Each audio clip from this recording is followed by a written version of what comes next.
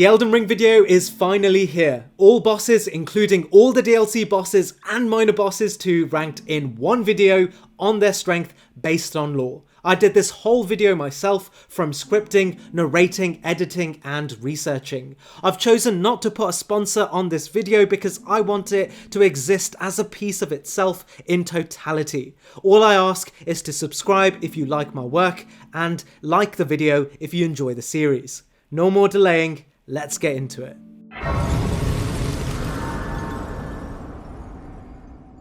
Surprising some, Elder Dragon Grail is the weakest boss on this list, which is in a way a great place to start because it lets me qualify how this ranking will work. This ranking is based on bosses as we meet them in the game. We're not talking about their prime or potential, we are talking about the exact moment the boss can be fought in the game. Another caveat useful to note here is that enemies are ranked as individuals. This means other beings around them and allied to them are not accountable to the strength of the boss alone. This is to make comparative observations between each boss easier to read. However, if a boss summons apparitions directly from themselves, it is inherently tied to their power, and therefore we can classify their power based on their direct capacity to summon in an instance. A good example of this is the Tibia Mariner's ability to call on the spirits such as the Tibia Summons.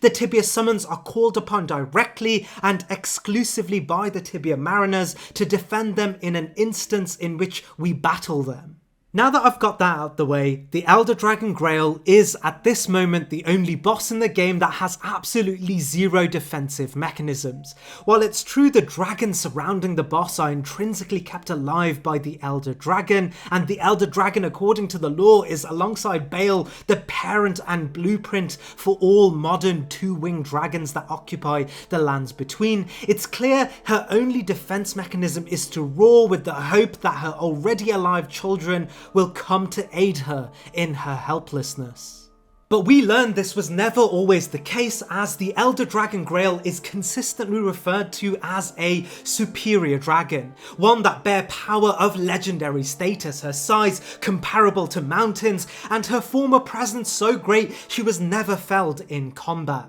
It may be likely that Grail was a close descendant of the ancient dragons, aligned to Placidusax, and during her reign she may have stood with Baal during his coup against Placidusax, and Baal saw within Grail a powerful, unique blueprint for his new vision of modern dragons, and thus began the creation of drakes, with Grail as the vessel. However, in her elder state, it appears she has come to slumber, and potentially even heavily afflicted with scarlet rot, with only one ability remaining, her roar, able to call upon her children to desperately defend her in this withered state. Comparatively speaking, if it was a man with a sword against Grail alone and all the time in the world, the man would win. An ironic truth that's often mirrored even in the game. Shout out to the Morning Star, of course, new playthroughs would be nothing without you. Unsurprisingly, the second lowest ranking boss in the game is the Soldier of Godric, tied intimately to what is known as the weakest sect of knights in the entire game, governed by the weakest link in the entire royal family. The Soldiers of Godric represented a force so weak they fled the royal capital with Godric, unable to hold their own during the primary defense on Lindell. We know Godric would flee the capital and face consistent humiliations on his road to Stormvale, eventually hobbling in his inherited Stormvale castle, a once great castle of a storm ruler brought down by Godric's forefather, the Great Godfrey. Godric served an incredibly reclusive kingdom with little patches of influence in Limgrave. In comparison to, say, the forces present in Caria or Redmane, Godric's forces were scattered and badly organised, the soldiers themselves serving a rudimentary fighting style resembling almost the competency of a drafted warrior. Even the description of Godric's knights' armour echoes sentiments that they seem to aspire to the great golden capital of Lindell, but were entirely dull even in their crest, symbolising further Godric's own failures as a member of the royal family and the projection of those failures to the incompetence of his own soldiers. Standing firmly as the weakest of all royal forces, Godric's soldiers, and subsequently the single soldier of Godric we face, is the weakest enemy on this list that actually fights back. Demi-humans hold an interesting placement on this list as they appear as bosses in different variants, sharing the same origins but clearly distinct to one another. This distinction is entirely held within the hierarchical nature of their society. This hierarchy appears to distinguish itself in three forms: size, their affiliation with sorcery, and the tools that they use. While the story of the demi-human swordmasters and queens are for later in the list, the demi-human chief boss encounter puts us face first against the second rung of their societal ladder, the chieftains. The demi-human chieftains are entirely distinguished by their size and therefore befit with armour more advanced than their regular counterpart. The access to tools is a key component here, as the rickety shield description outlines an almost pathetic image of the regular demi-humans, calling the shield so bad that you're better off using literally anything else, while the weapons and armoury held by the chieftains issue statements on their brutish and dangerous characteristics. We know the higher-ranking demi-humans such as the Swordmasters would be represented by their star-lined blades, quite elaborate formations of glintstone so great the demi-human society revered the swords as objects of their own intrigue and advancement in their civilization, while the staves of the demi-human queens represented the demi-humans' attainment of this reverence linked to the advanced powers of glintstone itself. Unfortunately, all sections of demi-human society are outwardly below that of humanity, and demi-human as a word on its own refers to this relationship. They are demi, and therefore half of what we can expect of humans. While there may be a time or domain where the demi-humans are in charge, wherever humanity is present, they are never able to rise above their fuller counterparts, giving us insight into how weak they are as a race. But regardless of this, demi-human society remain present in the lands between and remain ferocious, specifically in their own cohorts, which subsequently are headed by their chieftains. Demi-human chieftains boasting a larger size may counterbalance their demi-physical accusations, but it's clear their mind and intelligence remain less than humans, forcing their presence with brutish strength alone. It's for this reason demi-human chieftains, when put against regular bandit chieftains of human origins, remain demi, and their presence in the world place them adjacent more so to natural, less than intelligent life, akin to the packs of wolves, and the chieftains the leaders amongst the packs. The same can't be said for those higher in their society, but that's for an entry later in this list. Meeting the Lamenter for the first time is one of the most peculiar battles in the entire game. The Lamenter sticks out as in one instant reminiscent of the Horn Scent, but with characteristics of the Omen too. We learn from the item descriptions of the Lamenter's mask that the Lamenter's face mirrors a state attributable only to the denizens of paradise. We learn more context through the item known as the Lamenting Visage, its description suggesting this state of rapturous grief may have been caused by their lack of sight, or more metaphorically, the old adage, ignorance being bliss. The term bliss of course being used in the description of the mask itself too, something I'm sure From Software were intentionally on the nose with. While we don't know for certain if the Lamenter was originally a horn scent, we do find it in the Land of Shadows, and its representation of the horns of the Crucible are clear markers of the horn scent. But strangely, the horns portray themselves in a manner distinctly similar to the Omen of the main game. This is a great time to speak on the difference between Omen and Hornsent. We learn both are aspects of the Crucible, but naming convention clearly distinguishes the two races of beings. Hornsent seemingly originating much closer to the Crucible, it's assumed the Hornsent came first and thus built their society around the Crucible itself, and also looked more fondly towards the Crucible as divine, rather than being born into a later society, shunning this affiliation as a devolution curse. While I'll delve into this concept more in the Shadow Tree Avatar entry, many theories point towards the Shadow Tree actually being the aspect of the Crucible left behind in the construction of the Golden Erdtree. Of course, we know the Erdtree itself is born of the Crucible, but in its golden age, abandoned and outright purged the elements of the Crucible it saw as antithetical to the Golden Age. It's no wonder why the Shadow Tree is called the Shadow of the Erdtree, because as the Golden Erdtree was built to magnificence, the remaining aspect of Marika's first age of plenty and thus the real Erdtree of the Crucible loomed in its shadow. This of course drawing parallels to our own world where trees compete for the high ground and the smaller trees dying or suffering due to living in the literal shadow of the greater trees.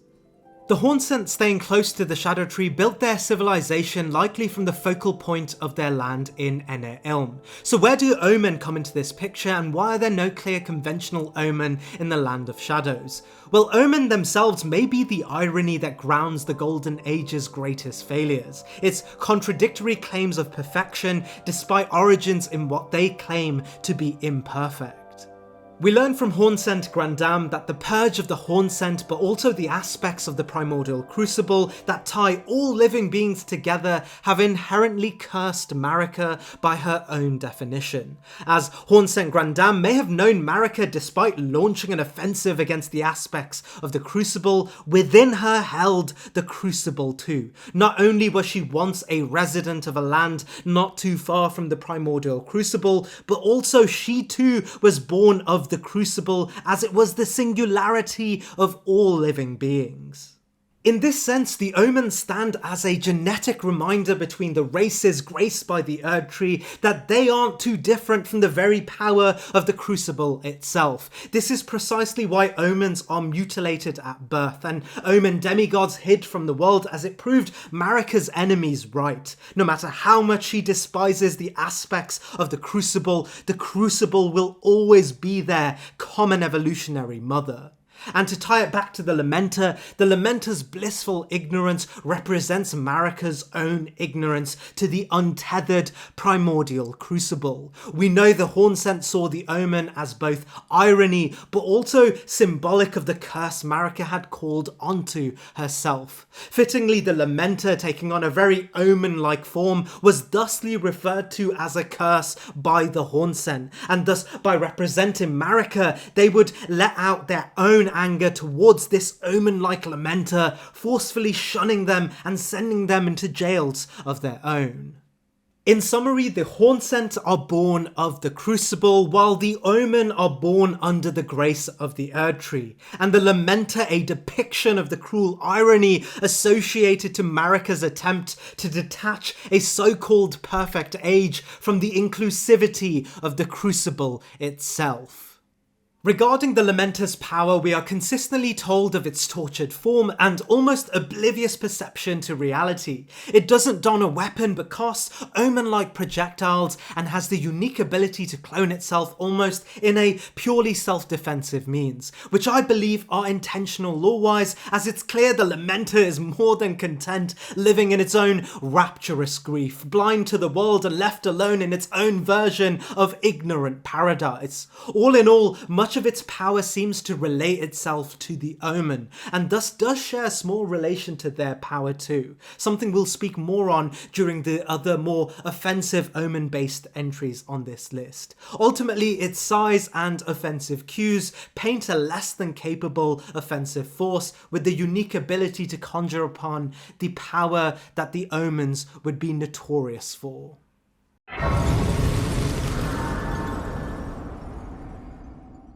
Interestingly, the story of the Spirit Caller Snail is entirely tied to a story far away from its own drop table and associated items. Our first clue comes from Rani near the beginning of the game when she tells us, in relation to the Spirit Ashes, that we should summon upon souls unreturned to the erdtree. These spirits will obey thine command as they recall battles since past. In this, we learn that Spirit Ashes are the souls of those either yet to be taken by the erdtree or entirely neglected by the erdtree's process of rebirth and thus stuck in a place of limbo, likely a spirit realm metaphysically connected to our own.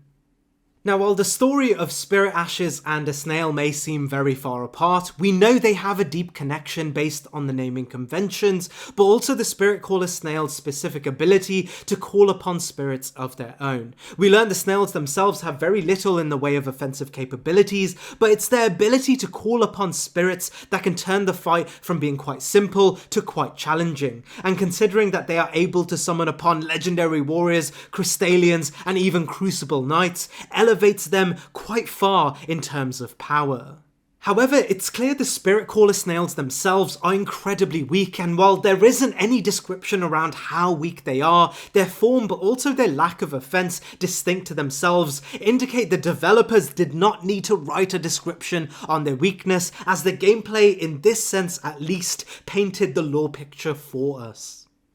I'll hold my hands up and leave the speculation of the origins of the Spirit Caller Snails to you guys, as it's probably the most speculative aspects of the entire lore, with roots tying them to serpents and potentially the serpents of Gelmir and Rykard's domain, their summons affiliating them to the Glowmide Queen and maybe even the Crucible, and their spirited form potentially even suggesting they themselves are aspects of spirits.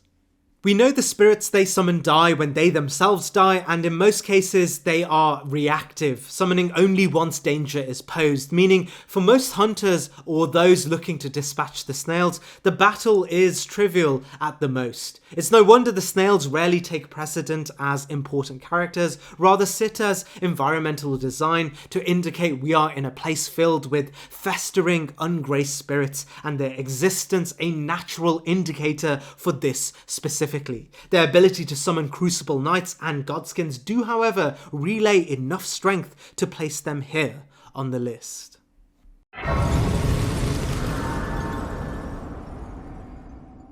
The Kindred of Rot from the main game are referred to as a race of beings born from the Ionian swamps of Caelid and thus the Scarlet Rot itself. From the ashes of the Kindred of Rot, we learn it was likely the life force intrinsically tied to the Scarlet Rot that gave birth to these beings. We can even see two stages of their evolutionary lifespan through both their legless larval form and their fully developed form too. Item descriptions consistently refer to the Kindred of Rot as the unwanted children, and while this may seem to suggest the outer god of Rot unintentionally created these beings, it's more likely that it's tied to Melania. While Melania's story is for later in this list, we learn from the description of the Blue Dancer charm that Melania actually inherited an incredibly sacred role from her tutor, the Blind Dancer theirself. We know her tutor had the role of sealing away an outer god known as the Sealed God of Scarlet Rot, and her tutelage under this Master of Swords would have the torch passed down to Melania, and therefore too the aspect of the outer god onto herself. Alternatively, the mentorship may have been requested from the Blue Dancer, as within Melania they saw the Rot and her role as an Empyrean a worthy vessel to project its influence, and thus the ruling order saw it necessary for the Blue Dancer to teach her directly how to stave off its influence, an influence that she may have been born with. We know Melania would do an incredible job of carrying this duty, keeping the Rot sealed up until a pinnacle moment in history, her battle with Radahn. Facing a stalemate, she would unleash the god from within and nuke Caelid in swathes of scarlet rot, rendering herself and Radahn grievously wounded. The DLC gives us an idea of her motivations being linked to Miquella's prophecy of seeing Radahn's soul brought back to life in Mohg as her promised consort, a story for later in this list. However, in this nuke and the unleashing of Scarlet Rot, the Ionian swamps would scatter Caelid, and from these swamps grew the Kindred of Rot. This explains why they are so consistently referred to as unwanted, as Melania, once unleashing the Scarlet Rot, had become the Outer God's greatest expression of power, whether she liked it or not, and also now the newly anointed representative goddess of the Outer God, responsible for the birth of the Kindred, but loathing their presence as they represented her failure to continue her tutor's duty of subduing the Outer God's force. This does give us the insight that the Kindred themselves too are living embodiments of the Outer God of Scarlet Rot, born from the exact same substance responsible for one of, if not the most pervasive disease in the lands between. We're told they resemble insects with chitin of their own, and despite their loathed existence, remained greatly sentient and very intelligent.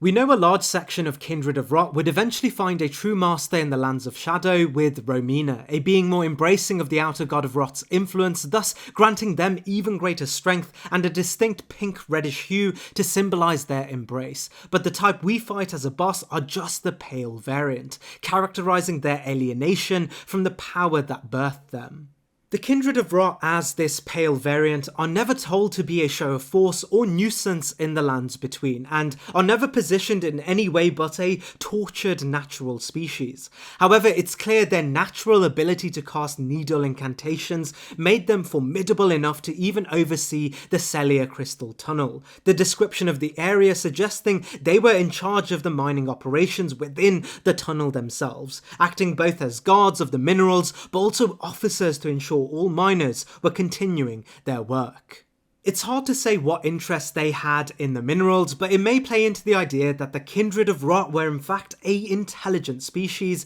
and as we learn from the Shadow of the Erdtree DLC, with proper guidance and a place to develop, they were a formidable force capable of dominion on their own. It's for this reason the pale Kindred of Rot rank here on the list. Projections of the Outer God of Rot, left abandoned and void of real opportunity in the absence of a true embracing God of Rot. A true understated race of beings.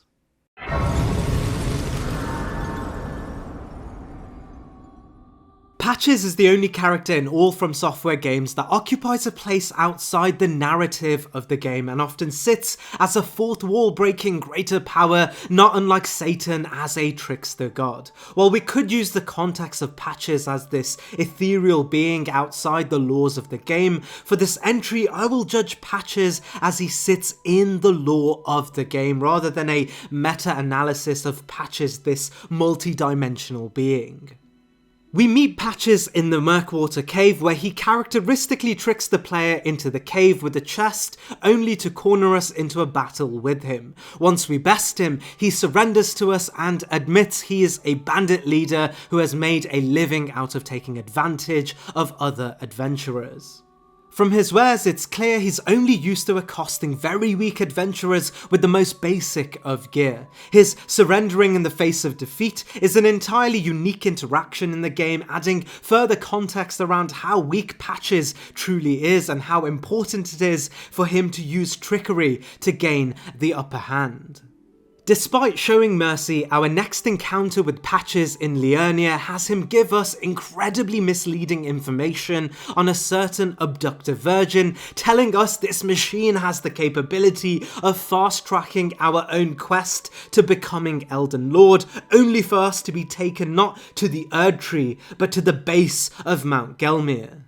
While Patches clearly doesn't gain much from us being trapped here, as he is nowhere to be found near these pits, we learn his true allegiance actually sits with the Volcano Manor, and specifically Tanith. His fascination with Tanith would have him join the ranks of the Recusants, a coven of warriors invited by the Volcano Manor, purpose to stop other Tarnished from the Elden Throne and thus becoming a proxy for another god. We learn the Volcano Manor under Rykard saw a world without the power of gods and Rykard a vessel to consume the very gods of this world.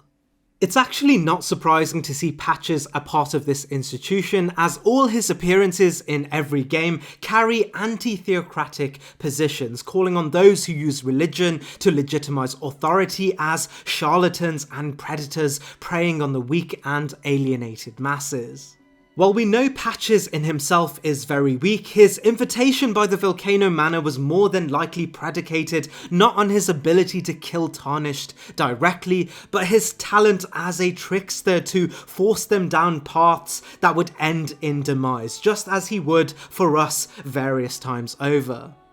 Nothing within the game itself suggests Patches is inherently a powerful being, nor that he hides a true power when facing a death of his own. Contradictorily, he begs for his life in those moments he nears death. It's for this reason much of Patches' direct comparable strength is no greater than what we expect of an ordinary bandit leader, and his distinction lies in his knowledge of the world and his deep understanding of human psychology. For comparative reasons, we can't use this as a metric of power on this list. His lack of power explains why he only operates as a combatant in Limgrave, an area lacking of any great influence by demigods and a place in political turmoil between the stagnant powers of Godric, his far from powerful forces, and the demi-humans clutching to their plots of land. Overall, placing Patches here on the list.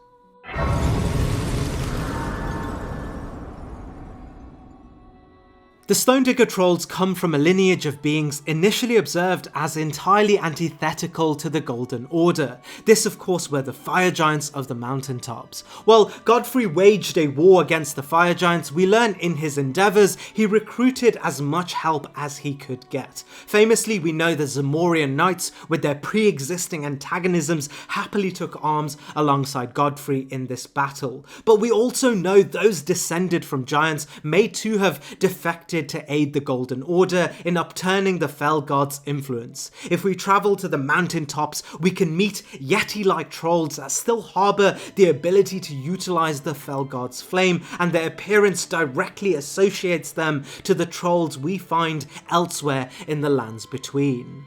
While it's purely speculative to say how Godfrey was able to bring the descendants of giants on his side, we know the contemporary trolls are smart and cunning. Some would even go on to join other factions within the Golden Order, such as the Carrion royal family, but also ones against the Golden Order, such as Rykard's recusants.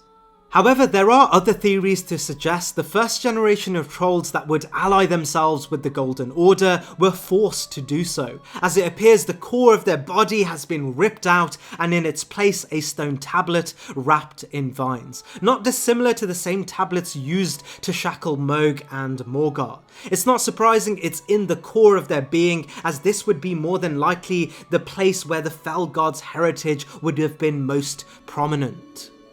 The Stone Digger troll in particular seems to descend from the giant smithing heritage. We learn from the regular hammer's description that the fire giants were pioneers of the art of smithing, and as the Stone Digger troll we meet as a boss is wielding the troll's hammer, a weapon said to be the ceremonial hammer of the fire giants, this makes me believe the Stone Digger troll may be very much a lasting member of the trolls that were initially forced to war against the fire giants, and upon victory left as labourers in the mines, asked to use their ceremonial hammers, once described as divine, in less than dignified acts of mining stone. It's for this reason I believe amongst the ranks of great trolls that would become royal knights, champions of demigods, and in one case a superior magma worm, the Stone Digger troll ranks sorely below them all as nothing but a spoil of war from the Fire Giant campaign. The Stone Digger troll is a once dignified divine blacksmith left a withered, undignified labourer, having only his size and strength to account for his remaining influence, ultimately placing him here on the list.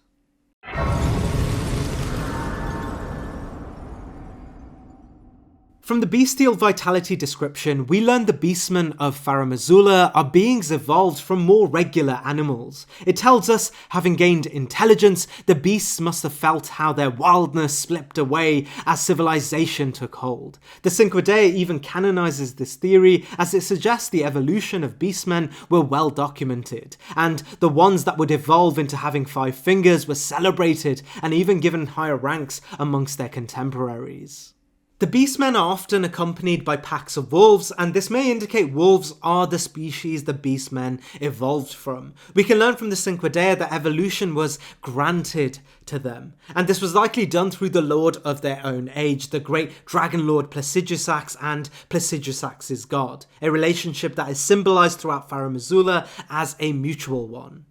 The concept of a ruling order granting power and intelligence to wilder species is replicated throughout the game even during the Golden Order, and it wouldn't be a stretch to assume the same for Placidusax's age and the Beastmen. While the nuance for greater Beastmen such as Gurranq are for later in this list, the version of the Beastmen we battle as a boss in the game wield iron weaponry and are well coordinated with wolves and themselves, despite Placidusax's diminished power. Remaining intelligent, we learn they are incredibly skilled in using their combat tools and have progressed through a stone, copper and iron age to get to the point that they're at today. Combining the wild fervour of the prehistoric age of dragons and the combined cultural progress of Farum Azula, they sit adjacent and if not greater than the warriors of the contemporary age, as when we face off against the boss variants, we can see a littering of soldiers across the dungeon, seemingly having been decimated by just 2 beastmen.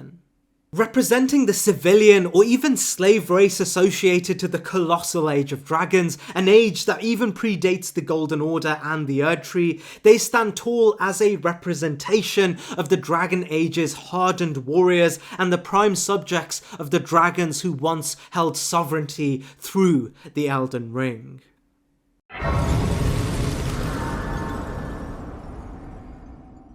The Mad Pumpkinheads are pretty straightforward to rank on this list, described as gladiators from the age of Colosseums that coincided with Godfrey's reign as consort to Marika, and a time which prided strength above all else. It's likely similar to the duelists later in this list. They were slaves and prisoners of war from Godfrey's conquest to build Marika's dominion. We learn from the duelist's entry that the gladiators of the Colosseums were often forced to engage in battles for entertainment, often to cheering crowds looking to see the enemies of the Golden Order beaten in a theatrical display. We know the duelists were specifically adorned with helmets of snakes to symbolise their otherness to the traits of the Golden Order, and watching their helmets beaten played into the theatre of the Colosseum.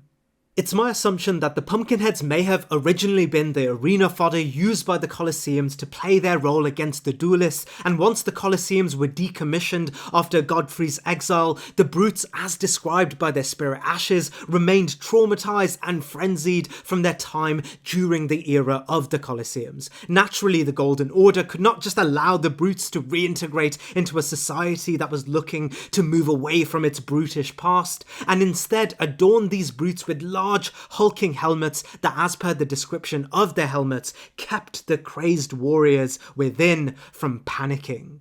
We know a large degree of the narration for the item descriptions is written from the perspective of the reigning hegemonic powers of the Golden Order, and this reference alongside the text of the helm, which reads perhaps its rather roomy interior, also helps alleviate feelings of pressure and claustrophobia, play into the idea that the brutes were repurposed as warriors for the Golden Order's armies. If we watch the Pumpkinheads from afar, it's clear the helms are placed on their heads without their input and may have been done forcefully, and as the Golden Order is very used to utilising aspects of antiquity antithetical to the New Order in undignified ways, they clearly saw that the brutes, now Pumpkinheads, could serve as powerful weapons of war in their own military forces.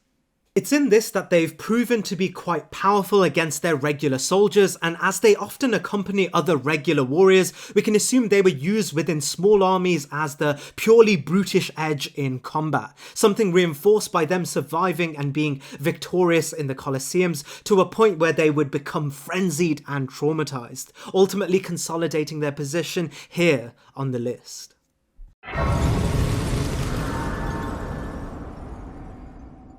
The lore of the perfumers tie intimately with the Omen Killers, the Omen, and also the Golden Order's rigid theocracy. The perfumers were originally tied to Lindell and the close-knit factions within the Golden Order. Starting off as medicinal workers, they practiced herb lore as a means of developing soothing remedies in apothecaries. The ordinary perfumer's clothing tells us they were once valued practitioners of healing within the Golden Order, but the events of the Shattering had their duties and talents shifted towards the battlefield, taking on harmful ingredients to pose as militarized factions instead. While it's unclear what their duties as medicinal workers exactly meant, we know a faction of perfumers dedicated their talents towards treating the misbegotten. As we learn, the misbegotten were beings that still bear the remnants of the primordial crucible and the proto-erdtree that acted as the crucible for all forms of life. We know once the golden erdtree developed, the former aspects of the crucible, characterized by horns and knots, became perceived as antiquated and impure. The Golden Order would essentially outcast, enslave, and oppress those that bear the Crucible's hallmarks. However, it's clear not all inhabitants of Marika's rule were inclined to outright demonize those still representative of the Crucible, and the perfumers may have initially been the most benevolent of these groups. While some perfumers may have just used those of the Crucible as experiment fodder, Trisha took on a much more empathetic view. We learn from Trisha's ashes that Trisha was once known as a healer who dedicated her efforts to treating the misbegotten, Omen, and all those seen as impure. When her efforts failed, she became their companion, it reads. We learn, even after the Shattering, where perfumers would turn on the Omen, and even in the case of Rolo become dedicated Omen killers, Trisha stood close to those of the Crucible. Perfumers in their offensive form would become very impressive military combatants, some even being referred to as wartime heroes, infamous Omen killers, and in rare cases, depraved perfumers dedicated to their own bloodlust and acquisition of power. However, Trisha never did fall into this trend. We learn Trisha may have not entirely stood as a remedy worker though. Utilising perfume bottles of flame, it's clear she had too taken up arms, but with the motivation of protecting those of the Crucible from what is likely her previous colleagues now turned Omen killers, but also the general antagonistic forces of the Golden Order looking to purge them. Her offensive prowess is, however, never spoken of as anything spectacular, like some of her former colleagues, and most of her praise comes in the form of her ability to heal and support those of the Crucible, something we can actually witness in our own boss battle against her. However, we do have to assume that the fact that she survived while also defending a section of the population almost hunted for sport indicates she was successful in fighting alongside the misbegotten, but also aiding them in their defense. However, we are basing the ranking on boss strength of their own, and standing alone, Trisha remains an ordinary militarized perfumer. And it's the reference we get of perfumers being battlefield compatriots to ordinary soldiers, but with a complex and intelligent edge on a mastery of variety of resources and knowledge of others' weaknesses that place her above more brutish enemies that solely rely on their strength alone.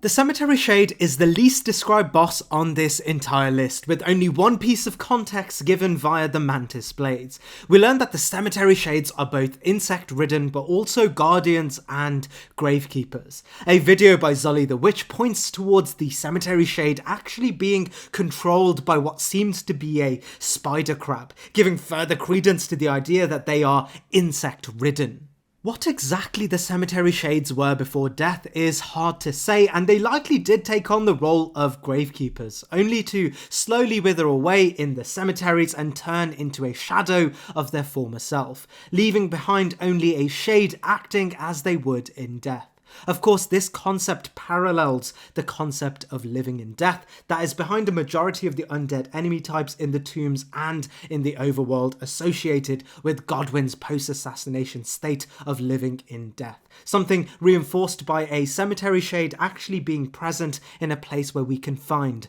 Deathroot.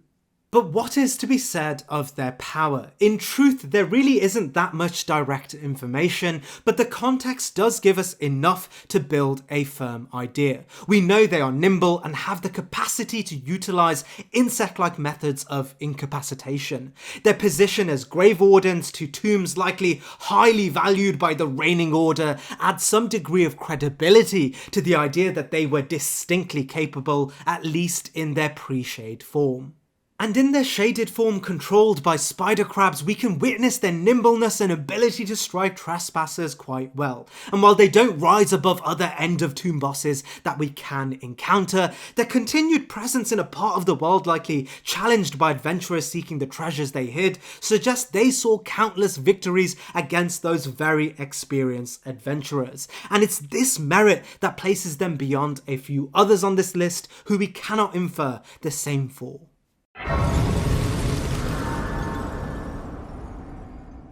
The Grafted Scion is actually the first boss any of us will encounter in the game, tied intimately with Godric the Grafted and therefore, as we will learn, brought down significantly by the history of his consistent humiliations. Upon further inspection, we can learn that the Grafted Scion is at its heart what appears to be a younger royal of Godric's royal house, also utilising Godric's art of grafting, playing on the double entendre of the word scion with its connotations as grafting twigs, but also descending from a royal family. It appears they have been dutied by Godric to watch over key locations in his domain. While the act of grafting does make the being much stronger, all aspects of the lore describe those that were grafted as acting in desperation to cling onto the power of the golden lineage, encouraged by a body unworthy of the lineage, something backed up directly from the ornamental straightsword that gives us this description exactly,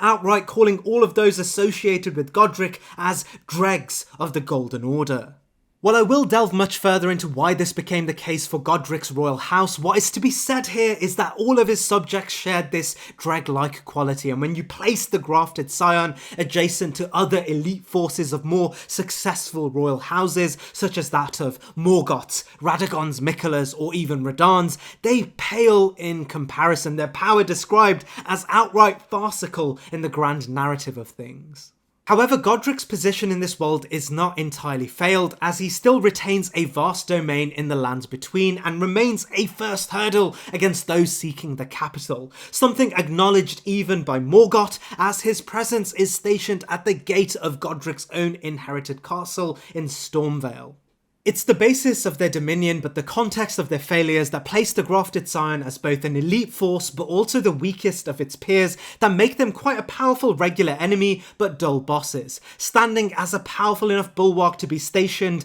in key locations such as that of the Chapel of Anticipation, with the idea of defeating Budding Tarnished to further graft body parts to themselves, increasing Godric's influence, but also Morgoth's confidence in them as being a first defense against Tarnished looking to become Elden Lords and disrupting the preservation of the Golden Order. It's in this that we are shown a successfully powerful being, at least amongst regular warriors, and consolidating their position here on the list.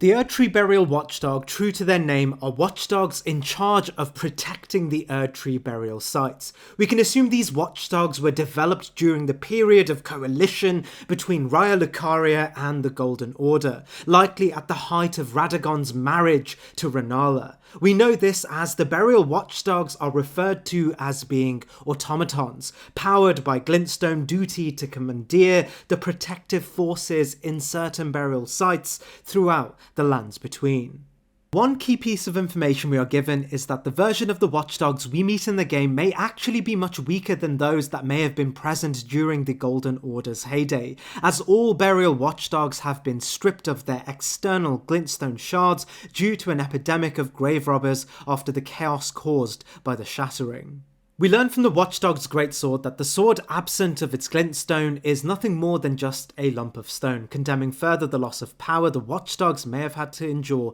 since the loss of their glintstones. However, we can witness an aspect of their true strength even today through a certain Watchdog still holding on to a burial staff with glintstones still in it, which we learn allow them to cast glintstone sorceries seamlessly. While these watchdogs are still missing the glintstones originally embedded into their heads, it helps us picture what a brand new burial watchdog may have looked like, and why the Golden Order had felt entirely comfortable leaving the protection of burial sites to these automatons. However, as these burial watchdogs are continuously referred to as unkept and lesser than their original selves, we do have to take points off based on this. Despite not having the glintstone potential of their former selves, however, they still maintain a large size and capability to cast flames and, in some cases, lightning too, an invention definitely accountable to the Golden Order's contributions to the burial watchdogs. Tracing the engineering power of Raya Lucaria, but also the Golden Order, these once fit-for-purpose guardians still maintain a powerful enough position that many burial sites are still kept well guarded due to their presence, and as we meet a plethora of these as boss battles, the ranking is taking forward the version of the erdtree burial watchdog that still hold on to the glintstone burial staffs, and an aspect of the extremely powerful glintstone sorcery and engineering, thus placing them here on the list.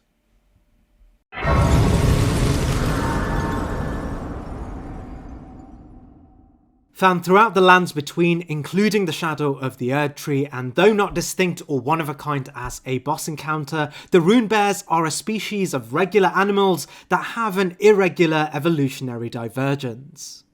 Our biggest clue of their origins lie in the items that they drop. While dropping regular meat and bones we can associate to the wildlife of the lands between, they also particularly drop an item known as gold-tinged excrement, or colloquially, actual holy shit, suggesting rune bears may have just been regular bears, but the most potent hunters of their kind would eventually begin harbouring the runes of their victims, raising their own affinity to the erdtree and the Golden Order, bringing them to a place of bloated strength. And as we learn, under the current state of the world, runes, since the Great Shattering, are aspects of the ruling order and therefore the premise for gaining power in all denizens.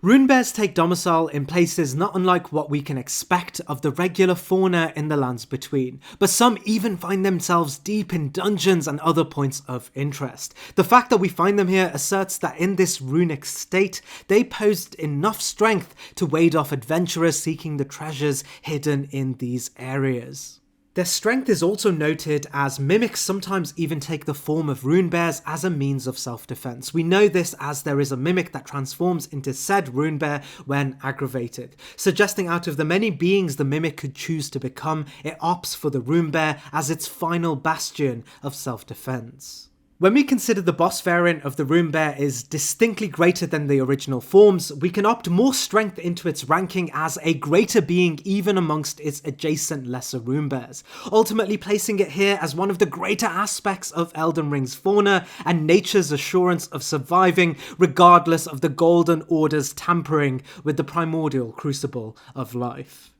Cut content even suggests a rune bear was capable of hosting a dragon's heart, suggesting some were powerful enough to even defeat a dragon. But as this is cut content from the pre-release version of the game, make of that what you will.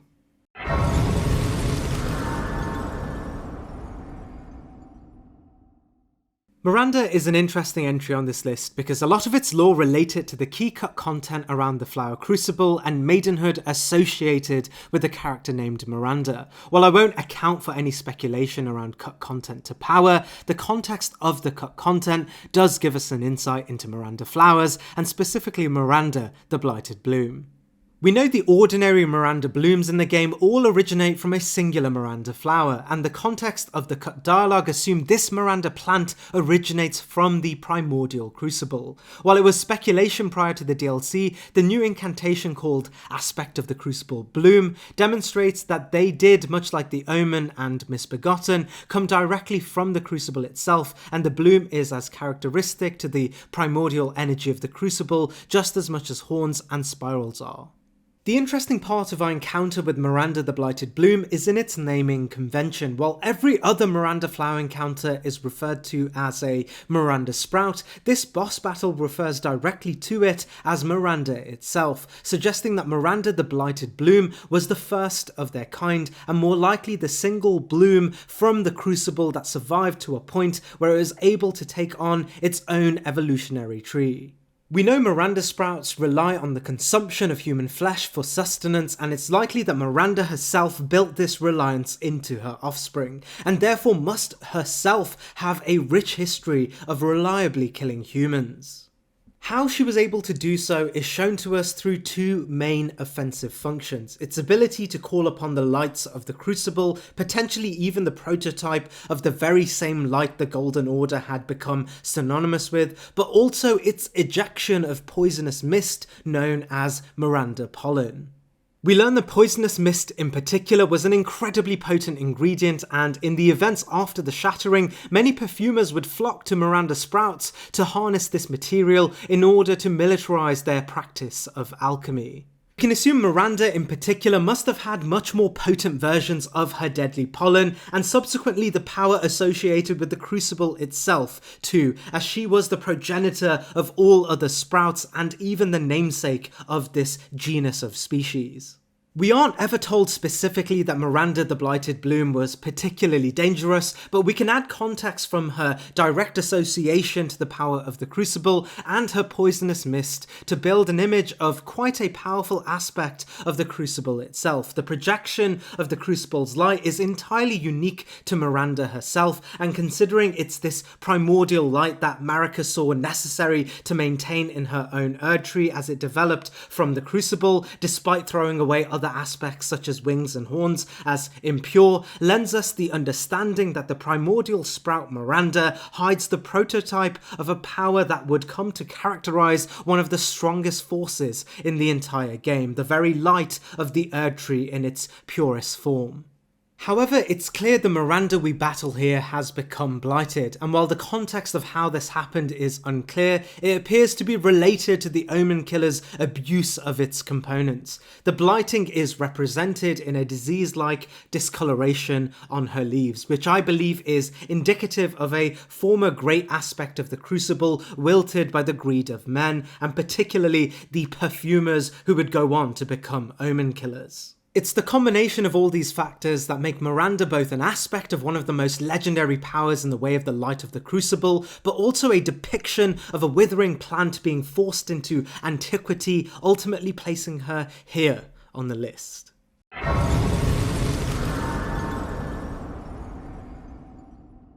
As one of a few enemies in the game described outright as non-living beings, the Abductor Virgins are automatons fashioned by the Volcano Manor and Rykard's bureaucracy as a means of capturing victims for interrogation or even transportation to Rykard's domain for what is likely torture. Patches gives us the context that the Abductor Virgins were much more common earlier in time, and most have been decommissioned since the events of the Shattering and Morgoth's war against Volcano Manor. However, there are some still alive and well, the boss variants of which we can still find present deep below the Volcano Manor in the subterranean Inquisition chamber. While the details of their power are hard to say, we learn they were fashioned with very heavy weaponry, specifically wields of Giza and retractable sides. We know the Volcano Manor used much of its resources torturing and capturing nobles. It's not clear if the Abductor Virgins themselves were more than just torture devices for helpless victims, but we can witness a few of them strewn across battlefields in Mount Gelmir, indicating they may have also acted as actual weapons of war on behalf of the Volcano Manor, and as Rykard, the traitorous praetor, moved away from the grace of Marika, he would rain war on the Golden Order in order to build out his own domain, a deed that he manages incredibly successfully, maintaining dominion over a large portion of the lands between. While we know he had a band of warriors that worked for him, from Crucible Knights to Trolls, it would be a stretch to assume the Abductor Virgins would be essential in his overall success, as we can find them throughout the lands between decommissioned and commissioned too. And it's on this assumption, as weapons of war fit for one of the post-Shattering's greatest dominions and influence on a brutal war that Morgott himself could not end, that placed their rank adjacent to the power of their origin, an entry expected to be much greater than regular knights and powerful enough to turn the tide on battlefields even against the hegemonic forces of the Golden Order and Morgott himself.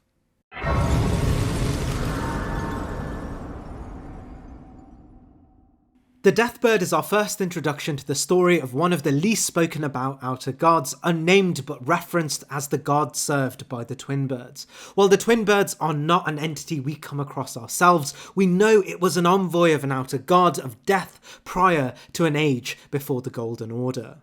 We are told the Twin Birds would project their outer god's influence through Ghost Flame. The spell Explosive Ghost Flame tells us, in the time where there was no erdtree, death was burned in Ghost Flame. Deathbirds were the keepers of that fire.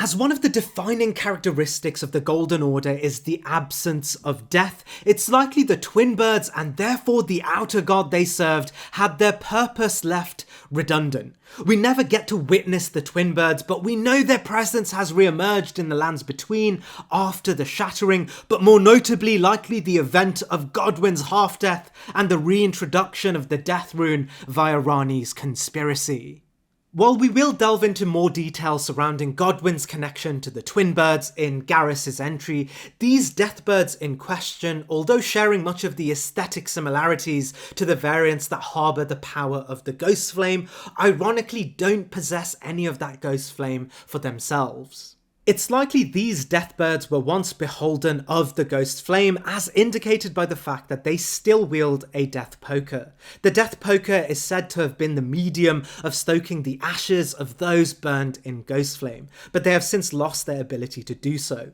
While it is purely speculative to assume how this happened, it could suggest these Deathbirds were once Death Right Birds, who did possess Ghost Flame, but were since stripped of their right to Ghost Flame and left a husk of their former selves in the lands between. The reason for this loss could be related to them being the lasting Deathbirds from before the Golden Order, drawing them distinct to new Deathrite birds entering the lands between after the events of the Shattering and the renewal of death as a material reality.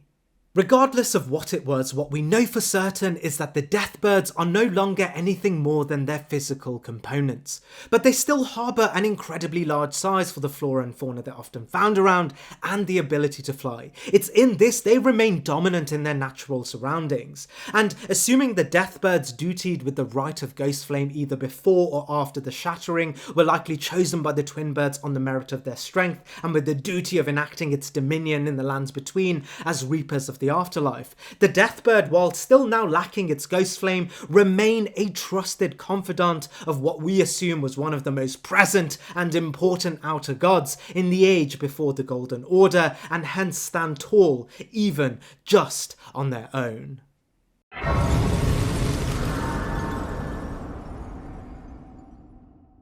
Unlike the Rune Bears, the Great Bears have less to do with their consumption of runes under the Golden Order, but rather their affinity to the very force that created wildlife, the Primordial Crucible. While we'll go into further details surrounding the Primordial Crucible in more relevant entries, what is important to be said here is that the power of the Crucible is clearly much greater in the Lands of Shadow than the mainland of the Golden Order. This is intimately tied to the notion that the Crucible very well might have sat within the Lands of Shadow before the age of the Golden Erdtree. It's not surprising that the once home of the Primordial Crucible has been cast in the shadow of the Erdtree itself, as Marika and the Golden Order, though birthed from the Primordial Crucible, sought to create an order absent of the Crucible's more primal energies. These primal energies are clearly still present in the Erdtree itself and the lands between, as evidenced by the omen born from the royal lineage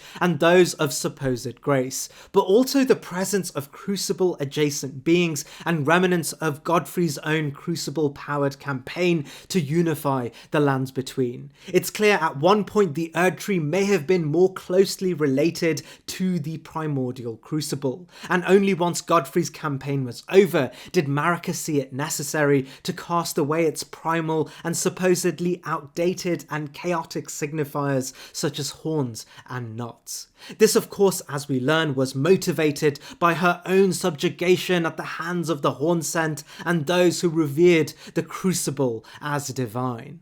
Unsurprisingly, a large portion of the Land of Shadow seemed to have wildlife much closer to the primal energies of the Crucible, and thus beings much closer evolutionarily to the force that birthed them in the first place. One great example of this literally are the two great red bears of the Land of Shadow. The Roar of Rugalia tells us the channeling of the power of the bears is closer to divine invocations of the Hornsent than the aesthetically similar Dragon Communion, further reinforcing the idea that the great red bears channel their power from the primordial Crucible itself. We also learn from the human hero named Red Bear that defeating a single red bear often was enough to bring a regular hunter to a place akin to a great hunter, and the blood of the bear so potent, likely due to its affiliations with the Crucible, that one hero specifically chose himself to become one. We aren't given specifics about how powerful the Great Red Bears were, nor do they seem to be as close to the Crucible like other notable fauna in the Lands of Shadow, such as the Golden Hippo, who of course has a direct aspect of the Crucible it's able to use for itself. However, the Great Red Bear clearly tower over the Lesser Rune Bears and are often accompanied by a pack of Lesser Rune Bears themselves, and thus it is this greatness to the Rune Bears, association to the Crucible, and the power those that hunted them assumed that placed the Great Red Bears here on the list.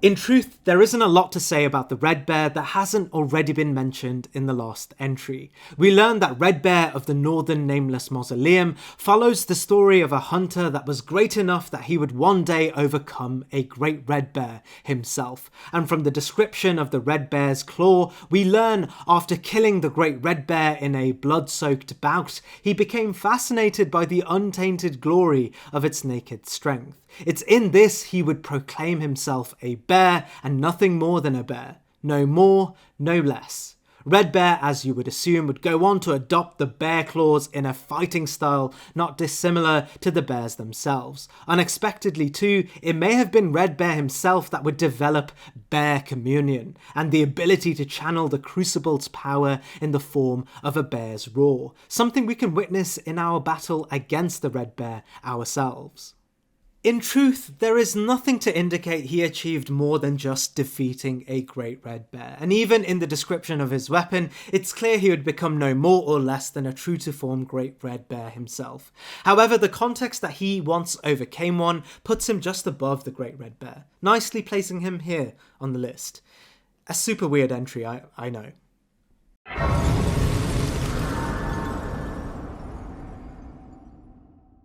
While the Curseblades may initially seem to be Hornsent themselves and thus allied with the primary native forces to the Land of Shadows, we learn they were in fact enemies of the Hornsent in a time prior to even Marika's campaign of genocide. While they are mostly shrouded in mystery, we learn they were ascetics with a primary goal of ascension to a form of godhood through self-flagellation. We learn these ascetics would adhere to strict self-control in order to appeal to an unnamed deity through this spiritual practice. While their weaponry centre themselves around blood loss and self-mutilation, we learned they would fight in a unique dancing style, and their presence was initially powerful enough to bring themselves into adversity with the Hornsent, who too sought divine ascension. As the Curseblades were looking to become the prime rulers and protectors of the native lands, a civil war between the Curseblades and the Hornsents ensued, and after a while the Hornsent would find victory, as their forces were clearly much larger and their bureaucracy much more organised. We know the Hornsent had attained some degree of divine synergy, as the Hornsent Horned Warriors, Divine Beast Warriors, and of course the notorious Divine Dancing Beast bosses all seem to command control over the elements and thus may have attained a closeness related to the natural powers at the heart of the primordial crucible, their aspect of divinity. While a majority of the Curseblades would be imprisoned and shunned narratively as cursed due to their antithetical position to the Hornsent, nothing about the Curseblades seemed truly cursed. The irony, of course, is that once Messmer's campaign on behalf of Marika commenced, it was the Hornsent who would be perceived as the cursed ones. During Messmer's own campaign, however, we learn a few Curseblades still roamed the land of shadows, and according to the description of the Curseblade Mirror's spirit ashes, they were powerful enough alone to act as a scourge for those who attempted to invade the Hornsent's homeland, a sort of enemy of my enemy situation. It's clear, however, their threat was severely undermined by the magnitude of Messmer's campaign, and they were left mostly extinct with only a very few remaining in the Land of Shadows. The Curseblade story is overshadowed heavily by both the Hornsent and Messmer's forces, but between the lines were a group of ascetic warriors that kneeled to no one, and stood their ground well enough that even during the final moments of Messmer's campaign, still claimed dominion over certain sections of the Land of Shadows. The Curseblade we meet is known as Labyrinth, a named Curseblade we are told was driven to an even darker place where their asceticism was able to see new heights, and as we know it, it was the intensity of this lifestyle that brought them the power they were originally notorious for. On this, we can assume this particular Curseblade stood tall as one of the greater warriors of their race, placing Curseblade Labyrinth here on the list. A play on the double meaning of tibia as both a bone but also an ancient Greek musical instrument, the tibia mariner stands as a unique aspect of those who live in death, with features and distinction entirely unique to themselves. Calling on the ancient stories of Charon and the River Styx, the inherent characteristic that ties all tibia mariner boss battles are that they all drop death root. As we have learned, the death root is tied intimately to Godwyn's death through the use of the Rune of Death, an aspect of the Elden Ring removed by Marika during her reign. While we'll learn more about why exactly she did this and the lore behind the Gloam-Eyed Queen, what's important here is that she saw her reign as an internal one, and thus death was materially antithetical to her rule. We learned before Marika's rule, death was a sacred rite that was overseen by an elusive outer god of death, represented by the twin birds, much like the Grim Reaper in our own mythological tales. The twin birds would assign death right birds to grant true death to those under an order where death was still materially present, and it would be the removal of the Rune of Death that would render the twin birds' influence entirely redundant. Marika would prize Godwyn as her successor, but a certain plot we'll also get into more details later would have a coven of Numen women known as the Black Knives steal an aspect of the Rune of Death to kill Godwyn and Rani, only for half-deaths to occur to both, Rani in body and Godwyn in soul. It's Godwyn's death that would shake the foundation of the world, and his half-death would cause his body to uniquely rot. As his burial grounds were situated under the erdtree, his rot would bloom deathroot, arguably aspects of the Rune of Death itself. This reintroduction of the Rune of Death, the shattering, and Godwyn's state as one that lives in death eternally rotting would cause a chain reaction where others likely absent of grace would rise too from their graves in a half-dead state, entirely living but void of their soul. Representing death's material presence in the world, the twin birds would re-emerge due to the new material conditions caused by the reintroduction of death, the shattering of the Golden Order, but most importantly, beings now on the bridge of the afterlife, awaiting a true death, a cue heeded by the twin birds as death-right birds would once again re-enter the physical world in the lands between. We'll learn the Deathrite birds were dutied with using an aspect of the twin birds known as Ghostflame, a fiery rite that burned the physical presence of beings to bring them to the afterlife, a concept we'll go into more detail during the Deathrite birds' respective entry. This is important as we can find a new cohort of beings living but without their souls. It wouldn't be surprising to find not even Ghostflame could bring them into the afterlife, as there was no soul to take. Instead, we learn many of those who do live in death burned with Ghostflame eternally, as per the description of the Ghostflame torch. With a new congregation of rising dead unable to find an afterlife even in Ghostflame, a unique presence would begin emerging, the Tibia Mariner. Tibia Mariners, likely living manifestations of the very death root of Godwyn's corpse, would act as shepherds for those living in death, just as Charon would in our own mythological tales, something further elaborated on by Helfen Steeple. It's clear too those living in death despite carrying no soul were closely linked to the Tibia Mariners, likely due to it representing the force in which keeps them alive, the death root and the proliferation of Godwyn's half-death. It's in this the Tibia Mariners seem to have complete control over those living in death, in a weird way representing the new Godwyn, the Prince of Death, and his new dominion over those living in death. As the death root are entirely connected to the erdtree spread across the lands between, they're able to sink and re-emerge, but also summon upon those in death to directly fight for them, even calling upon giant skeleton spirits too. It's clear through the death root, but also their presence as leaders of those who live in death, the Tibia Mariners harbour aspects of power from both the twin birds, but also direct lineage to Godwyn as the Prince of Death. Malekith suggests the death root harbour their own aspect of the Rune of Death, adding another layer of depth to the Tibia Mariner. However, it's clear the presence of the Tibia Mariner are not intentional, rather a natural outcome of the unique circumstances, which would explain why there are so many identical versions of the Tibia Mariner. They were never made to be generals or guardians of those who live in death, rather their presence is more akin to the force of nature filling the gaps. Subsequently, the Tibia Mariner have little strength of their own, but have clearly developed their own form of sorcery that makes immediate use of those who do live in death to exert defensive measures. And ultimately, it's a combination of all these elements that make them more formidable to similar beings such as the Spirit Caller Snail, as they can clearly materialize powers of their own and by the law likely even harbour powers linked to Godwyn in his contemporary form, but also the twin birds in Ghostflame.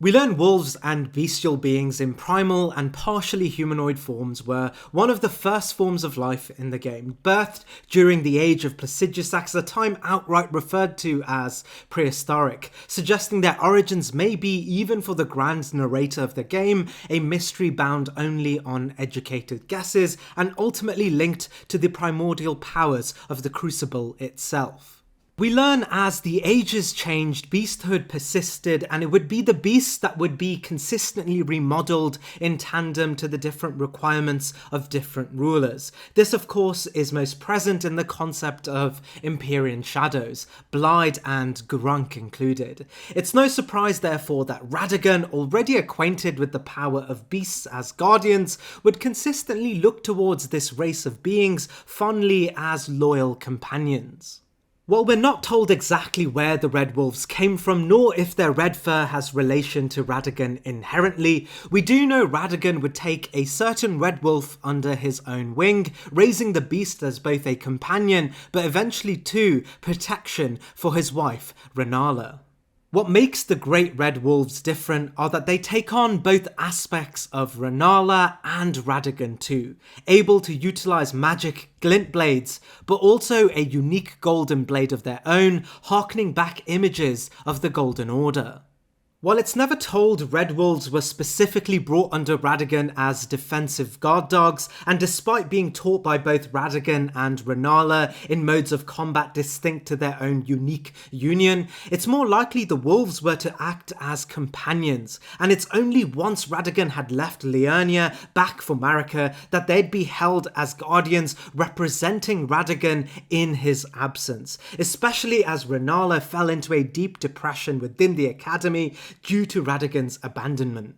Nothing indicates the Red Wolf of Radagon was exceptional in any way. No artifacts nor direct references actually in the game about the Red Wolves. A majority of what we can assume of their strength is based on how deeply they represented the powers of Rennala and Radagon. And while they can summon upon golden blades and sorcery, these are restricted to very basic abilities. Taking on standard spells from various Raya-Lucarian conspectuses, such as that of the Comet Shard from the Karalos Conspectors, but also aspects of Rennala's own Carrion lineage. The Red Wolves utilise their agile physiques to combine into a specifically dynamic encounter when it comes to the fauna of the Lands Between, and thus land here on the list.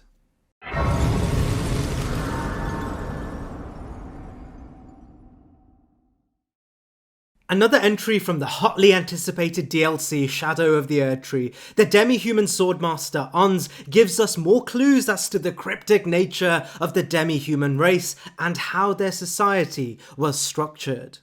With the introduction of the DLC, we learn between the chieftains and the queens lay a class of demi-humans that harboured characteristics of the two. Carrying a smaller size not dissimilar to regular demi-humans, they are equipped with a weapon that will have you second-guessing the brutish nature originally characterising the demi-humans. We learn from the Starline sword that there was a rank within the civilization that were referred to as swordmasters. We are told that these swordmasters were coronated by the queens themselves, and after showing an affinity to the art of combat, bestowed a weapon made up of crude glintstones. As we will learn in their respective entries, the demi-human queens came to find a close relationship with the astrologers. Although many astrologers would see the demi-humans as a novelty and their nature far too dull to study sorcery, some, specifically those of Azure's crest, would kindle a relationship with the demi-humans and grant them a platform and understanding of sorcery's fundamentals. This mutual relationship would eventually turn out quite beneficial, and the demi-humans would shift their society towards the reverence of glintstones, spurred by the seemingly benevolent cast of human astrologers and potentially the great Azure himself. Being a matriarchal society, the queens, now under the influence of Azure's primeval sorceries and glintstones, would cast down the influence to their warrior classes by creating crude glintstone armory, one of which was the Starlined Blade. The demi-humans that showed talent as master swordsmen would be granted these blades from the queens themselves.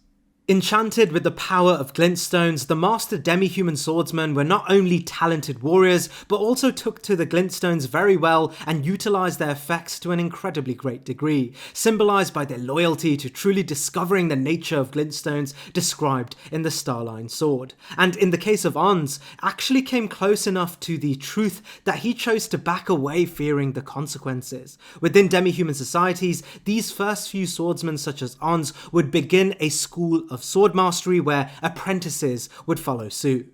However, considering what we already know of demi-humans as consistently falling behind the great achievements of their more fuller counterparts in actual humans, and even despite their mastery, their presence was still undermined by great humans, leaving them in the peripheries of the world and void of casting any influence on the greater world outside of their little pocket communities in the wild. All in all, while their mastery over the blade is acknowledged as distinctly powerful and their utilisation of glintstones great, they fail to reach the heights of the greater warriors of humanity. But at least in this case, this demi-human, much like the queen counterparts, was able to embed his name into the legacy of their race. Indicating demi-human swordmaster Ons went above and beyond what we can expect of even usual demi-humans who were granted Starline blades, and ultimately solidifying his position here on the list.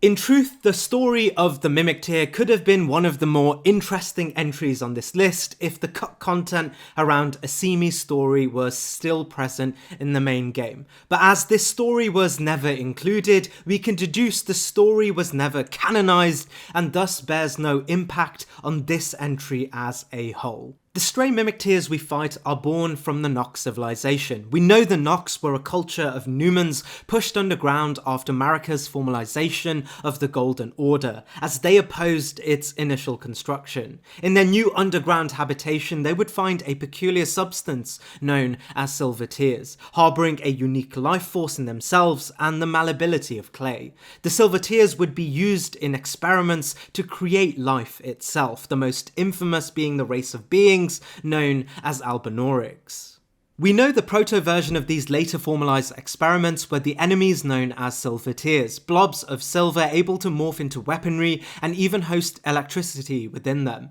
Somewhere down the line, the Nox would develop their findings into creating silver replicants of humans themselves, which may have been around the same time Albinaurics were formed too, as we are told they were born of a rite deep within the Eternal City, from a sacred dew, likely that of silver. Another correlation is that the silver tear mask increases your arcane stat, which is tied intimately with the Albinaurics, as all of their weaponry rely on arcane as a basis of power. Either after the creation of Albinaurics or even adjacent to the success of Albinaurics, the Nox, confined to their underground lairs and awaiting an inevitable age of stars, sought to accelerate nature by creating a being powerful enough to take the mantle of a lord itself. In cut content, this would have been a Simi, but in the game, we know this may have been the creation of mimic tears. The silver tear husk description tells us the silver tear makes a mockery of life, reborn again and again into imitation. Perhaps one day it will be reborn a lord. However, from the description of the events of the game, even in its mimicry form, it appears the influence of the mimic tears seldom left the confines of the Eternal City itself, with one exception of a stray mimic tear in the overworld who has little in the way of influence, especially around ascension to the throne. We are told explicitly they remained mockeries of life, and while this tone would indicate the Golden Order's prevailing narrative underplaying their influence, it's backed up by the actual material influence of the Nox and the silver tear born beings in the game, with Albinaurics being decrepit in most cases, victims of greater powers, and silver tear mimics never seeing the success they were originally created for. And while in the game it can replicate the player regardless of how powerful we are, it's likely in the lore this replication may have been far inferior to what was originally intended, with cut content reinforcing this, suggesting it could only grow in power as a parasite. And while we are not given the detailed comparative stories of the power of silver tears, we know the Nox still revered the mimics and even guarded the ashes of one in a tightly held and secure place in the Eternal City, suggesting they saw much greater potential in them, and it's this reverence by the Nox that elevate it somewhat, and the concept that they may have had the capacity to somewhat mimic a being with the potential of a lord that gives us a majority of the context around their power. We know one mimic tear made it out of the Eternal City, but instead of seeking the throne, fell closer to the victimous Albinaurics, seeking desperate salvation at the foot of Miquella's Haligtree and a new age of compassion. Descriptions of the mimicry being perceived as mockery place them here on the list, the height of Noxian engineering, but much like all of their other attempts at materializing a new world, a relative failure.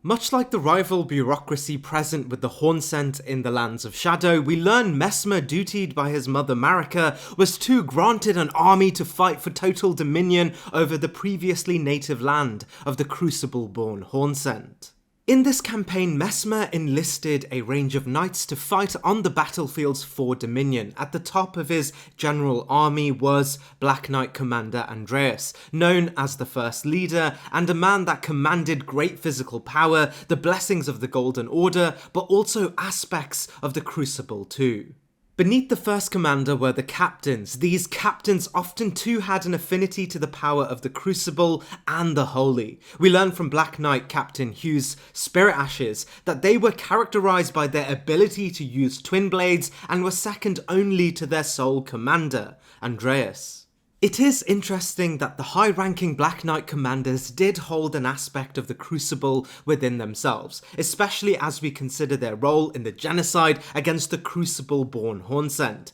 But it's not unbecoming of the Golden Order to utilise aspects of the Crucible in their campaigns for Dominion, as this too was characterised by Godfrey's own first assault over the Lands Between.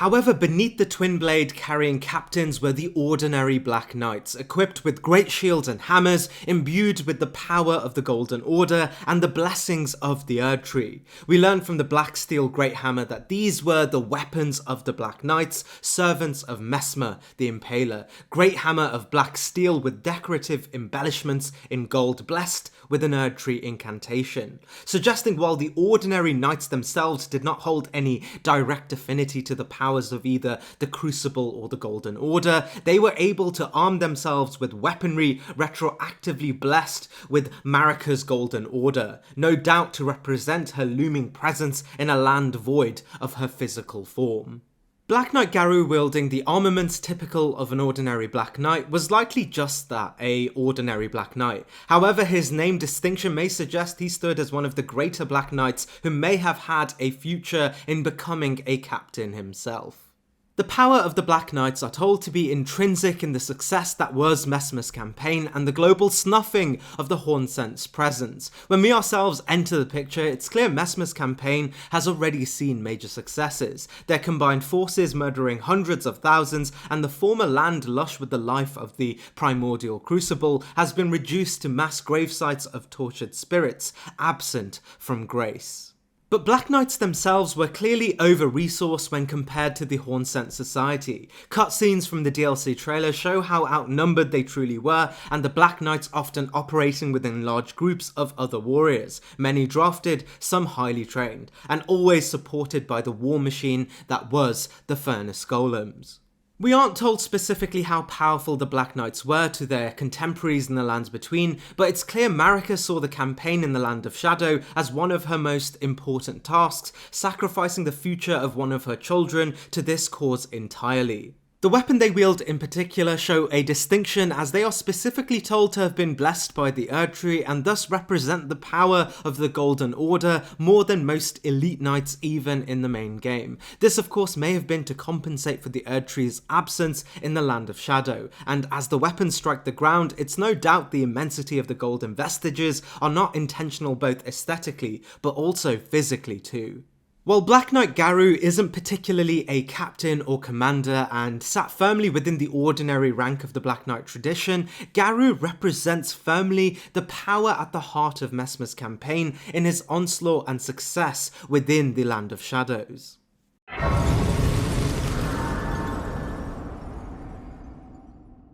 The Royal Revenants only really have two small snippets of descriptions in the entirety of the game, in which we can make two main assumptions. They are cursed members of royalty, but also vengeful in their current form.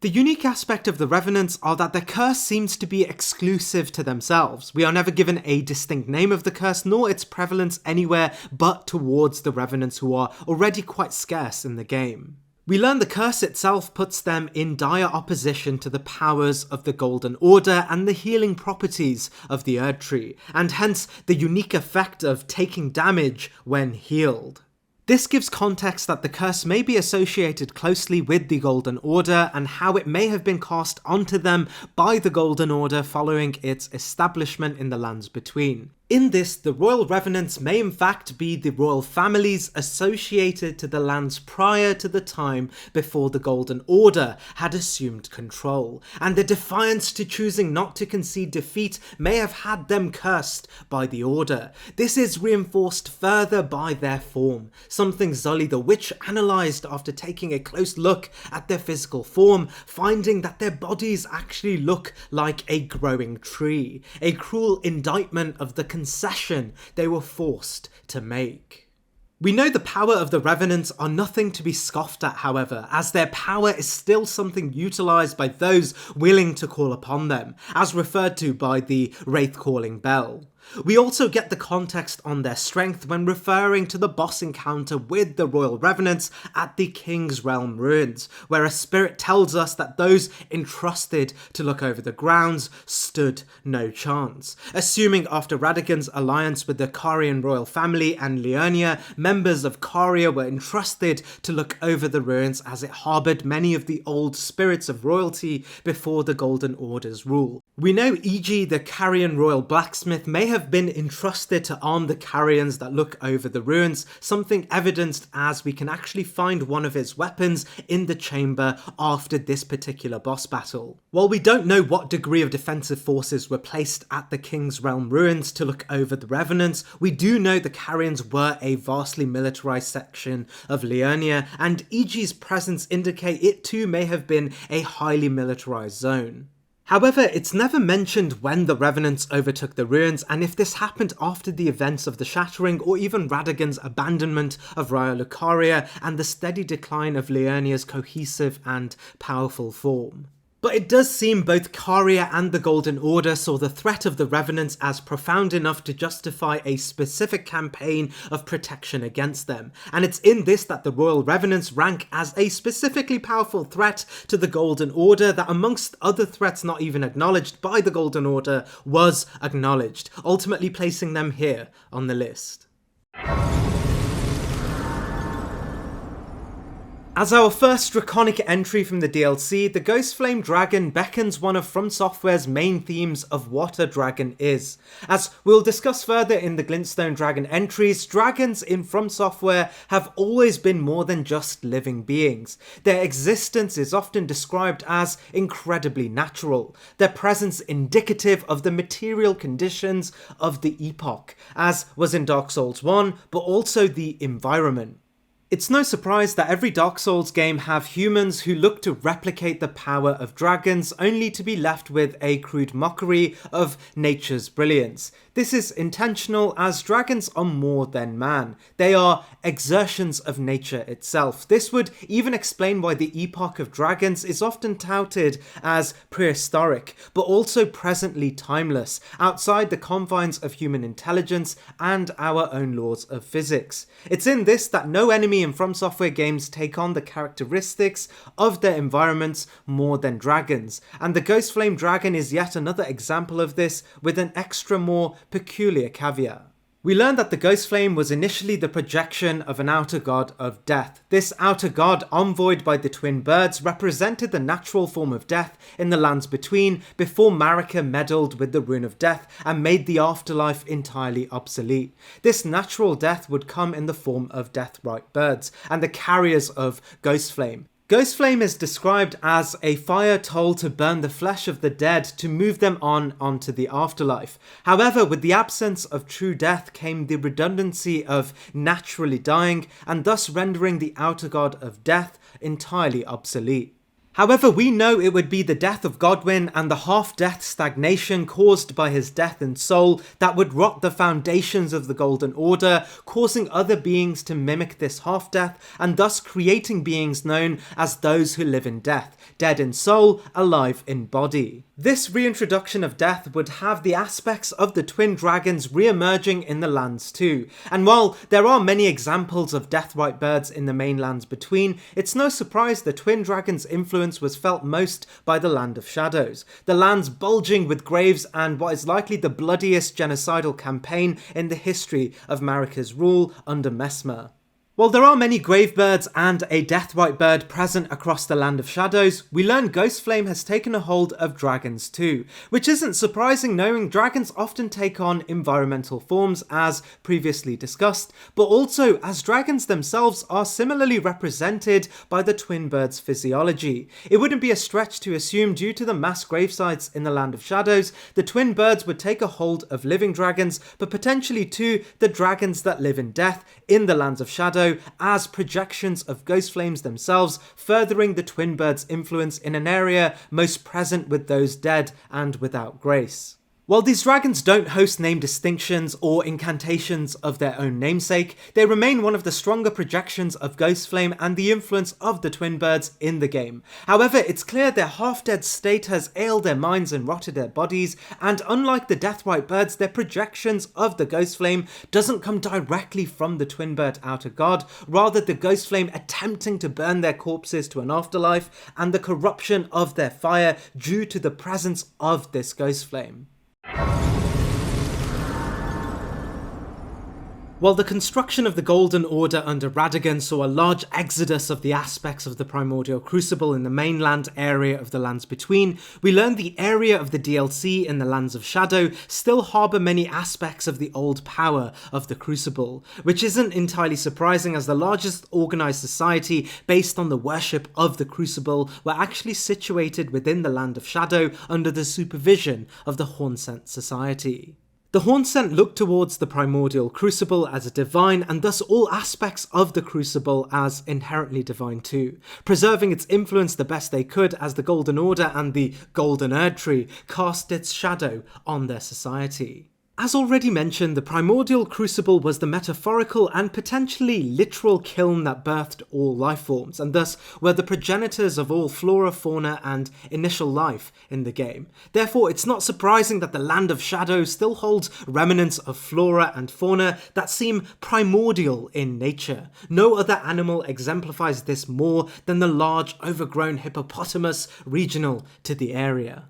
We learn from the item description of the incantation aspects of the Crucible Thorns that the Crucible once existed in the Lands of Shadow, and the hippopotamus harbours aspects of the vitality of the Crucible itself. From this we learn the golden hippopotami may be one of the first of the wildlife to have evolved in the game, and within it hosted the direct power of the Crucible through its horns. We know the direct power of the Crucible would be the foundations for even the erdtree, and it's not surprising the hippopotamus birthed from the Crucible hosts a golden complexion, as it shows the erdtree to have also been birthed from the Crucible, connecting all life forms to one common place, the Crucible. Without getting ahead of myself, it's clear these hippopotamus are much more powerful in their natural forces due to their closeness to the Primordial Crucible, and thus, unlike the fauna of the mainland, the hippo can conjure the direct power of thorns, proving its stock as the undiluted and powerful forefather to other less imposing fauna in the Lands Between. The Golden Hippo is also interesting as they always host Shadow Tree fragments, calling forth theories that the Shadow Tree was birthed from the Crucible, hosting all of the elements of the Primordial Crucible left behind by the Golden Order in the construction of its own Erdtree. We know this wasn't always the case, as during Godfrey's reign as the first Elden Lord, he looked towards the Crucible for power, and even the Crucible Knights as loyal to him during this campaign. This of course reassuring us that even Godfrey, a lord that prided strength above all else, saw the primordial aspects of the Crucible as powerful enough to build allies from, further adding credit to the idea that the Golden Hippo was incredibly powerful. And as we fight a specific hippo that uniquely hosts 2 Shadow Tree fragments, we can assume it may have been even closer to the primordial powers of the Crucible than even the ordinary hippos found across the Land of Shadows, and thus it ranks high as one of the greatest wild beasts in the entire game.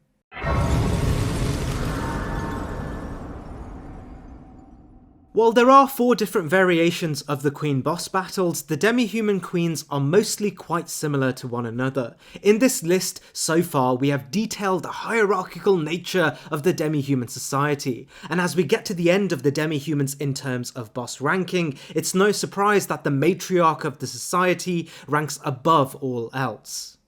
While she too, much like her lesser subjects, bear the negative criticisms of demi-humans, her position is uniquely powerful for more than just her societal standings. As we have discussed in On's entry, the demi-human queens would garner much of their influence through the art of glintstone sorcery, and specifically Azure and the Karalos Conspectus of Raya Lucaria. Azure was one of the founding members of the Raya Lucarian Academy. We are told he dedicated most of his time pursuing research around the comets, but as per the description of the comet Azure, we learn his research would leave him bewitched and fearful of the abyss at the heart of the primeval current. It's likely as a result of this bewitchment, he would leave his position in Raya Lucaria and settle afar in Mount Gelmir. While it's not said for certain, it's likely Azure found himself amongst other outcasts, specifically the demi-humans. With his newfound perspective, he would take on the demi-humans as students, and specifically the matriarchal figures as something akin to apprentices.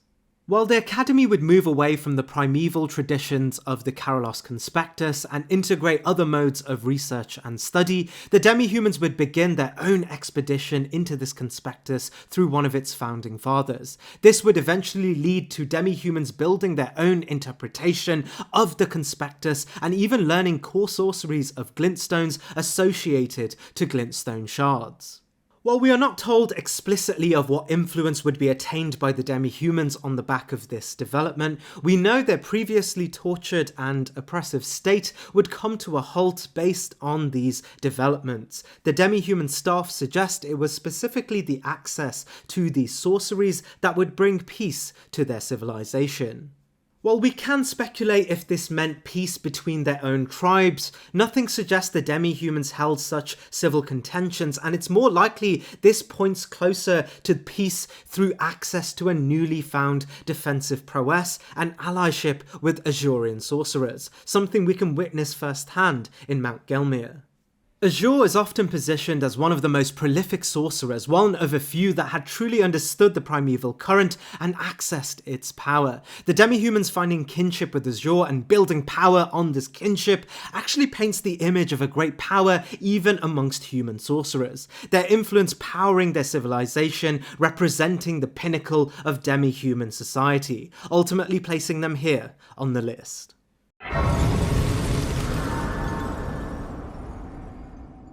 The Guardian Golems are an interesting entry as their origins seem at first completely amiss. They are described by a variety of their armaments as built by a lost civilization now in ruins, which is confusing as it appears the Golems align themselves with the Golden Order, a civilization very much accounted for in history and still prevalent as the dominant force in the lands between. However, if you progress the game far enough, you'll realise the quantity of the golems, either living, dead, or now a part of the environment, become much greater the closer we get to the mountaintops of giants. This begins to paint a much clearer picture. The golems themselves resemble the primordial giants quite a bit. The fire in their core, the weakness at the knees, and their bulking size are all reminiscent of the last remaining fire giant. We learn from the description of the hammer that the art of smithing is said to have originated amongst the giants.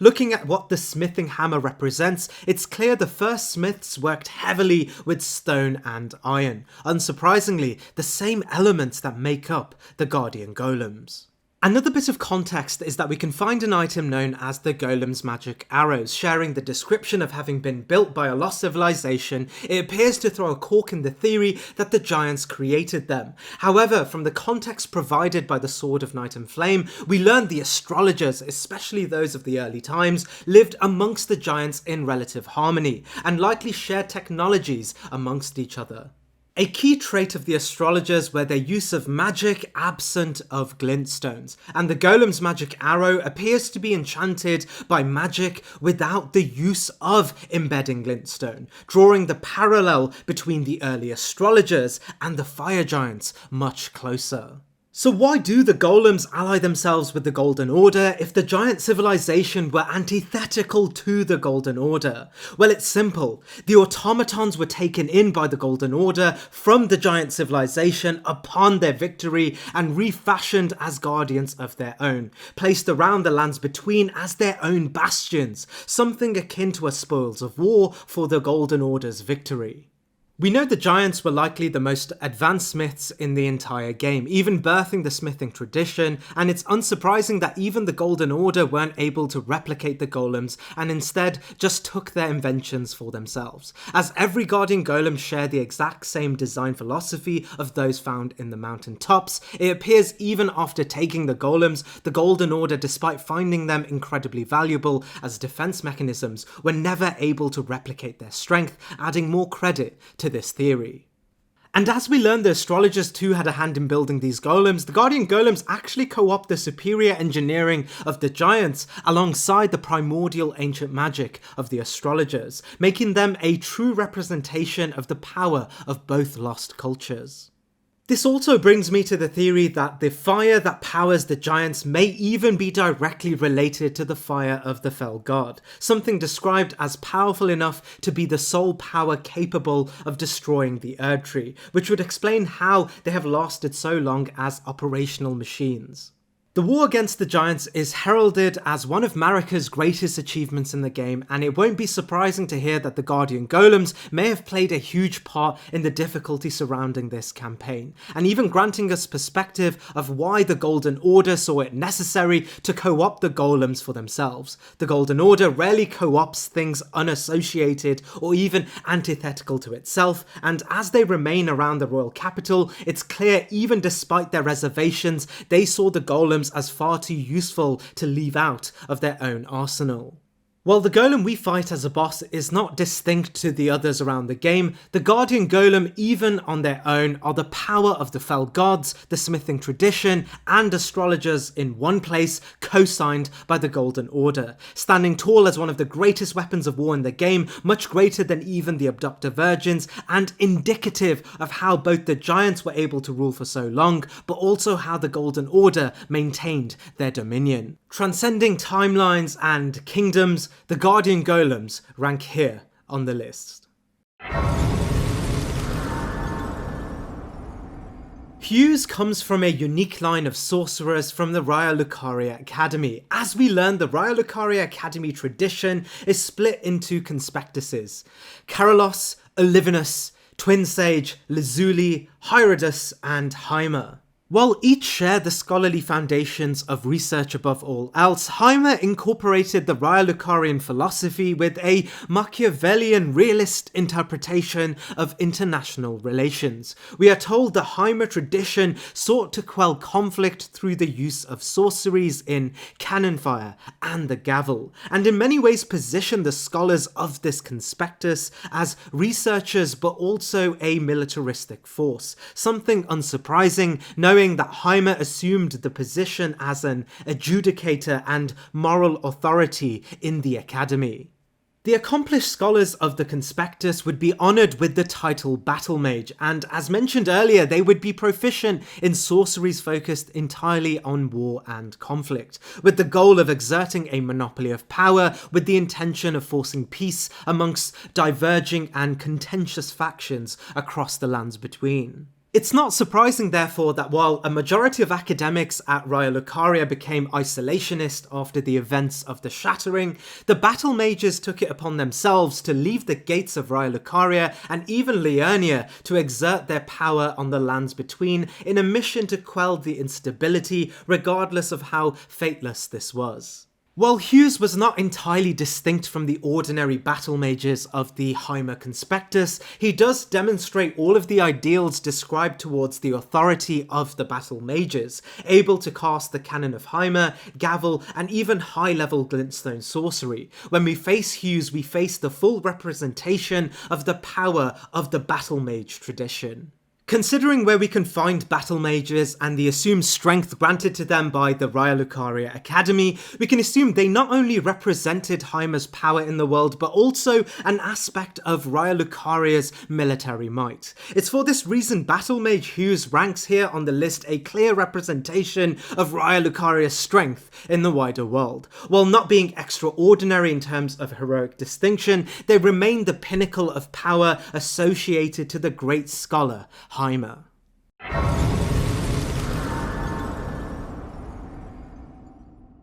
Drawing on the story of the Void and the Stars, we learn of a particular set of beings known as the Falling Star Beasts. Appearing in various forms throughout their lifespan, we learn they, not unlike insects of our own world, go through a timeline of metamorphosis. Falling Star Beasts are a collection of beings said to have originated from the stars, and while we don't know definitively who beckoned the void or if the meteor strikes onto the lands between were purely cosmic coincidences, we do know alongside the introduction of meteor strikes came a cohort of beings natural to the void. Estelle, referred to directly as a natural born of the void, alludes to this, but we know Estelle was not entirely alone. While we'll go into more detail around the Onyx and Alabaster Lords in a coming entry, we know alongside them also came the Falling Star Beasts. Due to their name and the environmental circumstances we find them in, it's clear they share their origins with Estelle. However, the link may be much closer than just association, as it's inferred the Falling Star Beast may be the larval form of a fully grown Estelle. Our most prominent clue to this comes by just looking at them, sharing design, thorny limbs, and even rock formations, which make it an easy assumption to make. But what makes it less of an assumption, and more so an outright fact, is that as we learn from the following entry for the fully grown Falling Star Beast, it's clear the Falling Star Beast in its infancy is merging closer and closer to that of an Estelle, taking on what is likely its most prominent trait, its visage. We can even visit a being named a malformed star that appears to be an Estelle emerging from a rocky cocoon not unlike that of the body of a Falling Star Beast. It's in this a lot of the merit of the Falling Star Beast would naturally be linked closely to the power of a fully grown Estelle, something you'll have to wait for as the list progresses. But what the Falling Star Beast does have is Estelle's characteristic control over gravity, and while not as comprehensive as its fully grown form, it can cast a wide array of distinct spells. However, it does appear it still relies quite heavily on its physical components at this stage, utilising mostly charge-based attacks, peppered with the ability to use the spell Gravitas, pulling enemies in, and Gravity Bolt, casting a gravitational spike, pulling the ground beneath them up. Remaining an infant of a much greater being, the Falling Star Beast still commands an apex position in relation to other beings around its vicinity. Often being left well alone in their crash sites, it's clear the Falling Star Beast are considerably stronger than a majority of other wildlife. As we will learn in their respective entries, the Alabaster and Onyx Lords utilised the power of gravity to become revered as lords when they landed in the lands between, and it won't be a stretch to assume the Falling Star Beast may have a greater natural handle over gravity than even the humanoid lords, and considering the Onyx and Alabaster Lords are explained as having devastatingly destructive powers so great the population had no choice but to revere them out of pure fear, the Falling Star Beast adjacent to them, and even more so adjacent to the destructive powers of Estelle, said to have brought destruction to an entire city and literally stole their sky, ranks here on the list, brought down by its infancy and yet to be developed potential.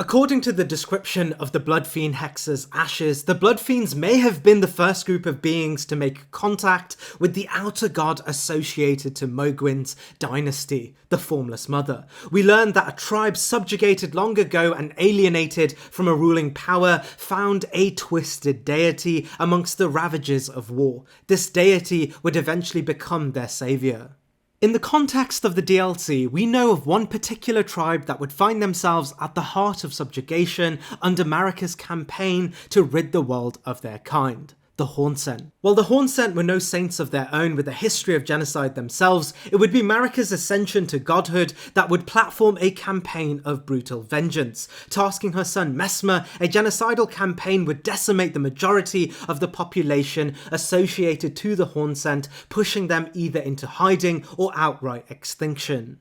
It's not surprising that in this bloodshed and within the corpses of their fallen friends, they would find the aspect of an outer god offering salvation to their oppressive conditions, much as this outer god has already done so in the history of the base game. Using the medium of blood-spilled battlefields, the Hornsent would worship this deity and the Formless Mother would reciprocate these gestures.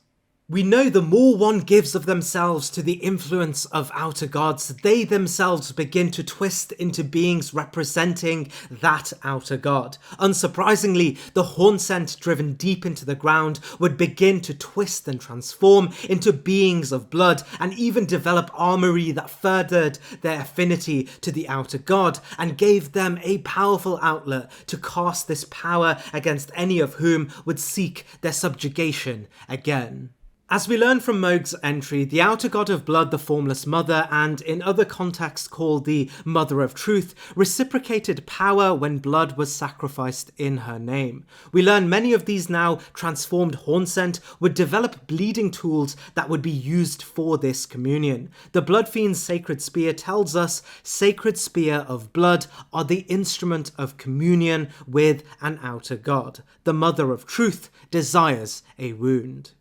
While we do know they may have bled others in the game, including fighting back against Messmer's seemingly endless war of genocide, the Blood Fiend's arm tells us they may have also indulged in self-mutilation, and these acts may be the reason the Blood Fiends take the form that they do, seemingly scabbed, enlarged, and ultimately unrecognisable from their original form. Which is a great time to speak about the Chief Blood Fiend's weapon of choice, as while the Sacred Spear bear mention as ritual instruments and catalysts for the outer god known as the Formless Mother, we know at the head of these tribes were the Chief Blood Fiends carrying a sacred weapon of their own, the Blood Fiend's arm.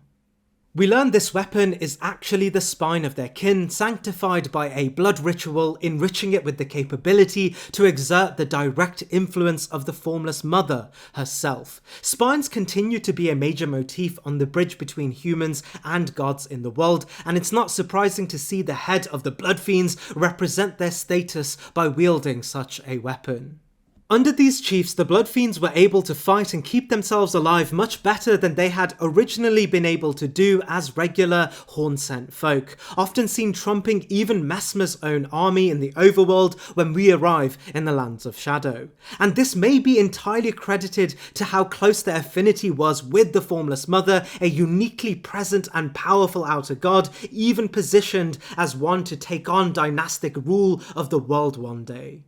While not as elaborate as the Priests of Blood under Mohg's dynasty, where he clearly has refined the art of conjuring upon the Formless Mother, the Blood Fiends do bear size, strength, and the power of the Formless Mother in a crude but clearly powerful enough way that they have carved a place for themselves in the Lands of Shadow, despite Messmer's forces looking to erase them completely, solidifying the chiefs of this tribe a position here on the list.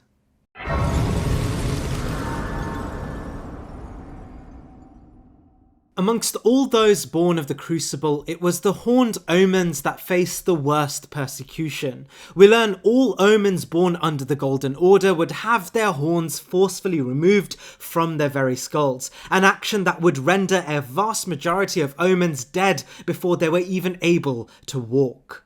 However, that's not to say all those born omen died at birth. We know those born of the royal lineage such as Mohg and Morgott would remain alive but forced to live far away from the general population, often underground. We also learn other omen would be born likely in secrecy to avoid death at the hands of the Golden Order's rigid theocracy. This is precisely why we can find a few of them above ground. The Golden Order naturally knew not all omen would be born under their supervision, and thus gave political immunity and even praise to those who would hunt omen and do with them as they wish. While there never was a specific sect of men who would initially dedicate themselves to hunting omen, it was likely practiced by a large cohort of those under the Golden Order, but eventually, likely after the Shattering, as we learned from Trisha's and Miranda's entry, perfumers, once peaceful alchemists, would be given orders to take up arms, thus leading to the militarization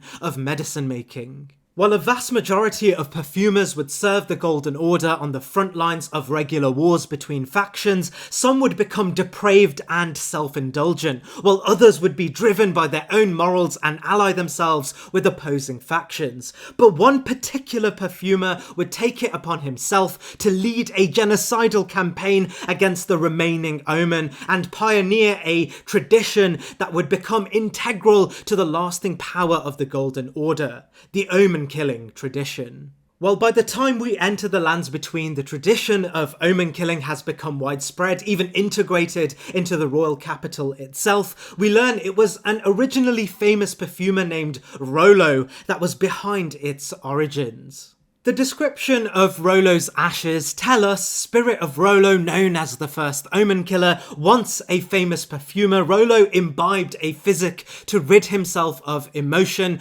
thus enabling him to enact his nightmarish labour, hunting the omen, giving us the context that he was not only the first omen killer, but the tradition of omen killing being underpinned by an invention of Rollo that would rid him and others of emotions. It's clear Rollo on the back of this would become such a great threat to all omen, he would single-handedly inspire a whole sect of others to join him, and even Lindell would acknowledge his actions as great enough to formalise his campaign into a profession of its own. It's not entirely an assumption to therefore believe he may have led the single most successful one-man campaign against the Omen, beings that inherit the brute strength of the Crucible itself, and the same race of beings that even the royal family would go on to birth themselves in the form of Mohg and Morgoth, who independently stand as titans in this story.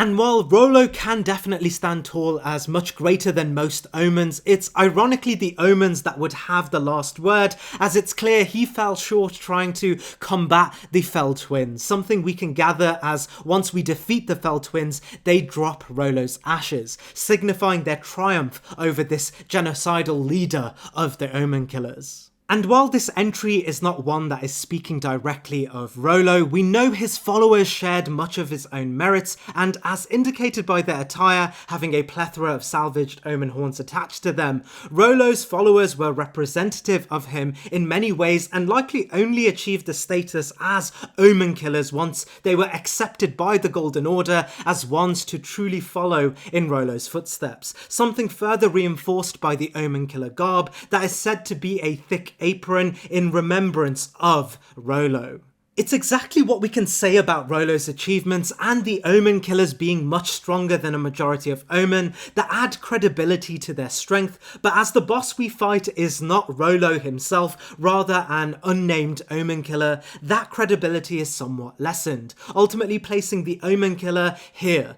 on the list.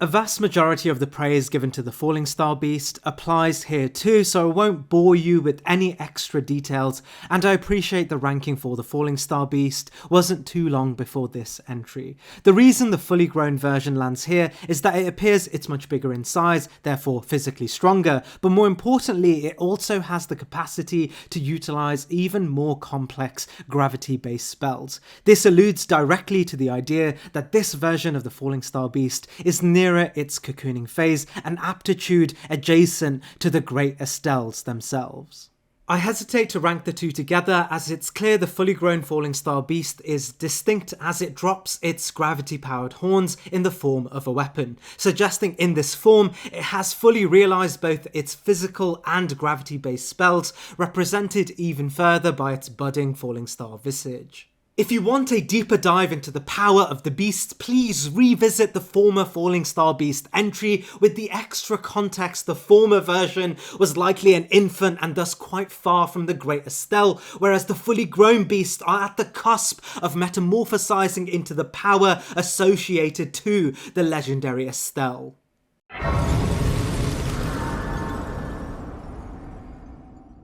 Found within the Sage's Cave in the Altus Plateau, Garrus's story is something we can encounter ourselves throughout the game far before our own encounter with the man himself. If you're thorough enough, we can actually find a sorcery known as Rancor Call. Specifically referring to Garrus himself, we learn he alone was the human to uncover a lost art of spellcasting known as Death Hexes.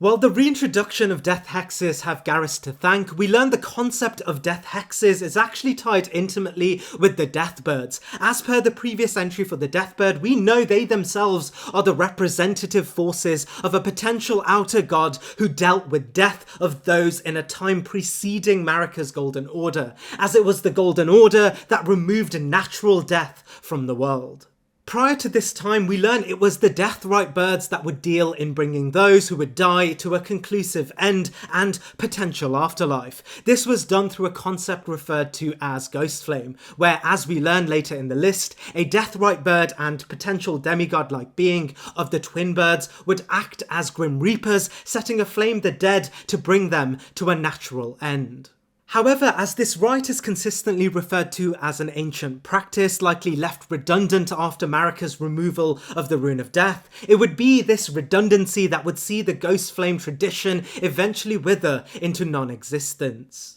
However, it's likely after the events of Godwyn's death and potentially the Shattering, Garrus, likely originally a traditional sorcerer, would venture towards Stormvale Castle and come to find the aspect of Godwyn below the castle. From this aspect, he would create a staff known as the Staff of the Prince of Death, and potentially use this to renew the Ghost Flame tradition. While it's not entirely clear how Godwyn's living in death form conjured the aspect of Ghostflame directly, we know it may have to do with both the Shattering bringing the envoys of death back into the lands between, but also their purpose from bringing true death to those undying, thusly being drawn to Godwyn's unnatural half-death. It's no surprise we trace Garrus's actions when we first find Godwyn's corpse in Stormvale and can learn the spell Rancor Call. Eventually we can find Garrus himself in the Sage's Cavern, an underground cavern where he holds a new heirloom known as the Family Heads. From its description we get a potential motivation behind his campaign to understand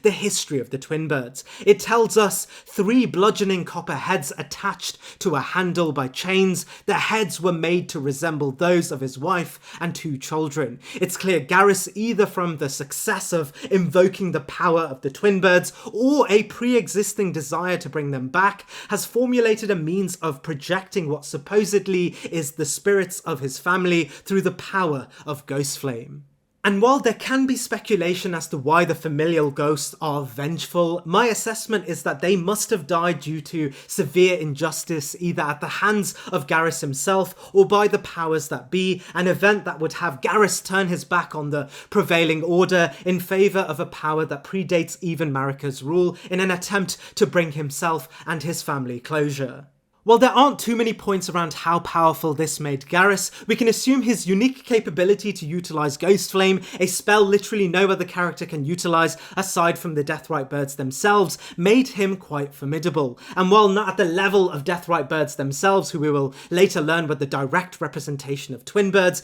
he remains a foe that stopped at nothing to invoke the power of Ghostflame. And while Ghostflame is still enigmatic, we can assume it ranks adjacent to the power of other outer gods, also represented by a flame. And as Garrus compounds this power with the successful dissection of an aspect of the demigod Godwyn too, he sits at a uniquely powerful position despite his reserved nature. Before going into this ranking, I want to make clear that this includes both Godefroy and Godric in one entry, as they both appear to be equal in strength and traits. It's likely Godefroy was Godric's father, who in turn was Godfrey's descendant. No other boss specifically worthy of the royal lineage, a great rune, and a remembrance is narratively mocked more than Godric the Grafted. The description of his remembrance tells us a feeble man sought power through the grotesque act of grafting. This of course alluding to the key narrative of Godric, which details the story of a child directly linked to the Golden Order, becoming nothing but a dreg of its light, desperately attempting to use his lineage to justify his rule. We're given even more detail when speaking to Gideon, who tells us despite being the blood of Godfrey the First Elden Lord, he's a grotesque old fool grasping for power. Enya even tells us directly that while the demigods associated with Marika, Godfrey and Radagon are all substantially powerful, Godric was a distant relative and the proverbial runt of the litter, further mocking his position of power. Godric's axe tells us he clung to the reputation of Godfrey the First Elden Lord and would coat his armoury and architecture in gold to be closer to his power, but the gold itself is described by the Golden Beast Crest Shield as particularly dull, reinstating his unfulfilled ambitions. It's not surprising therefore that Kenneth Haight details the history of Godric as entirely embarrassing. He tells us he fled the capital by hiding himself amongst women, reinforced by the Mimic Veil's description, only to then seclude himself in his castle, fearing Radahn, and eventually mocking Melania, only for her to show up to his castle and beat him up so badly he would lick her boots, which too is reinforced by a memorial sword that we can read. We even know the castle he controls is not his own, rather something he inherited from Godfrey, who defeated an old king that commanded the very storms, indicating even the dominion he has over the land was likely inherited rather than won. We know Godric was never able to inhibit the storm inherent to the castle, and even made a mockery of the eagles native to the area, as the spirit ash of the Warhawk tells us it died looking towards the storm, its former home.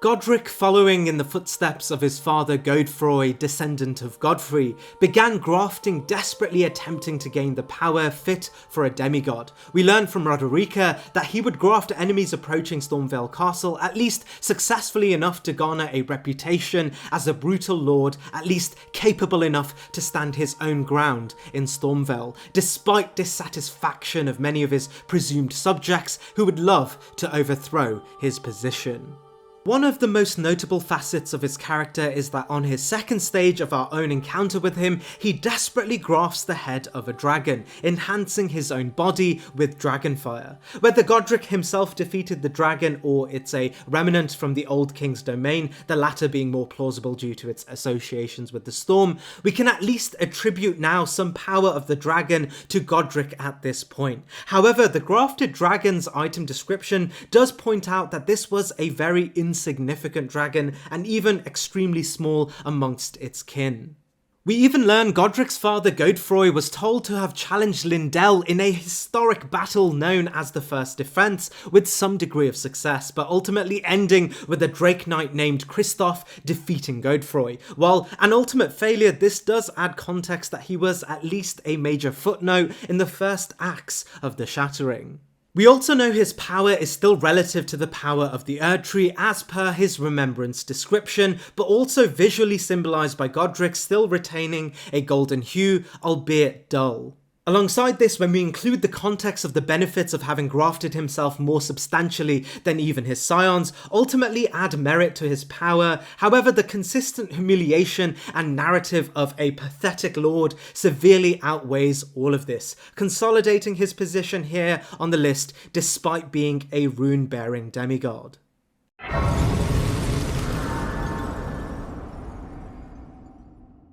The Nox are an interesting race of beings in the game, with heritage even tying them to Marika herself. We learn all Nox are of Numen origin. It's likely the Nox, whom were Numen, once lived in the overworld and their eternal city sat comfortably even during Marika's first reign. However, we're told something would happen akin to treason. While it's, at its face, never told what this treason was, we learn from the Fingerslayer Blade that this was very likely related to the treason against the Greater Will and its vassal fingers. It's either from their acquisition of the Fingerslayer Blade, or maybe even the use of it that would have them banished deep underground, prompting the creation of Noxstella and Nokron. While it's not told how long the Nox have lived here, we know it was long enough that their very genetics would adapt from Numen to Nightfolk, which would explain descriptions as originating from Numen. We know during their time underground they were apostles of an age of stars, something they saw as an inevitability,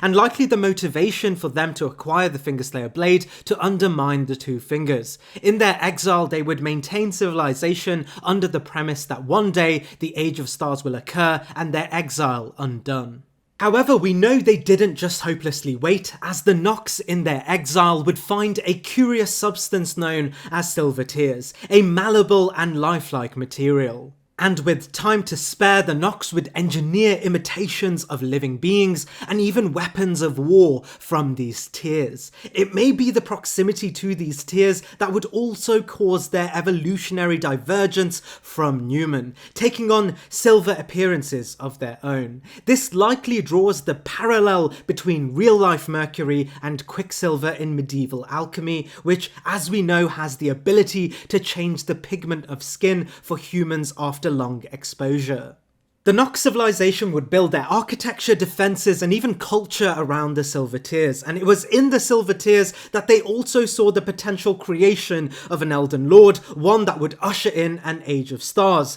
this of course being the Mimic Tears. Within this culture would arise three distinct classes of Nox people: the Nox monks, the Swordstresses and the Night Maidens. We learn at the height of this bureaucracy were the Night Maidens, women of the city that would rise to the highest clerical rank. It appears their position has more to do with their affinity to the elusive theocracy within the Eternal Cities rather than their fighting capabilities. But more importantly for this entry are the other two, the Nox Swordstress and Nox Monk, as they are the two we actually come against in a boss battle. The Nox Swordstress occupy the highest rank for warriors in the city. We are told from item descriptions that they were the sworn guardians of the Night Maidens. Equipped with flowing sides, they represent the mastery of flowing weaponry fashioned from Silver Tears that have allowed the Eternal City's hegemonic dominion in the underworld, but also the preservation of the theocratic structure present in the area, despite their antagonism to some of the greater powers in the game. However, the Nox monks seem less distinguished, as they were just male Noxians described as simple apostles for the coming Age of Stars, and not described as having specific territorial duties, but still clearly well practiced with their flowing hammers. Interestingly, the encounter with both Nox Monk and Swordstress happen in the overworld in Celia. From environmental clues, it's clear that both were missionaries of the Eternal Cities, either tasked to find Lusat's staff, an artifact with major relevance to sorcery and thus the stars, or protect it from the hands of those in opposition to their duties. We aren't ever told of specific comparative achievements for the Nox, but it's clear their Numen heritage, their proficiency over one of the most powerful natural elements in the game in the form of Silver Tears, but also their history as pioneers in engineering weapons from this material make them a formidable threat, and it's no doubt that the Noxian duo had to overcome many challenges to get to Caelid, pass through Celia, and stand where they are. We know the Nox civilization was powerful enough to command Marika's own punishment, and their shared heritage with her may have added to this fear, further adding credit to the power the Nox held. When we compound this with the theory that the missionary Nox we fight in Celia may have been specifically powerful members of their tribe, duty to secure an artifact as powerful as Lusat's staff, it's clear these understated bosses hide an elite power. As our first entry to the series of Modern Dragons and Children of Greyol is the aptly named flying dragon Grail. Likely a close relative to Greyol, Grail shares a size much greater than the smaller infantile drakes around the Laying Mother. Grail in many ways represents the fully realised dragons that now represent Greyol's lineage in the Lands Between, and the prime archetype of dragons hunted for sport by the great Drake Knight warriors. We learn the modern dragons born from Greyol are the mortal descendants of the true ancient dragons. The Dragon King's Cragblade even outright describes the modern descendancy as paltry, calling upon their lack of stone scales and the primordial lightning of Placidusax. But despite lacking the trump card of ancient dragons, it's clear each fully grown dragon remains powerful enough to call upon their own namely distinction in a land littered with indistinct species, carrying immense size, the capability to fly, but also an iconic dragon breath proven to be powerful enough to set alight entire regions of the map. It's no wonder only some of the greatest warriors would go on to take part in Dragon Communion, which of course we learn was the right bestowed by Placidusax's own kin to kill dragons and consume either their flesh or heart to enrich one's own potential. Notable NPC Bloody Finger Yura even goes as far to suggest felling a dragon being an accolade, often requiring a pack of highly trained warriors. This adding to the context that amongst large beings in the game, the dragons are both large and agile, unpredictable, and very intelligent in their movement. While most dragons in the game come with backstories and events through their lives, Grail stands as a vanilla representation of a fully grown flying dragon of Greyold's lineage. By its namesake, we could speculate that Grail may stand closer to Greyol genetically, but the lack of evidence on Grail's contributions to the overall power of Dragon Communion spells keep him below others. We learn in later entries many great dragons had unique powers worthy of direct reproduction in Dragon Communion, holding their namesake when incantations were used by Drake warriors. Grail is not one of such dragons, ranking him here on the list.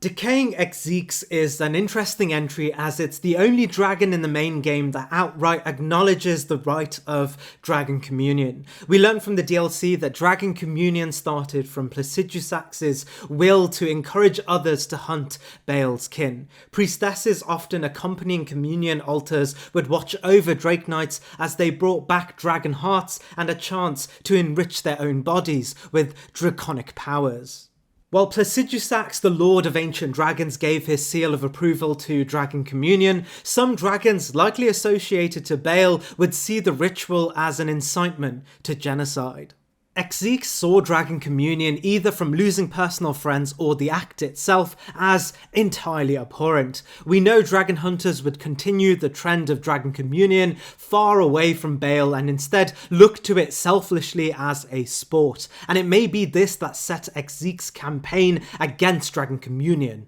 off. We learn Exeques was once known as the Dragon Communion Revenger, a descriptive convention we never see for any other dragon in the game, suggesting Exeques may have been long tenured and incredibly successful at killing all those that sought Dragon Communion in his domain. It's not surprising that we can encounter Exeques outside a much more neglected and abandoned altar for Dragon Communion in Caelid. The state of the altar suggests that none have dared pray to this altar since Exeques took up station. As there are only two notable areas for Dragon Communion in the game, we can only imagine the traffic that the second altar may have originally pulled in, and thus its abandonment accountable to Exeques alone. However, we do meet Exeques in a very different environment to what may have been originally expected when he first took up the role as a Revenger, as Caelid, now bludgeoned by the plague of Scarlet Rot, has clearly affected Exeques deeply, as we learn from the incantation Exeques Decay that he did not forget his hatred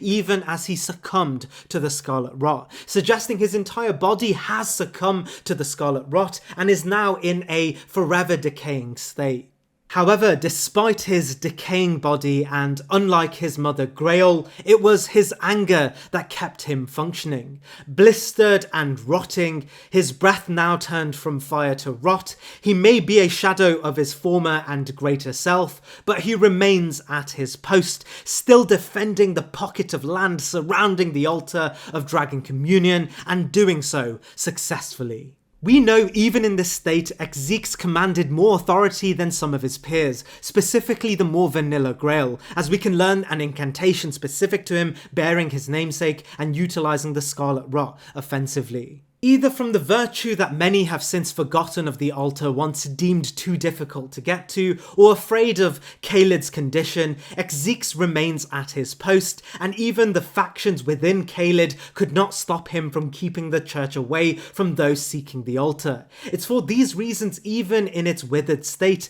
he ranks above more ordinary modern dragons such as Grail, his legacy cemented in an incantation that bears his namesake.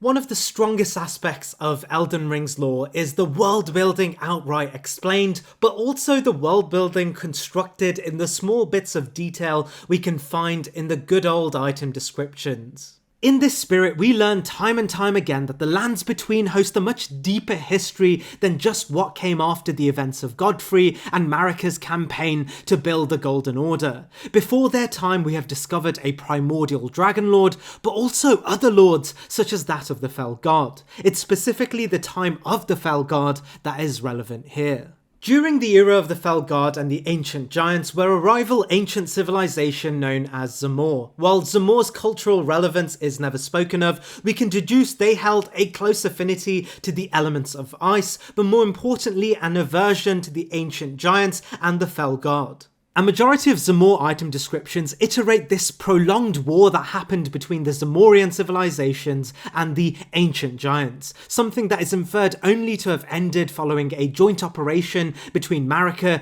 Godfrey, and Zamorian forces in a combined effort.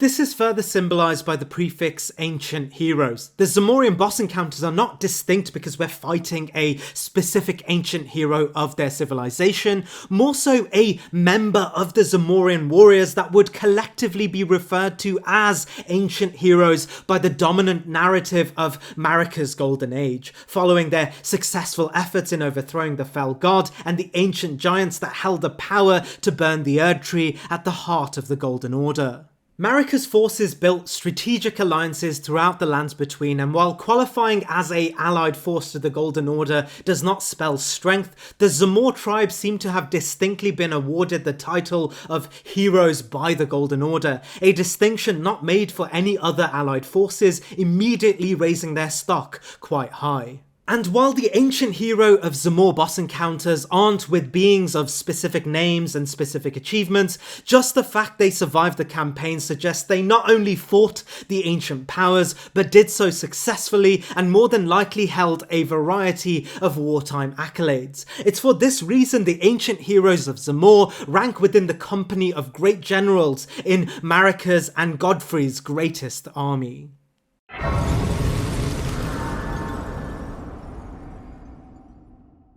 If you want more detail around the Black Knight's overall strength, I'd urge you to go back to the Black Knight Gary's entry on this list. To surmise though, we learned the Black Knights were ranked based on their affinity to the power of the Crucible, but also their ability to utilise certain armoury such as Twin Blades. When we face Black Knight Edred, we learn quickly why these Crucible-oriented Black Knights stood tall over the ordinary Black Knights. Wielding their twin blades, they've been able to reappropriate their weaponry with aspects of the Crucible. We learn from the aspect of the Crucible Wings Ash of War, dropped by Edred, that this skill originates from the life forms of the Crucible. Grow a golden pair of wings and take to the air weapon first, making them a far more dynamic threat due to their agility. We also learn from the description of Black Knight Captain Hugh that it would be the Black Knight captains that would often claim victory over the greatest Hornsent forces, and specifically the Divine Dancing Lions, the pinnacle of Hornsent's military might. However, it's pure assumption to suggest all Black Knight captains could best a Divine Dancing Lion with company or even alone, and Hugh's status as a great Black Knight captain, second to only the commander, seems to indicate he was one of a few Black Knight captains to achieve a victory over the Divine Dancing Lions. We also know Edred would be the highest ranking officer in Fort Reprimand, and while this alone is a position of authority showing confidence specifically in Edred, it's further made greater as we learn Fort Reprimand may have been one of the most important forts in the Lands of Shadow, as it oversaw the Abyssal Woods, and no doubt a threat acknowledged by Messmer himself as existentially powerful and unworthy of provocation. Standing tall as a representation of the Black Knight captains and a leader to a force responsible for one of the most successful and bloody campaigns in the entire timeline, Edred, combining a deep-set affinity to the Crucible and an agile fighting style with the combined power of the Golden Order, sits firmly here on the list.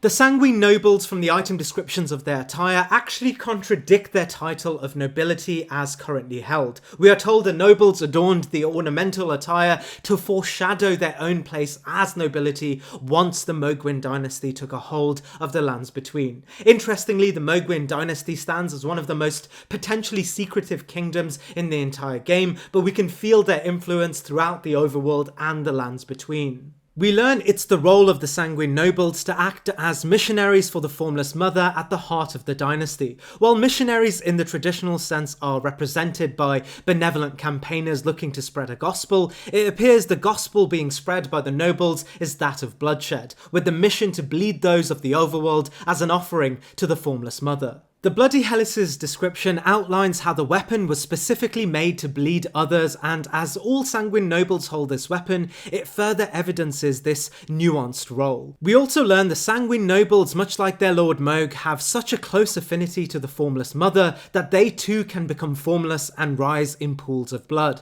which of course would explain how those of the Underground Dynasty were able to appear in the overworld to exert its influence at a whim. Their affinity to the Formless Mother is made even clearer when we visit the dynastic palace and find a sanguine noble leading a prayer to the Formless Mother alongside the Albinaurics that found solace in Mohg's coming kingdom. This tells us, unlike the regular denizens of Mohg's dynasty, the nobles had a very close relationship to the Formless Mother and undoubtedly were able to utilise her blood, much like Mohg does, in an offensive manner. It's not surprising therefore that Mohg entrusted this rank of followers to enact extraterritorial duties, as in many ways they represented the power he himself found a great degree of strength in. We know the Sanguine Nobles campaign may have had more success than a majority of other warring factions in the entire game, as we can find Sanguine Nobles having taken dominion over key locations such as the Second Church of Marika, and even the Rosebud Church, and as we only battle one noble per area, it appears they did so alone, further evidencing their power as solitary units.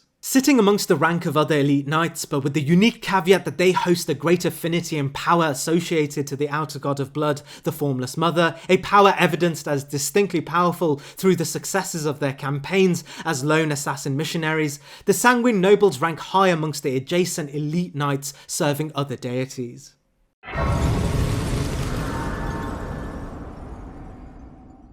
The Cleanrot Knights are the variants of warriors in the lands between that are described as having vowed to serve and fight alongside Melania. While Melania's story is for later in this list, her knights, much like herself, represented her undefeated campaign during the times after the events of the Shattering. This isn't speculation either, as the description of the Cleanrot armour tells us this plainly. After the Shattering, Melania would act on Miquella's command and launch a full-scale invasion against Radahn and Redmane Castle in order to release his soul and fulfill an unrequited promise. We learn from the item descriptions that Melania, supported by her Cleanrot Knights, would actually gain the upper hand against Radahn's Redmane forces and continued Melania's streak of victory on the battlefield. The Redmane Knights would eventually be pushed all the way back to Redmane Castle, where a conflict between Radahn and Melania would end in a devastating stalemate. It's the context that the Cleanrot Knights remained undefeated even when facing the forces of the Land Between's other greatest army that suggests they were, with no doubt, the single most powerful army in the Lands Between. Redmanes are consistently described as one of the dominant forces in the post-Shattering world, their fighting style mimicking Radahn himself, adding more context to how powerful the Cleanrot Knights were as a generic army. We also learn the boss form of the Cleanrot Knight holds a Halo Scythe. From this we learn we aren't just fighting an ordinary Cleanrot Knight, but rather one of their commanders. In this, the Cleanrot Knight rises far beyond what we can assume towards other ordinary warriors and generals from other tribes. It's in this that the Cleanrot Knight stands tall as the greatest indistinct warrior class of beings in the game, trumping others of adjacent positions. We learn directly from item descriptions, the Cleanrot Knights are canonically the most powerful knight class in the game, and therefore if we remove named heroes of distinct achievements, this entry lands above every other ordinary knight class on this list. While there may be distinct comparisons to be made between named generals in Melania's army, such as that of the Spirit Ash of Cleanrot Knight Finlay rising above even some of the greatest bosses in the game, we don't ever fight a Cleanrot Knight of named distinction in the game as a boss. And it's for this reason the Cleanrot Knight boss, representing Melania and armed with Miquella's own blessings, as per the description of the Halo Scythe, ranks here on the list.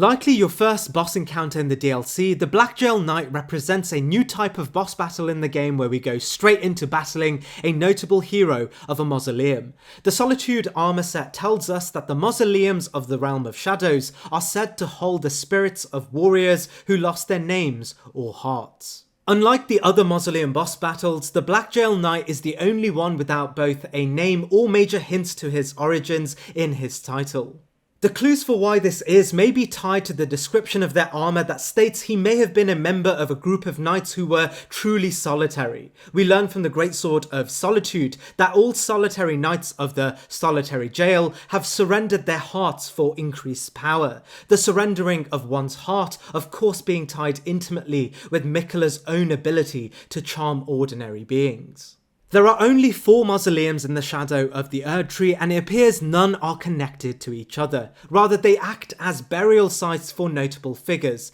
These burial sites are often littered with corpses and skeletons of others. Our clue as to why this is may be intimately tied to the fact that each burial site offers the full armoury of the warrior buried there. Thus, many challengers may have looked to the mausoleum for their hand at a legendary armour set associated to these legendary warriors of their respective cultures. We know spirits are born from those left in a place of limbo due to not having been accepted by the grace of the Erdtree, which is unsurprising as the shadow of the Erdtree may be the furthest place from grace in the entire game. The souls of those great warriors therefore act as protection over their own burial sites against grave robbers looking to desecrate their tombs. We aren't told specifically about what made the Warriors of Solitude great, nor what made this particular warrior strong enough to represent the solitary knightly tradition in the shadow of the Erdtree, but it's clear he remains strong enough to have warded off all challenges thus far, and powerful enough that the authority of the region revered him so much they granted him a prestigious resting place in a region that has makeshift burial sites all over the area. I mean, he's literally found in a place called Gravesite Plains, where shallow graves are like the flora of the region.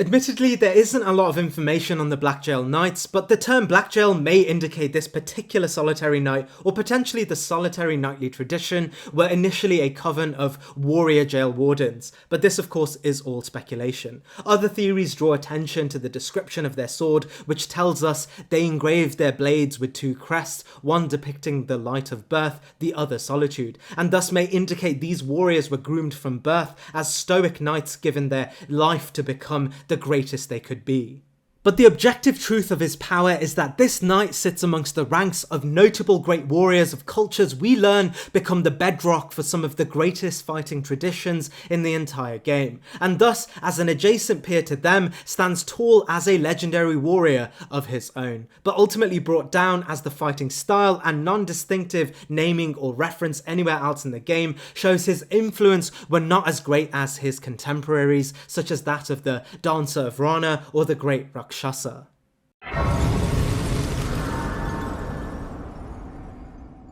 The Dancer of Rana is our first look at a true-to-form dancer originating from the lands that first developed this unique form of combat that would etch itself into one of the most important events of the entire timeline. Before the DLC, we were given 2 bits of seemingly unrelated pieces of lore relating to the dancers. The first is Tanith. We are told Tanith originated from a land of dancers, and she herself was one of such a dancer, only to give up on her profession when she would meet Rykard. Infatuated with Rykard, she abandoned her dancing profession to follow Rykard, eventually becoming his consort, and as we learn, even as Rykard rebelled against the Golden Order, she stuck with him, eventually being the only human to remain by his side when he would become the Serpent of Blasphemy we meet at the end of the Volcano Manor questline. The second bit of dancer lore we get is through the Blue Dancer. The Blue Dancer charm tells us of a story relating to a legend of a mythical creature granting a blind swordsman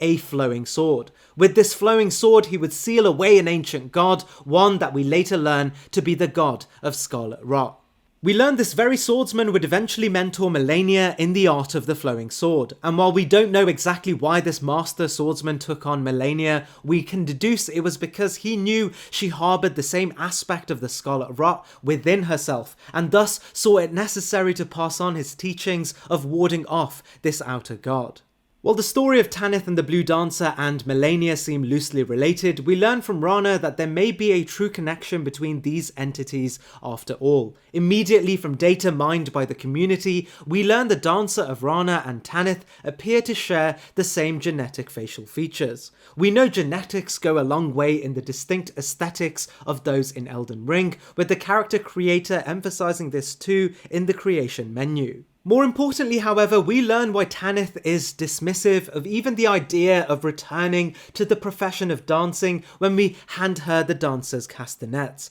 accepting the item but seeming unenthusiastic and even dismissive of the gesture. We learn from the dancer's robe, from Rana, that the dancing style of their society was something that required consistency maintained wholly by a burning passion. Metaphorically, but literally too, and once the dance is halted, the passion fades and the flames extinguished. While this draws a parallel to Tanith, this admittedly doesn't do much for the ranking, but it does outline the important context that at the heart of the Dancing Warriors was consistency and never allowing one to lose that consistency, as this may diminish the passion required for the tradition. While not obvious, this does draw a bridge between Rana and the legendary Blue Dancer, which of course is relative to Melania, the greatest of all swordmasters. The similarity lies in the context that the legendary Blue Dancer is told only to have taken on this distinct blue water dance when a dancing figure described as a fairy granted him a flowing sword, flowing like water. We learn it was the consistency of flowing like water that allowed him to maintain within him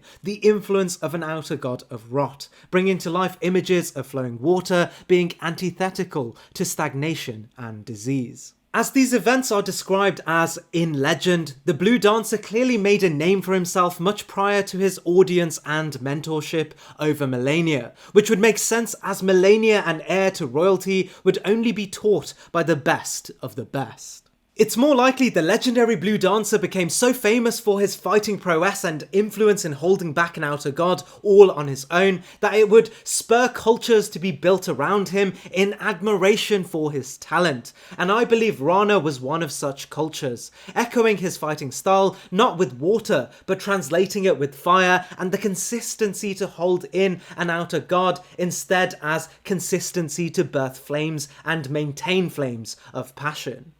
It's in this that the Dancer of Rana may have been one of such a great warrior from a tribe directly associated to the art of war, inspired by the legendary Blue Dancer. And when we consider how powerful his influence was in propping up Melania, we can assume styles of fighting adopted directly from him would be exceptional just by association. And those such as the Dancer in the Mausoleum, honoured in their death, may have been the pinnacle of this ever so influential fighting style. And thus, I believe the Dancer of Rana, while not distinctly named, stands tall as one of the greater warriors.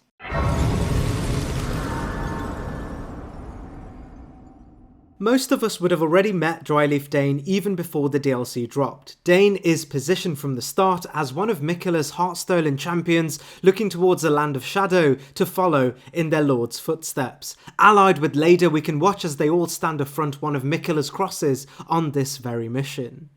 Our first encounter with Dryleaf Dane comes in the way of a left behind note named The Monk's Missive. Within it is an image of a monk and the words, "Seek me to the east if you wish to pursue the way of the warrior." Following the trails, we can indeed meet the monk responsible for this message. Interacting with him takes us, true to his word, to a duel. No words, just one victor at the end of a battle. And it's in this duel that we learn Dane is no ordinary warrior from the lands between. He in fact holds within him a form of combat seldom seen anywhere else in the game. This of course is the martial arts of the Dryleaf sect. The Dryleaf robe tells us the Dryleaf sect were a group of spiritual seekers that rejected dependence on others on all matters of faith, seeking self-discipline and self-sufficiency above all else. Interestingly, this self-sufficiency is best seen in their chosen mode of combat, the maximal use of one's own limbs, the Dryleaf arts. The description of the dryleaf art tells us this was a technique for hand-to-hand combat without the aid of a weapon, but only for those powerful in character and valour. While seemingly hysterical when compared to the giant blades and imbued staves of the game, we learn from the skill Palm Blast that with their limbs, the dryleaf sect were able to generate forces of energy so powerful they could cause an explosive blast, formidable even when compared to contemporary weaponry. However, we learn Dane was not just an ordinary member of the Dryleaf sect, but a particularly influential one that was clearly at the height of the sect and one that was well tenured in victory and influence. It's in this that Dane's version of the Dryleaf combat fighting style was distinctly known as Dane's footwork, an incorporation of the great power of the Dryleaf striking capabilities, but also with legwork. While we aren't given all the context around how powerful Dryleaf monks were, as Dane is the only Dryleaf member we meet, we know Dane seems well acquainted with meeting others and defeating them too. The monk's missive makes it clear this isn't his first standoff.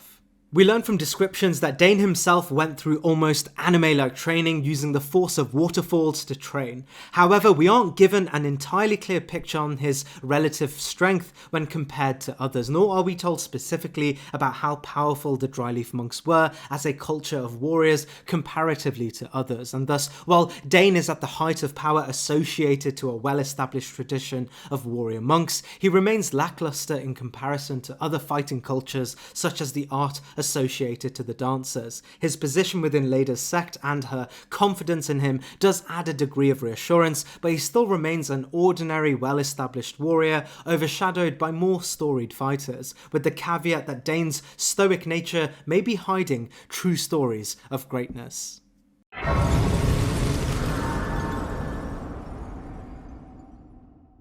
Not too dissimilar to the lore spoken about regarding Grail, the major distinction between Argyll and Grail is that it's clear Argyll's reign as a fully grown descendant of Greyol is more akin to what made the Mother of Dragons Greyol so great, a long tenure of dominance in a large section of the lands between. There are two major clues as to Argyll's presence and dominance over Limgrave. The first comes to us through the context of the residents of Limgrave itself. If we go to the Dragonburnt ruins and listen closely, we will notice that many residents are chanting Argyll's name in an almost prayer-like trance. We learn these residents may have mistaken Argyll's distinctly scorching flames to the ghost flame rituals that once beckoned the twin birds' power and its ability to send those who would die to an afterlife. We know once Marika sealed destined death, the power of the twin birds had since gone redundant, these inhabitants either remembering or misinterpreting the power of the old rituals of death are looking towards Argyll's flame for the same effect. Nowhere else in the game are dragons misinterpreted for having a flame powerful enough to be mistaken in this form. It's not surprising, therefore, to know that it's distinctly Argyll's flame that can be taught as a spell of its own during Dragon Communion. The incantation Argyll's flame tells us the dead gazed at the skies over the lakes of Limgrave, praying that the dragon's flame would burn them to ash, invoking the stories of ghost flame used as a means of burning the dead into ash and thus granting them true death in the physical world. We learn Argyll's dominance may have been challenged fiercely in the region. Yura, a tenured warrior and a character not unfamiliar with the act of Dragon Communion, even suggests our efforts trying to fell the beast would be unwise, even offering his own help if we seek to challenge it.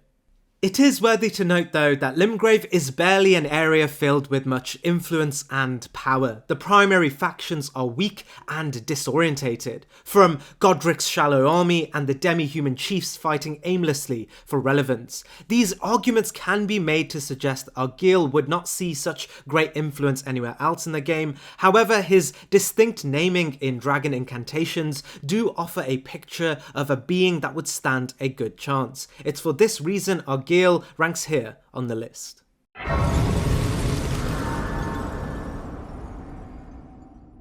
Marking the epitome of the gladiatorial tradition, the duelists stand as the lasting vestiges of the Colosseums in a world that no longer find time to enjoy the performances at the heart of the theatres of blood. We learn from the Duelist's Helm that the duelists, much like in real history, were often made up of traitors to a reigning power, the arena their purgatory and punishment. However, the real clue in relation to power is that it's clear the duelists that are still around never did face defeat, and remained unkillable even during the tradition's height. This makes me believe the traitors forced to battle in these conditions were either once incredibly well-regarded warriors and generals of the armies associated with the Golden Order, or forces antithetical to the Golden Order, with the extra layer that even despite, as per the description of the Duelist's Helm, being forced to face awful threats with the promise of seeing them beaten, reigns supreme during these encounters. Some, such as the Grave Warden duelists, would be granted freedom and repositioned as wardens to protect the ashes of heroes buried in certain tombs, seemingly rehabilitated from their once traitorous beliefs. Other duelists would spread across the world, likely once the Colosseums were decommissioned, offering a chance to flee and in some cases align themselves with forces seemingly still antithetical to the Golden Order. All duelists, including the boss variants, harbour a mastery over the hefty armour and even the chains that were once issued to restrain them, with the historical context of them once being great warriors and the renewed concept of them surviving the Colosseums, alongside the context that many would survive in areas burdened by scarlet rot and mountainous conditions while wearing a helmet that made them easier targets, demonstrate why some duelists would win the trust of the Golden Order as powerful protectors and why they remain unchallenged even as they traverse the conditions of the Shattering long after the Colosseums were decommissioned. Being a true-to-life Gladius Maximus, they triumph as nomads in the lands between, unchallenged and unbothered by great opponents and environmental threats. The duelists were likely the bosses that faced the harshest threats and proved themselves the most as true brutish warriors. In this, they outrank a large portion of ordinary warrior classes of men, and unlike the generic elite clean rot knights, they did not need the aid of an army to materialize their own place in this world.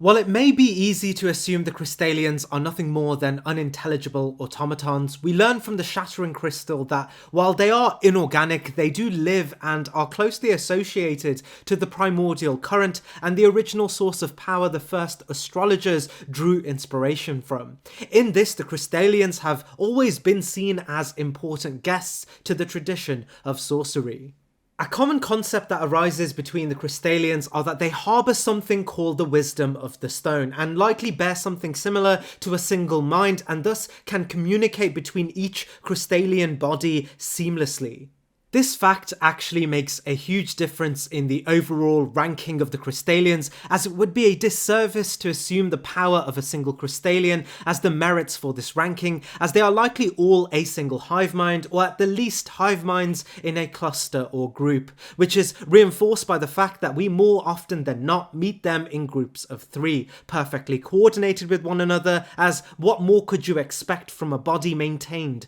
by one mind? We learn their origins relate them to an unnamed creator, and while we can speculate on who this was, we know they must have been incredibly powerful and influential, as the Crystalians are capable of sorceries developed on their own, such as that of the Crystal Torrent, described as capable of inflicting severe wounds, but also bear staves that are explicitly stated to require an incredibly high level of intellect to even equip. Outside of their sorcery, they also equip weaponry described as built from pure crystals, something so elegantly made and requiring such a close affinity to the composition of crystals that it would be an outright impossible task for humans. In combination to this, they hold not only a unique form of cognition known as the wisdom of the stone, coordinating the entirety of the race of inorganic beings as one, but also often come as a diverse trio, utilizing perfect crystal weaponry and even sorceries that channel the primordial current with unique crystal-based attacks. We can even go face to face with putrid versions of these enemies, adding a layer of poison to our encounters, ultimately placing the Crystalian, or should I say Crystalians plural, as a truly powerful being representative of the unknown but devastating power of the primordial current and the crystals at the heart of sorcery as we know it.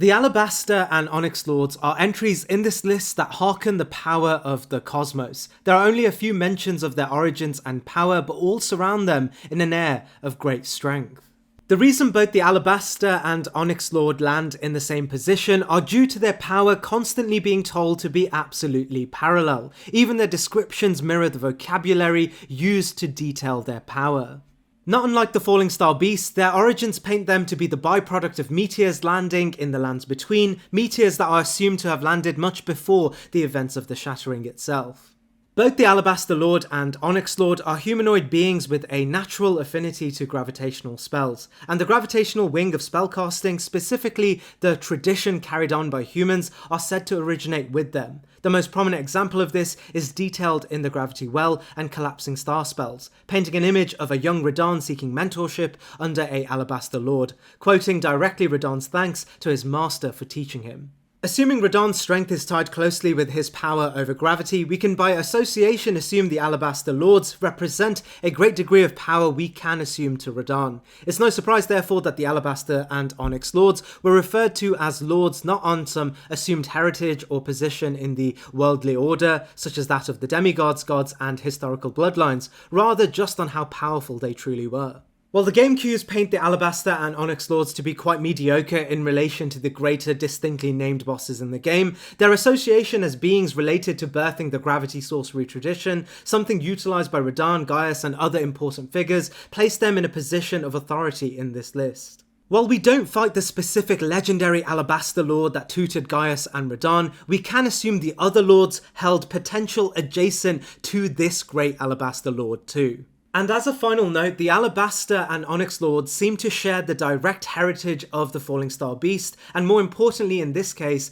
Estelle. And as we learn, Estelle's actions are some of the most magnificent in the game, rendering an entire sacred city into nothing but rubble, and also casting a void so powerful it literally stole their atmosphere. It's this shared heritage and the ability to command the same power as Estelle, albeit in a diluted form, that placed them here on this list.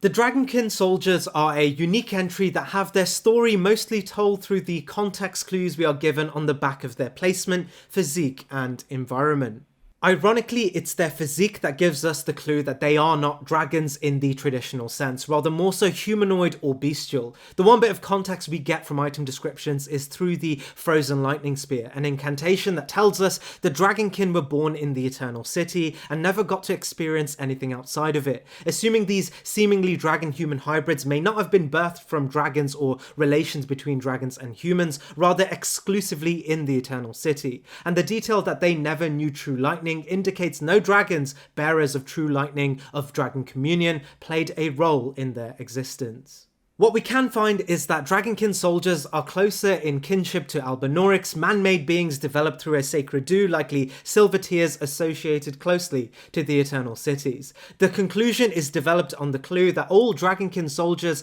have the inability to stand upright and make full use of their bipedal structure, a concept we learn is shared by Albinaurics as indicated by Old Albus's dialogue. It's more likely the same forces used to create Albinaurics are the ones that created the Dragonkin soldiers, seeking to imitate the immortal dragons, only to be plagued with imperfection, as was the case for Albinaurics. This again is reinforced by the description of the dragon scale blade, which tells us, alas, the Dragonkin soldiers never attained immortality and perished as decrepit pale imitations of their skyborn kin. In any case, it's clear the governing authorities of Noxtella and the Eternal City saw these failed experiments as powerful enough to remain as guardians of the city, and as we can find them dotted around key locations and even, in one case, a lake of rot, we can assume they, while less than ancient dragons, still postured as great forces of power capable of imitating the lightning of the dragons through ice, a feat not even modern day dragons could achieve.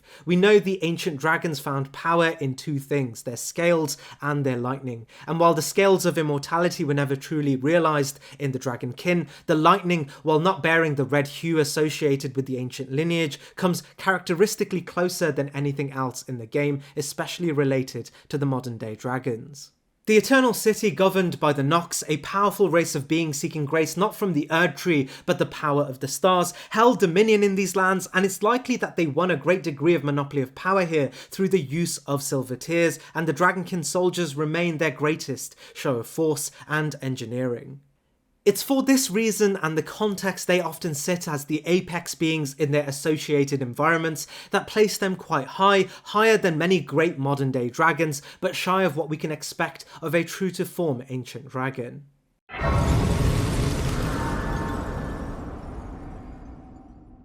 Harkening the stories of both the Beastmen of Farum Azula and the Shadowbound, the Bloodhound Knights stand out as distinctly inhuman, but from a cast of beings extremely influential in Elden Ring. While we have discussed the nature of the Beastmen of Farum Azula in an earlier entry, the Shadowbound are a cast of beings granted to soon-to-be Elden Lords as loyal companions. The notable ones we find are of course Malekith and Blaidd, but we learn the archetype of these beings promoted to being Shadowbound actually come from a more modest tradition. The other piece of evidence supporting this connection is with the spirit ash of Bloodhound Knight Flow, which states he sought a position as a Shadowbound, but never truly found a true lord to serve. The Bloodhounds are also described as loyal beings tied closely with a master of their own choosing, and assuming Malekith and potentially even Blaidd's history, they too may originate from the Beastmen class of beings from the now crumbling Farum Azula. Aggressive and bestial in nature, they are described as being unable to speak but immensely powerful hunters and trackers. The greatest commendation for their strength actually relates to Darrowild's story. As we learn, he may have been chosen by Ranni the Witch, and assuming Ranni does not take on acolytes easily, as per our own journey to associating with her, adds great value to his strength. It's theorised Bloodhound Darrowild would eventually betray Ranni, which may be associated to Ranni's removal of her physical form and Darrowild's decision to relinquish his duties due to her perceived absence. It's this that spurs Blaidd to ask for assistance in defeating Darrowild. Considering Blaidd's own strength, something we'll discuss in more detail in a later video, we can assume Bloodhound Darrowild was an exceptionally powerful being and may have even been adjacent to Blaidd himself. It's for this reason that the Bloodhounds, specifically Darrowild, utilising unrelenting movement and a proficiency with hunting not seen in other characters, lands a position here on this list, an exemplary representation of the power of the Shadowbound tradition, albeit falling short of the true Shadowbounds of the game.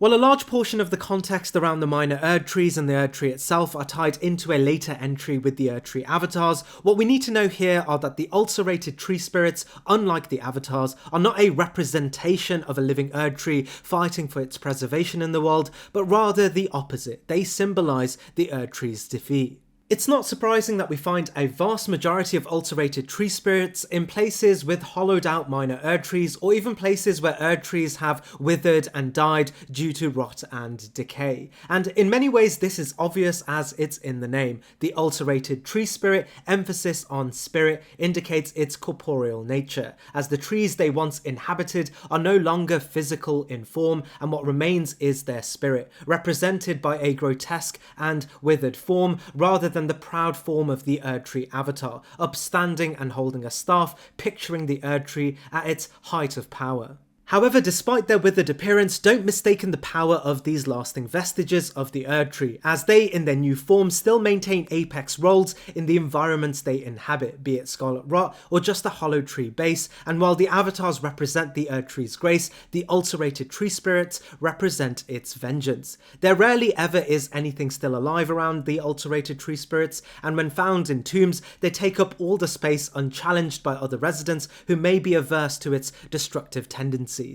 Some ulcerated tree spirits even drop a golden seed, which describes the erdtree's tendency to spread its influence when faced with dire straits, and the ulcerated tree spirit may be the final stand of a minor erdtree attempting to embed itself back into earth to grow anew. And as we know, a large portion of the erdtree's power draws itself from the power of the erdtree burial sites, we can assume its power are the lasting vestiges of those thousands of grace-accepted humans being reproduced in this vengeful form. In truth, the alterated tree spirit has a bit more context when assessing what made the erdtree avatar so powerful and how the relation adds some degree of mutual power to them both, something we'll go into soon enough, and it's for this reason the alterated tree spirit lands here on the list.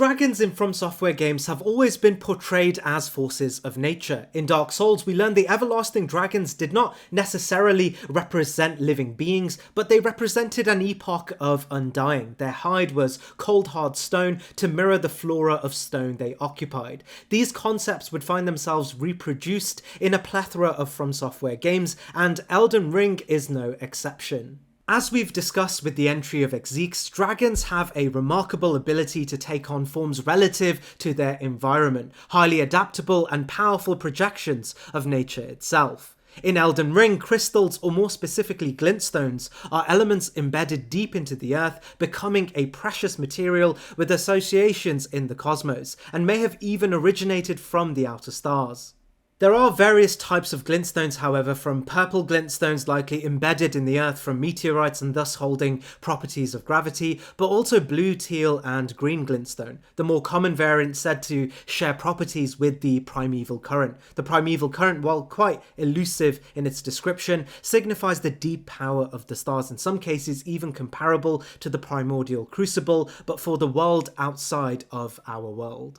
Different factions find specific uses for these glintstone variants, with teal glintstone used by the first sorcerers known as the astrologers, the darker blue used by the carrions, and the typical blue used by those with an affinity to the primeval current itself. It's not surprising then this material so potent it holds the potential to project the very power of the cosmos would radiate ecosystems of its own, something we can even see in the Crystallians, but also, as you'd expect, dragons. The nature of Smaragd's evolution from a regular dragon to one of glintstone is told directly to us by the description of his namesake incantation, known as Smaragd's glintstone breath. In this we learn Smaragd was a devourer of sorcerers, and over time his body became corrupted by their glintstone. We learn his breath transformed from the regular fire of his lineage to one that spews magic from above. We also know the sorcerers he would devour would come from Liurnia, and unsurprisingly he sits just outside the Raya Lucaria Academy, home of the modern sorcery tradition and the various conspectuses of developed sorcery. We aren't told specifically what sorcerers he's consumed or even the challenges he may have lost, but it's clear the dragon is greatly tenured in its duty as a slayer of sorcerers, as he is covered in glintstones and magical properties. Raya Lucaria would close their gates after the events of the Shattering, posturing their neutral political position in terms of national and international political relations. This is relevant as the primary means of entering the academy sits under Smaragd itself. Raya Lucaria most likely never saw this as an entirely bad thing, as the failsafe key into the academy sit within their eyeshot, but still safe under a great dragon that in many ways represented the power of Raya Lucaria too. It is likely the powers within Raya Lucaria could defeat Smaragd, hosting great sorcerers and even Renala herself. However, the dragon working in favour of the academy, especially during the Shattering, would be perceived as a mutually beneficial circumstance. The dragon can continue eating budding sorcerers while the gates stay closed to outsiders. We know the glintstone key is something sought after by a wide range of willing sorcerers, and access to Raya Lucaria essential to a wide variety of factions seeking Renala's Great Rune. Raya Lucaria's confidence in Smaragd would indicate they had assurance in its ability to repel even some of the greatest challenges, adding further credit to its power. And the fact that Smaragd is still standing when we get there shows it has proven this confidence was well placed. With all this being said, Smaragd stands out as a modern dragon that hosts much greater power than his peers, and his unique infusion with glintstone layers his power even greater. His incantation shares a unique description with other great dragons on this list as distinctly superior too. And as we go further in this list, we learn even gods such as Rani would employ personal protection from this variant of dragons, and it's for this reason Smaragd places here on the list.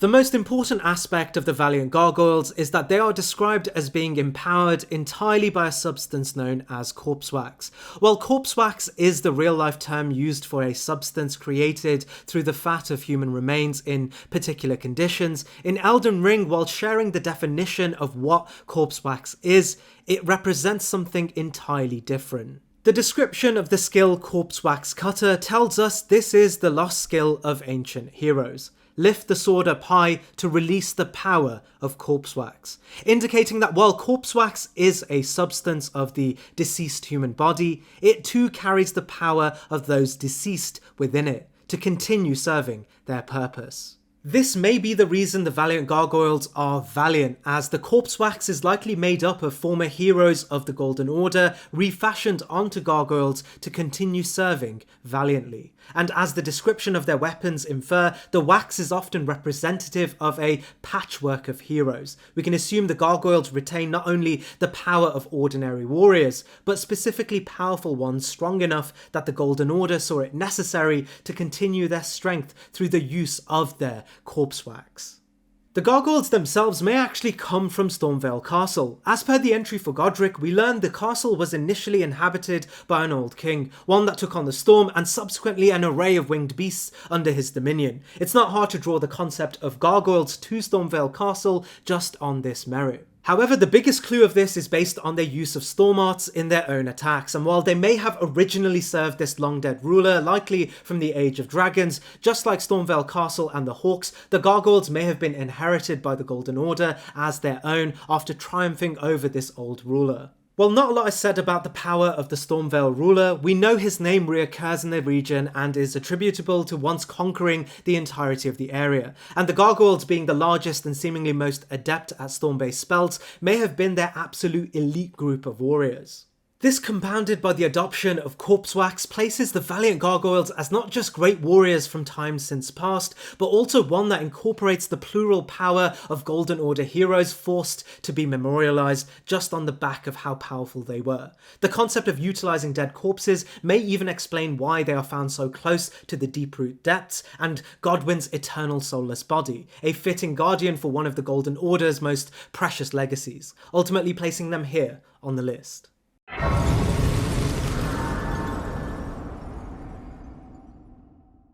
Bringing to life the lore of the Gloam-Eyed Queen, the Godskin Apostle tells the story of Marika's contemporary, the story of the Rune of Death, and likely the sole reason Marika saw it necessary to seal the rune away, so it no longer posed a threat to her coming age of self-imposed perfection. The Gloam-Eyed Queen is a character that reappears throughout the game. We learn she was once too chosen by the Two Fingers as likely a Newman-born Empyrean with the goal of formalising an age of her own. It's no coincidence no other character of this reverence have the title of Queen aside from Marika and the Gloam-Eyed Empyrean. While timelines themselves are incredibly difficult to place, we know the Gloam-Eyed Queen preceded the birth of Marika's own children and the Golden Order. There's clues to indicate too that her own era of influence came before the First Wars during the Age of Plenty under Godfrey too. Rani, when referring to the current-day anointed Empyreans, only refer to herself, Melania and Mikola, suggesting only those three are positioned to take Marika's mantle in contemporary times,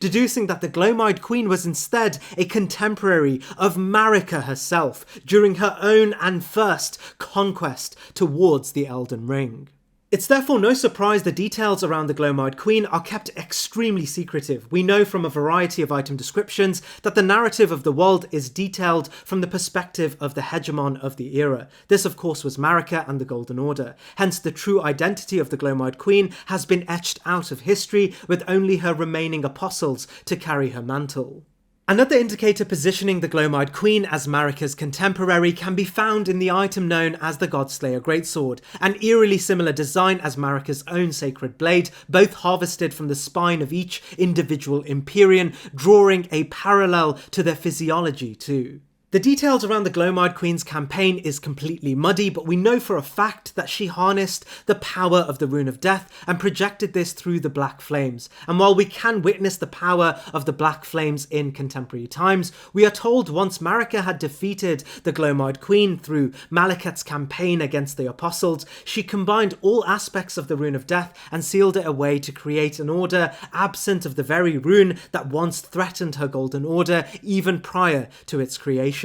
We aren't ever told if the Glowmide Queen was truly defeated, but her absence during the power vacuum of the Shattering indicates this to be true, and likely at the hands of Malekith himself. However, her apostles, aptly named the Godskins, still hold influence throughout the pockets of the Lands Between. We learn a majority of the power utilised by both the Glowmide Queen and her apostles were through the Black Flame, which itself was tied intimately with the Rune of Death. Interestingly, we can still witness the Black Flame, but in a hollow version of itself, stripped of its true power in Destined Death. In this, what we could initially say about the Godskins as a force powerful enough to challenge the very primal forces of Marika's first unnamed campaign is severely dimmed by the lack of the Rune of Death to carry the influence of the Black Flame, something reiterated by the description of the Scouring Black Flame that tells us the Black Flame could once slay gods, but when Malekith sealed Destined Death, the true power of the Black Flame was lost. However, to relate this to the entry concerning the Godskin Apostle, we know even despite their inability to utilise Destined Death, they still remained incredibly influential and powerful enough that one in particular was able to single-handedly build a cult of his own in the village known as Dominula. We even know a certain Godskin Apostle may have even come close to regaining their own power in Destined Death, as we can find one not too far from Malekith himself, indicating they, just like us, are too on a journey to reclaim the Rune of Death. We can also find another in the Divine Tower of Caelid, likely climbing it to regain possession of a precious treasure held deep inside, the Godslayer Greatsword and the spine of their former queen. Getting to Farum Azula, traversing the Divine Tower of Caelid, and building their own pockets of influence so close to the royal capital itself indicate behind the scenes the Godskin Apostles were defeating many key obstacles we ourselves must have, and materialising a successful coup against Marika, taking advantage of the power vacuum much like other budding demigod factions, and considering they weren't supported by a large army but only themselves and certain nobles, who were few and far between, it sheds light on the power the Black Flame may have had before the Rune of Death was sealed, but also the residual power it remains to have even in its absence. It's for this reason these remnants of Marika's first true adversary rank here on the list.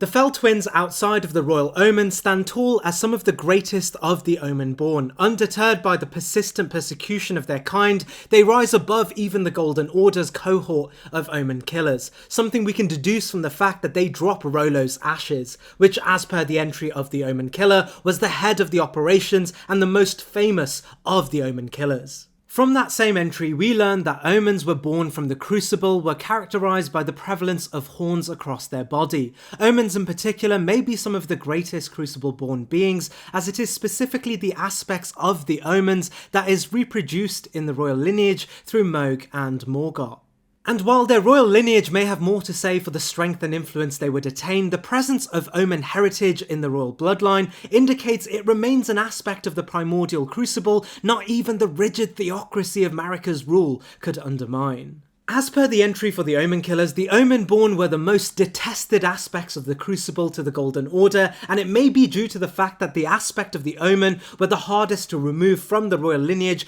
connected to the power of Godfrey, the first Elden Lord. As we learn, Godfrey remained close to the Crucible and even depended on those of the Crucible in his first campaigns as consort to Marika. In this, Godfrey's strength may pay homage to the aspect of the Crucible relating to the Omens, and therefore the Omens themselves loosely related to the power of Godfrey. The context of the DLC even helps us understand the role the Omen played in time since before the Golden Order's narrative of the world. We learn the Hornsent may have been the original ruling forces of the Primordial Crucible, and the Omen may be the cruel genetic irony tying the graceful races to the primordial aspects of the Crucible. We know those that were horn-sent actually held great influence in the lands between and carried out successful warring campaigns of their own, adding further credit to the idea that those born of horns have a great deal of influence and power sewn into their heritage. We know 2 out of the 3 of those born from Marika and Godfrey's union in the form of Mohg and Morgott were omen born but still worthy of royalty and influence in their own right, with Mohg specifically becoming Miquella's chosen vessel for Radahn and Godfrey taking on de facto leadership of the Golden Order after the Shattering. But beneath the royalty lay 2 other omens of mysterious origin but power reminiscent of the omen-born royal siblings. The Fell twins, quite fittingly, are found at the Divine Tower associated with Mohg and Morgott's great runes, almost standing as protectors or guardians. The Fell twins in physique are no different to regular omens found around the lands between, but what stands out particularly of the 2 are that one seems to have access to channeling something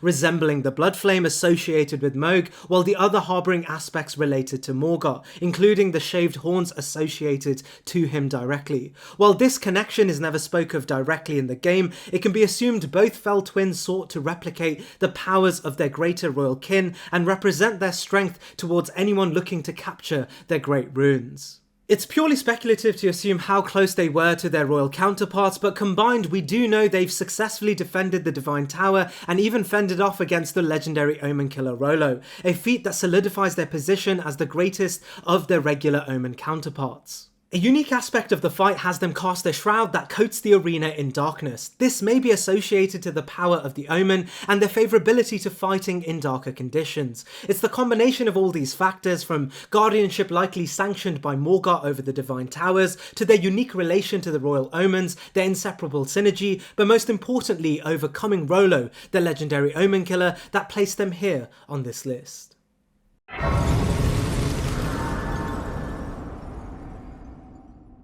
The Divine Dancing Lion Beast stands tall as the greatest representative of the power of Horn-sent society. Intimately tied to the primordial crucible, we learn their presence and organised culture predate even Marika's ascension to godhood and may have already been established during Marika's childhood in the shaman village. We know this as we learn in a bombshell revelation that the Horn-sent were responsible for the massacre of Marika's own race, torturing the shamans and stuffing them in jars as ritual kindling. We learn this is the root in which would create a resentment in Marika, and as she ascended to a place of power, she would seek outright vengeance by commanding Messmer to enact his genocidal campaign in the Lands of Shadow, isolating the Horn-sent in a metaphorical kiln of Messmer's fire. During this war, we learn the primary militaristic forces of the Horn-sent were categorised in 4 major forms, with their hierarchy predicated on their divine affinity. We know the Crucible is tied intimately to the primordial life forces of the world, extending even to the aspects of nature, and thus the control over these forces tied closely to how close one was to being divine in the eyes of the Horn-sent. Right at the bottom of the list we had the ordinary Horn-sent and civilian population with little to no ability to command the natural powers of the Crucible, but hosted horns typical of those born of the Crucible. Then we have the Horned Warriors, who have affinity to storms, calling upon winds to help them fight. Above them were the Divine Beast Warriors. These beings single-handedly had control over weather and other natural elements, shifting the atmosphere and commanding their power to help them fight. We learn from the description of the Divine Beast Helm that the Divine Beast Warriors were chosen from the Horned Warriors due to their closeness to the Divine. The Divine Beast Warriors were often placed in high stations near the city of Ener Ilm at the heart of Horn-sent's organised society. However, there was still one more greater role and the true highest calling for the Horn-sent. This, of course, are the Divine Dancing Lion Beasts.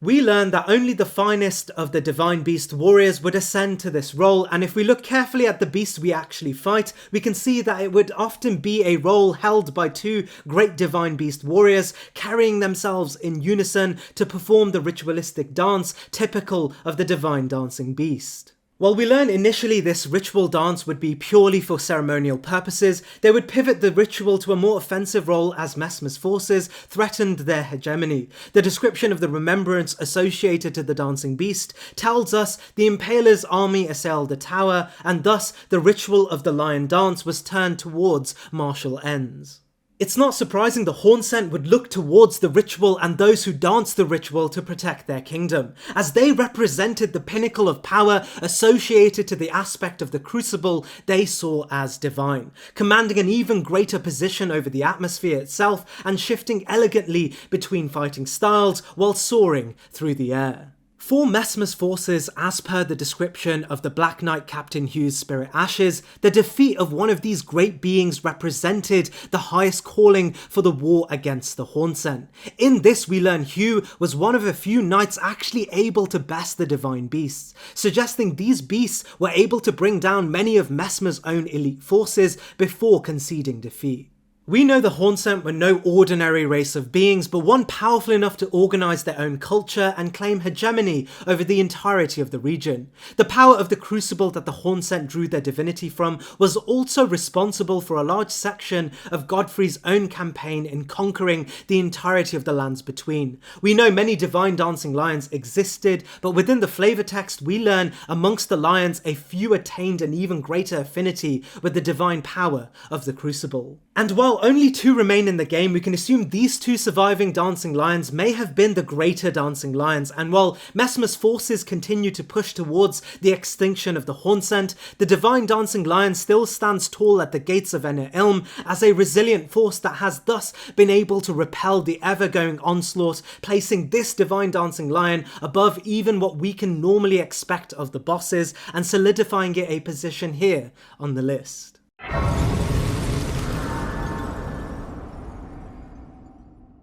Invoking the Carian royal tradition, Bold is not what you'd immediately assume to be a knightly figure, but as we learn with entries such as Adula, the Carian royal family did not discriminate the position as a Carian knight based on one's origins or form. The Carian knightly tradition is likely one of the most elite in the entirety of the lands between. Becoming a Carian knight was an incredibly difficult honour to be granted, so difficult in fact that we learned there were never more than 20 Carian knights in total, and their duties lay firmly with the preservation of the Carian royal family itself, the royal house associated with Rani and Rennala. The Carian royal family emerged from a divergence of ideology to the astrological Raya Lucarian Academy. The academy in the old days revered the stars and sought to gain knowledge from the study of the stars. However, the Carian royal family posited the moon bear a much greater importance. The split would culminate into a civil war between both factions, the Academy represented by the Cuckoo Knights. This battle was in no way balanced, however. The Carians, equipped with sorcery imitating conventional weaponry, would end up ahead, and Rennala, the presiding queen of Caria, would call the war to an end through diplomatic means and dazzling the Academy with her full moon sorcery. With the intention to unify the astrological factions, she took up the position of a headmistress at the Academy. Raya Lucaria conceded to her demands. Soon enough, the Golden Order, determined to maintain dominion over the entirety of the lands between, sent Radagon and his army to meet the now reunified Liurnia at a chance to win the territory. While a majority of this war lasted in a stalemate, eventually Radagon would meet Rennala on the battlefield, and a love would emerge amongst the two, bearing the Carian royal heirs. We learn Radagon would eventually leave Rennala seemingly out of nowhere, causing her to retreat into a depressive state and leaving open a power vacuum for the Cuckoo to rebel again. The Cuckoo armor set tells us they likely sought to move away from the Academy under Rennala's leadership due to her now withered state, and it's amidst this where we enter the picture and subsequently how we meet Bowles, the Carian Knight. In this, we can enter a Cuckoo Evergel holding Bowles, likely imprisoned by the Cuckoos during this ongoing tension. Bearing the attire and weaponry of the Carian royal family and a bona fide 1 of 20 knight, we face off against an aspect of Caria's power in the greater world. And as we learn that the Carian Knights were solely responsible at keeping at bay not only the power of the Golden Order, headed by none other than Radagon, but also the older civil war between Raya Lucaria and Caria, we can assume Bowles not only saw each war, but faced them to some degree of success, as he alongside a handful of other Carian Knights are the only ones left in the lands between. The description of the Carian Knight sword tells us, numbering fewer than 20, they were a match for even the champions of gold in battle. However, it's clear he was bested at the final stand against the Cuckoo, subsequently being trapped in an Everjail, while his remaining comrades, as we'll find later in the list, retained their prestigious posts protecting and serving the royal family. Utilising a great proficiency over Carian sorcery, the official crest of the 20 Knights of Caria, and the brutish power of a troll wrapped in the elegance of Caria,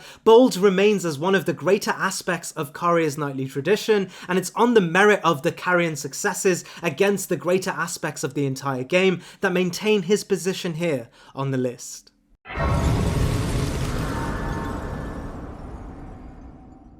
The magma worms are directly associated to the act of dragon communion. In order to commune with dragons, we learn one must first sacrifice the heart of a dragon at communal altars to enhance their own proximity to these prehistoric beings. The dragon communion seal tells us the sacrificial devouring of the heart gives power. The art of dragon communion itself was ushered into being after a battle between Bael the Dread and Dragonlord Placidusax, and after a mutually destructive battle, Placidusax swore to bring Bael's covenant of dragon traitors down. Incentivizing the struggle, Placidusax pushed a recruitment drive of Drake warriors to kill Bael's kin and even consume their hearts to invigorate themselves. The consummation of dragon hearts were the initial form of dragon communion before being refined by the existence of dragon communion altars that allowed those that partake to inherit the powers of dragon more intimately through this ritual. While it's true other dragons may have also taken Placidusax's call, we know even humans align themselves with Placidusax, either morally or for the attainment of dragon power,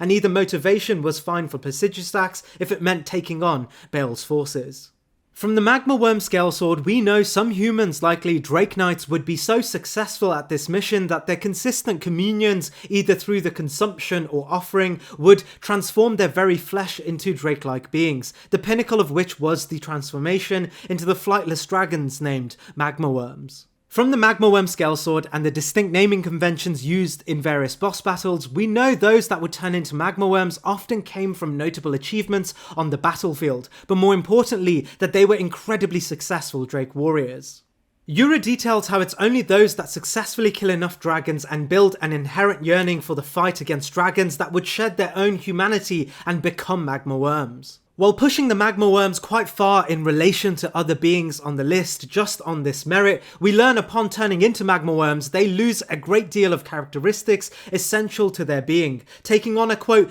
tortured form that is referred to as a curse outright,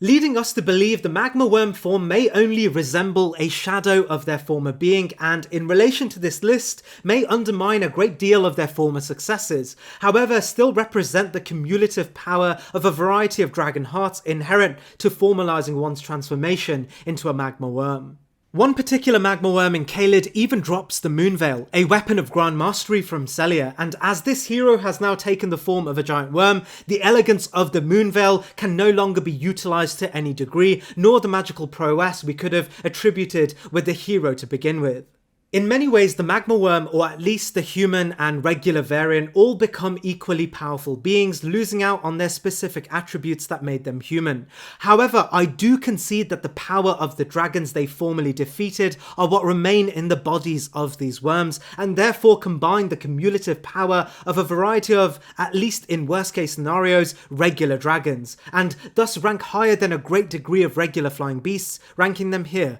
on the list.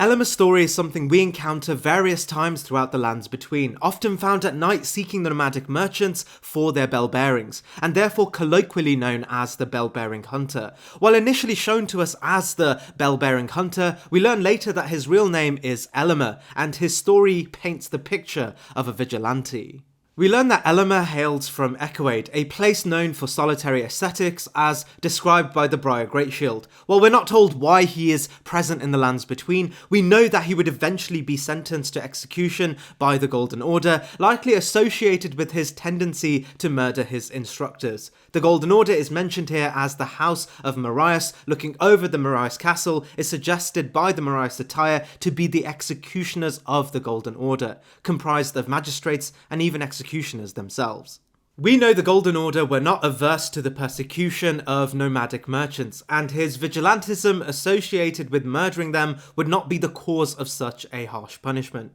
leading to the theory that it was his tendency to murder his instructors that may have The instructors in question could be anyone's guess, but assuming Echoade is mentioned and discipline described as Echoade's primary characteristic, it may be the execution of his own teachers. Sentenced to death, Elamir, as would many others, be sent to the Shaded Castle. Unfortunately for the House of Marius, Elamir was more than just a tough criminal. He was too an incredibly exemplary warrior. And for the first time in Marius narrative history, Elamir on the chopping block would skillfully steal the executioner's blade, murder the transgressors, and even assume dominion over the castle. The historical nature and the details of Elamir's actions suggest this may have been done during the reign of the Golden Order. And as we can meet Elamir at the height of the castle still sitting atop its throne, it appears even the Golden Order did not see it worth the task to undermine Elamir's actions. Elamir would carry on with his mission to slay nomadic merchants, and as this was his sole motivation, the Golden Order may have just agreed to let him be,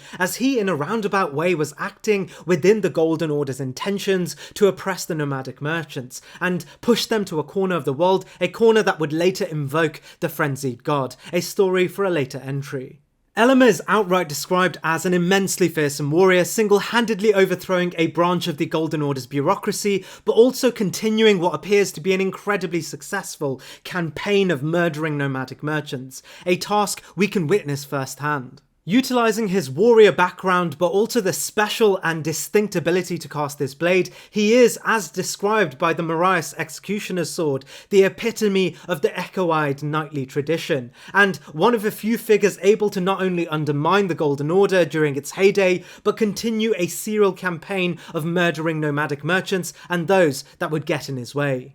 We are rarely told of rogue entities acting on their own and having such great influence they alone are able to undermine a great house of the Golden Order, but also doing so without severe repercussions. Elamir's sinister appearance is intentional, as he in many ways is one of Elden Ring's most prolific and feared serial killers.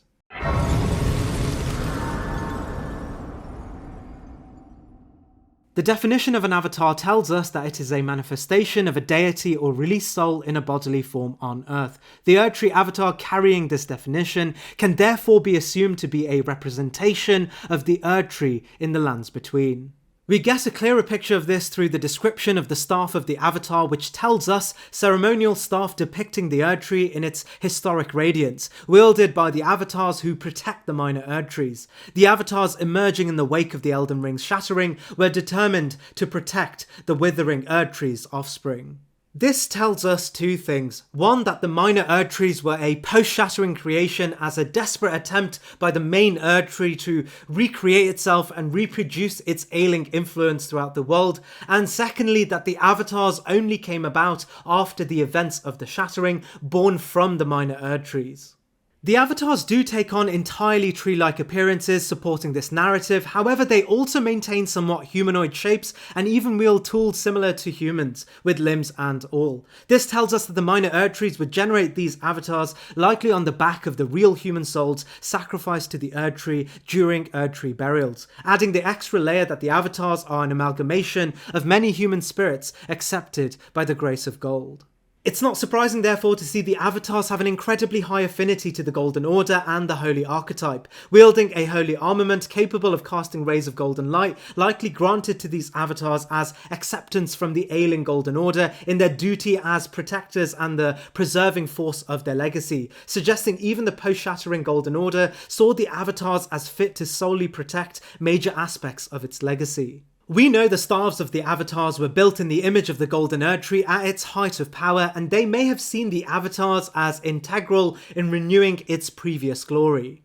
We know the Erdtree avatars are an incredibly resilient class of beings, and even the environmental difficulties of Scarlet Rot and Miquella's absent Haligtree would not deter them in protecting minor Erdtrees successfully. Most minor Erdtrees remain golden and untouched, and it's not surprising that a vast majority of these still have their avatar sitting protectively in front. The post-shattering world of Elden Ring may have had many rogue entities seeking to topple the vestiges of the Golden Order, and it's likely the erdtree avatars were challenged time and time again even before we meet them, and as they remain at their stations, we can assume they were successful at every stage. Considering they utilised the soul of thousands of humans sent to burial sites, it's not surprising they were powerful enough to repel such a plethora of threats, something even the lasting Golden Order bureaucracy had confidence in, as they would grant each avatar with a finely crafted staff of their own, imbued with the holy light of the Golden Order itself.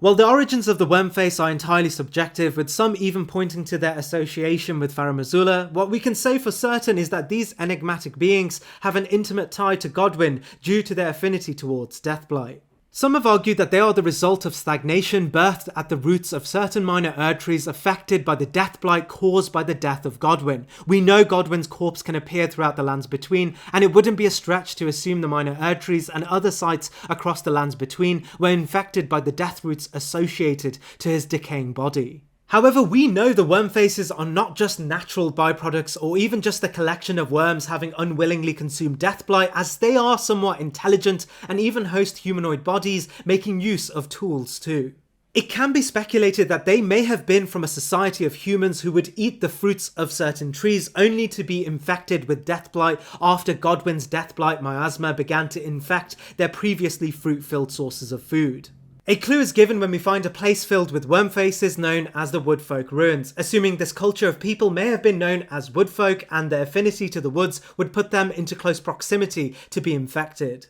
The Wormfaces themselves gather in groups, and it's clear they together did resemble a community of their own. The file name for the Wormfaces are referred to as Deirassin, which translates to uprooted, inferring the people of the woods were somehow led out of their homes by a disease that found itself to them, rather than the other way around. Once infected, it's clear the Wormfaces would become reliant on the consumption of blighted roots as sustenance, which leads us to the boss encounter with the large Wormface. Found at the foot of a minor erdtree, it peculiarly takes the position originally held by an erdtree avatar. We learn the Wormfaces can drop one of two items: sacrificial twigs, but more importantly golden excrement. As discussed, golden excrement is often associated with the consumption of those of grace, indicating that the Wormfaces became accustomed to consuming the dying corpses of their victims to further sustain their deathly form. This means the large Wormface we find near the minor erdtree, considering its size, may be the result of it having consumed the monstrous erdtree avatar,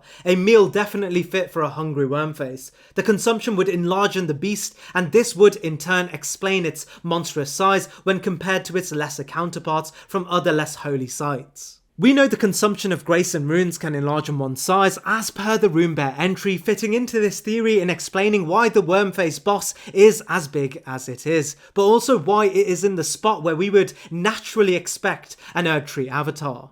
On this assumption, it's clear the Wormface boss is not just an ordinary Wormface, but one distinctly more powerful than an erdtree avatar. This, alongside the combination of Godwyn's Deathblight, but also the power of an erdtree avatar and free reign over the roots of a minor erdtree, distinctly place it above the erdtree avatar. But due to the speculative nature of this being and a lack of any descriptive text around their presence, are what solidify them a position here on the list.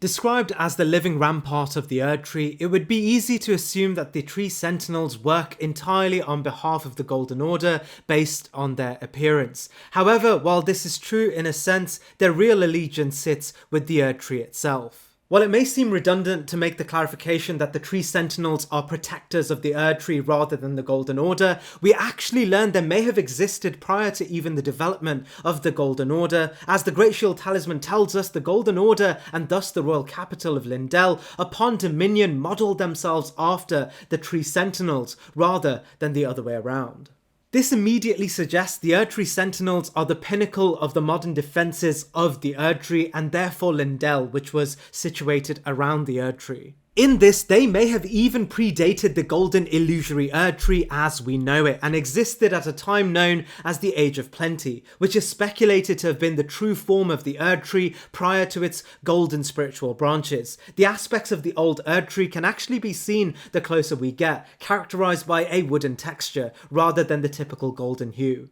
Interestingly, this wooden and natural texture is the exact aspect of the erdtree adorned by the sentinels on their helms, as well as the look of those born directly from the erdtree, of course these being the erdtree avatars and alterated tree spirits.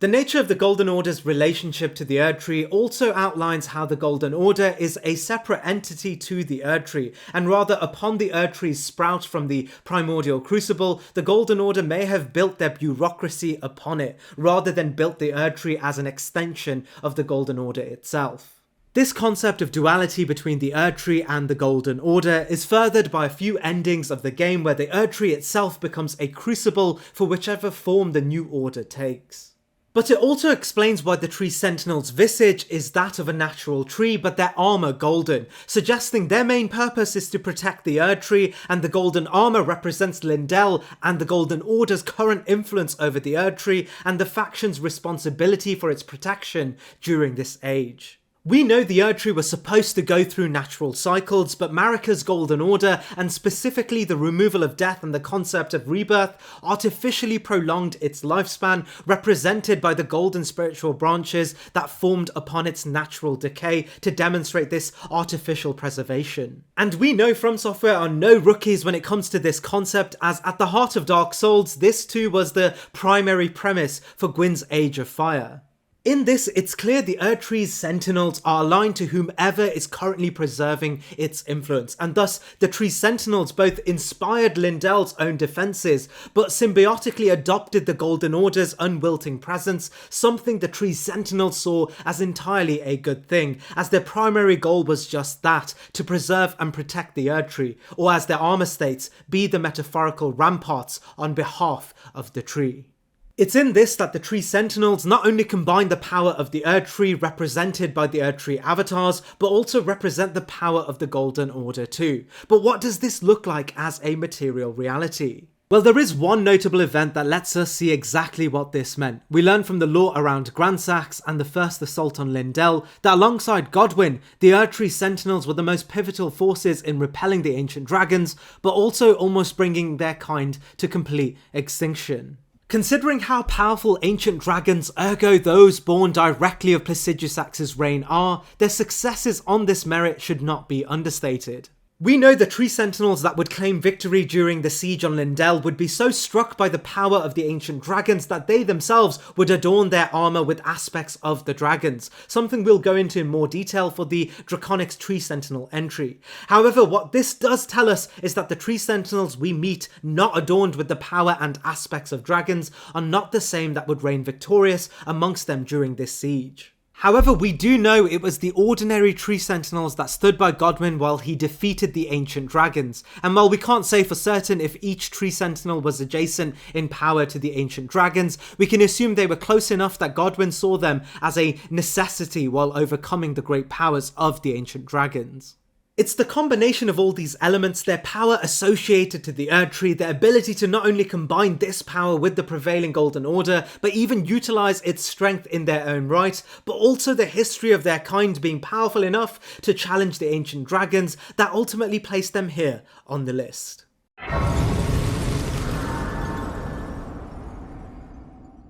Carrying the conversation directly from the Godskin Apostles, I won't bore you with the specific details around the Glowmite Queen and the lore around the Rune of Death and Black Flame. Instead, I implore you all to draw your attention back to the Godskin Apostle entry for all those looking to refresh your memory, as this builds directly from that entry itself. I'll skip over most of the crucial details and outline why the noble is greater than the apostle, while carrying the power over from the apostle as reasoning for a majority of its strength, as they are intrinsically linked. That being said, it's clear just by the naming conventions that the Godskin nobles are hierarchically at a much greater place than the apostles. But if naming conventions aren't enough for you, we learn directly from the item description of the Godskin Stitcher that the nobles possess skill unmatched by any lowborn. Despite their size, successive attacks from this weapon are swifter than the eye can follow. This not only draws our attention to rank, but also assumes the nobles were distinctly born much greater than those that would become apostles. Seemingly derogatory in its description, it draws our attention to the origins of the Godskins themselves. We learn from the description of the godskin swaddling cloth talisman that the godskin are not natural born in the common sense, rather seemingly born or even raised ritualistically to transform into their pale form we become accustomed to in the main game. It's in this the nobles may have had their own distinct ritual in relation to their birth that made them a greater aspect of the Glowmide Queen, and as per the description of the swaddling cloth, the death of the gods. It's assumed these nobles had a closer affinity to the Black Flame that held the material condition to bring down the gods via the Rune of Death, and in the absence of destined death, still retained a greater degree of strength associated to what remained of the Black Flame. This combines the notion that they not only held a greater combative style than their apostle counterparts, but also affinity to their true source of power, which was, of course, the Glowmide Queen and the Black Flame. In this, it's not surprising that we meet a godskin noble in Volcano Manor, as Rykard recruited only the greatest antithetical aspects to the Golden Age under his wing, which included a gifted aspect of the Rune of Death from Rani, and as the godskin noble is stationed near the ever so precious Serpent's Amnium and in the Church of Igle, related to the serpent that would characterise Rykard's ambitions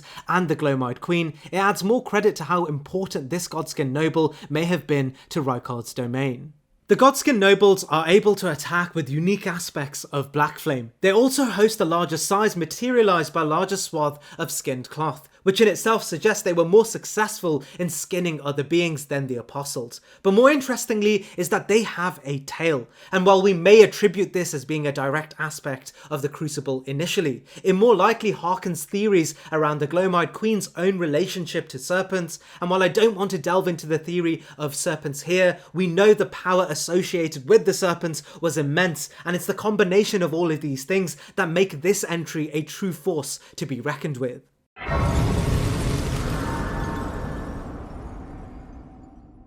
The Putrescent Knight is yet another key boss in the game that has little context surrounding its nature. We learn from its name that it's putrescent, and thus rotting. However, we learn this has little to do with the more common themes of rot already seen in the game, rather more so to do with the rotting bodies imbibed by the nectar of Saint Trina, a part of Miquella born from a discarded aspect of love. The area where we find the Putrescent Knight shows the extent of those who died in a state of eternal rest through Saint Trina, with a litany of coffins exuding the remnants of dead flesh down to Saint Trina's pit. While the bodies themselves are dead, we learn their afterlife is symbolised by a state of eternal rest, and thus their bodies eternal too. The aspect of all of these bodies would form into a conscious being known as the Putrescent Knight, vowing to maintain their eternal rest by protecting the vessel of their peace, Saint Trina herself. Curiously, the Putrescent Knight hosts the power of Ghostflame. As already mentioned, Ghostflame is the aspect of the twin birds originally used to burn the flesh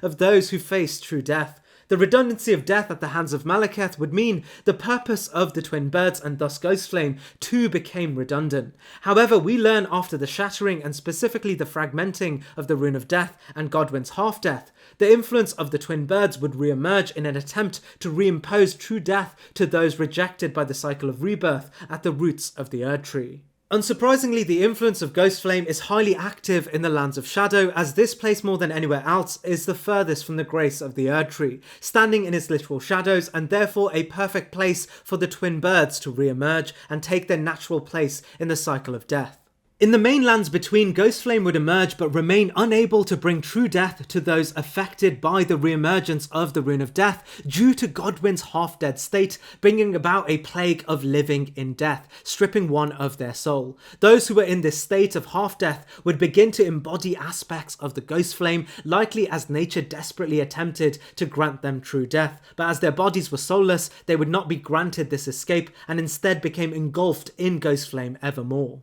In a similar fashion, we learn those imbibed of Saint Trina's essence would have their soul granted a place of eternal rest, and their bodies became soulless vessels of their previous form, and just as they had for those living in death, become engulfed in Ghostflame with no soul to burn. Interestingly, these bodies did not become mindless beings living in death, rather a joint amalgamation of flesh, vowing to preserve the state of their souls in eternal rest, indicating all those who imbibe Saint Trina's essence are given a favourable eternity and share a singular goal to preserve their souls by protecting Saint Trina. The putrescent knight is both the amalgamation of all those rotting vessels given an afterlife in eternal sleep, but also the joint singular will of all those transported souls looking to defend the one that granted this peace. This is exactly why the putrescent knight is wielding a blade of skeletons and has the ability to use ghost flame to fight us, a perversion of death much more favourable than the fate of those living in death in Godwyn's sphere of influence.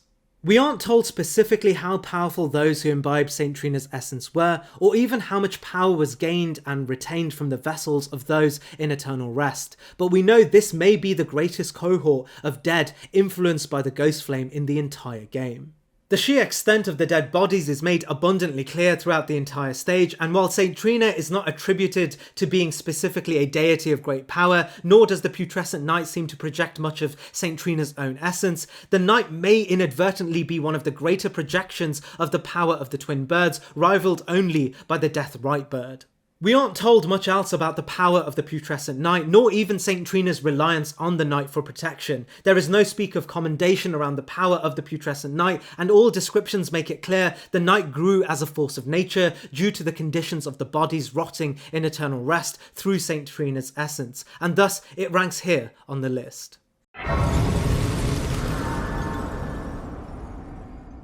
From dialogue and item descriptions, we learn the knight's cavalry were associated deeply with Margit, the alias for the great demigod Morgoth. In the lore of his campaign, Margit is told to be notoriously influential and the sole force maintaining the Golden Order in its post-shattering state. While the story of Margit and his campaign throughout the lands between is for later in this list, we learn behind him were a sect of elite knights named the Knights Cavalry. Margit led what is presumed to be one of the greatest campaign of the Golden Order after the events of the Shattering to retain its power throughout the lands between during a time of pure instability and power vacuums. We learn of various great defences led by Margit that not only fended off the Great Redan and the Redmanes, but also Godfroy and many other forces looking to undermine Lindell. From the description of the Knight Cavalry armour, we learn Margit was not just acting on his own, and it was specifically the Knights Cavalry that followed Margit's campaign, sowing back the Golden Order's influence throughout the lands between.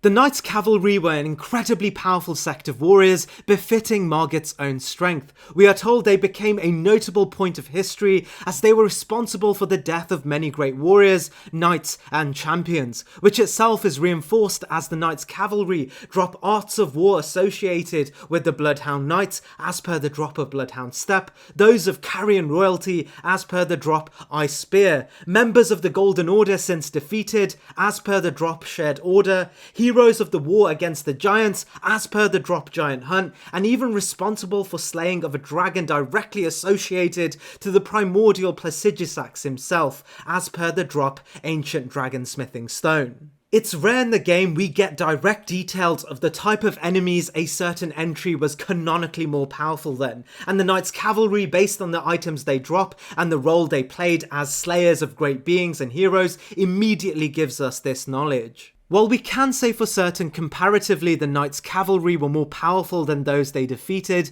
it would be incorrect to assume they did all of this as individuals. As it isn't a coincidence, the greatest achievement, which is the defeat of a primordial dragon, is interestingly dropped only by the duo encounter with the Knights Cavalry in the consecrated snowfields, as it's more likely they achieved this as a duo too, something further evidenced as the item only drops when both have been defeated. However, this does tell us, together, just 2 Knights Cavalry ranked above even the ancient dragons of Placidusax's reign. After a while, however, it appears the Knights Cavalry have disbanded as a unitary form and began working independently. Following the Night Sky, they continue to topple great champions, specifically the Tarnished looking to materialise their position in the coming age. When we defeat Margit, who in our time has settled as a bastion for Stormvale Castle, he reiterates an almost poetic line about the Knights Cavalry carrying vengeance for our act, striking again Margit's trust in his own company of knights. It's all of these combined that actually paint an easy picture to place the Knights Cavalry, even as independent warriors, this high on the list. A truly unique circumstance where comparative power is outright told to us.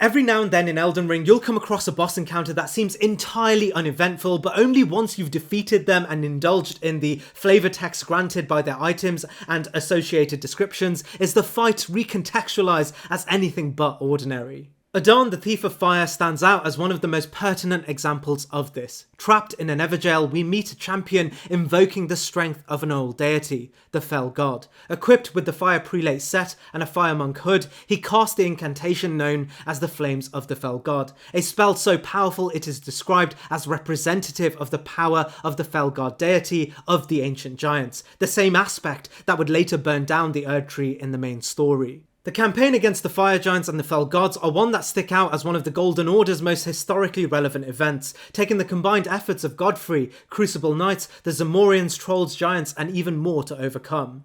We even learn the Fell God was such a prevalent force that even the Hornsent Society feared the fire at the heart of this being, as it could potentially threaten even the primordial crucible of life. Messmer used the face of the Fell God and the Fire Giants in his own campaign against the Hornsent to invoke this fear, and even the Furnace Golems were modelled from the Fell God as a machine of war. While the Fell God's status is never specifically elaborated on, we can assume it was lesser than the formless outer gods and celestial bodies, and the description of the one-eyed shield refers to Marika physically defeating the god in her campaign for the construction of her Golden Order. However, due to the inherent power of the Fell God, Marika upon victory would ensure the power of the Fell God, and subsequently the giants were continuously subdued, creating a bureaucracy of fire monks and prelate generals to watch over the remaining vestiges of the Fell God's power in the mountains. However, Adon, likely a prelate general of the Fire Monks, would steal this vestige for himself in the form of the flames of the Fell God, and his actions would eventually find him trapped in an Everjail, likely at the hands of the chief guardian, Arganthi. When we meet Adon, we don't just go face to face with a Fire Prelate General, we are also facing the direct stolen flames of the Fell God. And while Adon as an individual may have been little more than a Fire Prelate General, his possession of the flame powerful enough to char the impenetrable thorns of the erdtree raise his rank much higher than his peers. As the flames of the Fell God are kept a close-knit secret, we can assume Adon prior to his capture had already assumed a high-ranking position in the Coven of Fire Monks, and while we don't know if Adon had stolen the flame in secret or did so in a passionate display of mutiny, his ability to not only steal but command the spell too place him far beyond a large section of a lot of bosses already in this game, and a projection of power consistently positioned as the most prominent antithetical force even during the height of the Golden Order's power.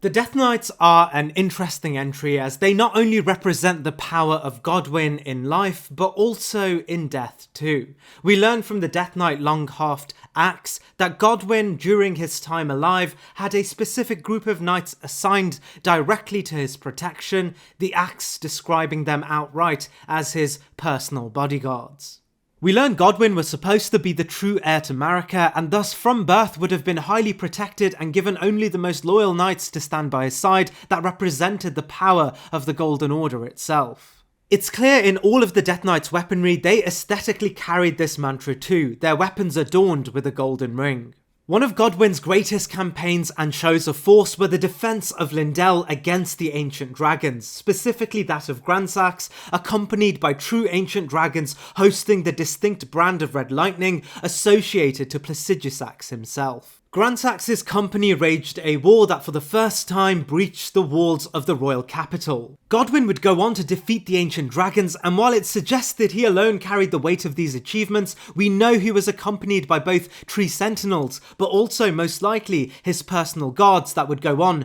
to become the Death Knights. We know this is the case as the victors associated to the defense against Gransax that survived would adopt draconic traits of their own. While we'll go into the details of this around the draconic tree sentinel soon, we can see this very adoption take place in the Death Knights too. Item descriptions of the weapons tell us these weapons of the Death Knights, just as they represented the power of the Golden Order with a ring, would go on to also be adorned with the aesthetics of lightning bolts associated to the ancient dragons. After the war, Godwyn would build a close affinity to lightning, even befriending 2 dragon siblings, one to look over Lindell and one to stand beside him. However, just as many things in the game, a great shift would happen one night during a successful plot to murder Godwyn, but only in soul. This of course relates to the events of the Black Knights and Rani's plot to sever her body from her soul and sever Godwyn's soul from his body, destroying Marika's heir and giving way to her to build a new age as a god of an age of stars. Godwyn's half-death would transform the lands between, spreading across its roots and bringing to fruition the concept of those who live in death, just as he has. Unsurprisingly, the personal bodyguards of Godwyn would themselves change alongside their lord, and just as they had once before, their armaments and tactics would evolve on the new conditions of Godwyn. Their weapons would decay as according to their descriptions, and they would rescind their positions as aligned to the erdtree to become aligned with a world that represented their lord's new form, the Age of the Duskborn. Their armour tells us these knights, once Godwyn's personal guard, quested to find their transfigured master's cadaver surrogate for the coming Age of the Duskborn. And it's in this state that we can find them in catacombs with Godwyn's rot present looking over the new Lord of Dusk, adorned with the power of ancient dragons and very likely aspects of the Rune of Death left in his eternal slumber through Deathroot. These knights were great to start with, being anointed with the task of guarding the heir himself, only to then potentially have fought alongside their lord against the ancient dragons, a once hegemonic power, and eventually finding themselves suffer the corruption of their lord, only to find power in this disease, a power they knew was sufficient to seek out a new age, one that showed their loyalty as second to none. However, unlike the Draconic Tree Sentinels, it isn't set in stone that they would have a large play in the war against the ancient dragons. Their armour isn't built from the very corpses of the ancient dragons, such as that of the Draconic Tree Sentinels, and there is room to believe they may have actually become Godwyn's personal guards after the events of the dragons, and were originally adorned with lightning and gold to begin with, as many of Lindell's post-Gransack's armoury would be, which is why they rank below their Tree Sentinel counterparts, however remain at the point where we meet them a culmination of some of the greatest powers in the game, with a mysterious past and origins prior to their appointment as personal bodyguards of Godwyn.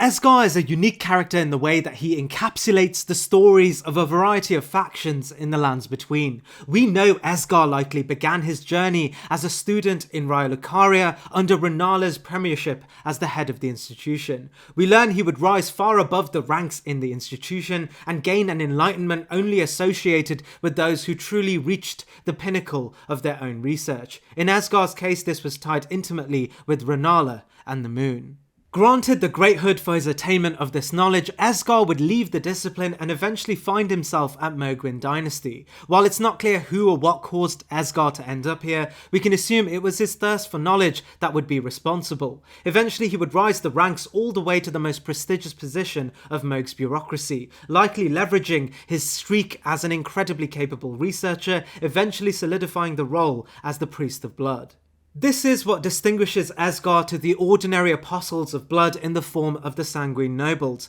as no other member of Mohgwyn's dynasty shares this title, suggesting it was reserved only for one, and in this case, this was Esgar. As we go toe-to-toe with Esgar, we learn why he alone stood as the Priest of Blood and Mohg's second in command, as he mirrored Mohg himself as a direct representative of the Formless Mother by utilising blood incantations described as granted by the Lord of Blood in the Bloodflame Talon's description, but more importantly the spell Swarm of Flies, which elaborates more that it was shed from the Lord of Blood's power, suggesting unlike every other noble in Mohgwyn's dynasty, Esgar personally shared the power of the Formless Mother with Mohg, suggesting the two sat directly in favour with the Formless Mother adjacent to one another, which would further explain why Mohg saw it necessary Esgar be granted the title Priest of Blood to canonise both his own position as the Lord of Blood with Esgar, and while a majority of Mohg's other subjects are of Mohg's dynasty, only Esgar and Mohg share the title of the Blood, and therefore the direct representatives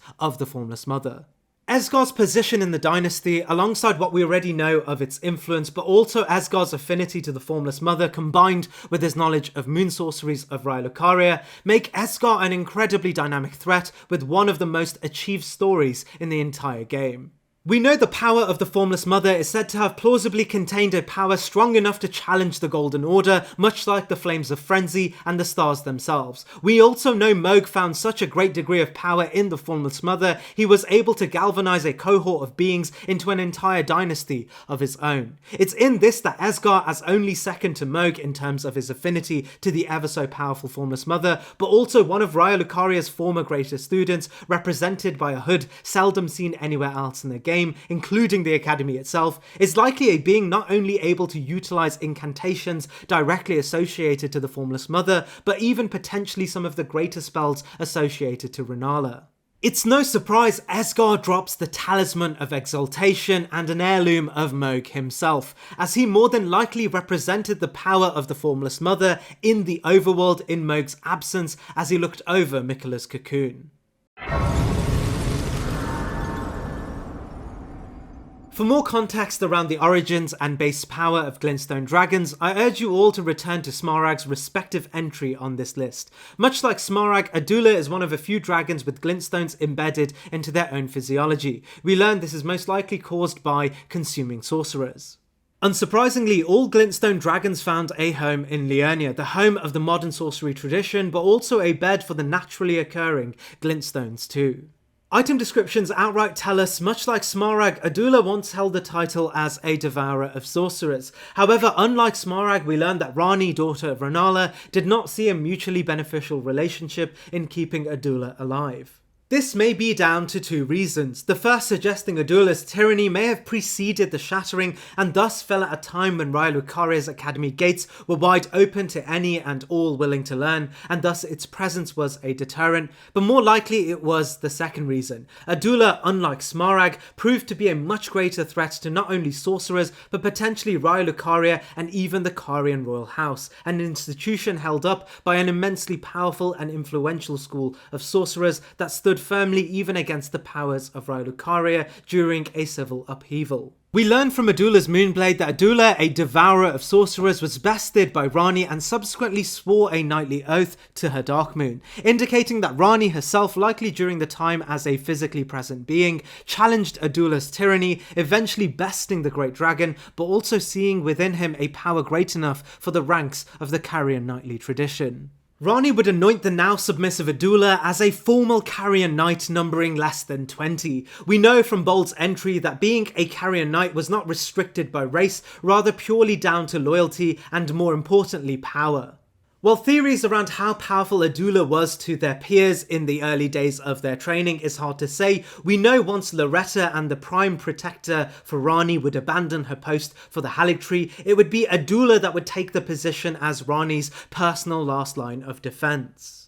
The Carian knightly tradition were bureaucratized around the protection of the Carian royal family, and we know it was the more powerful of the knights that found themselves closest to the royal family, thus placing Adula second only to Loretta in terms of power within this extremely powerful group of knights, so powerful that despite their numbers were able to single-handedly retain Carian influence in a region that had seen various mass conflicts. The most interesting aspect of Adula's power is that it appears to be quite different to what we come to expect of dragons, as this is potentially the only time in the game that a modern dragon would learn to use sorceries of their own. Adula's Moonblade suggests it was a sorcery of Adula herself, a personal spell that signifies not only her position in Caria, but her influence as an independent knight who was personally taught by Darkmoon Ranni. We know this is the case as the description of the sorcery reinforces this connection, but also the nature of the spell being an intelligence-based sorcery rather than a dragon incantation that utilizes arcane and faith.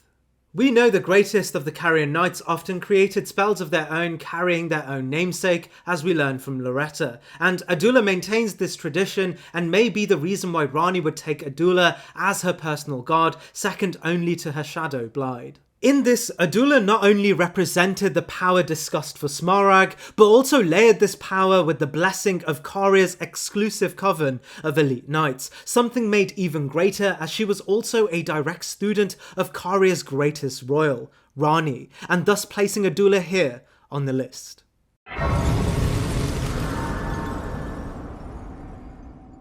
Cards on the table, the Abyssal Woods and the story of the Frenzied Flame are some of my favourite moments in any From Software game. Bringing to life the same feelings associated with Bloodborne's great eldritch horrors, the Frenzied Flame stands as not only the greatest threat in the game, but also one of the most prolific outer gods in the game too.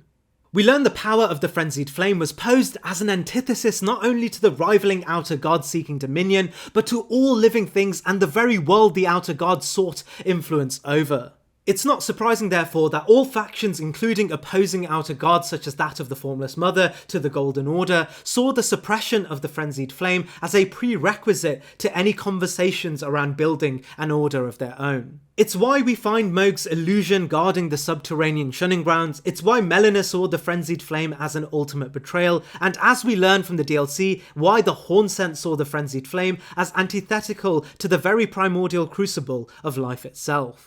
While the Abyssal Woods seem to come out of nowhere, it's alluded to that the grounds used to be a life-rich forest in its earlier days with architecture that echoed the holy spirals associated to the primordial crucible of life. However, we learn one day a sage accompanied by a maiden of his own would take on the role as the head of a manse at the heart of the Abyssal Woods to study. It's assumed these studies may have been associated to all kinds of discoveries. However, one day he would stumble upon the knowledge of a certain outer god. This, of course, was the outer god of frenzy. While we'll hold off for Midra and Nanaya's story for his respective entry, we learn the study of the Frenzied Flame would lead Midra down a irrecoverable path towards the madness of the Frenzied Flame, and Nanaya would beckon Midra towards becoming the living embodiment of the Frenzied Flame, and allured to destroy the very order of the world, leading to a heat death of the universe, bringing the world back to a primordial singularity. However, as this domain was still under the authority of the Hornsent, including the manse itself, they rightfully saw the effects of Midra's pursuit towards frenzy and its antithetical consequence to what their own deity, the primordial crucible, stood for.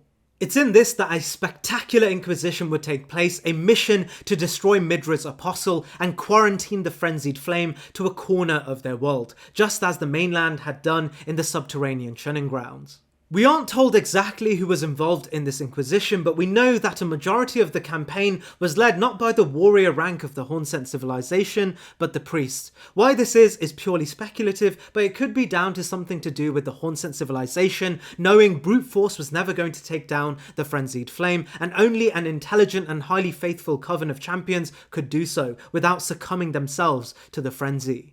At the heart of the Inquisition was Jory, his naming convention as the Elder Inquisitor, and the context that Midra's campaign was one that happened a very long time ago suggests Jory may have been the leader of this great Inquisition. We know Jory's Inquisition was entirely successful. Remnants of the Inquisition's executions, likely at the hand of Jory himself, are clear throughout the Abyssal Woods. Heads torn from bodies likely to stop the frenzy from bringing to life new denizens in the form of the aged Untouchables, a close reflection of the Frenzied Flame itself. We aren't told how dangerous the struggle between the Inquisition and Midra's apostles were, but it appears to have been a simple task for the great and powerful Jory. So simple, in fact, many would outright surrender themselves to the campaign and be tied down for execution just outside the manse. The building too was infiltrated by the Inquisitors and illusions built to further isolate the world from Midra. We know the Inquisitors may have been entirely knowledgeable about the conditions of creating a Lord of Frenzy and how Midra himself was too weak to become this on his own so long as he did not have to endure death, a concept we'll go into in more detail during Midra's entry. It's in this that the Inquisitors would build a great sword of damnation, a weapon to permanently subdue Midra by removing his spine and replacing it with a blade to preserve his life while simultaneously keeping him from becoming a true-to-form Lord of Frenzy. It's not hard to imagine Jory himself executing this ritual, the spirals reminiscent of Jory's own power. It's in the details of spirals that we learn about a majority of the power the Inquisitors and the clergy of the Crucible had. Spirals are rare spells we can obtain in the game, and while most of the spells contain flavor text around the duties of an inquisitor as judges and those who ask questions, the Spira spell associated mostly with Jory actually tells us these powers were channeled directly from the tower and thus the gates of divinity themselves. While we can't say the gates of divinity are the crucible, we know they were created from the body of Numen shamans as a holy ritual to the crucible, explaining the Hornsent civilization holding the gates as the height of their spirituality. Armed with the strength of the Hornsent's most sacred power, it's not surprising to see Jory was assigned to the incredibly sensitive task of defeating and quarantining the Abyssal Woods and the power of the Frenzied Flame, a flame that beckoned the end of the world. When we meet Jory, he remains a guardian to the Abyssal Woods, successfully carrying on his duty. His ability to call on the spirits of other priests may be the resurrection of those that died at the hands of this campaign, and Jory's one-of-a-kind closeness to the gates of divinity responsible for his ability to resurrect. Jory, despite his simple battle, may be the single most divine Hornsent priest left in Hornsent civilization, and his affinity to the gates of divinity are linked intimately with the power that Miquella himself would rely on to ascend to godhood beside Radahn, placing Jory quite high on the list.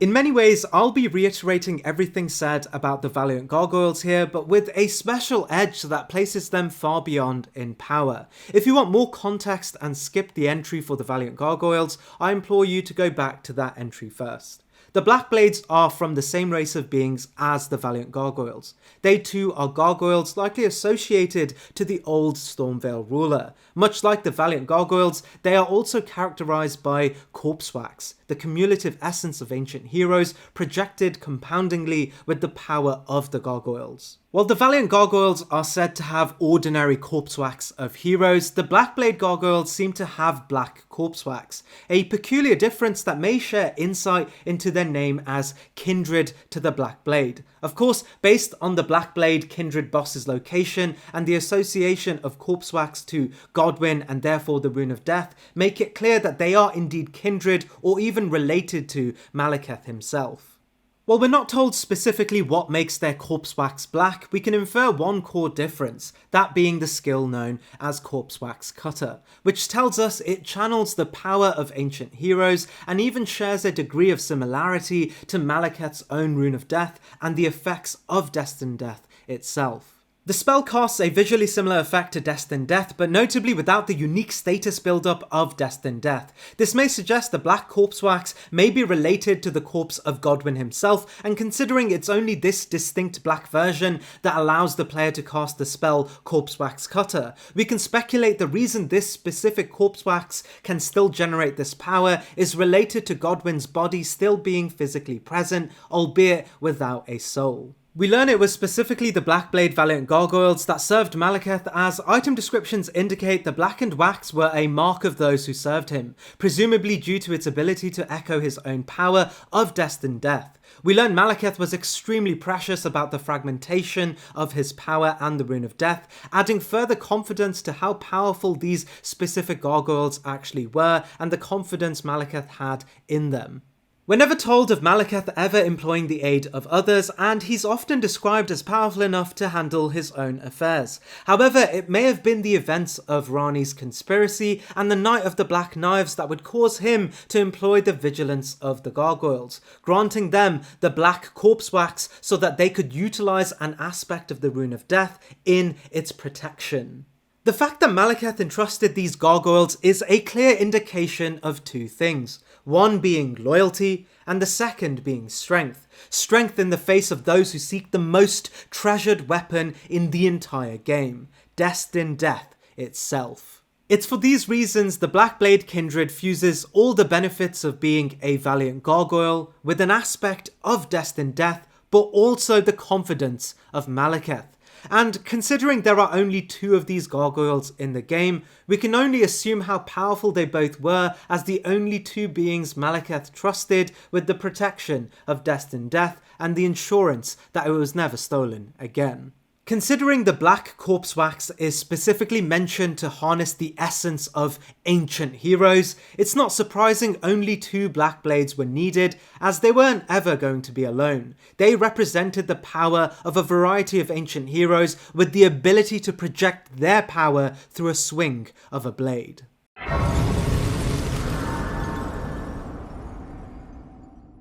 We learn from the entry for Borealis that the modern dragon's first domain in the lands between may have been the mountains. This of course would make sense, as the mountaintops would have been closest to the skyward Farum Azula and the natural closest area to their ancestors. We learn modern dragons born from Grail once ruled the mountaintops, claiming hegemony over the peaks. Their reign would go uncontested for the longest time. That was of course before the advent of the giants, led by the Fell God.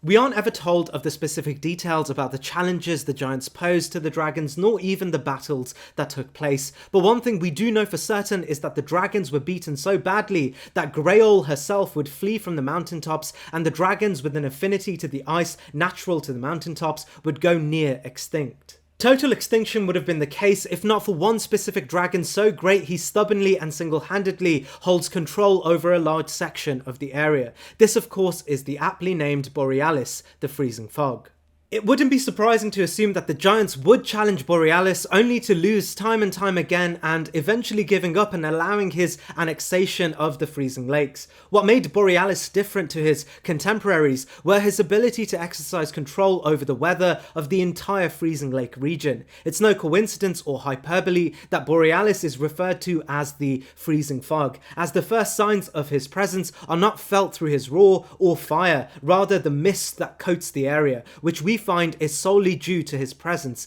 in the area. Much like a few of the other modern dragons on this list, Borealis too has an incantation that holds his namesake. The major difference being it's one of a few that carry the description of superior incantation. We also know Borealis was specifically greater than his contemporary dragons, as he drops 2 dragon hearts, whereas beings such as Xeeks and Agil only drop 1. Even in our own timeline, the Mountaintops of Giants is home to some of the greatest factions in the entire game, from Marika's Fire Prelates, the Giants' Descended Trolls, the Iron Golems, Zamorians, and even generally large fauna. Unlike Agil, who took advantage of a less significant and uninfluential landmass, the freezing lake sits right next to the last remaining fire giant, the sacred kiln of the Fell God, and the fire prelates of the Golden Order. And it wouldn't be a stretch to assume all these factions had a good reason to want the unpredictable nature of this dragon subdued, but much like the giants in their first campaign, could not justify the cost of such an endeavour. And it's for this reason that Borealis stands tall as the greatest of the modern dragons, and a relic of a time where modern dragons formerly ruled a part of the lands between, but also Borealis' comparatively exceptional power to even the dragons that ruled the mountaintops. It wouldn't be a surprise to learn that Borealis would have held a position as one of their great rulers during these times, and as we recall its power with its self-described superior incantation, we can reminisce on the power that solidified their first kingdom.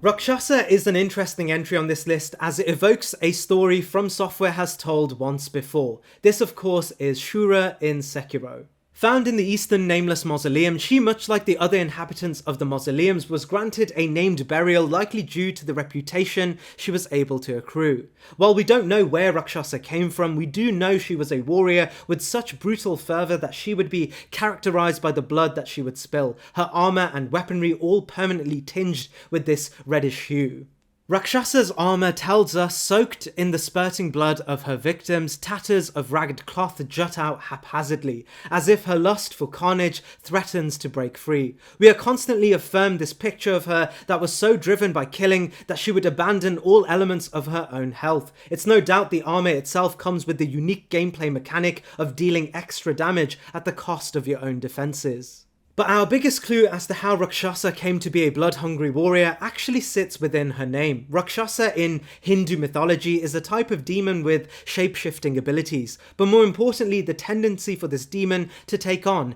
a woman's form. Of course, the evocation of demonic imagery lends itself perfectly to another of From Software's previous work, that of Sekiro, and the ability for one to be such a great and successful warrior that the karma inherited from all of their killing would eventually turn one into an unstoppable killing machine and a true-to-life demon. This theme isn't just a loose connection either. Rakshasa's armour tells us only those who repeat the cycle without rest can truly subvert the self and become Rakshasa, suggesting unlike the traditional mythology of Rakshasa originating as a demon turned woman, in this case Rakshasa may have once been a woman whose bloodlust would transform her into a demon. But demons in Elden Ring are entirely out of place, as there is no such place as the traditional duality of heaven and hell in Elden Ring, nor mention of an outer god of the traditional demonic aesthetic.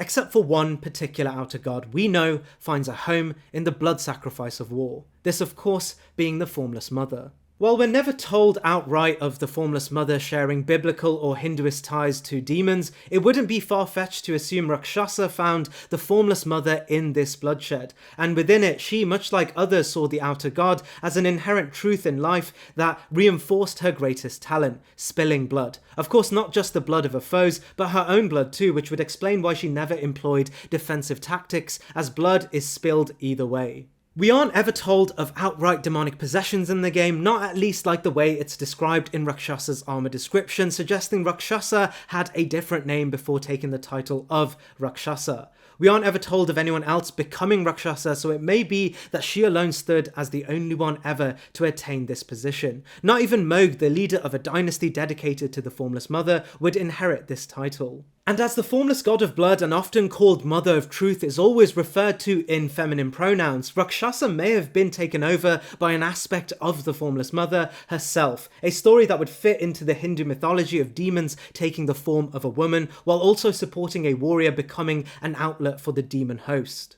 It's a wild theory, but thus far no one in the community has drawn these parallels, and I'm willing to die on this hill with what I hope is at least a sound theory for you all. It's in this I genuinely believe Rakshasa in her solitary life may have been the closest being to represent the Formless Mother, in the same sense that the Lord of Frenzy would represent the god of frenzied flame. And while the battle itself is lackluster with no aspects of blood magic, I attribute this to Rakshasa having been long past at this point, and her spirit representing only an aspect of her strength in her graceless life. I genuinely believe if Rakshasa was still alive, she may have been a remembrance boss on par with Midra, with a history of achievement much greater than even Midra up until the point that he takes the form of the Lord of Frenzy. Unfortunately, we don't meet Prime Rakshasa, and thus as the most powerful of the Mausoleum spirits lands here on the list.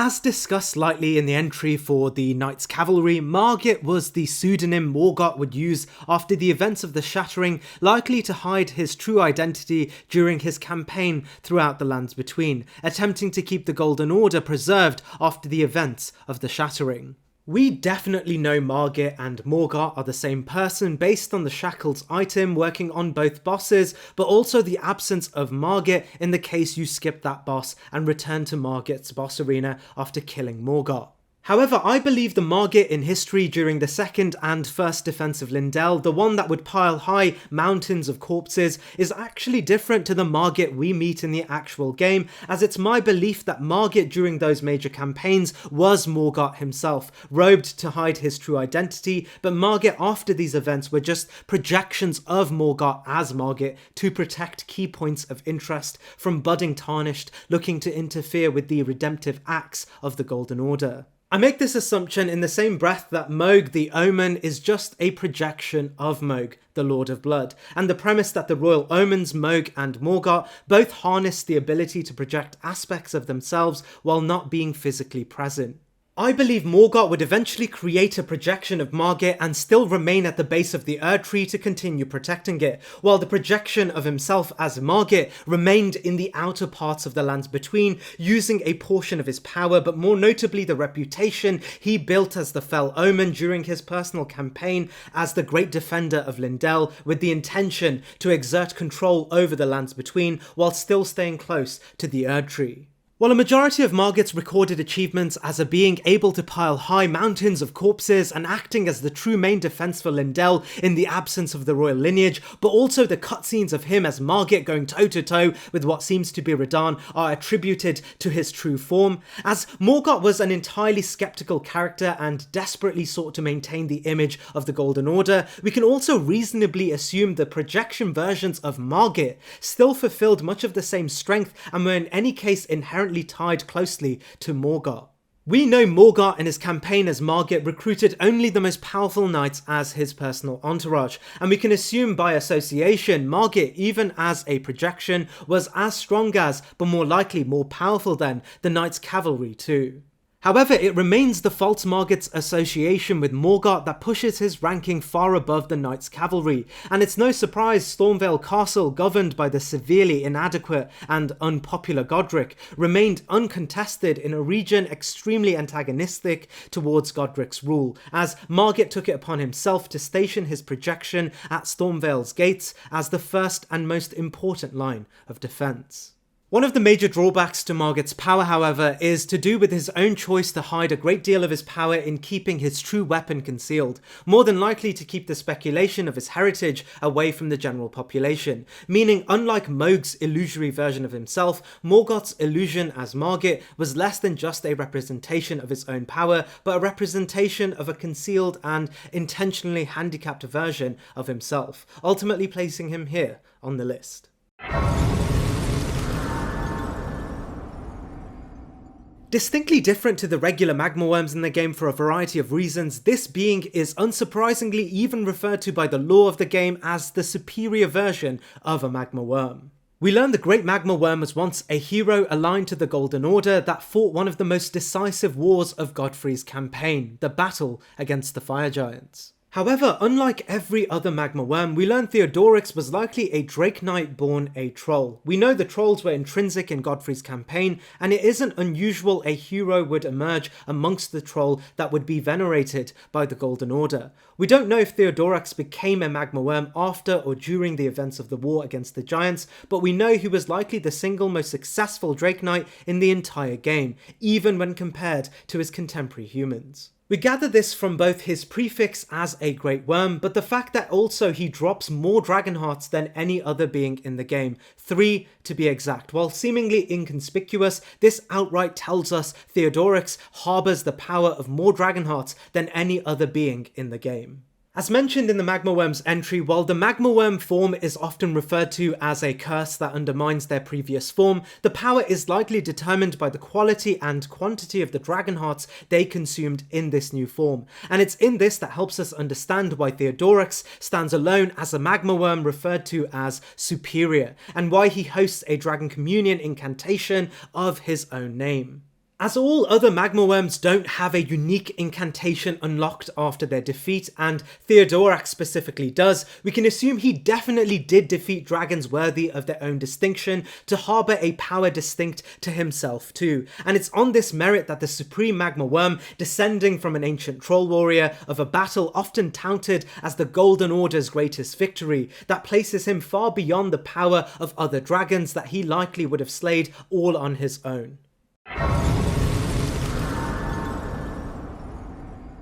As with other similar entries where we can fight a variety of the same type of enemy, I'll be lumping in all the different Crucible Knights in one place as they all come from the same tradition. The Crucible Knights are the sect of elite warriors that served under Godfrey during the early days of the Age of Plenty. We learn their name comes from the primitive form of the erdtree, the primordial crucible. While initially tied intimately with the Golden Order, Marika and Godfrey, we learn the Knights, due to their origins as from the Primordial Crucible, were shunned as an outdated representation of the now fully established Golden Order. Cut content assumes that the Knights were such an elite force that only 16 would take on this station. In assessing their strength, we therefore have to place them adjacent to Godfrey, who of course was the Elden Lord associated with Marika and the Golden Order's primary grasp on the monopoly of power in the lands between.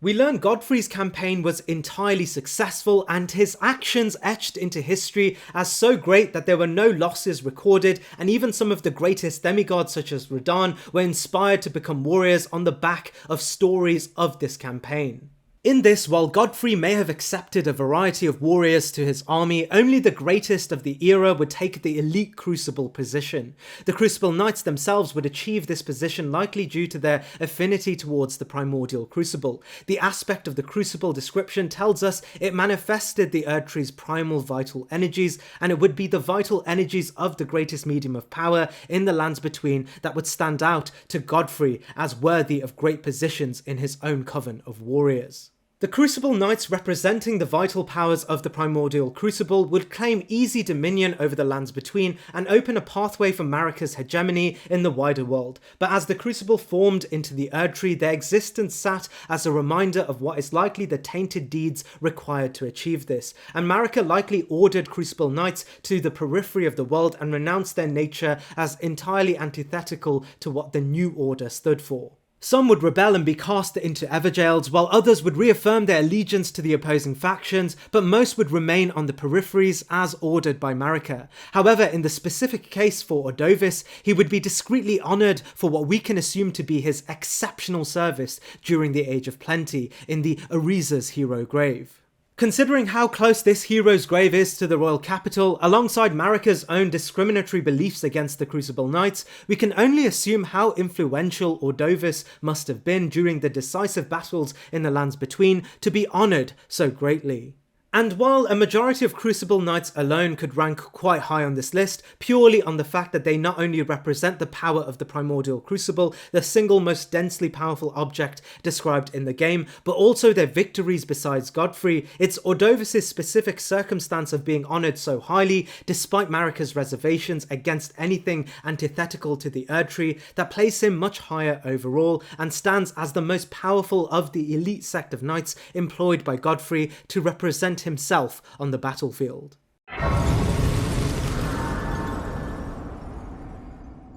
I'll warn you all, this entry is quite speculative, specifically around his origins. What we can say for certain is that Niall originated as a warrior during the Storm King's rule over Stormville. Following the Storm King's loss to Godfrey, he, much like his fellow comrades, were left in penal colonies to live out the rest of their lives in servitude to the Golden Order. It's likely Niall, much like O'Neill, served and even proved themselves to be mighty assets to the Golden Order, rising ranks far beyond what was initially expected of them. We know O'Neill would rise to the top of Melania's own army, assuming a position as a general of her army during its greatest war. However, Niall, though becoming a general, is inferred to have joined a very different deity's army. Context from item descriptions, the Eclipse Shotel, but also half of the Haligtree medallion paint a clear picture for us. The description of his armor states he once served a master now since long past, and while it would be easy to assume this master is the Storm King, we get even more convincing details as we explore Castle Sol. Within Castle Sol is an ancient artifact known as the Eclipse Shotel. It tells us storied sword and treasure of Castle Sol that depicts an eclipsed sun drained of colour, one of the legendary armaments, with its unique weapon art telling us set the lustreless sun ablaze with the Prince of Death's flames. In this we learn Castle Sol may have originally been Godwyn's own fortress, or at least associated with Godwyn during his time as the great demigod to succeed Marika. It was during Godwyn's time as the heir to the throne that Niall would act as a general to the forces present in Castle Sol, the veteran set distinctly describing Niall's tenure as long and hard fought, having to overcome a variety of battles. It would be Godwyn's death that would leave Niall masterless, and I speculate it's during this period that Niall would look to rebuild Castle Sol as his own dominion, offering his leg to Godric the Grafted in return for his former storm-ruled countrymen. He would build an army of his own, an army described by the veteran's prosthesis as one of no nation, but under Niall's command. But it appears, as is the case for many of those left astray in the lands between, he would eventually find solace in Miquella, and thus Melania too. But unlike O'Neill, he would task himself and his own forces to look over Castle Sol and defend the other half of the Haligtree medallion. In return, Miquella would build Niall a prosthetic limb to compensate for the one he lost, and thus explaining why Niall shares characteristics we only see in Melania's domain. It appears even his subjects too found solace in Miquella, as we can find ghosts in Castle Sol speaking highly of the Haligtree and the respite it can offer them. As all of Niall's knights are said to be banished or exiled and linked with the Storm King of Stormvale Castle, and thus graceless and punished, Miquella's Age of Kindness appealed heavily to both the subjects of Niall and also Niall too. It's clear Miquella's bureaucracy held Niall in very high regard, much like his adjacent Commander O'Neill, as he would be tasked with the protection of the Haligtree Medallion and the key to the sacred Haligtree itself, a place intentionally hidden as it hosted respite to those most oppressed by the Golden Order. Looking back too, it's unsurprising Miquella held this confidence in Niall, as Godwyn, whom was only second to Marika in terms of influence in the Golden Order, assigned Niall a general of one of his strategic domains in the consecrated snowfields. But what exactly were Niall's powers? Well, we learn he had an elite grasp of storm-based attacks, echoing the tremendous power of the Storm King. But we also know he adopted lightning. While this may be a curious addition, it adds further credit to his close relationship with Godwyn himself. As we learn, Godwyn, upon defeating the ancient dragons, made peace and built allyship with the ancient dragon Fortisax. We even know following the war, Godwyn's own forces would adopt draconic motifs into their own armoury, evidenced by the draconic tree sentinels. Niall also has the unique ability to summon spirits, and may be connected to Godwyn's new form as one that lives in death, and similar to Fina, can call upon spirits connected to Godwyn to battle alongside him. While the story is speculative, the objective reality of his power as drawing from these sources are objective, and thus regardless of what the actual story was, Niall stands as a dynamic and well-historied character in Elden Ring, trusted by Godwyn but also Miquella, and strong enough to not only command his own army, but hold his own against the heights of Godwyn's legacy in battle. He fuses elements of his history with Godwyn, aspects of his current form, and the legacy of the Storm King, representing the casting of ages and his resilience in withstanding it all, while also remaining relevant and influential no matter how much the world changed. The veteran armour says it best. This aging general could not die, nor did he have anywhere to fade away. We meet Leda in a sequence battle before we face Miquella and Radahn. However, I won't be ranking any other NPC outside of Leda from this fight, as most of them will be present in my NPC ranked video, making more sense in that context. However, as Leda and Dane, who is already ranked in his respective boss battle, are guaranteed in this battle, I think it's worth talking about Leda specifically, as she is quite important in the context of most bosses anyway. We learn Leda is one of the only remaining members of the Needle Knight sect. Aligned deeply with Miquella, we know Leda chose Miquella's path not in a charm, but upon her own veneration for the Lord, and the pinnacle of her story finds her standing between us and Miquella at the end of the game. We learn from Leda's armour that the Needle Knights were commissioned by Miquella as an elite group of knights to, quote, ward away all. It's very likely the naming convention for these knights tie closely to the purifying properties of Miquella's golden needles, the same tools used to stave off Scarlet Rot and even suppress the frenzied flame. We don't really get to see other Needle Knights, but the description of both the Needle Piercer and Leda's sword draws attention to these knights not only metaphorically being Miquella's needles to purify threats, but also hosting properties of Miquella's golden needles in themselves, able to conjure purifying needles in combat.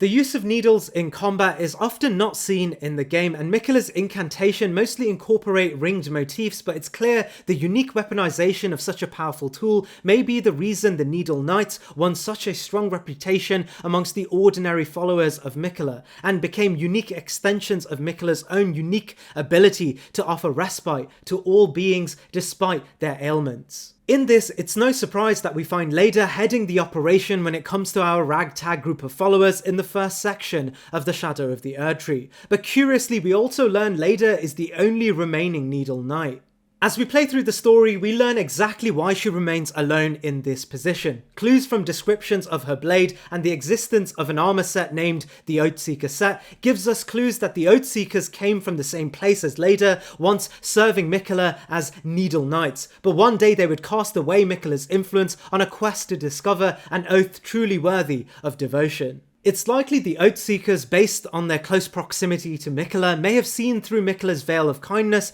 and the heart of Miquella's manipulation and charm, causing them to disrobe their cloaks and look to place their devotion elsewhere, something Leda would see as a grand betrayal, motivating her to kill each and every member for their apostasy. This of course is reinforced in her own item descriptions and dialogue, consistently bringing our attention to her fighting past, distrust of her comrades, and the smell of blood coating her weapons. Lada's sword tells us this blade still reeks with the stench of the crusted blood that lingers from the cull of her knightly comrades, and while we don't know how many other Needle Knights there were, we know Lada alone was able to murder all of them till only she remained. A testament of skill when assuming the power one must have to not only be associated to Miquella this closely, but also able to defeat others who were adjacent to her during their time serving the same lord. We aren't ever told of Miquella's bureaucracy when it came to his own sect of knights and nobles, but we do get context that Melania stood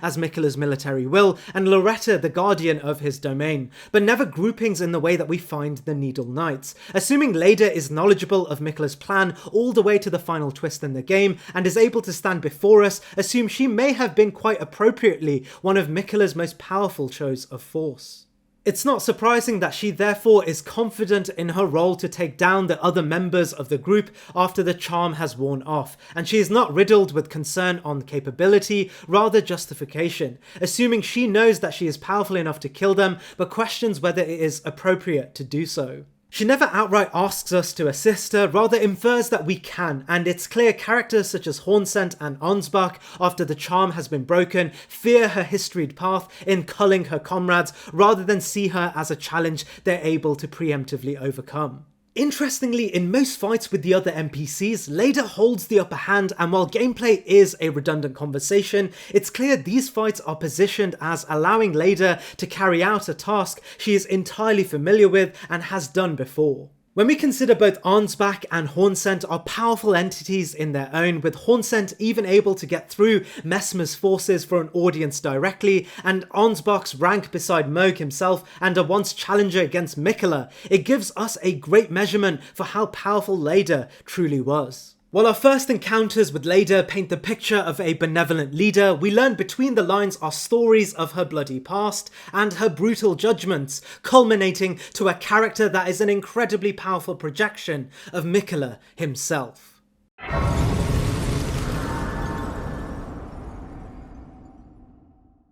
Mohg the Omen and the boss you face prior to gaining access to the subterranean shunning grounds, and therefore the Frenzied Flame and the Three Fingers, is an illusion. As we learn from Margit's lore, the Royal Omens had the distinct ability to project a version of themselves that carried their essential characteristics and strength.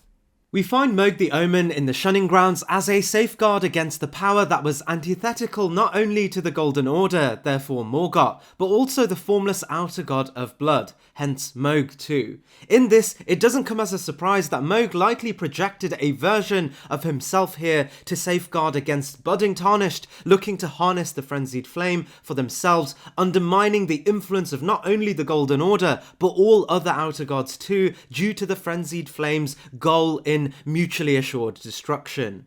A fun fact assuring us that Mohg the Omen is a direct illusion from Mohg himself comes from, interestingly, the music that's played here, which is distinctly the orchestral version of the true Mohg soundtrack and is named The Omen Illusion. To understand the strength of Mohg's illusion, we have to really look at Mohg's own story of power, which will be later in the list, but what we can say for certain here is that the Omen's ability to cast an illusion of themselves may have been weaker than their true selves, but were anything but weak relative to the rest of the world. We know Morgott as Margit was such a powerful being that he entrusted the illusion to lead a company of knights notoriously powerful for bringing an end to a large array of great heroes, and even in one case an ancient dragon associated with Placidusax himself, as per the entry for the Knights Cavalry. We know both Royal Omens are very similar to each other in strength, as their stories often play into each other as adjacent in ambition and adjacent in power, with caveats even suggesting Mohg was more powerful as he formalised his own dynasty and even embedded a crucial aspect of the Formless Mother's blood within himself, a story we'll delve into in more detail for his respective entry.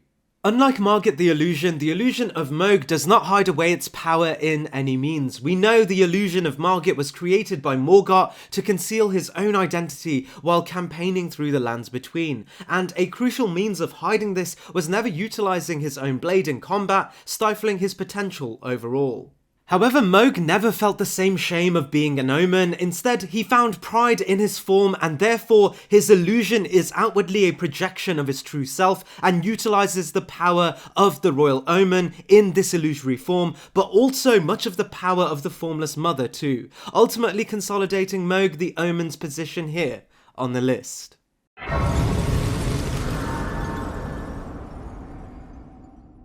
As our first entry on this list regarding a true-to-form ancient dragon, Sanisax is first introduced to us in the DLC area, the Jagged Peak. However, the story of the ancient dragons is one actually tied to the events that literally predate history. We know the first age of the Elden Ring was that of Placidusax's. Placidusax, consort to a god since gone and forgotten, commanded the order of the world with dragons at the very top. As mentioned in a previous entry, dragons in From Software games are often used to portray certain states of nature. They're often seen as immortal and representative of nature and time itself. While we know the Golden Incantations as the sole representation of godly power during the Golden Order's age under Marika, during Placidusax's age, this very power was represented by lightning, specifically red lightning, as indicated by the description of the ancient dragon's lightning spear, but also the context of how we learn it through the ancient dragon prayer book, with the word prayer assuming you must appeal to a greater force. Therefore, the dragons at the height of this age's bureaucracy had the closest affinity to that very red lightning, an art that seems further and further diluted as the ages go on. It's in this that the ancient dragons capable of red lightning may be inherently related to Placidusax himself, and thus it may stand to reason they were demigods of this era, representative of the power of Placidusax's reign. Sanisax himself seems typical of what we would expect of ancient dragons, as the spell it uses are generic ancient dragon lightning spells without any of his own namesake. While this may seem to lower his rank when compared to other dragons, the merit of the power associated to ancient dragons still keep it far beyond the mortal dragons of the main game. We learn from the Cragblade, the mortal dragons were comparatively paltry to their ancient ancestors, something evidenced by the attack on Lindell from the ancient dragons being referred to as the greatest threat ever faced by Lindell, breaching its walls for the first time. We also learn the hide of the ancient dragons was such great defensive features they became synonymous with their immortality, and the remnants of their scales still used today to reinforce weapons to the greatest quality. We even get further credit on the power of the ancient dragons in Lanisax and Vike's entry, where we learn the power of the ancient dragons held such a great influence that a Tarnished named Vike would be the closest Tarnished since the Shattering to come close to the Elden Throne. A direct quote from the Fingerprint Armor telling us no other Tarnished was closer to the throne of the Elden Lord than Vike. We also know Sanisax may have been one of a few dragons associated to Placidusax that would make it close enough to Bale's arena and challenging Bale on behalf of his lord, with the opposite assuming Sanisax may have betrayed Placidusax in favour of defending Bale at the gates of his arena. However, I'd go towards the former, as Sanisax still channels the red lightning associated to Placidusax's reign rather than the unique lightning channeled by Bale himself.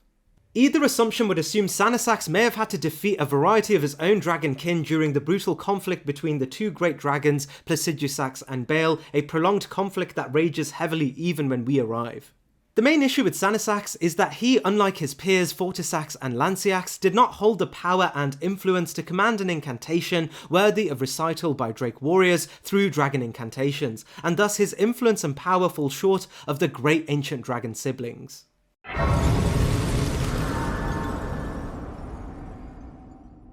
One of the more surprising entries from the DLC is the introduction to a From Software trend we feared was abandoned by the Elden Ring installment, the ability for humans to take on a humanoid dragon form. While in the main game we hear many stories of dragons such as Lanciax taking human forms, we get our first glimpse into the other side of the coin when we face the Ancient Dragon Man. While there isn't a whole lot of lore attached to the Ancient Dragon Man, we learn from the soul item dropped but also the description of the Dragon Heart that this particular Ancient Dragon Man was once a great Dragon Communion warrior. We know from the context of the DLC that the oldest form of Dragon Communion did not have one sacrifice dragon hearts at altars, instead Drake warriors would consume the flesh and hearts of the dragons that they had killed. Dragon Communion began as a rite bestowed upon all living beings with the idea of killing Bale and his ancient dragon traitors, incentivizing their destruction by granting draconic powers to all those who would succeed. We learn from the Dragon Hunter Great Katana dropped by the ancient dragon man that he specifically was once an arbiter for those indulging in this original form of dragon communion,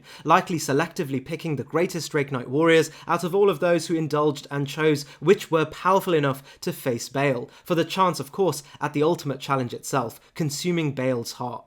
We also know from the context of the rock heart and his katana that he himself was too once a great dragon communion warrior, and had such great victories over not just ordinary dragons that we associate with modern day drakes, but victories over ancient dragons and the kin of Placidusax himself. His katana is evidently too cast with gravelstone scales, typical of what made ancient dragons distinct, their immortality. It's not surprising this weapon harbours anti-dragon effects, as it is made of the same material the scales were, and thus was one of a few materials able to stand against harming the dragons. While we know many great dragon hunters of the modern era, especially the wildly successful ones, would turn themselves into magma worms, the ancient dragon man's form is much more different, remaining bipedal and more humanoid.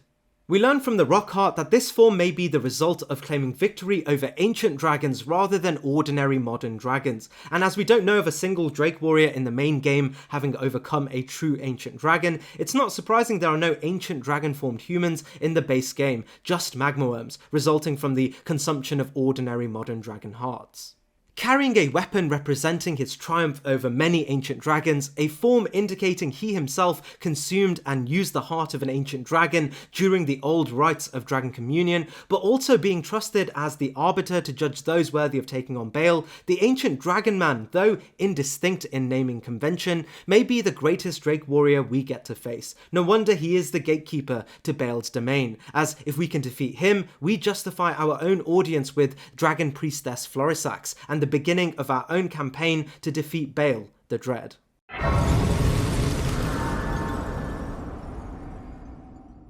For this entry, I want you all to dispatch what you already assume of Gideon's meme-worthy weakness in our own battle against him. Now with your mind reset, let's get into the actual details. So Gideon Ofnir, just from the introductory cutscenes, is clearly an incredibly important character in the game, as when the narrator refers to the Tarnished that are brought back to life, he exclaims Gideon's name and title with the most veracity. As we progress through the game and enter the Round Table Hold, we learn Gideon is positioned as the pseudo-head of operations at the Round Table Hold. While we're not told explicitly why or how he attained this position, we know his own sphere of influence is much greater than anyone else in the Round Table Hold.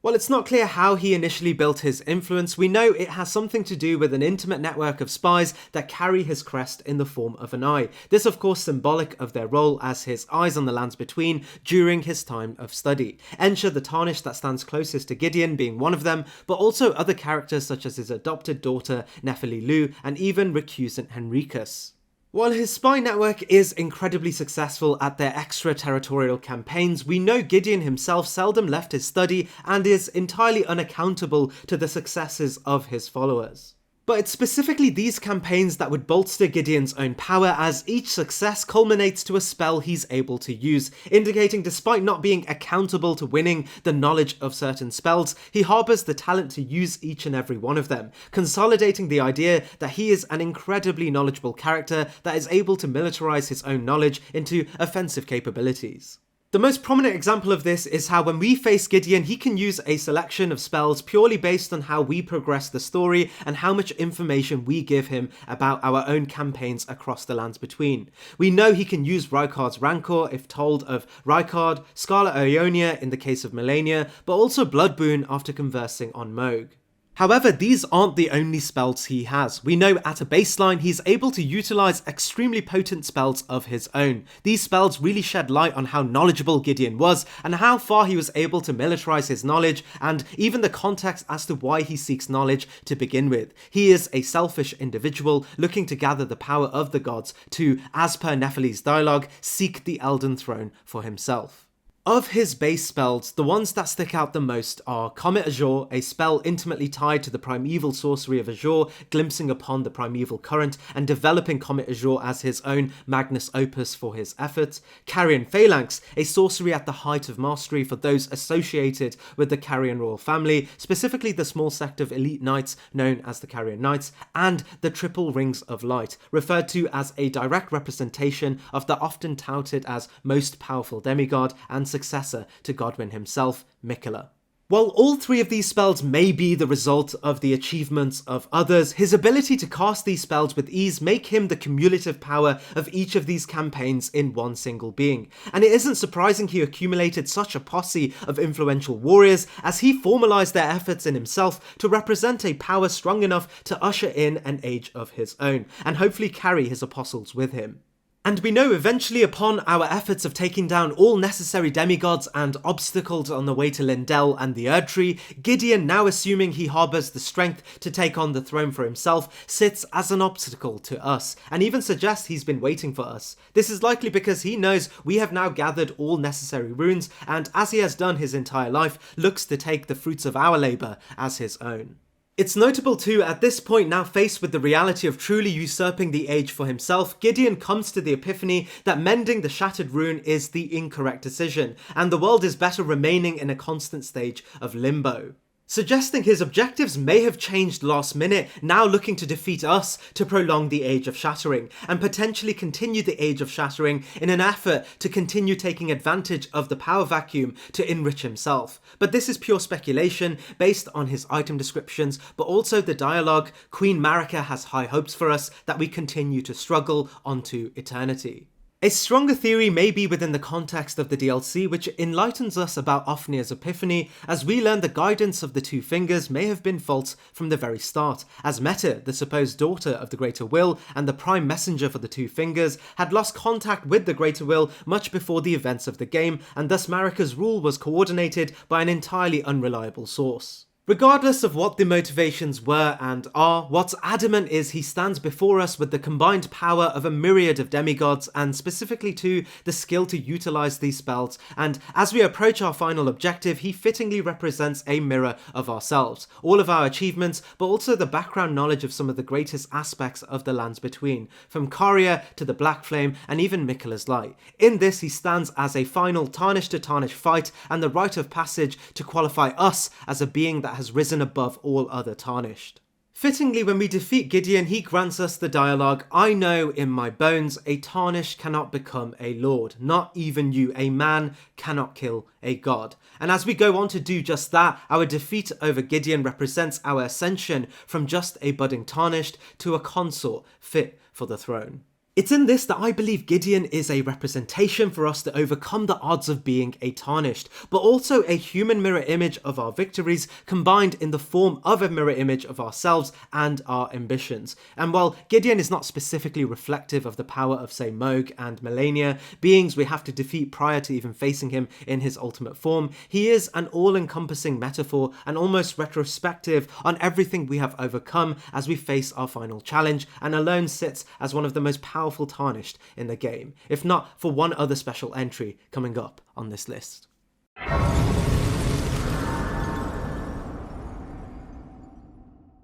This placement might shock a lot of you, but stick with me through to the end on this one. While the misbegotten boss archetype comes in two different forms, for this list we will be assessing the power of the clearly more powerful type, the Leonine Misbegottens, and one particular type called the Misbegotten Crusader, as the story of the Misbegottens as a totality tie intimately together. To understand the Misbegotten, we have to recap on the Crucible. In Elden Ring, we learn the primordial Crucible was a proto-version of the erdtree that harnessed the life forces of all things living. It's in this the Crucible was once heralded as divine, for it birthed all beings. These primordial beings had all assortments of organic indicators, from horns, knots, claws, etc. And it was this common point that different races of beings would diverge into separate evolutionary trees. We know the Crucible was crucial to the first period of Marika's rule, and it was the power of the Crucible that Godfrey channeled through the Crucible Knights to win decisive victories across the lands between. However, once Dominion was won, Marika would encourage the development of the Golden Erdtree and seek to refine the nature of her order, shunning all those that bear the bestial characteristics of the Crucible and branding any of whom who carry the Crucible's outdated traits, especially their horns, as unworthy of grace and omitted from the rights afforded to others. We know the Horns in particular may have been the most shunned due to Marika's own history with the Horn-sent civilization of the Lands of Shadow, and her entire campaign to undo the Crucible may have been inspired by this hatred. We learn the Misbegotten were a specific sect of beings born from aspects of the primordial crucible, not unlike omens. It's in this a campaign of oppression would lead the Misbegotten to a lifetime of slavery. While it's indicated the Misbegotten were punished for making contact with the crucible, evidenced by their horns, it's more likely this is just the way they were born, and the Golden Order's means of moralizing their actions as anything but inherently and unfairly oppressive, suggesting a sin is associated to how the Misbegotten became horned, rather than accepting this is just the way that they were born. We learn a majority of these Misbegotten were led to Morn Castle to fulfill a lifetime of servitude. The Misbegotten on their own had no choice but to serve. However, amongst their ranks were a specific type of Misbegotten, the Leonine, an elite warrior class with large red manes. I genuinely believe the Leonine Misbegotten, despite their wild appearance, may be the most comprehensively advanced warrior classes of beings in the entire game. This of course relates to the secret Leonine Misbegotten we can find in the Cave of the Forlorn, who wields an ever more legendary heirloom, arguably one fit for the hands of gods, the Golden Order Greatsword.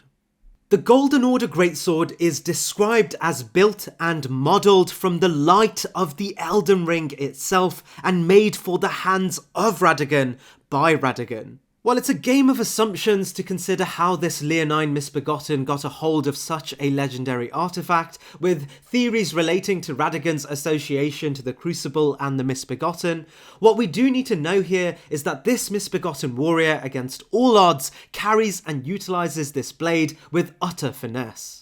I really want to make it clear that there is rarely ever such a circumstance that an artifact of this magnitude is held by humans, let alone an unnamed class of beings consistently referred to as victims. When we consider the Golden Order Greatsword is specifically described as utilising the pure light of the Elden Ring itself, a description seldom given for anything in the game, and then assume this Misbegotten's ability to not only use it successfully, fending off consistent threats to its own life for reasons associated to its race, but also adventurers seeking its blade, we are, in a weird way, at the end of this inconspicuous tunnel, facing a true aspect of the Elden Ring itself, an encounter reinforced by the sheer radiance of the weapon. You can't tell me the juxtaposition here between the dark tunnel and the elegance of the Elden Ring itself was not intentional to draw your eyes to the sheer gravity of the weapon we have come to face. A weapon, by the way, wielded by a more than capable being in utilising legendary armaments,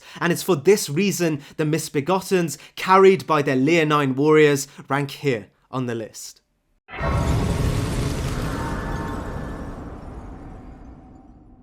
Loretta's story combines the story of the Albinaurics, but also that of the Carian royal family. Our first encounter with Loretta is what appears to be a phantom of herself guarding the path to Rani. In this, it's more than likely Loretta herself was a great champion of the exclusive Carian Knights. There's indication too, based on her proximity to Rani, that her station within the Carian knightly tradition was much greater than even her contemporary colleagues. This assumption is made as we learn the greatest of the sect of knights fell closer to the royalty they were bound to protect, and as the Carian knightly tradition was birthed as a protective cohort of knights assigned to the royal family, the proximity to royals indicate rank. Alongside being a Carian knight, she too would develop sorceries of her own, sorceries so powerful they would take on her namesake and be formalised within Caria itself. This of course was the spell known as Loretta's Greatbow, described as a magic sorcery, favoured and developed by Loretta. We learn she would further develop this spell into what is later known as Loretta's Mastery, described as developed by Loretta after her long bloody journey to seek out a palace where the Albinaurics could live in peace, carrying with it the context that she became such a profound renowned spellcaster, she not only honed her own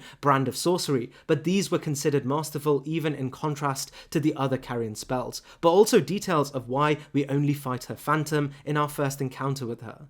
Through this description, we can assume she was entirely empathetic to the Albinaurics, something the Carrions weren't really known for. From the environmental cues of only ever seeing Loretta on horseback, seemingly having weakened legs, and her shield representing a drop of dew, we know she herself was an Albinauric, and thus felt duty to her own race so often discriminated against. Loretta, bound by duty but also moral responsibility, hit a crossroads. Does she continue her role as a protective carrion knight for the family that had granted her great opportunities, or fight to build a world kinder to her own race? We know Loretta would eventually come up with her own solution to this conundrum by replicating an aspect of herself on the royal grounds up to Rani's Rise, while embarking on a bloody journey to seek out a place where the Albinaurics could live in peace, eventually finding this place in Miquella's Haligtree and the prospects of a Miquellian rule characterised by kindness. This bloody journey likely saw Loretta alone, casting through the lands between and the liturgical town through all of its tribulations and towards the Haligtree. Her actions so great, even a cohort of other inspired Albinaurics in the form of the Albinauric archers would take on her tradition of bowmanship atop a beast. While the details of Loretta's relationship with Miquella, Malenia, and other living representatives of the Haligtree are not detailed in the story, we know Loretta rose to a position and the title of Knight of the Haligtree, a title likely granted by Malenia herself based on the weapon description referring to unalloyed gold. We even know Loretta would be placed as the first line of defense against those seeking Elphael, Brace of the Haligtree, and Malenia's own station within. Loretta and Malenia are the only two formal bosses present here, further adding a huge commendation to Loretta's strength as worthy of even Malenia's confidence. Unsurprising, as Loretta had already achieved a similarly great status within the Carrion royal family. And it's within the combination of rising the heights of Carrier, developing her own masterful sorcery, inspiring other Albinaurics, and even winning the confidence of the greatest swordswoman in the entire game, while successfully defending Elphael from the very many entities in opposition to Miquella and Malenia, that placed Loretta, master of the bow and founder of a distinct mode of sorcery, here on the list.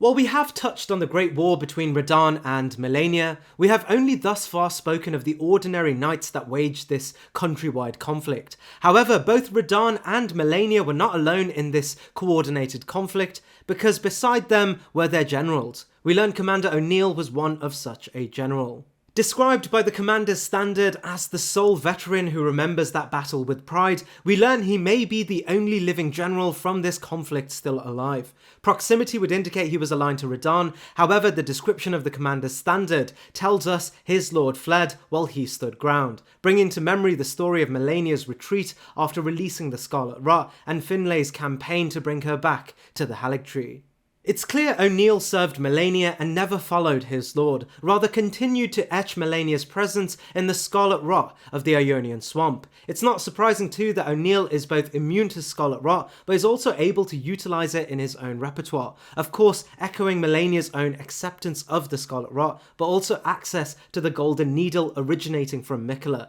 who of course was associated deeply with the motivations around Malenia's own siege on Redmane. O'Neill's station is littered with what appear to be aimless Cleanrot Knights, and if you remember from the entry of the Cleanrot Knights, they were referred to as the most capable elite sect of knights in the contemporary lands between. And as we learn, O'Neill was not just an ordinary Cleanrot Knight, but one that was a general, commanding an army that pushed Radahn's own forces back to Redmane Castle. We're also told O'Neill stands as the sole veteran who still looks fondly on the battle that took place, suggesting two things. One, that he may be the only surviving general from this war, but also he may have stood tall in victory throughout the entire conflict, and on its premature end through Malenia's choice to unleash the Scarlet Rot, he chose to stay, making O'Neill one of the greatest living combatants of this conflict aside from Malenia, Radahn and Finlay. Similar to Niall, it's likely O'Neill comes from Stormvale, once too a great warrior from during the Storm King's rule. We learn he has a deep association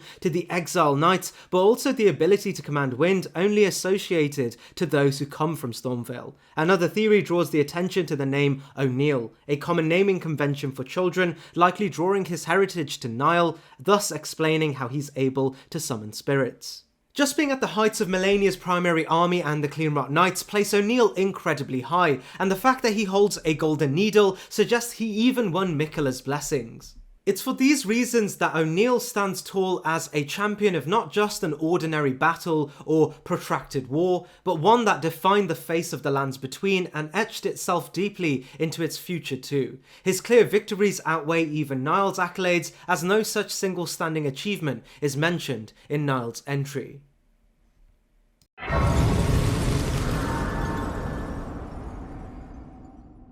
Through our journey from the church we begin at to the Elden Throne, we learn the path we are on is not entirely unique. We are one of many tarnished returning to the Lands Between after our banishment as unworthy of the Golden Order's grace. The path we take seems well traversed and the conventions are clear. We are tarnished to be accompanied by a maiden to realise their potential as a worthy consort to a new unified order. While we aren't told how many have come before us, we know not many have had the success the Tarnished are prophesied to achieve. However, if you pay attention to the smaller pockets of lore, you will learn that there was once a Tarnished just like us who, according to the game itself, came closest to the throne of the Elden Lord. However, the story of Vike's life begins much before the events of the Shattering, taking us all the way back to the establishment of the Order itself. While the timelines are muddy, it's assumed that Vike, likely before the Shattering, had made a name for himself as a great knight under the authority and commendation of the ancient dragon Lansseax. Showing potential, Lansseax would teach Vike of her own brand of unique incantations,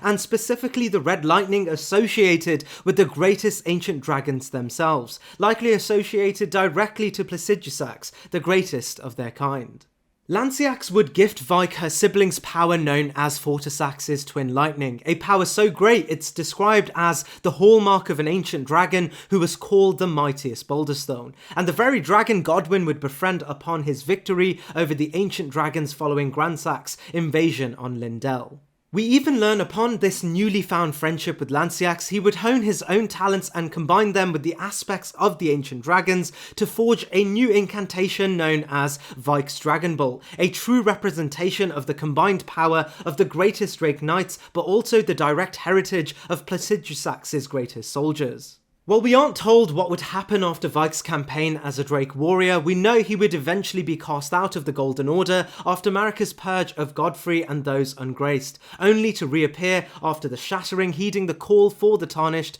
to return order to the world. Vike, already brandishing power much greater than most other Tarnished, bulldozed his way through the Lands Between and even ended up in the Round Table hold, only to be heralded as the Knight of the Round Table, but also the most likely contender to take on the Elden Throne. While we're not told Vike would follow convention and defeat the Shardbearers, we know he would find his way straight to Lindell, taking on a variety of challenges we ourselves may have had to, and even potentially taking on challenges we don't have to, as he came before us and may have dispatched them before we even enter the Lands Between. With everything pointing to Vike taking on the throne, and even item descriptions consistently telling us he had the fortitude to do so, he would all of a sudden vanish, and we can trace his footsteps down to the sinister depths of the subterranean shunning grounds, indicating he took on Mohg's illusion too. In the shunning grounds, he would, just as we can, come face to face with the Three Fingers, allured to the yellow flames of frenzy and the power that sat within their grasp.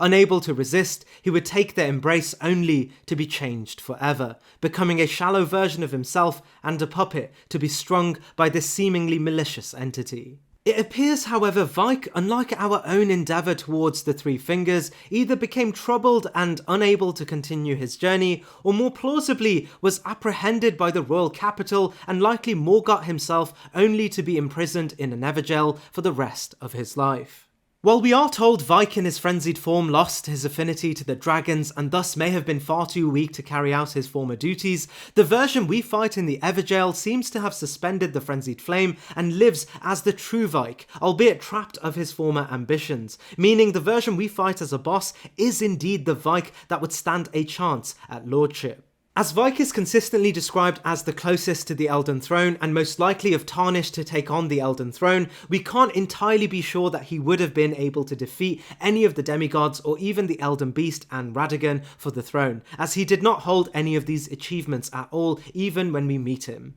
However, the power of the ancient dragons and even the individual power so great he was able to recreate the power of the ancient dragons in his own style and winning the commendation of Lanciax not seen anywhere else in the game, but also his ability to have gotten this close to the Elden Throne do in fact add an air of credibility to the claim he may have conquered the same enemies we would have, but his inability to maintain the frenzied flame show a lack of mental fortitude we would characterize as someone of those achievements, with the caveat that he may have incorrectly embraced the three fingers with his armor on and thus became a failed Lord of Frenzy. With no material defeat over the demigods and suggestion that he was undercut by Morgott, albeit in his frenzied form, Vike the Round Table Knight, the greatest of the Drake Knights with achievements greater than some true to form ancient dragons, ranks here on the list.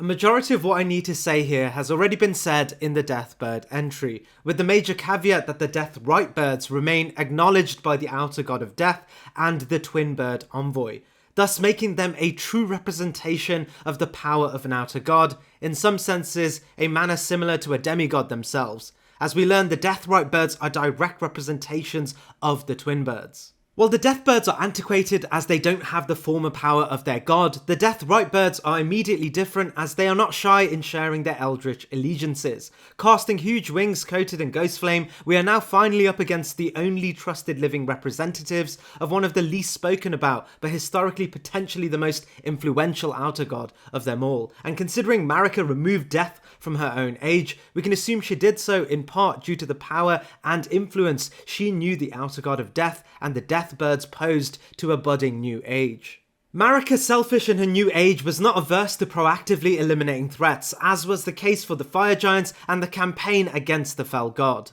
As we learn of the power Ghost Flame truly held, it's not surprising that she herself wanted to command the power of the afterlife through her own death rite ritual, a perversion of nature that saw the dead reabsorbed into the age to forevermore serve under her unending reign. The Deathrite Birds demonstrate the power of death and the afterlife, as when we come face to face with a Deathrite Bird, alongside their use of Ghost Flame, a power so great it shepherded the dead to the afterlife, we can also witness within their wings a plethora of the dead, giving us insight into what this afterlife looked like, one that had the dead serving the outer god of death. As in the wings we can witness humanoid spirits holding ritual spears associated with the god, and unsurprisingly as the Twin Birds' chosen representative, few and far between, the Deathrite Birds can too command the dead to cast spears in unison. It's rare that we ever see such a strong display of a representative of a god using the god's respective power with such ease. This is usually reserved for demigods, and thus the Deathrite Birds may represent a similar role. While we don't know how powerful Ghost Flame is in comparison to its adjacent projections of power,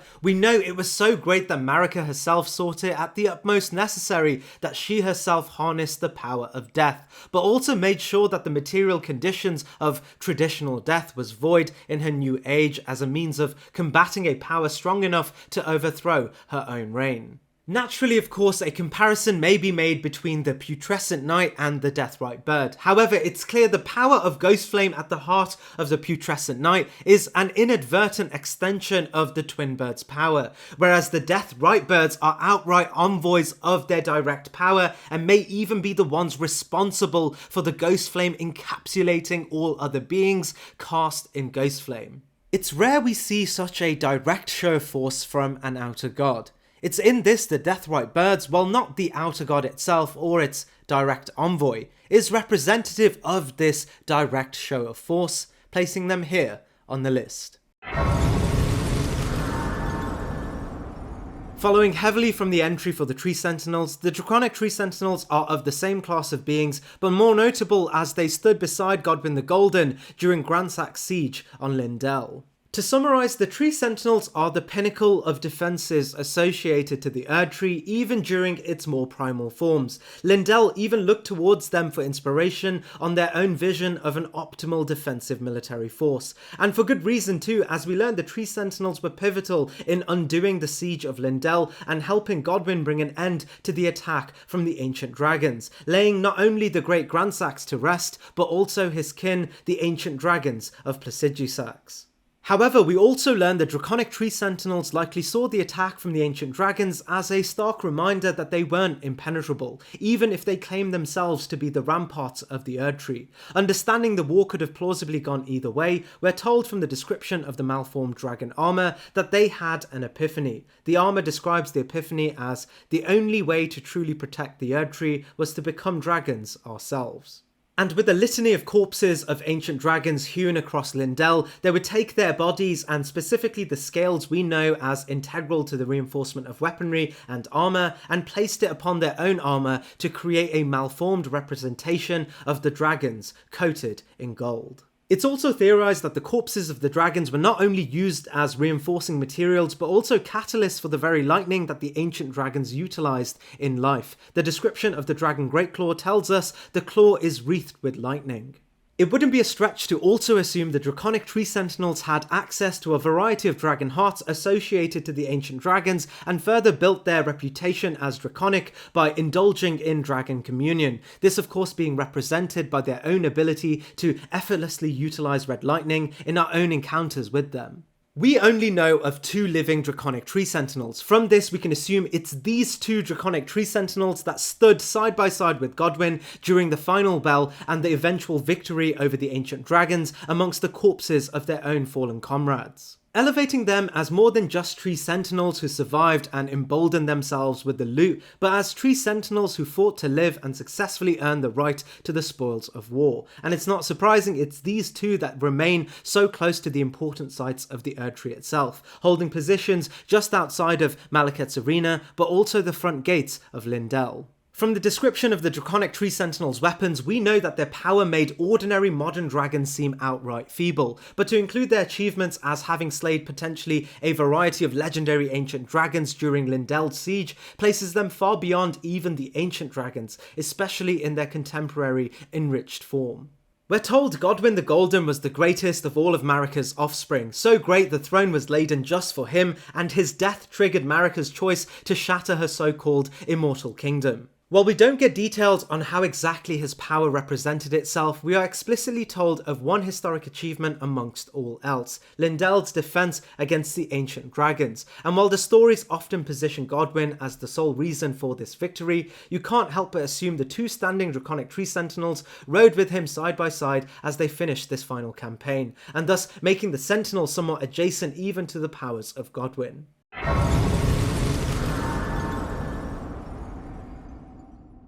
In the entry for Black Knight Edred, I told you at the top of Messmer's conventional army were the Black Knights, Hugh at the top as the first captain. However, we learned there was another who sat beside Messmer himself and the true leader of Messmer's army. This of course is what I believe, at least in my opinion, the hardest boss in the game gameplay-wise, Commander Gaius. While Commander Gaius may seem to call back the other commander entries O'Neill and Niall, in truth his story is far greater, great enough that Messmer himself did not see him as a subject, rather a peer. This of course is not speculation, but direct information we can gather from Commander Gaius' remembrance, which tells us Gaius was both Messmer's friend and the leader of his men. However, Gaius' story starts much before the events of Messmer's crusade, rather during the childhood of another great warrior in the game, the leader of the Redmane himself, General Radahn. We learn from the Blades of Stone description that Gaius and Radahn were good rivals in their youth. More context is elaborated on as we look into the actual spell. The Blades of Stone is a gravity sorcery intimately tied to the Onyx and Alabaster Lords, who of course passed the knowledge of the spells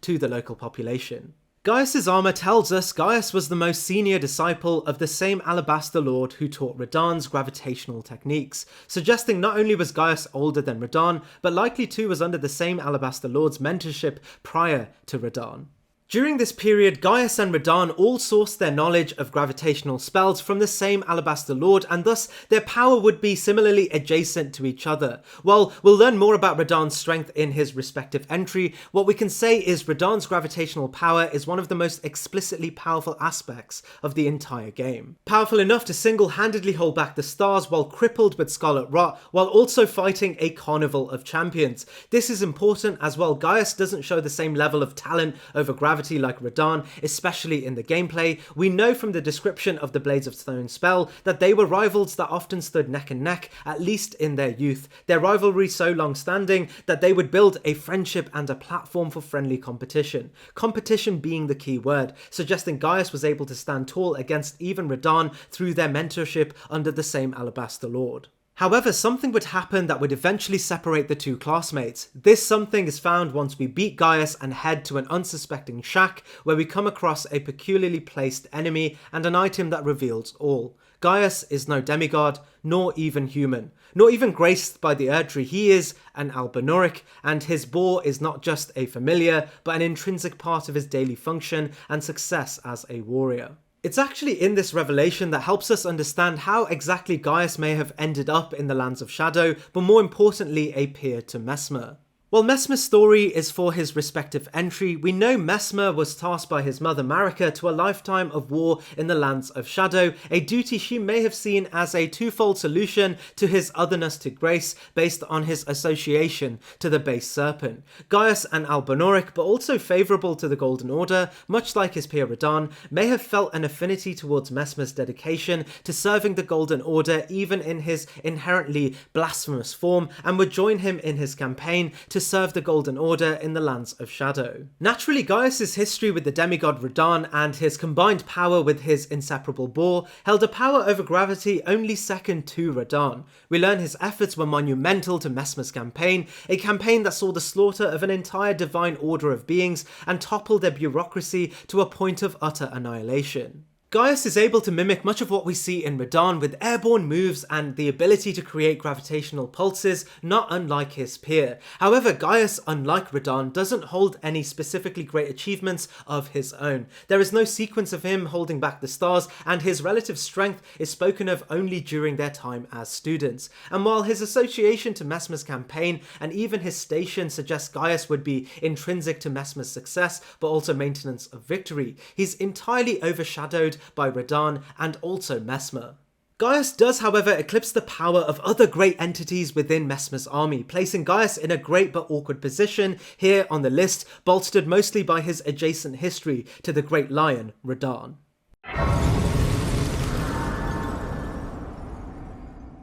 As discussed in Vike's entry, Lanciax was one of the primary reasons Vike rose to the strength that allowed him to stand exceptional to other Tarnished, being outright described as the closest Tarnished to the Elden Throne itself. This of course is not entirely surprising because Lanciax's origins are not just one of an ancient dragon which, as we've mentioned in Sanasax's entry, alone stands tall and potentially adjacent to the demigods of our own time, likely taking their respective demigod positions during Placidusax's era as Elden Lord, a power since diminished after Placidusax's god had left. But we also know Lanciax shares heritage to one of the most influential and formidable ancient dragons in the entire game. While I won't go over the story of Lindell's defense against the ancient dragon invasion again, what is important to know here is that at the end of this invasion, most ancient dragons had been killed by Godwyn's forces, with two notable exceptions, the most notable being Fortisax. Fortisax's lightning spear description refers to Fortisax as the mightiest boulder stone of the ancient dragon race. This is relevant as we learn heritage is an incredibly important indicator for the power in dragons, and Lanciax was not just a distant relative, but a direct sibling of Fortisax. In this, we learn Lanciax may have been the only other ancient dragon involved with the attack on Lindell to make it out alive and given the opportunity to join the Golden Order on the back of her power, providing an even greater degree of exceptionalism to Lanciax's power. It's not surprising therefore to find, much like her siblings, she too has a dragon incantation carrying her namesake. When we consider Sanasax does not, it further distinguishes Lanciax's power as one of hierarchy amongst even the ancient dragons. Lansseax's power being so great, she would be indirectly responsible for another dragon incantation, this of course being Vyke's Dragon Ball, because as we know, Vyke was only able to attain the power of ancient dragons under the mentorship of Lansseax, showing Lansseax's power as so great that she granted an even greater affinity to Placidusax's source of power to a human than even an ancient dragon could do for themselves, such as Sanasax. Lansseax physically is monstrous in size, as expected of an ancient dragon, and she towers around Lindell, representing the force Lindell saw as inherently necessary for the future preservation of the erdtree. Carried by both Vyke's own achievements under Lansseax's mentorship, her exceptionalism when compared to even her peers, her presence as an ancient dragon and survivor of the attack on Lindell, but also an iconic fighting style and spell of her own, Lansseax stands tall as one of the greater beings in the game, a rank matched by the marvel that is our first encounter with her. It wouldn't be surprising to hear stories of many of Godwyn's own forces falling at the feet of the great ancient dragon siblings Lansseax and Fortisax, and their image being used as the blueprint for the draconic tree sentinels and inspiration around the new motifs deemed necessary to protect Lindell.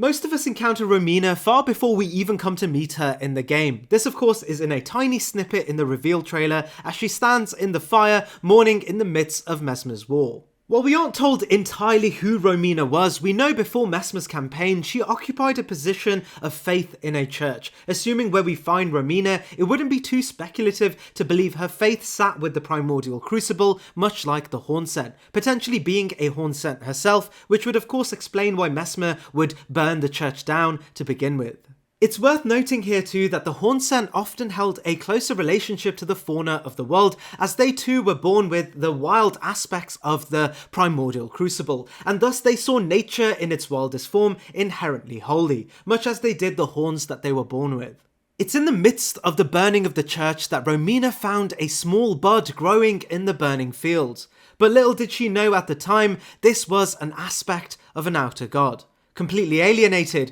Romina found silent solace in this bud, resembling a new beginning for her. It's in this bud that Romina would nurture the aspect of the god of Ra and weave the now ruinous church into a haven for the Scarlet Ra, embracing it and letting it take a hold of her own being too. This of course acting in stark contrast to her Empyrean counterpart Melania, embracing not only the Scarlet Rot, but also those born from the Rot, likely due to her already established respect for wildlife at the heart of being Hornsent and association with the primordial crucible. Romina would begin to occupy a place of sainthood for the outer god, and the kindred of Rot would flock to her as an adoptive mother, one that embraced their heritage and looked to nurture them further. It's clear Melania's rejection of the Scarlet Rot manifests the Rot itself to take on a harsh red appearance. However, Romina's acceptance of the Rot seems to blossom the buds in a manner that would take on a pinkish flowery tone, commanding a much greater dominion over not only those born of Rot, but also those that would become afflicted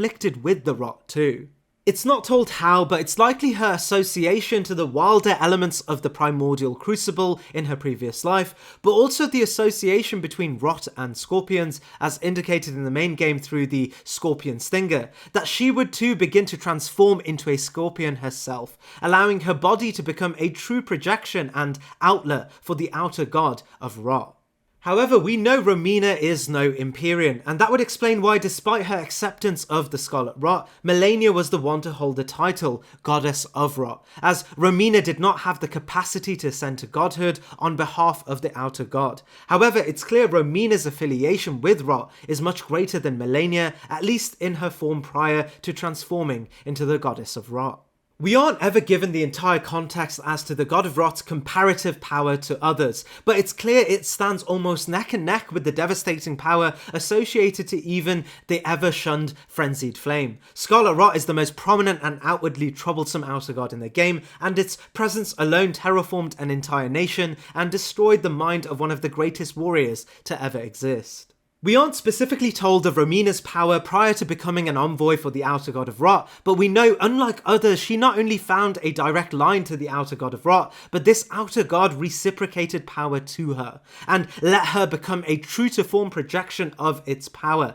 allowing her to spread the Rot herself, but also control those afflicted and even make use of Melania's scarlet butterflies in the absence of a willing mother. References to Romina's power remain harshly in the proximity of taking over duties originally chosen for Melania. It's not entirely difficult to see that Romina, alienated by the power of Messmer's campaign, but holding a cultural tie to being in touch with nature, and particularly the wilder aspects of the primordial crucible, saw those abandoned by Melania as a mirror of herself in the moments of her church's collapse. She was truly able to empathise with the orphans of Melania, and in that moment swore upon herself to step in as a mother to all associated with the Rot, from the butterflies to the kindred of Rot, and it's her companionship with these butterflies and orphans of Rot that they bloomed not as sore red pustules, but flowery pink buds, crushing the narrative that the Scarlet Rot was inherently destructive. Romina's greatest strength comes in her ability to beckon the powers of the Scarlet Rot, standing adjacent to even Melania in her ability to channel the Outer God,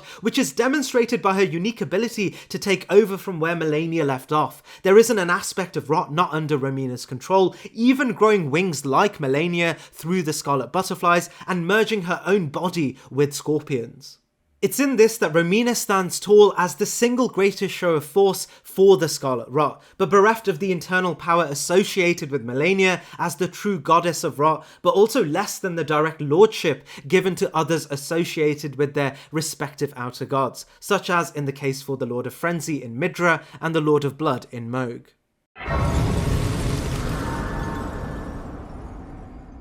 For this entry, I'll be lumping the Black Knights into one single entry. While a majority of the merits for the Ringleader and the other Black Knife assassins remain the same, we can assume the Ringleader, on the merit of her position, commanded a greater degree of strength, bringing the ranking artificially higher for the other regular Black Knife assassins, with the idea I don't have to repeat myself for both entries, as their details are very similar across the board. The Black Knife Assassins were a pact of Numen women consistently referred to as Marika's peers. From the details we learned at the Shadow of the Erdtree, we can assume they too came from shamanic backgrounds, not dissimilar to Marika herself, and may even originate from her matriarchal tribe. Other bits of context tie them to being peers of Marika's own original rival, the aptly named Other Queen, the Glomide Empyrean. In each circumstance, the Black Knife Assassins are assumed not only to be Numen, but also extremely powerful Numens referred to as adjacent to pre-Ascension Marika. The Black Knife Assassins feature heavily in a variety of the game's cutscenes and key moments, as it's arguably their actions that set into play the events of the game and the shattering of the Elden Ring. We can learn that the Black Knife Assassins were responsible for an event known as the Night of the Black Knives, a plot that saw the band of Numen assassins infiltrate the royal capital, likely utilising the Concealing Veil, and cornering Godwyn, bringing him true death after stealing the Rune of Death from Malekith, an entry and event we'll later detail in this list. While we aren't told of their motivations for such a grand task, it's my theory that it relates to the Glomide Queen, who of course is said to have once harboured an aspect of death and led a creed of beings known as Godslayers, only to have her ambitions laid to rest by Malekith, rendering her once god-slaying black flame into a shallow flame of its former glory, with its god-slaying energy sealed away in Malekith's hand. We know the Glomide Queen too was an Empyrean, likely contesting Marika for the throne, but falling short and having her legacy left in rubble. The Glomide Queen, sharing both Numen and Empyrean heritage with Marika, may have meant she had Numen followers of her own that sought revenge against Marika through reclaiming an aspect of the Rune of Death by working with Ranni and murdering Marika's true heir, Godwyn, essentially bringing the future of the Golden Order in tatters. This theory is made even further true as we know the Black Knife Assassins eventually turned on Ranni too, evidenced by the death of Iji in Black Flame, and the attack on Blyde, but most importantly Alecto herself being trapped in an Everjail right next to Ranni herself. But in truth, this remains heavily speculative, and thankfully for the ranking of this list, it does not entirely matter, as in truth, the Black Knife Assassins' actions alone are enough to tell us how powerful they truly were. We're told the Black Knife assassins each harboured an aspect of the Rune of Death, a portion of the Elden Ring forcefully omitted from the Golden Order and left in the hands of Malekith. The Rune of Death, out of all of the other runes, may be the most powerful in relation to power, and it isn't surprising that Marika would only trust her assigned Shadowbound beast to contain this rune. It's in this we can really assume the power that the Black Knife assassins held, and why Marika originally feared anyone being given this power, as even just a small aspect of the rune caused the death of one of the greatest demigods. We learn after the assassination of Godwyn, the Black Knife assassins likely fled the royal capital in what is described by Tisha's Spirit Ash as quite a dramatic scene, where they fought off the royal capital's forces, with Tish, the daughter of the ringleader Electo, dying, and Electo herself eventually being captured and trapped in an Everjail. It's the combination of the Black Knife assassins being referred to as not only Newman, but Newman of an adjacent power to pre-Ascension Marika, but also peers of the Gloam-Eyed Queen and their possession and successful ability to utilise the Rune of Death that placed the Black Knife assassins, and particularly the ringleader Electo, at such a prestigious position on this list.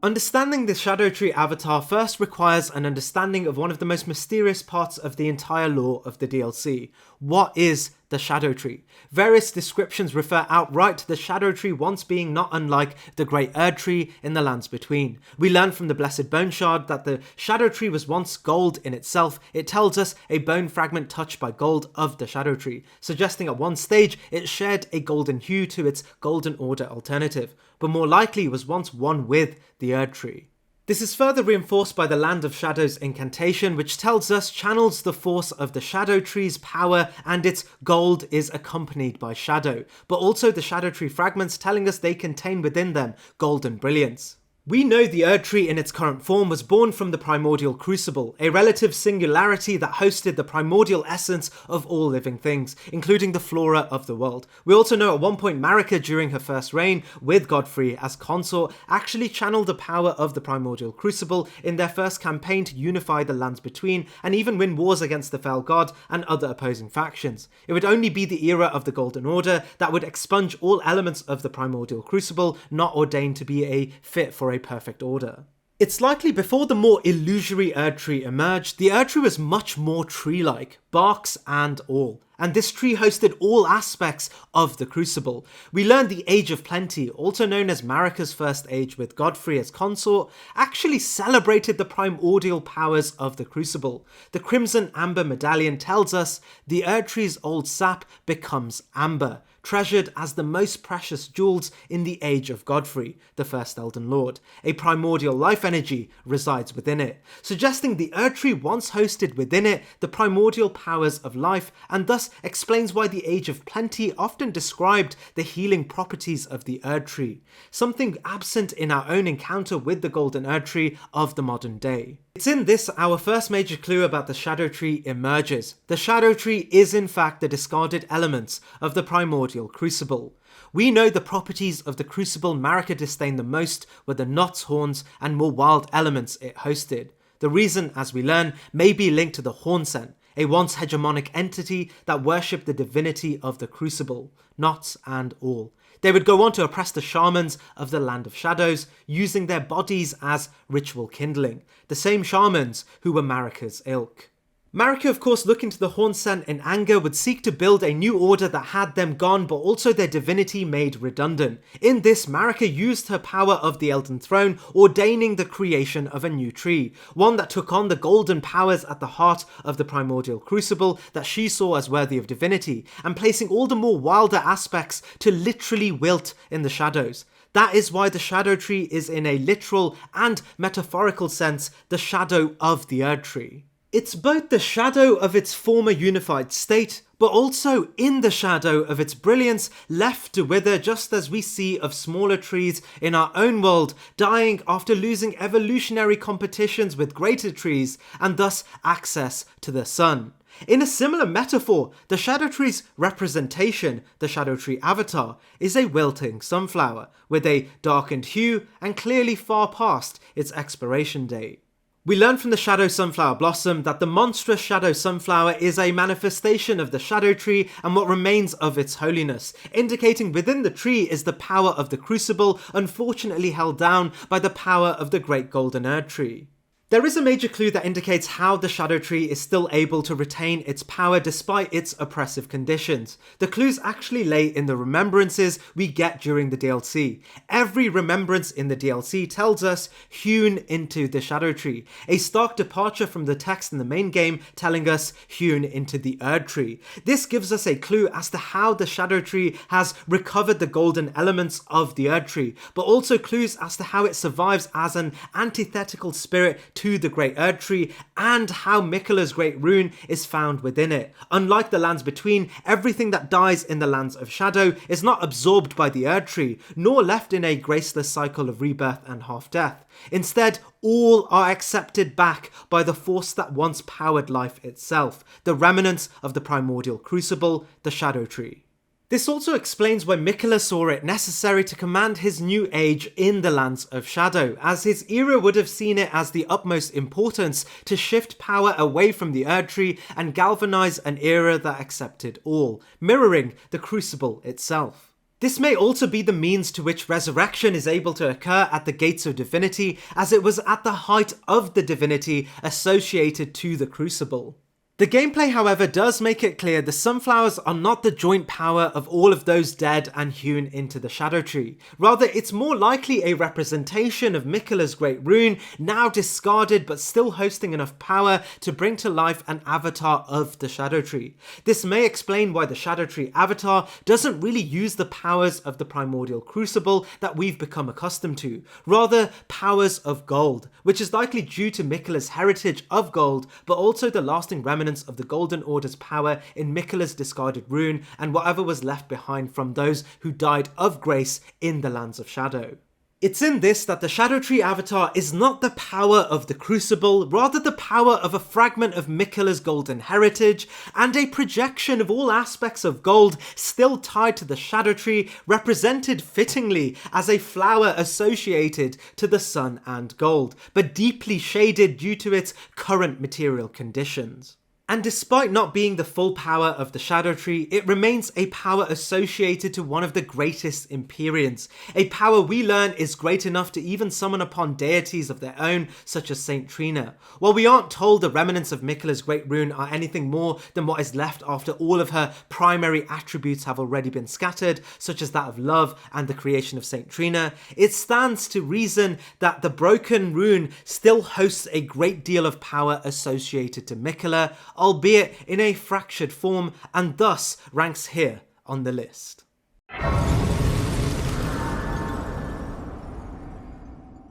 Rarely in Elden Ring are we given context around a culture, especially in contemporary times, that isn't either at war with the Golden Order, aligned to it, or closely related to the struggle related to the Shattering. In the same sense, whenever we speak about the Proto-Erdtree in the form of the Primordial Crucible, we are always speaking on it from the narrative of the Golden Order's oppressive disdain to its qualities, or in a tense that symbolises those of the Crucible as victims or enemies of the Erdtree. The regal ancestral spirit invokes the story of a culture of people who revered the primordial crucible far away from the influence of the Erdtree and the creation of the Golden Order through Godfrey's Crucible Relative War. Instead, it shows us a non-hegemonic telling of the world through the eyes of the shamanic people of the ancestral traditions. While we aren't told how or when the ancestral tribes came to be, we know a few of the ancestral tribesmen can be found in the overworld,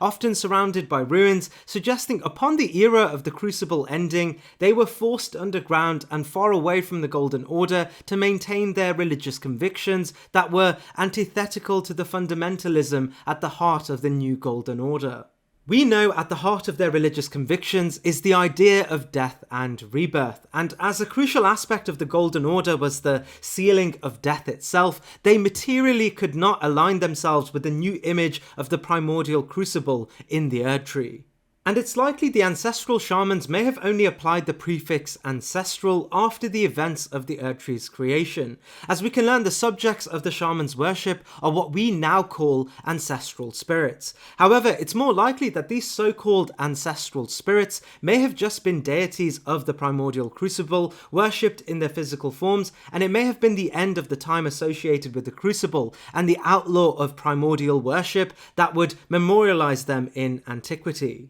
The shamans ever so close to the primordial crucible and the reverence of the horns that sprouted from its life force would leave the overworld and bring the corpses of these great beings associated to the crucible deep underground to pray and do rituals to conjure their rebirth, far away from the grace of gold, so antithetical to anything associated with the crucible and its tendency to dilute anything to the crucible into the erdtree to be reappropriated as something entirely different. After a combined ritual, we ourselves are able to reinvigorate the life force of the great being and are thus faced with an ancestral spirit, a naming convention that is descriptive more than anything, making it cause to believe that these great beings of the crucible may have had names and distinctions of their own during the days of the crucible, but can now only be remembered as ancestral spirits of the crucible. A lot of the shamanic power from the ancestral tribes is associated directly to these ancestral spirits, as we too can channel this power through the head of one of such infants. And assuming this power enriched a culture so well that they would command dominion to one of the largest sections of the underground part of the lands between,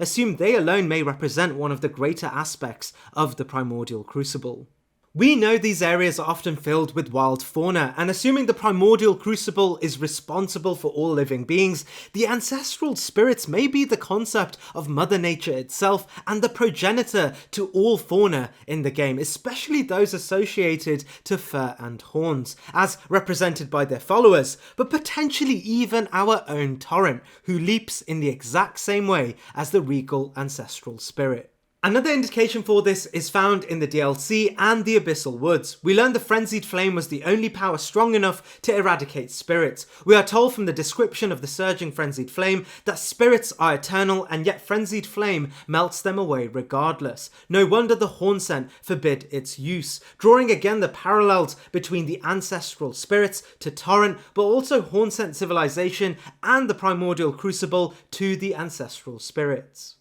There is a saying about Mother Nature that resonates the most for me here. Real-life author Rachel Carlson once said, "But man is a part of nature, and a war with nature is a war against himself." And I believe the ancestor spirit, but more so the regal ancestral spirit, is evidence that the power of nature persists regardless of human intervention, even in those such as Marika, who of course is looking to abandon and change it in her own image, only to have it reappear as horns in her own bloodline and littered throughout her own kingdom. It's no surprise that FromSoft gives us an entire remembrance for this entirely underspoken boss, as between the lines, we are facing a deity that could qualify for godhood even in our own religious texts, and while their power is only shown in snippets, we know it was great enough to disturb the erdtree's own view of life and death, as it could rebirth spirits back not in the image of the erdtree or a convoluted view of half-death,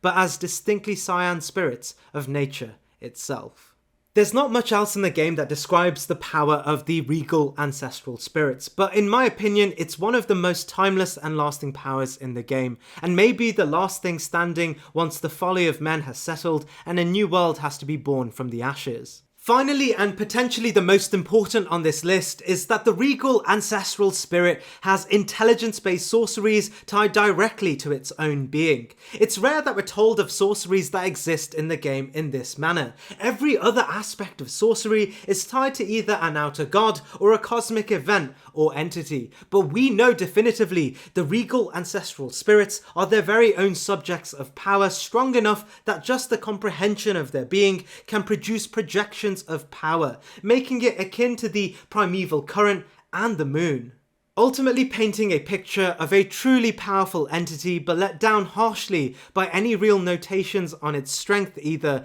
directly or comparatively.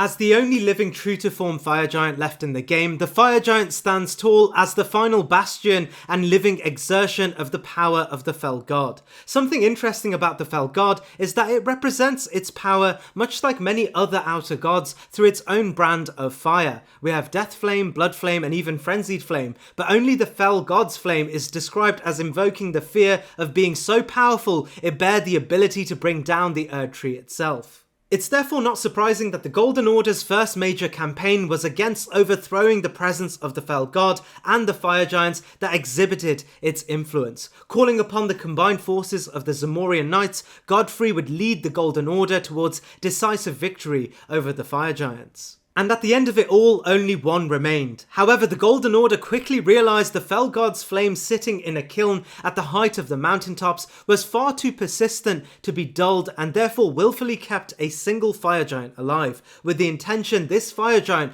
would not leave its post and inadvertently protect the Fell God's flame from the hands of others who sought to possess it. While the protection of this flame was not only left in the hands of the fire giant, as the Golden Order would construct the fire monks and prelates to look over the flame too, it wouldn't be a surprise that even amongst the fire giants, the one left alive was the one the Golden Order knew would be the most capable of its race of being able to maintain protection over the kiln. Suggesting the last fire giant was not just a fire giant, but one of the most capable of their race. We know the race of fire giants in general were an incredibly powerful sect of beings, and even fended off against a variety of threats, including the Zamorians and dragons, only to be finally toppled once Godfrey, the best the Golden Order had to offer, led a campaign against them. While we're not told what level of losses Godfrey and company faced at the hands of the Fire Giants, we know it was substantial enough that the Golden Order, even on victory, stationed a variety of groups around the mountains to maintain the suppression of the Fell God. There is no other eldritch influence in the game that is fearfully spoken about this much by the Golden Order, and subsequently no other threat that required the preventative measures used against the Fell God. Bringing us all the way back to this entry, the Fire Giant. We know this particular giant harnesses an aspect of the Fell God itself, characterized by its inner eye. In this, we have to not only fight a primal giant, but also the true-to-form flames of the Fell God, a power great enough to stand toe-to-toe with the erdtree at its own height of power. Unfortunately for this ranking, we are never told specifically of the achievements associated with the final living fire giant, and if he truly was the greatest of his bunch. But on the merit he survived up until the final whistle in one of the Golden Order's most intense campaigns, and from a sect of beings so great that their demise heralded those associated with it, such as the Zamorians as champions and heroes, we with confidence can assume the lasting fire giant and the final true aspect of the Fell God living remains powerful enough to sit amongst other beings directly sourcing their power from gods too, overshadowing a plethora of other rankings.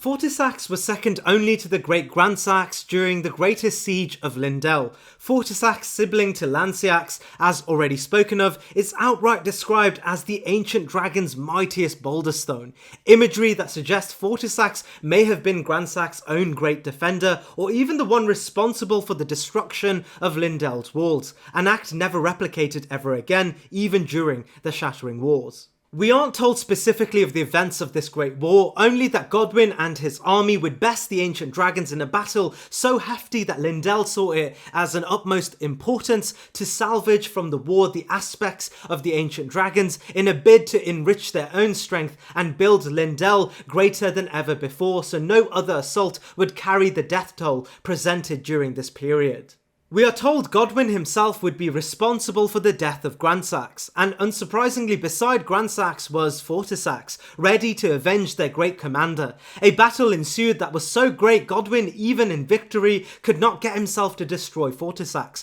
rather saw within him the power of his own council and likely his consort to an age of his own once he had succeeded Marika. Fortisax would submit, and with time a friendship predicated on a mutual respect for power grew so great that Lindell would adopt dragon motifs inspired by Fortisax, and the ancient dragon cult of Lindell would be erected. Even the great tree sentinels would look to Fortisax for an enrichment of power, and of course the Death Knights too, rebranding themselves as not just guardians of Godwyn, but images of Fortisax standing beside Godwyn. Fortisax's power during this siege on Lindell is never understated, and it's clear even amongst his peers, including his sibling, he hosted a power so great he is the only ancient dragon to possess the ability to summon twin red lightnings, a hallmark described only to Fortisax, and distinctly named as a key component to the varying success of the ancient dragons during their crusade. However, it would be the events of the Night of the Black Knives that would change Fortisax forever, as his master Godwyn would be served a fate worse than death. He would be killed in spirit alone,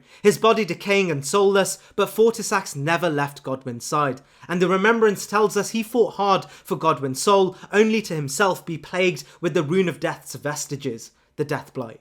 As dragons are elemental beings, Fortisax naturally took on the very Deathblight into his own, his lightning now embodying the blight itself, and his form darkened to resemble the hues of his half-dead companion. We are even told eventually Fortisax would become one with the half-dead prince, and his Deathblight lightning would carry the golden hues of Godwyn too, merging what was left of the Great Heir with Fortisax's affinity to the lightning at the heart of his own previous age under Placidusax. When we face Fortisax, we are in many ways not just facing Fortisax, Boulderstone of ancient dragons, nor really Fortisax, companion of Godwyn. We are facing Fortisax, the great ancient Boulderstone, alongside the heavy influence of Godwyn, not as a golden god, but the Prince of Death. It's no wonder why Fortisax is only fought through Godwyn's true body, as Fortisax is the greatest representation of Godwyn, albeit a Godwyn not of gold, but a Godwyn of death, his potential sterilized by the remnants of the Rune of Death, but his influence clearly still powerful enough to conjure forth a world of those who live in death.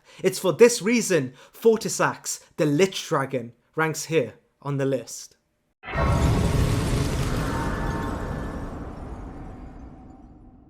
I'll hold down the conversation around the Carrion royal family for the elder sister, but what we can say here is that R'hllana, younger sister to the Lunar Queen herself, likely stood beside her elder sister during their times as budding astrologers. While we aren't told specifically of R'hllana's endeavours in the early days, we know she followed her elder sister as she discovered the power of the moon against the night sky. It's in this study that R'hllana would find the twin moons alongside her elder sister's discovery of the full moon, all celestial bodies of great power. R'hllana would follow her sister as she formalised the art of channeling the power of the moon and take residence in her royal house as both a royal member and eventually too a knight of the realm. Formalising her as potentially the first of the Carrion Knights, developing an incredible affinity with traditional armaments, but also an enrichment of those armaments with magic. It's in this that R'hllana may be responsible for the specific militarization of Carrion sorcery, as they all carry motifs of traditional weaponry.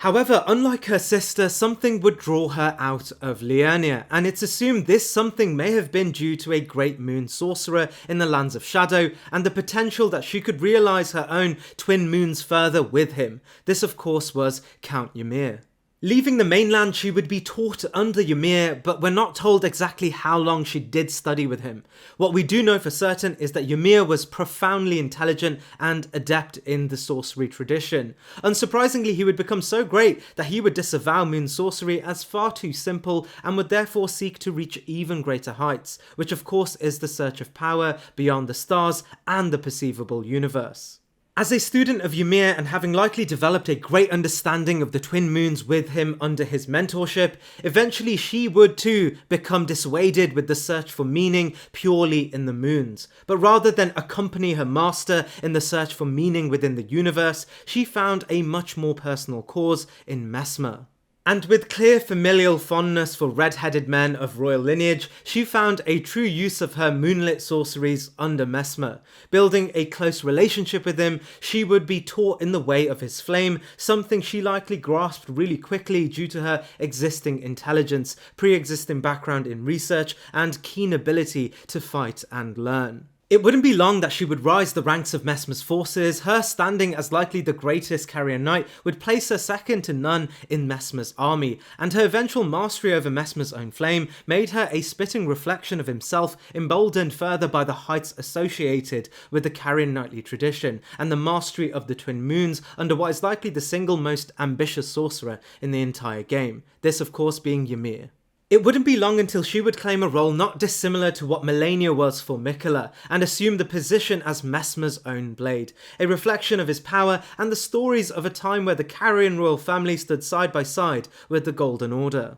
R'hllana combines the power of Carian sovereignty, which of course is the same power that repelled Radagon and the Golden Order itself, but also the overwhelming knowledge attained by Ymir during his time as a moon-based researcher, and finally the power of Messmer's own flame, a genocidal strength so powerful it brought down the previously hegemonic powers of the Lands of Shadow, to ultimately form herself as an adjacent peer to the power of demigods and testament to the bloodline that founded the Carian royal family.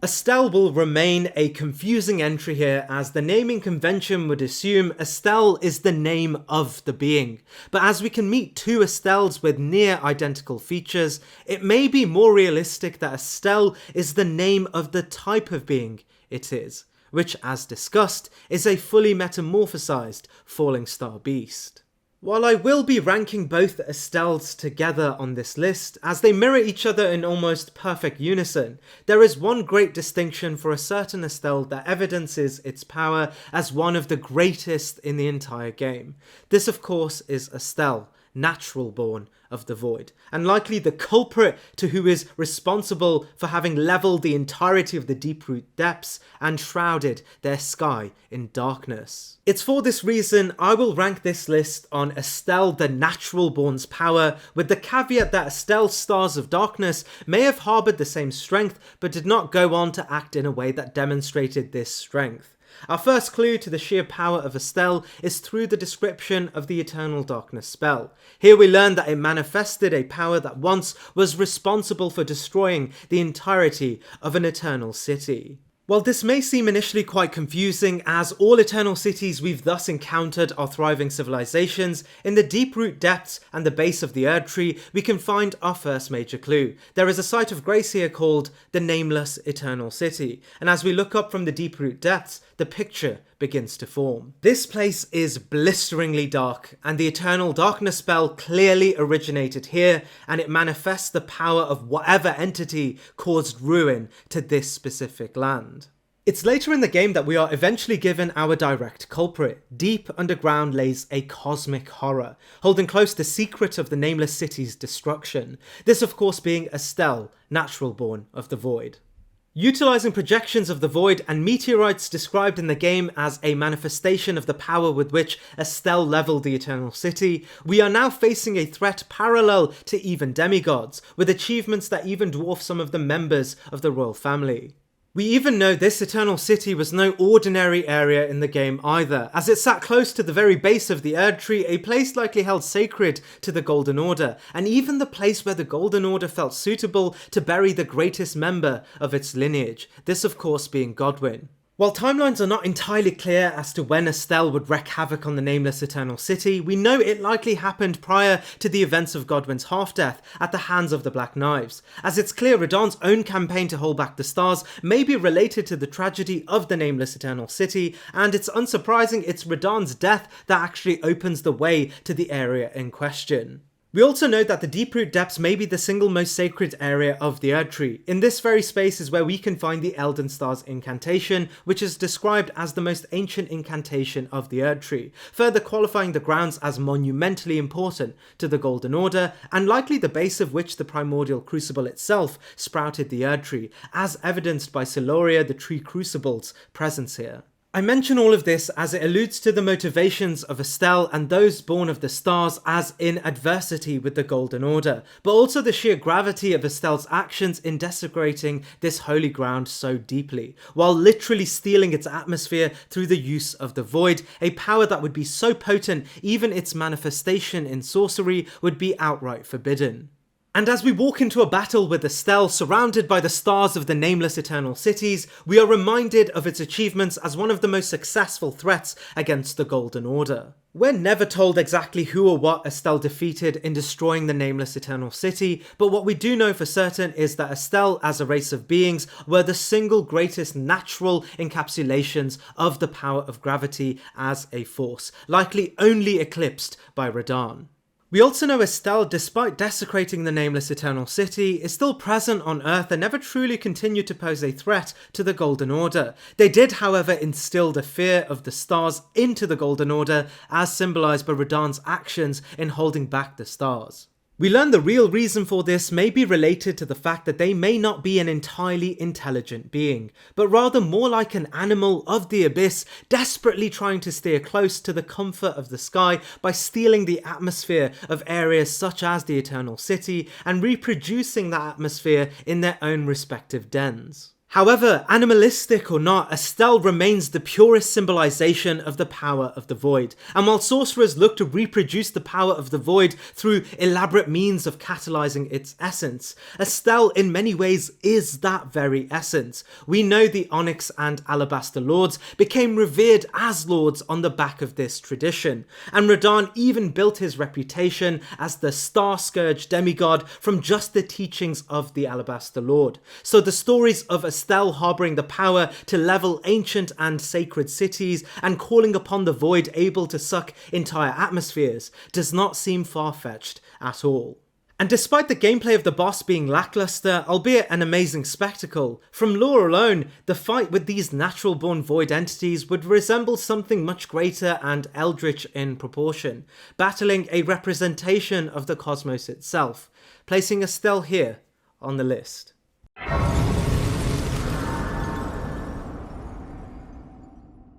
At the pinnacle of all ancient dragons is the lord who once ruled the prehistoric era of the entire story. Placidusax's story, and thus the story of the ancient dragons, are intentionally vague, as time and time again this era is labelled as prehistoric. Therefore all written text or narrative around the dragons is coated in speculation, even within the game itself. While we do get snippets of first-hand accounts from the dragons, specifically the dragon priestess we meet in the DLC, nothing is ever said explicitly of what the dragon's order look like, rather just context around Placidusax's final command, the destruction of Baal and his lowborn kin, the Drakes. From clues within Farum Azula, it's clear the Dragon Lord's order was far more chaotic and inclusive than what we come to expect of the Golden Order. We aren't told exactly who Placidusax was consort to or what god this was, but we do know this god one day fled and left Placidusax without orders. There are naturally ties to Placidusax answering directly to the Greater Will through signs bestowed by Meta, and Meta's eventual excommunication from the Greater Will being responsible for Placidusax's stagnant rule.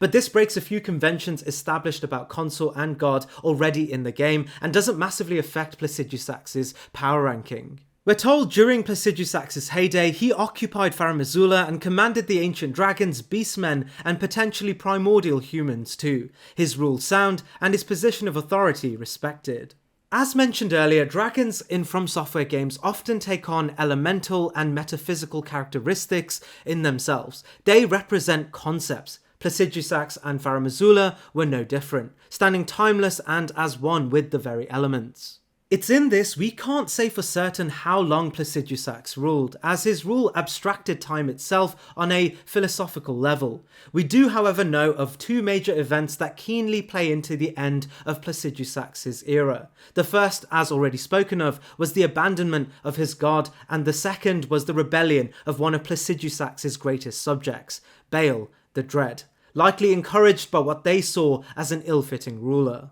Baal's entry is coming up on the list, and I'll have ample time to explain exactly why Baal ranks above Placidusax in his respective entry. For now though, we learn Baal's rebellion found him face to face with Placidusax, and in a legendary struggle, they would, as is described, mortally wound one another, with Baal leaving promptly after the wounding. We learn the final moments had Placidusax bite deeply into Baal, severing two of his own heads as Baal flew away to recover in the Jagged Peak. These events would have Placidusax create the all too familiar Dragon Communion tradition, with the goal of snuffing out Baal and all of his kin. We learn from the Dragon King's Cragblade and aspects inherited by Bale after being embedded with Placidusax's head that these events likely took away crucial components to Placidusax's own power, and unlike Bale, he was much worse for it at the end of the struggle. After Placidusax's proclamation to the soon-to-be Drake warriors, we aren't told of the events that would follow, but we know Farum Azula and Placidusax would begin to fall into obscurity,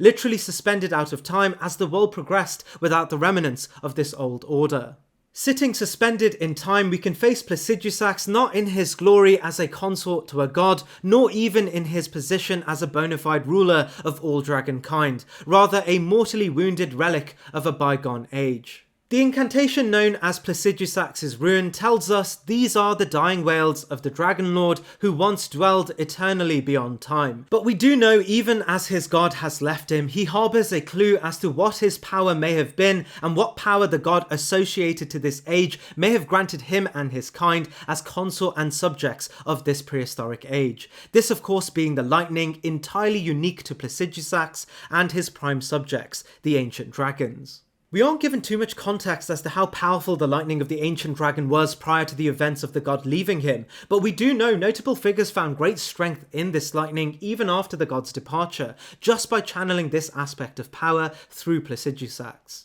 The description of most lightning spells tell us of a great ancient power and the pinnacle of ancient strength, and even in contemporary times, Vike's adoption of this red lightning would consolidate him a position to challenge even the new order as a tarnished champion. But for me, the most interesting aspect of the lightning spells are its unique ability to take on elements around it. Fortisax adopted the lightning to harbour aspects of Deathblight, and Dragonkin soldiers created a frozen lightning reminiscent of their own environments. To harken back to the point that dragons in From Software games are often positioned as elemental and primordial to the very concepts and rules of the world, lightning, the pure excitement of energy itself, may be the primordial force inherent to all elements, which would make sense as it's clear Placidusax, a prehistoric entity who seems to have once held a unified Elden Ring with traces to the primordial crucible itself, governed above all else lightning, the purest expression of power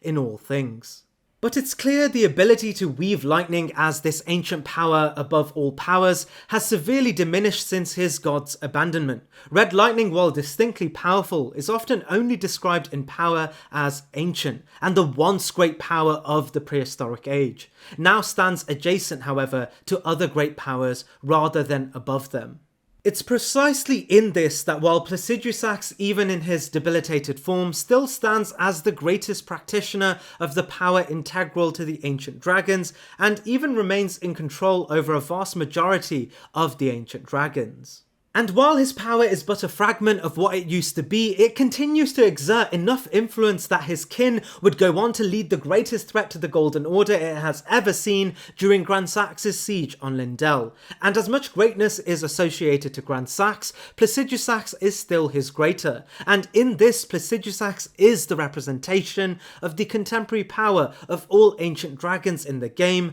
ranking here on the list.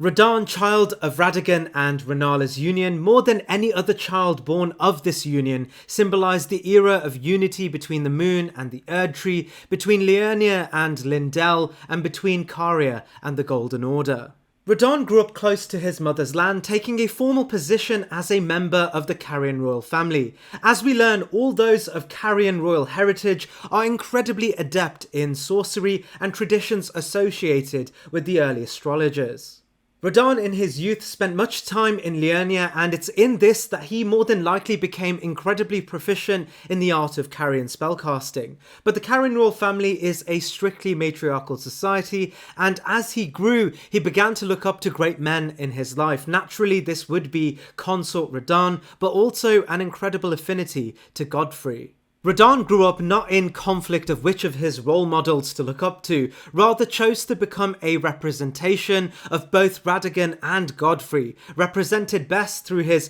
adoption of a red mane, red for Radagon and the mane for Sarosh, Godfrey's lion and a symbol of Godfrey's adage, strength above all. On the virtue of being directly related to Radagon, Radahn would in some cases overcompensate to draw his parallel to Godfrey. Just as Godfrey had Sorosh, Radahn built an affinity with a scrawny steed named Leonard. And while Leonard was no great lion, Radahn was adamant that they were to become battlefield compatriots, and thus looked to Celia to learn of a means to allow Leonard to face victory on the battlefield with him. In Celia, he would meet a certain Alabaster Lord already tutoring a great warrior Gaius. Radahn, with a pre-existing talent in spellcasting, looked to the Alabaster Lord as a teacher of gravitational sorcery, initially to teach him the means of keeping Leonard by his side, or more specifically under him, while he would realise his goal as a great god of war. We're told Radahn took to gravitational sorcery at an exceptional rate, so great that soon enough the elder Gaius, despite having been taught much longer by the same Alabaster Lord, would find himself an equal. In this, Radahn and Gaius would become sparring partners,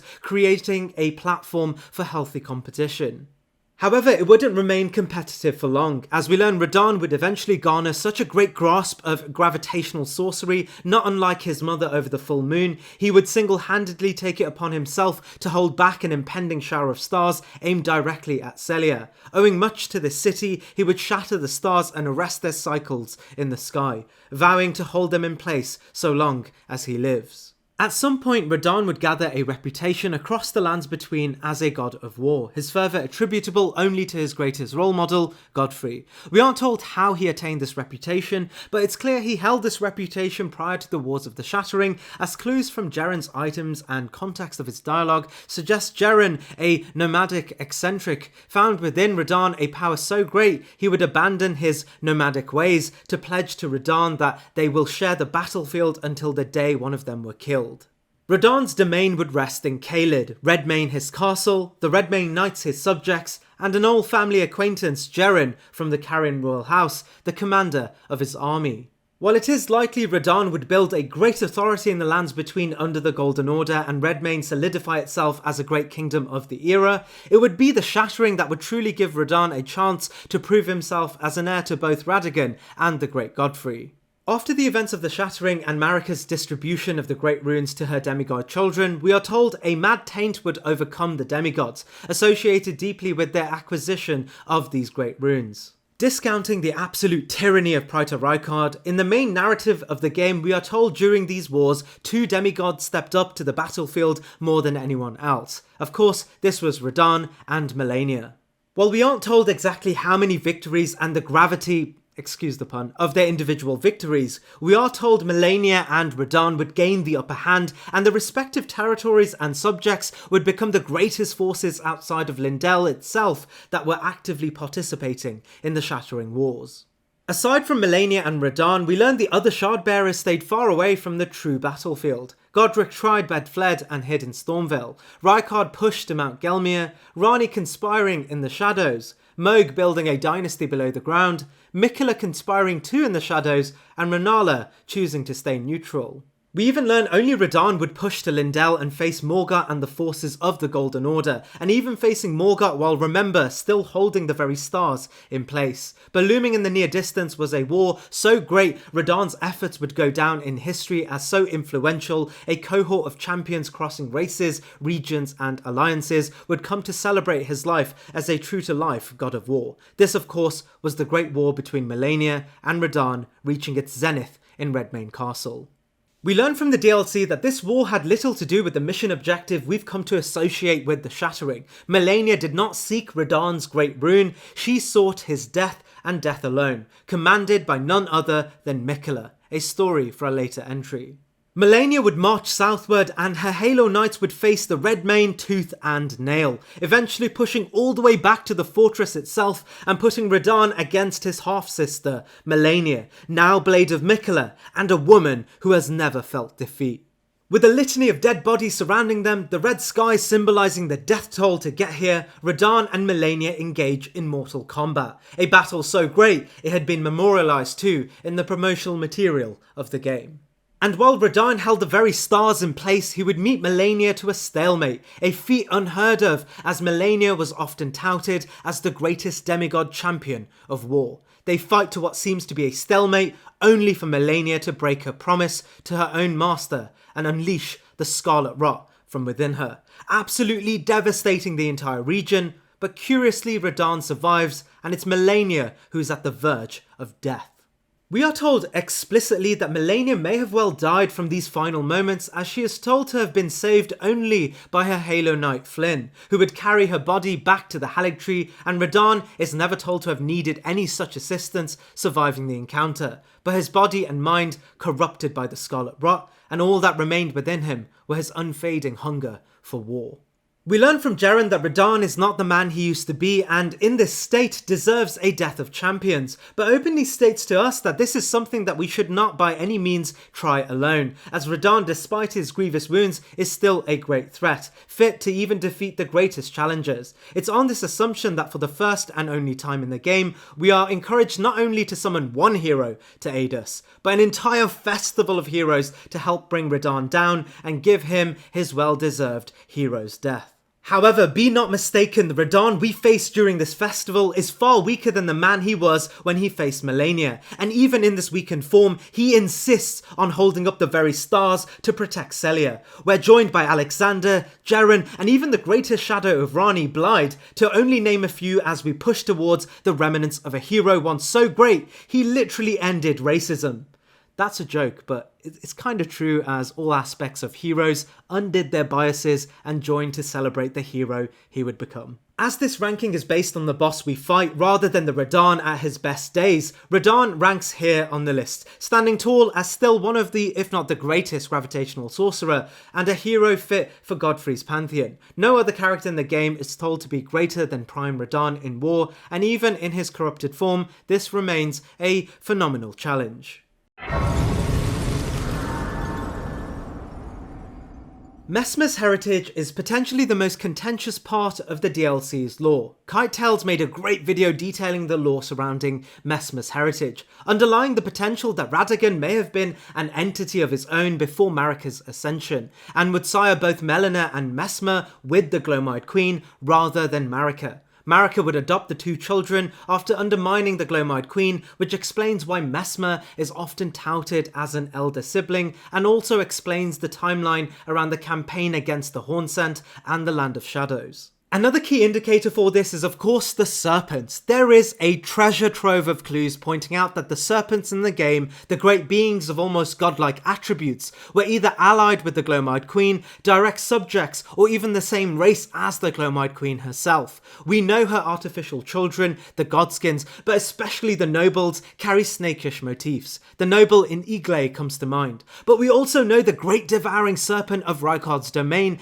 aptly tasked itself with the very consumption of gods, much in line with the Glowmide Queen's god-slaying agenda. I'm however more inclined with the less imposing theories that draw on the philosophy that Marika is a living contradiction of all of the obstacles she fought in the creation of her so-called perfect golden order. The Omen-born representing her ties to the Crucible, her form as Radagon and his red hair representing the fell gods, and even the serpents born within Messmer, an aspect of the Glowmide Queen. Well, like I said, I fall into the latter description of Messmer's heritage. I think it's important to point out what KiteTales mentioned in her video, because it tells us that the base serpent is intimately tied to the Glowmide Queen herself, regardless of which theory suits you best. We don't know a lot about the Glowmide Queen's power, except for the fact that she once hosted the power of the Rune of Death and contended with Marika in Numen Empyrean versus Numen Empyrean battles for a chance at controlling the Elden Ring and a new age. We know the war ended with Malekith, which is interesting, as in-game context suggests all Empyreans blessed by the Two Fingers had a shadow granted to them. So who was the Glowmide Queen's shadow, and could it have been a serpent? Unsurprisingly, serpent imagery are reviled by the Golden Order and are present in very early depictions of blasphemy during Marika's first reign with Godfrey. The Colosseums and Gladiators the best examples of this. The Glowmide Queen is Marika's most ancient rival, and thus her image the most blasphemous. However, with Messmer's birth, we know within him he hosted not one, but two aspects of power antithetical to the Golden Order. The first is his base serpent, the second a flame so powerful it shared strength with even the fire of the fell god. As we learn, it too hosted the ability to burn the impenetrable thorns related not only to the shadow tree, but by extension, the erdtree too. But more than anything else, Marika was resourceful, and instead of shunning her child, she saw within him a power to be cast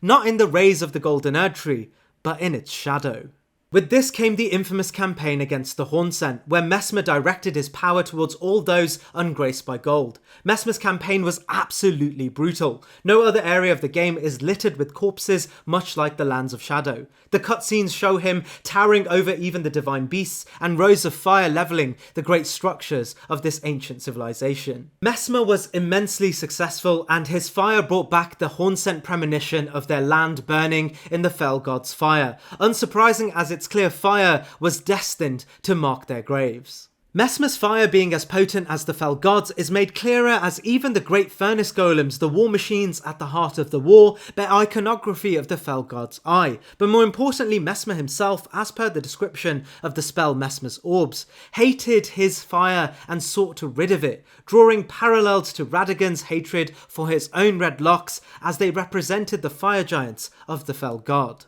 We even learn the naming conventions of all Firemonk spells end in O Flame, and the serpent flail associated to Messmer's campaign bearing a weapon art named Flare O Serpent, a distinctly similar connection, but the most important similarity between the power of Messmer's flame and the fell god being their unique ability to burn the impenetrable thorns, a precondition for the end of both the main game and the DLC. Messmer, however, was not just powerful in the irony of having a fire not unlike that of the fell gods. Within him too was an aspect of the Gloam-eyed Queen. We are told of two great serpents in the game, the base serpent within Messmer and the great devouring serpent. While I must admit most power is assumed towards the great serpent, we know the power of the base serpent was not to be understated either, as Marika herself, even in the shadows of the erdtree, sought to keep Messmer's base serpent sealed within him through an artificial aspect of grace, something he lets go of during the end of our own battle with him. It's clear the base serpent is inherent to the true power Marika saw in Messmer, and the assurance he alone would be fit to reign tyranny over such a large and important section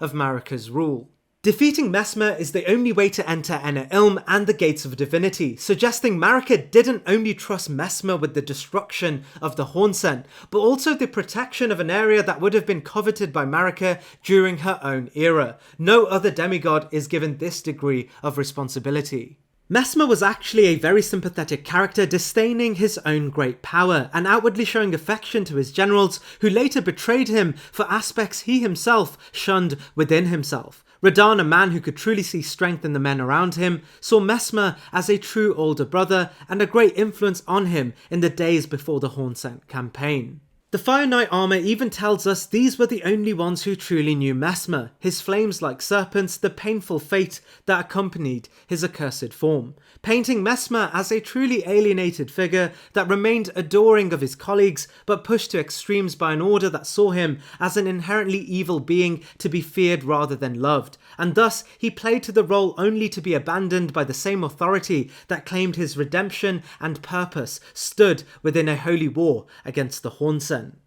Messmer reluctantly combined the power of both a flame powerful enough to mirror the fell god's flame, but also remnants of the Gloam-eyed Queen, who may have proven to be the most deadly threat to Marika's reign ever. It's unsurprising the Rune of Death, a tool originally held by the Gloam-eyed Queen, would cause the shattering upon the death of Godwyn the Golden, testament to the power at the heart of the Gloam-eyed Queen, and testament to the power that brews inside Messmer. Whether he liked it or not, standing tall amongst his demigod kin, he ranks here on the list.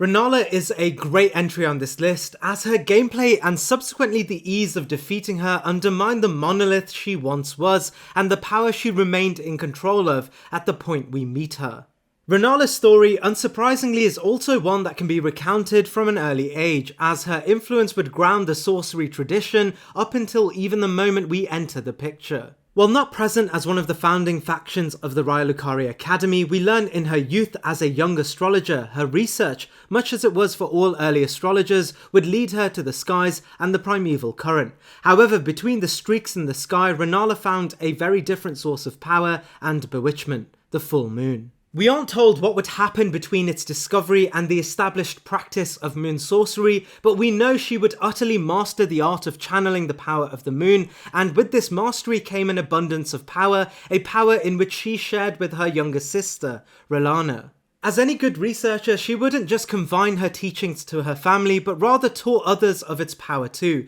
establishing a small base of followers that would eventually form the House of Carrier, a new royal family adjacent in power and influence even to the old bureaucratic institution of Raya Lucaria. Naturally, the head of the family would be Renala, and now Lunar Queen of Caria. While her dominion was small, we learn she would take on no fewer than 20 knights to serve as the arm of her domain, thus formally creating the Carian knightly tradition, armed in the way of the moon and Carian sorcery. This further gives us a huge amount of evidence to Renala's power. We learn from the Carian Knight's sword that despite numbering fewer than 20, this power made them a match for even the champions of gold in battle, a view of strength seldom seen for any other elite knightly tradition already in the game. Of course, this was not just hearsay, as soon they would have to test the power of their moon. While timelines are somewhat muddy, we know eventually Renala's position as a rival sorcery tradition with a foothold in Liurnia would rouse the aggression of the well-established Raya Lucarian Academy.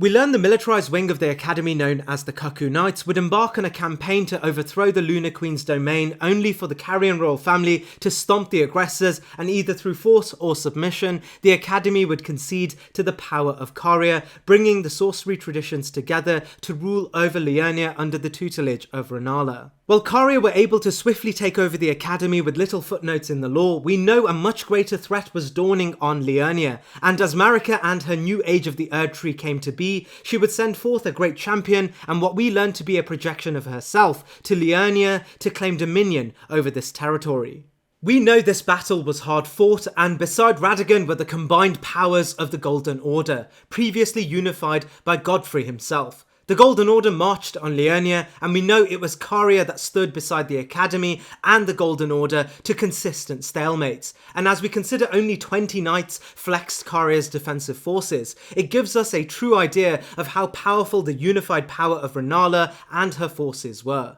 These consistent stalemates would lead to a chance encounter between Renala and Radagon, an encounter that would fuel admiration, and admiration that would fuel unity. It's in this unity Radagon would repent for his territorial aggressions and swear not only allegiance but love to Renala. This would reciprocate into a marriage at the Church of Vows and the creation of the legendary offspring, Radahn, Rykard and Rani. While all of this paints the image of Renala, a power even equal to Radagon, we learn she would eventually suffer a massive blow to her own mental state when Radagon would leave her side and return to Marika, an act that would leave Renala in a debilitated state of anxiety and depression, which is actually kind of relatable.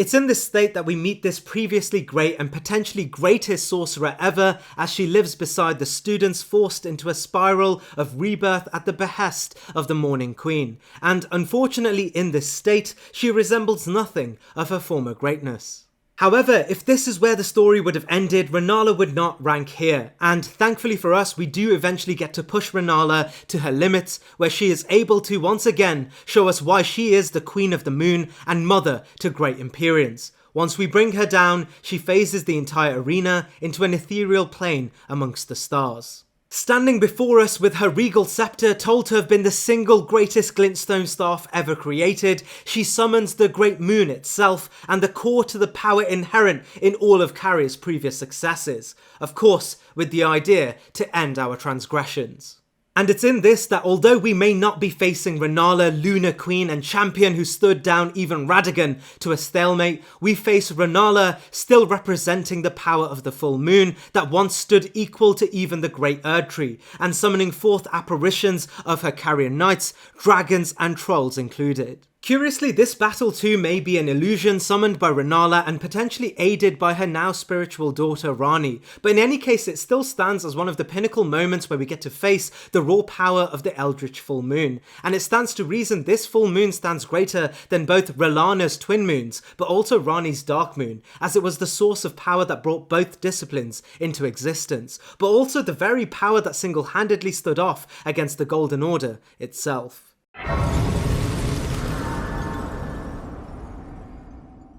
The context around the Abyssal Woods and the Hornsent Inquisition has already been detailed quite thoroughly in Jory's entry, so if you need more context around the Abyssal Woods and the events that would lead to this twisted and warped part of the world, please go ahead and return to that entry. Our story here starts from Midra's perspective. While we don't know who Midra was and why the Hornsent initially accepted him to look over a manse, we know Midra was an exceptionally talented researcher. The word sage, but also the environment of his manse, demonstrate this thoroughly. We learn through his research he would find and begin to covet the aspect of an outer god. It's not told if Midra would beckon the god to the woods or if he would be beckoned by the god in the woods, but we know he sought for himself the power at the heart of this twisted deity. Nanaya, who is positioned as a spousal figure, would encourage Midra's pursuit towards the frenzied flame, and in many ways not dissimilar to Hyetta, foresaw the pain and agony at the heart of chasing the dream of becoming a lord of this twisted deity. We learn the words that Nanaya uttered with most conviction were to endure, likely an invocation to Midra to fight through the pain until he realised this power for himself. Interestingly, we learn from Midra's Flame of Frenzy incantation that Midra himself was too weak to become a lord on his own, and as his attempts to do so became greater while heeding the words of Nanaya, he would likely begin to encapsulate the pain and torment necessary to continue spreading the influence of frenzy until he would overcome enough pain and finally realise a position of a lord of frenzy, or the frenzy's influence would spread far enough that someone else may heed this throne. Regardless, his actions weren't without signs, and the Hornsent would subsequently put an end to his ambitions by replacing his spine with a sword to permanently stagnate this transformation. Spines are an interesting recurrence in the lore. As we learn from the god weapons, spines are associated intimately with divinity and the influence of outer gods. Fortunately for us, when we meet Midra, he is still impaled with this greatsword. But unfortunately for us, we are exactly the ingredients between Midra and a pain no longer able to be endured, and thus the material condition for the Lord of Frenzy to finally take form in a being truly left void of hope and filled with torment and despair despite an aggressive resistance. The Flame of Frenzy can't make a lord of someone who has already given up easily, but as we learn from Midra's Flame, it requires someone who is profoundly resistant but finally overcome and defeated by torment and despair. Our final blow pushing Midra over the edge and having us come face to face to a true to form Lord of the Frenzied Flame. With a head engulfed not dissimilar to our own ascension as a Lord of Frenzied Flame, and the ability to command a flame stronger than any other we've seen thus far in the game. This is by all extensions the closest we get to facing off against the eldritch powers at the heart of an outer god deemed so great it didn't just stand in opposition to the other outer gods, but in opposition to life itself. We do, however, learn lordship to an outer god does not equal the full presence of the outer god in the material world, rather a true-to-form projection of the outer god's will, and thus the physical lord himself is important in the measurement of how powerful this projection of an outer god is. Therefore, while it is my assessment that puts the Outer God of Frenzy as one of the greater, most destructive deities in the game, with a presence feared much more than other Outer Gods, including that of the Scarlet Rot and even the Formless Mother, Midra is still an important part of this equation, and thus his power is still relevant to the power being displayed by his form as an envoy for the Frenzied Flame. We know from details on his item descriptions that Midra was never one of power, rather his talents lay in research. And while research can translate to intellect and an affinity in arcane and thus power in itself, we never learn of his power relative to this, nor do we ever get any details about a grand defensive against the Inquisition on the Abyssal Woods. We do, however, know in those last moments Midra was able to ascend, even if this was just for a brief moment. We know a prerequisite of power would be important in this ascension, and of course the power that comes with the ascension to lordship and an envoy for the frenzied flame poses a great potential in itself.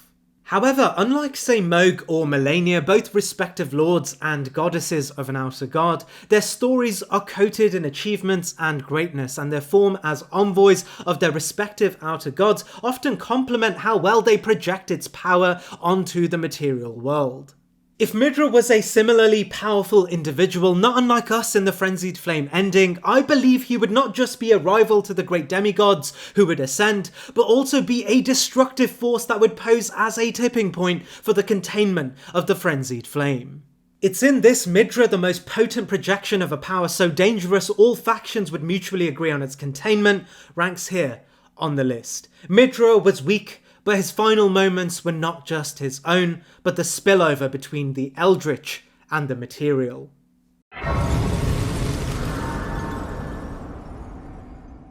Morgott is a great character for so many reasons, as he is seemingly the final bastion left between you and the erdtree itself. We do, however, know the final bastion ends up being the First Lord himself, Godfrey. But Godfrey and Morgott actually share so much more in common than just the arena we fight them in. We initially meet Morgott in the way of his illusion Margit, an illusion stand-in to protect Stormveil and the severely incompetent Godric, a story we've already covered. We learn, however, Margit, his alter ego, was no illusion to begin with. In fact, during his initial campaign, this was a cloaked Morgott, the omen-born child of Marika and Godfrey.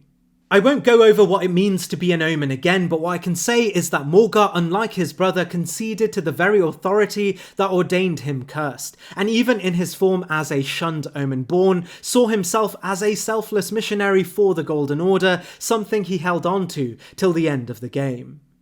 While Morgott spent a majority of his time in the Shunning Grounds locked away from the eyes of the Golden Order, as his presence would break Marika's great illusion that the Golden Order was without contradiction, he dwelled beneath the capital amongst the other Omen, but was spared of his horns due to his royal lineage. It would, however, be the events of the Shattering that would unshackle both Morgott and Mohg, leaving them to realise their potential as rightful demigod heirs with the power to command real change. Unlike Mohg, however, Morgott did not seek change, rather a Stockholm promise to retain the Golden Order's power all by himself. His first order of action was to secure Lindell, something he was able to do alongside the remaining faithful Golden Order bureaucracy, which was admittedly still the most powerful faction with Tree Sentinels, Draconic Tree Sentinels, Avatars, and the Knights of the Realm such as the Ancient Dragon Knight Kristoff. They all participated with Morgott to fend off those that sought the power vacuum at the feet of Marika's Shattering.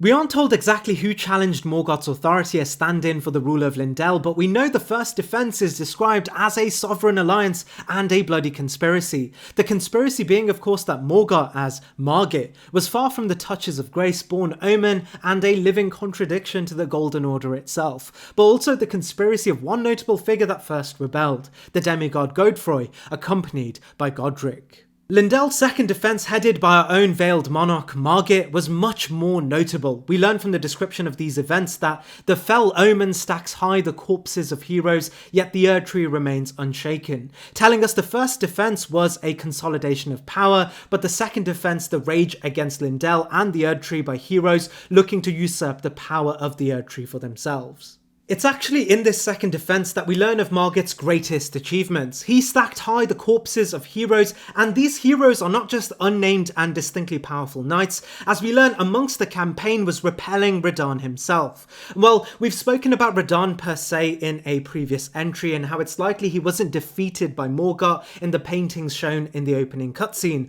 Rather, this was a depiction of an ensuing conflict amongst their respective armies. We do know Margit did face Radahn, and even without unleashing his cursed omen abilities, he was able to fend him off from the throne. Winning once again the authority over Lindell, Lindell would become a seemingly impenetrable fortress under Morgott, but looming in the mountains was the power of an entity that harboured an ancient strength, with the potential to devour the very gods. This of course was Rykard and former Praetor of the Golden Order. And while Morgott himself would lead an extraterritorial campaign throughout the Lands Between to a great deal of success beside his knight cavalry, the war against Rykard would end up being the sole failure amongst his great victories, a story for a later entry in this list. It's in his victories and his position as not just a monarch of Lindell, but the greatest remaining power after the shattering within the Golden Order, that skyrockets Morgott so far. Even absent of using his full potential, he pushed aside a majority of demigods and heroes from Lindell.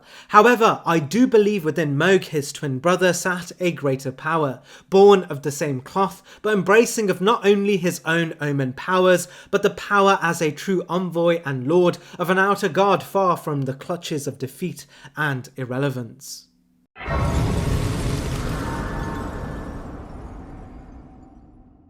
I struggle to actually place Ymir on this list because I don't want to spoil the crescendo of this entire list by going over Meteor's place in the world, nor give away too many points on the grand narrative of the cosmos when wrapping up this video. So please bear with me while I explain Ymir's power without giving outright justifications, with the caveat they will be present in the final entries on this list. What I can say here is that Ymir's origins seem well placed within the traditional line of sorcerers. However, unlike most sorcerers originating from Raya Lucaria, it's likely Ymir stood much closer to Rennala and the Carian royal house. This too would explain why Rellana, sister of the Lunar Queen, would eventually seek out Ymir to study in the Way of the Twin Moons. As Rellana would have had direct access to her sister Rennala to study, her choosing Ymir gives me reason to believe not only was he a peer to the Lunar Queen, but rather her contemporary, adjacent in power. From the spells Ymir can teach, we learn he became well established in the Royal Carian House, having taught or potentially even helped devise spells such as Carian Phalanx, something that would become synonymous with the power of the Carian Royal Knights. It's very likely Ymir helped Rennala build the Carian royal house and even develop the Carian Knights, as he would directly teach her younger sister Rellana, who later most likely became the first of the Carian knightly tradition. Eventually, however, Ymir glimpsed at the night sky, but instead of seeing the potential of the moon, he peered into the abyss and pondered on the origins of the universe itself. This would lead Ymir down a path of intrigue where he would leave Liurnia and establish his own institution in the Lands of Shadow, seeking out the true progenitor of the cosmos, the Greater Will. Assuming the role of High Priest in his new institution, his hat tells us the circular design at the top represents the Greater Will and its lightless abyss. Though Count Ymir instructed Rellana in the sorcerous arts, he abandoned his allegiance to the moon as it was merely the closest of the celestial bodies, nothing more. Further solidifying he was responsible for the power of the Carian Knights, and likely the first Carian Knight too, through his direct pupil, Rellana. As with all things sorcery, we aren't told the nature of Ymir's discoveries, but we know he would eventually trace the Greater Will down to the all-elusive Meteor, Mother of Fingers. Ymir very quickly learned that Meteor was broken, and thus the Greater Will's influence made redundant, as Meteor was no longer a worthy vessel to communicate with the Greater Will, nor project its power. Ymir believed that the only means of reconvening the power of the cosmos was to rekindle a connection with the Greater Will by replacing Meteor himself as a vessel he believed worthy to rekindle this relationship. However, it seems ill-fated, as we learn even in his final moments having inherited Meteor's role, the maternal staff tells us although his power represented the microcosm natural to the Greater Will, much like Meteor, he was still unable to glimpse any sign from the Greater Will. However, while Ymir could never surpass Meteor's own shortcomings, we know he is the only character in the game to channel the eldritch powers of the Greater Will and the very force that constructed the universe. His magnum opus being the ability to conjure the microcosm itself, something described as nothing but an image of the power at the heart of the Greater Will. The spell Fleeting Microcosm describes this power as a simulacra, which is an unsatisfactory simulation or substitute of power. However, according to Ymir, even just the image of the Greater Will and a flash wave of power had the ability to surpass the power of all glintstone sorcery. In his final moments, he is referred to as the Mother of Fingers, and much like Meta, able to summon upon finger creepers and make use of the cosmos. However, I do not believe Ymir in this fight is equivalent to Meta. We learn Meta was born directly from the Greater Will, and thus her own affinity to utilizing the power of the cosmos is far beyond anything conceivable by humanity. This is because the affinity to the Greater Will sat deeply in the biology of the directly related Meta, something outlined in the maternal staff. As it reads, Ymir carried his staff as a substitute for Meta's physiology, something that didn't turn out to work as efficiently as Meta's tail fingers, as the real staff of the Great Beyond we can materialize from Meta's remembrance suggest only the true biological tails of Meta carried within them the power of the cosmos. We learn from our own interactions and from Yolon's story, Ymir required proxies and using some degree of manipulation to fight on behalf of him. And this may be due to the fact that Ymir himself was quite frail. And while having become an aspect of Meta at the end, he does not use any spells aside from bringing to life finger creepers that indicate his affinity to the cosmos has grown any deeper. Descriptions even outline how he proclaimed himself the Mother of the Fingers in the absence of Meta once she flees after our boss battle, adding further credit that Ymir did not channel the Greater Will, rather imitated unsubstantially the power of Meta in the hopes of communing with the Greater Will. However, the lore placing Ymir at the heart of Carrier, but also, as we will learn, the monstrous power associated to Meta, places Ymir far beyond most bosses in the game. A poor imitation of the greatest power in the universe remains far greater than a great representation of a lesser power in the world, placing Ymir here on the list.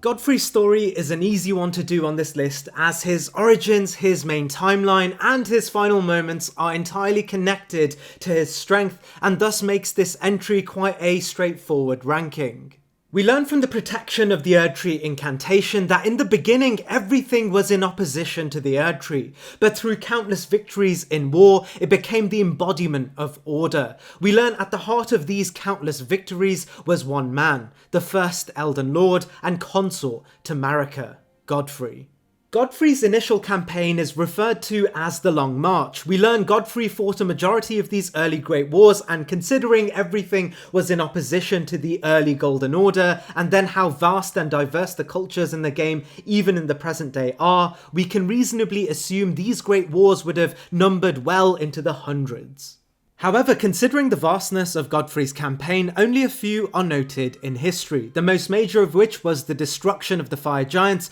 and the dismantling of the Fell God. A power, as we have already mentioned, was so great the Hornsent were afraid of invoking its wrath in fear of the consequences it could have to the very primordial crucible of life, but also something Marika feared due to its distinction as a power great enough to burn the erdtree to the ground. Unsurprisingly, the war against the Fell Giants is heralded within the hegemonic narrative of the game as one of, if not the greatest campaigns led by the Golden Order. We aren't given too much detail about how expansive the Fire Giant civilization was, but we know for certain they were incredibly powerful and were able to hold down total control of the mountaintops, defeating dragons, ancient civilizations, and even founding the art of smithing. A sword monument canonised the events of the war against the Fire Giants as the pinnacle moments of Godfrey's campaign, solidifying Marika's age as the hegemonic mode of governance in the lands between, telling us, in the war against the giants, champions battle, trolls betray, fire vanquished, the era of the erdtree begins, assuming the Fire Giants, even in the great reverence offered in descriptions, have their power highly understated in the game, suggesting they were the hegemonic power in the lands between prior to Marika's Golden Order. We learn at the heart of Marika's victory over the Fire Giants was Godfrey, and despite the conflict against the Fire Giants being one that was hard fought by a variety of allied factions, it was Godfrey that both unified the forces, likely through submission, but also led the unified forces towards the mountaintops and stood on the front line of victory.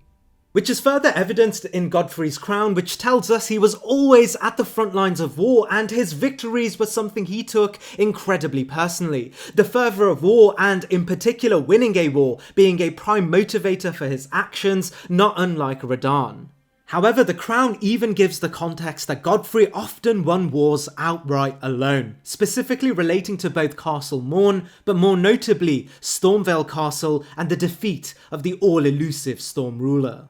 These achievements are made even greater as we learn he wasn't always known as Godfrey. We're told much before he took on the title Godfrey, and potentially even before meeting Marika, he was once a warrior leader that was so powerful he would look to suppress his wild fervour for war in order to refine his own image, and likely justify an audience with Marika. In this, he would take it upon himself to burden his own being with Sarosh. Godfrey's icon tells us he took the Beast Regent Sarosh upon his back to suppress the ceaseless lust for battle, and how it was only in this suppression of his being did he formally take on the Elias Godfrey. This is notable as we learn the entire history of Godfrey's great wars use the name Godfrey, suggesting he won all of the above noted victories from taking on the entirety of Stormveil alone to defeating the Fell God while he was physically suppressed by Sarosh. Godfrey was not a being that relied on spells or faith, his physicality was his strength,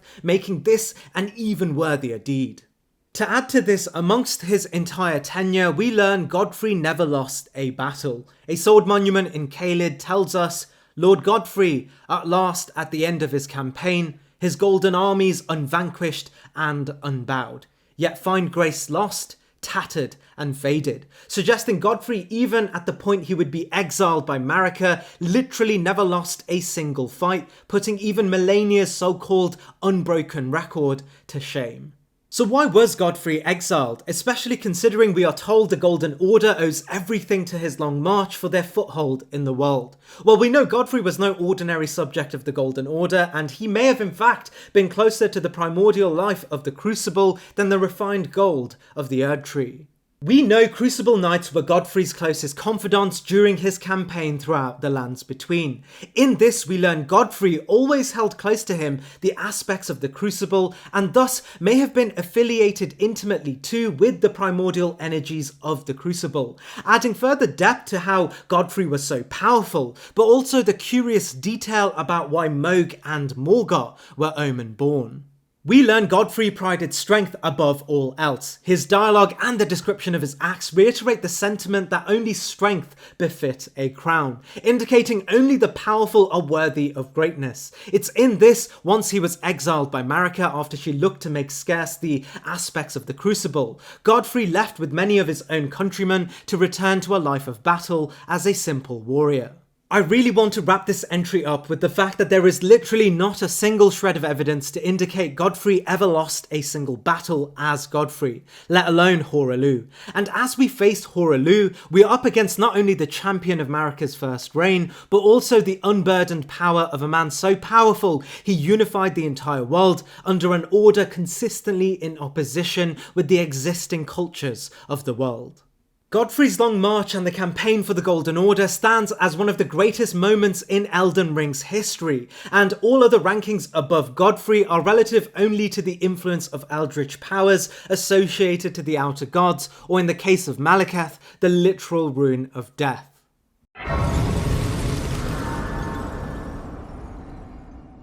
Considering much of Bale's story relates heavily on Placidus axes, I'll try to keep myself from repeating the lore too much here and rather point you towards the core reasons why Bale stands as not only more powerful than the contemporary Placidus axe, but also a standalone great power of the Ancient Dragons and potentially even the future of the Ancient Dragons hitherto. Your first introduction to Bale will likely come at the dialogue of the Dragon Priestess. She tells us that Bale, a dragon once subject to Dragon Lord Placidus Axe's order, turned on Placidus Axe, culminating in a battle that inflicted grievous wounds to both beings. We aren't given the reasons why this battle happened, but through deduction we can assume it is intimately linked to Placidus Axe's waning influence after the abandonment of the god that governed his rule. Baal likely too only stood a chance at overthrowing Placidusax, as Placidusax may have lost much of his power once his god fled, and either through opportunity or alienation, Baal stood off against the Lord, painting an image of two equals battling to shape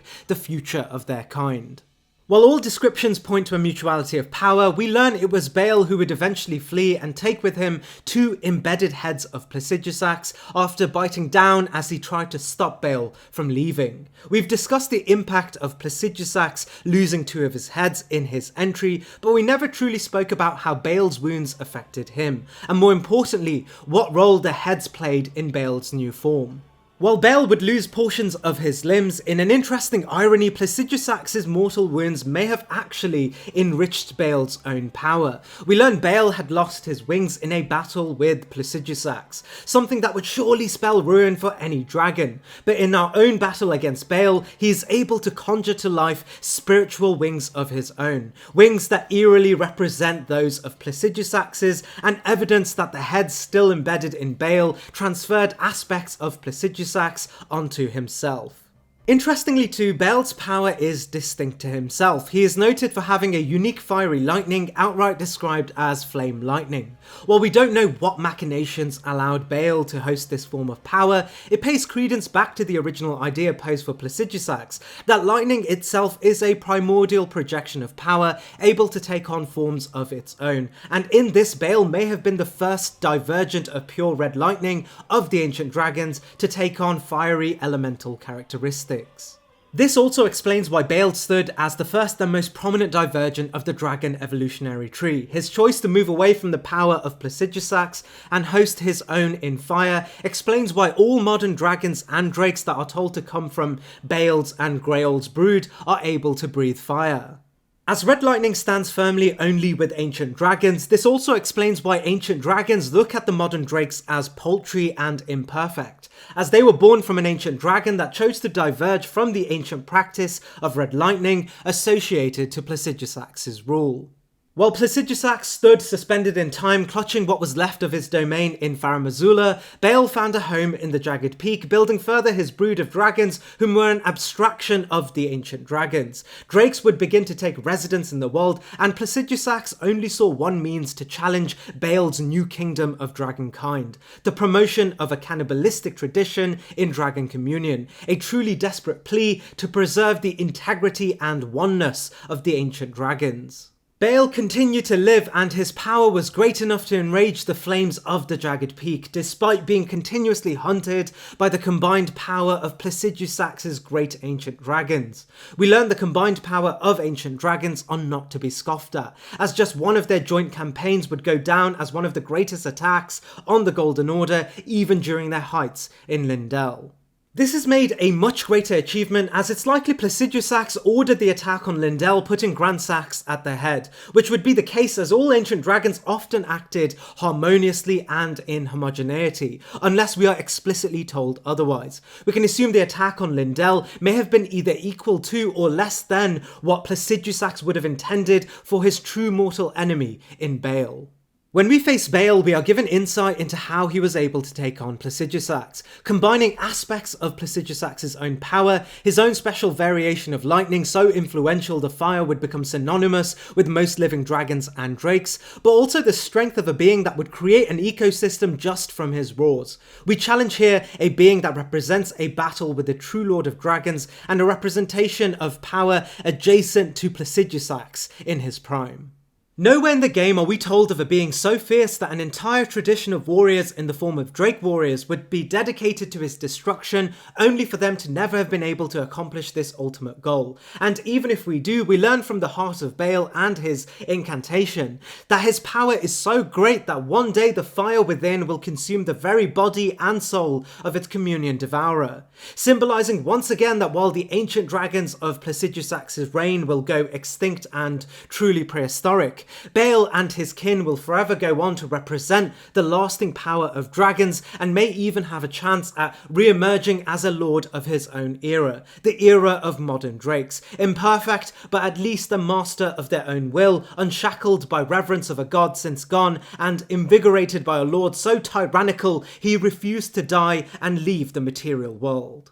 The only issue with Bale is that he isn't ever told to be hosting power directly from an outer god, outlets of strength told to be the pinnacle of power in the game. And if he is, his lightning would indicate he still relies on the power Placidusax did from a god since abandoned. Bale demonstrated power adjacent to that of the first ever consort and lord himself, and his achievements stand tall even amongst others of the same acclaim, placing him here on the list.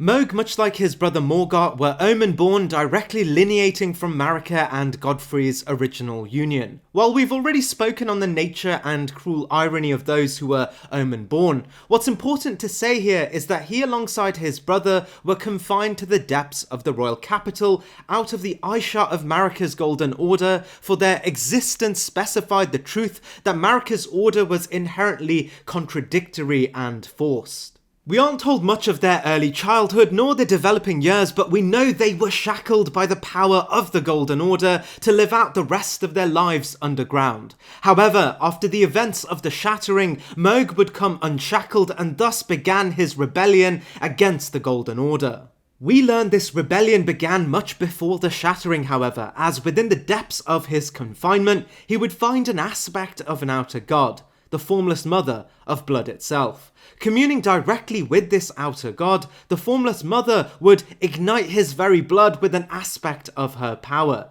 the blood flame, and Mohg would take this not as a curse, but a new beginning. The events of the Shattering would have him flee the capital and establish his own kingdom, the Mohgwyn dynasty, a kingdom to usher in a new world under the power of the Formless Mother. In his escape, Mohg would be granted a rune from the Shattering. Mohg would take his artifact and build a new domain deep below the lands between, and build a mausoleum and a budding dynasty too, with bureaucracy predicated on their closeness to the outer god at the heart of his campaign. This bureaucracy would go on to become one of the most prominent forces in the game. Aspects of the Accursed Blood and Mohgwyn's dynasty would embed themselves across the lands between, and his bureaucracy was second to no other great kingdom of an outer god. Testament to the power the Formless Mother had, but also testament to the power and influence Mohg had himself. Much like others, Mohg saw the Shattering as a bridge to build a new era, but he lacked one crucial component,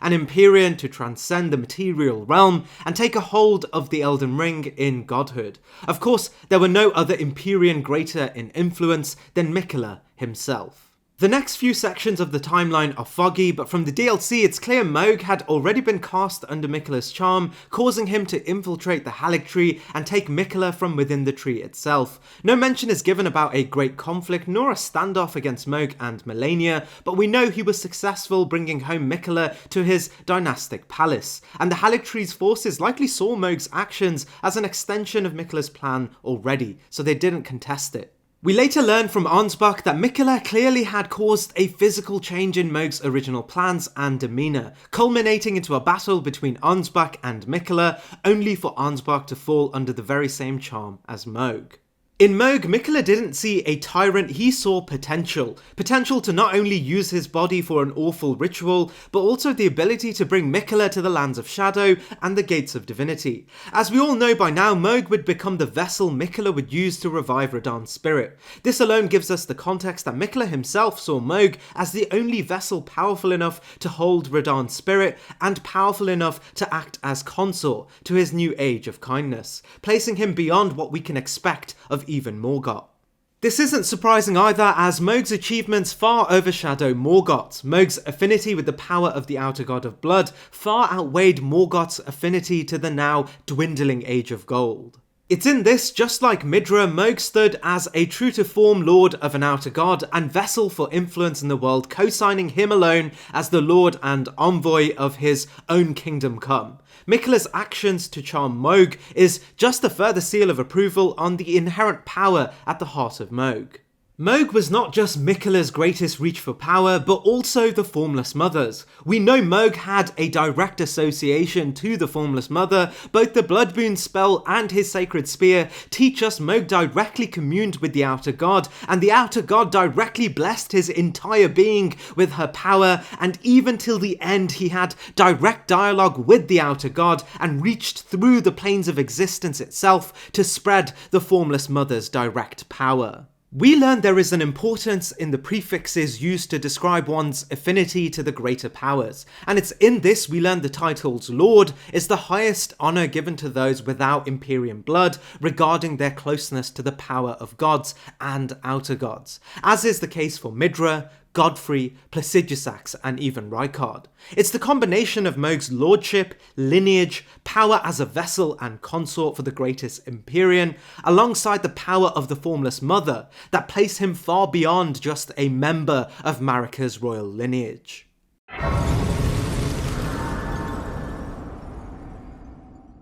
In understanding Malenia's power, we have to first understand the sheer gravity of Scarlet Rot. We learn the story of Rot starts far before the plot of the main game, in a period long since lost to time when there were kings of fungal crowns who used to serve this outer god. They saw Scarlet Rot not as a disease, but a projection of an order not unlike that of the other outer gods. It's a binding order of equality that sees all as vessels to die and be reborn. It's in this the Scarlet Rot may have been much more present in prehistoric ages, but we learn this rot would eventually be sealed by a great blind swordsman. How the blind swordsman achieved this is not told, but we know at the heart of his success was flowing water, the antithesis to stagnation and thus the condition for removing decay. Either way, we can assume it to be a metaphor for building infrastructure to wash away rot deep underground, or in an alternative theory as his mode of combat proven to stave off rot as it represented the movement of water, and thus in his image dams and flowing infrastructure were built. Either theory is fine for the reasoning on this list. This is where we come to the modern era of history, the birth of Malenia. Malenia was born an Empyrean as her mother and father, who happened to be the same person, birthed her. She was Empyrean born with the capacity to transcend to godhood and thus command a new order for herself. And naturally, outer gods saw Empyreans as the perfect vessels for their impressions. It's in this, or potentially even the implications of having an interfamilial child, that Malenia was born with the accursed rot within her. This would naturally worry the prevailing order of her parents Radagon and Marika, the rulers of a so-called perfect age. This would push them to have Malenia be taught under the only other person to have fought off the outer god of Rot, the blind swordsman. We aren't told exactly what this mentorship looked like, but within those teachings were the art of the waterflow dance from the very person who pioneered the art to begin with. Malenia would take to the tradition very well, and within her hold back the Scarlet Rot well enough that her body would retain its soon-to-be-known nuclear power, with the relative downside of compromised limbs a small concession when compared to the rot brewing within her. These concessions, of course, were addressed promptly by her loving brother Miquella, as he not only would craft for her prosthetics, but needles of unalloyed gold to help stave off the rot. Malenia and Miquella's relationship was intensely close, born with aspects of unity from the very beginning. It's not surprising that Miquella would go on to be referred to in concepts of abundance and Malenia in decay, their relationship balanced perfectly. Unsurprisingly, Malenia would feel entirely indebted to her brother, and with her growing talent as a swordswoman second to none, eventually positioning herself as Miquella's own blade. We know from the events of the Shattering that Malenia maintained proximity to Miquella and his ultimate goal of ascension at the Gates of Divinity. In these plans was the death of Radahn and his resurrection in the Lands of Shadow. Thus began the campaign of Malenia's greatest show of force. Venturing southward, she galvanized her Cleanrot Knights and marched. In this march, she would even have a chance at humiliating Godric so badly he would be traumatized and never leave the walls of Stormvale again. Radahn and Malenia have always been suggested as both occupying the positions as the greatest demigods, both war-hardened and with runes that indicate particular strength in comparison to others, and it would be the moments in Redmane Castle that would settle the debate. Radahn holding back the stars and Malenia holding back the outer god of Rot faced to a somewhat stalemate, eventually overturned by Malenia's choice to release the nuclear power of Scarlet Rot, only for Radahn to survive and her to be left with grievous wounds. And when the dust settled, Radahn was greater. We are told in dialogue that Malenia had to use the Scarlet Rot to meet Radahn's measure, clearly indicating Radahn was greater even when holding back the stars, and now after Malenia let her Scarlet Rot implode, Radahn still remained stronger. So why does Malenia rank higher? Well, it's twofold. It's about the form in which we face Radahn, which is clearly not the same Radahn Malenia faced, but also the form we meet Malenia. We learn Malenia would eventually be rescued by a particular Clean Rot Knight, and in the Haligtree she recuperated, but within her, the outer god of Rot was more powerful than ever. And when we face her, it's clear we are against a Malenia suffering more deeply than ever before. But it's the events of her second phase that changed this narrative completely. Malenia, on her death, blooms into her true form, a goddess of Rot. Not Lord of Rot, as is the case for the other envoys of an outer god, but goddess. She is the only Empyrean ever to allow an outer god complete control. It's in this that Malenia is much closer to representing an outer god than even Mohg or Midra, for she is not just an envoy, but a representation of Scarlet Rot's divinity in itself, hence goddess, not lord. She is not a bureaucratized power, she is its power. It's clear if Malenia, an Empyrean born to be the closest to divinity, who is now embodied by the outer god of Rot, was to claim the Elden Ring, she would be, just as Marika was to the Golden Order, a god of Scarlet Rot. We know in the ascension to godhood, the world is changed to enrich the outer god's image, and thus making a god of that source of power much greater in themselves. It's for this reason that Malenia ranks here, but still below Radagon, who of course is still brimming with the power of the Elden Ring itself.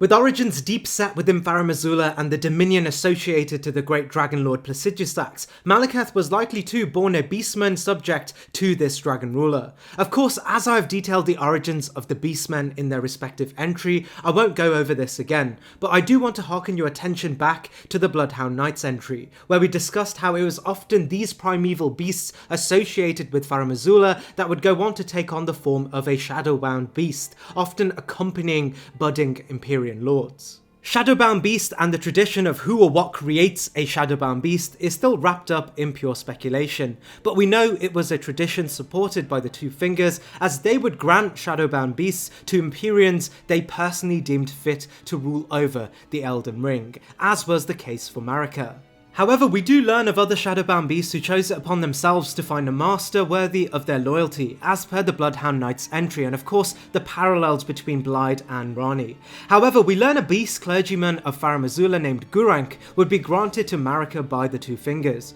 Gurranq's time prior to this is hard to say, but he was likely one of the primordial beastmen of Farum Azula who were granted intelligence by Placidusax in service to his god, who was likely associated with the Greater Will through Meta, which would explain why the Two Fingers had influence over the Beastmen due to their position as so-called messengers of the Greater Will, even in its supposed absence. We learn Gurranq, once bound to Marika, would be renamed Maliketh, which is inferred to translate to Death of the Demigods, a great foreshadowing for the purpose Marika would utilise this beast for. Unlike Godfrey, we aren't told what Maliketh would do during Marika's pursuit towards formalising the Golden Order. However, there is one notable event that solidifies Maliketh as potentially the greatest of all, even before obtaining the combined power of the Rune of Death. As we have learned in earlier entries, Marika's most important act, and thus her most important feature of the Golden Order, was the death of the Glomide Queen and the sealing of death itself. In the earlier days of Marika's push towards the Elden Ring and her consultations with the Two Fingers, we learned she had a contemporary called the Gloam-Eyed Empyrean, a being of adjacent power and Empyrean heritage who too sought an order of her own, also under the guidance of her own Two Fingers. While we aren't told the nature of the contention between both Marika and the Gloam-Eyed Empyrean, we know Marika feared the Gloam-Eyed Empyrean as she harboured within her the aspect of the Rune of Death known as Destined Death, prior to even the formalisation of the Golden Order. This aspect made her a challenge to both her campaign to formalise the Elden Ring, but also the preservation of her order, as it would rely heavily on the bureaucratised power of demigods and hierarchical class-based systems. The Gloam-Eyed Empyrean Imperium with the use of the Rune of Death through the God-slaying Black Flame would be the perfect tool for revolution under a galvanized, oppressed class of beings labelled graceless. As detailed in the Godskin's entry, we are told the Glow-eyed Empyrean had beside her a cohort of followers born of sown skin.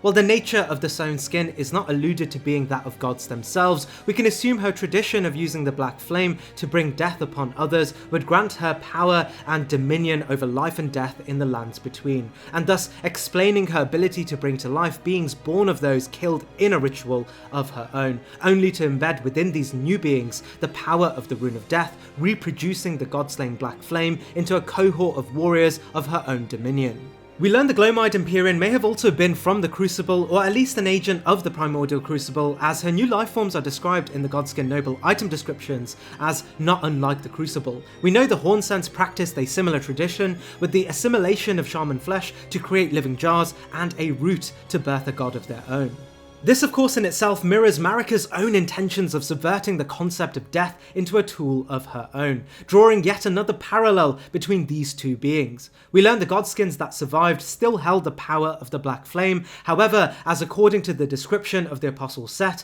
had their power sealed away after the defeat of the Glow-eyed Queen. This paints a picture of two rival Empyreans living amongst each other, raging for a position that required undermining their competitor. It's in this that Marika would task Malekith with his true purpose, the destruction of the Glow-eyed Queen and the sealing of destined death in a rune bound to his flesh, to be excluded from the Elden Ring and under constant supervision and control of Marika herself. In truth, we aren't told a lot about the events of Malekith's campaign against the Glow-eyed Queen. However, what we do know is Malekith was a very different being then than he is now, as during this time he is told to have single-handedly undermined the Glow-eyed Queen and the Godskins without his iconic hold over the Rune of Death.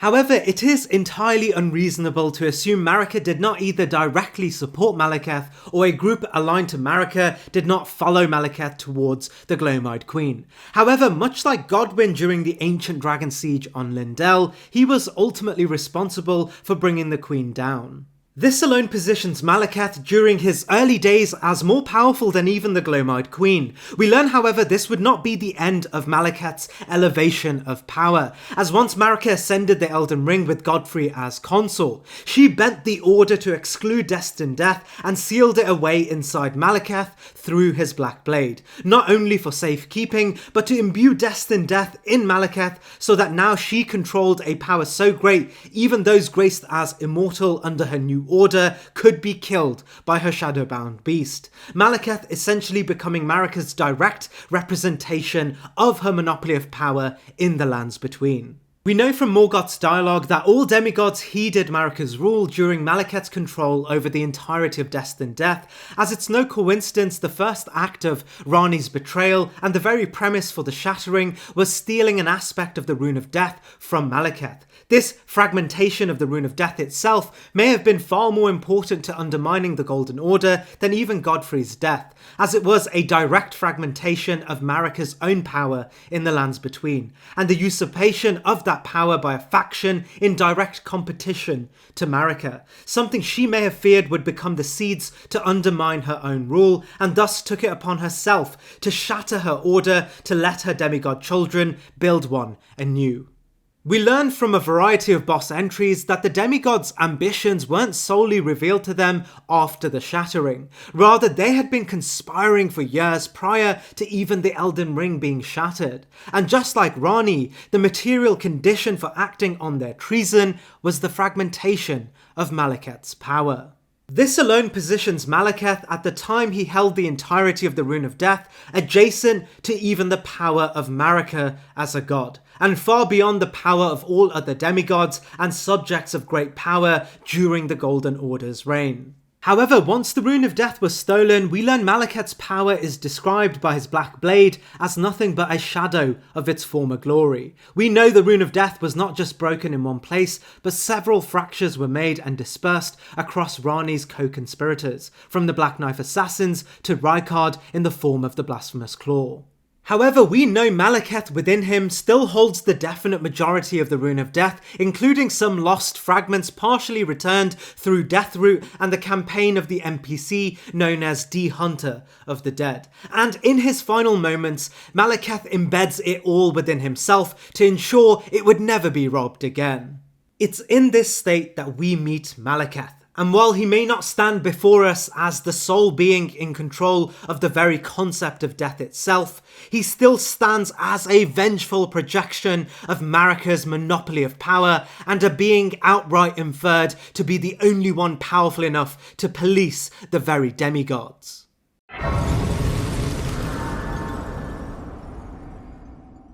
Rykard is my favourite character in Elden Ring without a shadow of a doubt. I remember first approaching this boss and being absolutely enamoured by the marvel of him and the story of the Volcano Manor. He immediately stuck out as distinct to all other demigods, and as I delved deeper into the lore, my beliefs were only solidified further. Rykard's story is not dissimilar, however, to many of his siblings and half-siblings. Born into royalty through Radagon and Renala's union, he inherited a position in the Golden Order beside all other demigods. We learned the role Rykard was given was that of a praetor, assuming he acted in a manner not dissimilar to a judge, but with the extended power over other aspects of the law too, from a certain degree of power over Lindell's own monopoly of power, but also one of internal security and intelligence. There's good reason to believe Rykard, even during his tenure, would use the Volcano Manor in Mount Gelmir as his base of operations. Unsurprisingly, after the events of the Shattering, Rykard, not unlike the other demigods, would claim dominion over the plot of land associated to his base of operations. However, unlike the other demigods, Rykard had absolutely no willingness to squabble for the runes of the Shattering, nor to win dominion over the Elden Ring as a lord. Instead, he wanted an entire upheaval of what he believed to be an exploitative, hierarchical system. Tanith describes this best. She tells us the Tarnished were forced to scavenge, squabbling for crumbs, and much like the Shardbearers, vying for power in the wake of the Shattering. Our lord, indignant, had refused to scurry about, fighting over what measly scraps that they allow us. If the erdtree and indeed the very gods would debase us so, then we are willing to raise our banner of resistance. Now, while this is a huge quote, there is a reason I recite this in completion, as this is the perfect embodiment of Rykard's objective in the face of the Shattering, to undo not only the rigid theocracy of the Golden Order, but also make redundant the material inequality between ordinary humans and the very gods. In this, Rykard did not seek the Elden Ring, nor did he seek godhood. He sought the destruction of all gods and the centralization of their power with the intention he would be the vanguard for a new age untied by the exploitation of gods, and thus too untied to an order appealing to a source of so-called divinity. In other words, he wasn't going to achieve this through the greater will, he was going to achieve this on the same common grounds as everyone else, through sheer ambition alone. It's in this that Rykard would take on all forms of heretical arts to formalise these ambitious plans. And despite the last few minutes of what I just told you about Rykard, I could have actually summarised it in one sentence. Rykard was blasphemous. And it's in this blasphemy where Rykard would find true power. So let's detail what power Rykard actually had. Well, we know Rykard's proclivities point him towards intelligence, as he was of course the son of Renala. While we aren't ever told of Rykard's possession of traditional carrion sorcery, we know in Mount Gelmir, Rykard would find power in magma. The description of all magma spells tell us, after discovering the ancient hexes of Gelmir, Rykard, son of Queen Renala, brought them back into practical use as new forms of sorcery, which is curious as we know intelligence-based spells are based on one's ability to comprehend certain powerful aspects of the world traditionally associated with celestial bodies, such as that of the primeval current or the moon. Our greatest clue as to the nature of magma sorcery actually comes in the way of Rancor and Garrus's own story around his discovery of Ghost Flame spells, an aspect of the Twin Birds found with the reintroduction of the Rune of Death. We learn these reproductions of power associated to the ghost flame are referred to as hexes, spells that draw on the tortured spirits of those vengeful and unable to pass on in death due to being notably tortured, as per the description of the ancient death rancor spell. And as per Garrus's entry, the utilisation of these hexes are tied intimately to intelligence. It's likely even prior to discovering the Great Serpent, Volcano Manor was filled with vengeful spirits, enough so that Rykard would find a means of commanding these spirits in death. We learn why this was, as the Serpent's Greatsword tells us Volcano Manor in a time long ago was used as a ritual hotspot to sacrifice beings to an all-elusive Great Serpent. Rykard became accustomed to utilising the power of those in death, and considering his initial role as praetor for the Golden Order, ironically found a deep strength in this blasphemous art of war, which leads us perfectly to Rykard's most important aspect of strength, his adoption of the Great Serpent. I won't go over all the details as to why the Great Serpents are tied to the Glowmide Queen again, as I've gone through this deeply in Messmer's respective entry, but we know serpent motifs have deep connections to the Glowmide Queen, from the Godskin Noble in Igle sharing a serpent tail, to serpent imagery being the first truly reviled depiction of otherness to the Golden Order since the First Age under Godfrey and the Colosseums. But the most telling comparison between the Great Serpent and the Glowmide Queen is actually its association to the concept of godslaying. And it's in this Rykard saw not just an ally, but a true antithetical force to the very order of the world and the Elden Ring. A vehicle to make redundant the power of gods and unify all beings in one place. And in Rykard's own words, one Dramedy.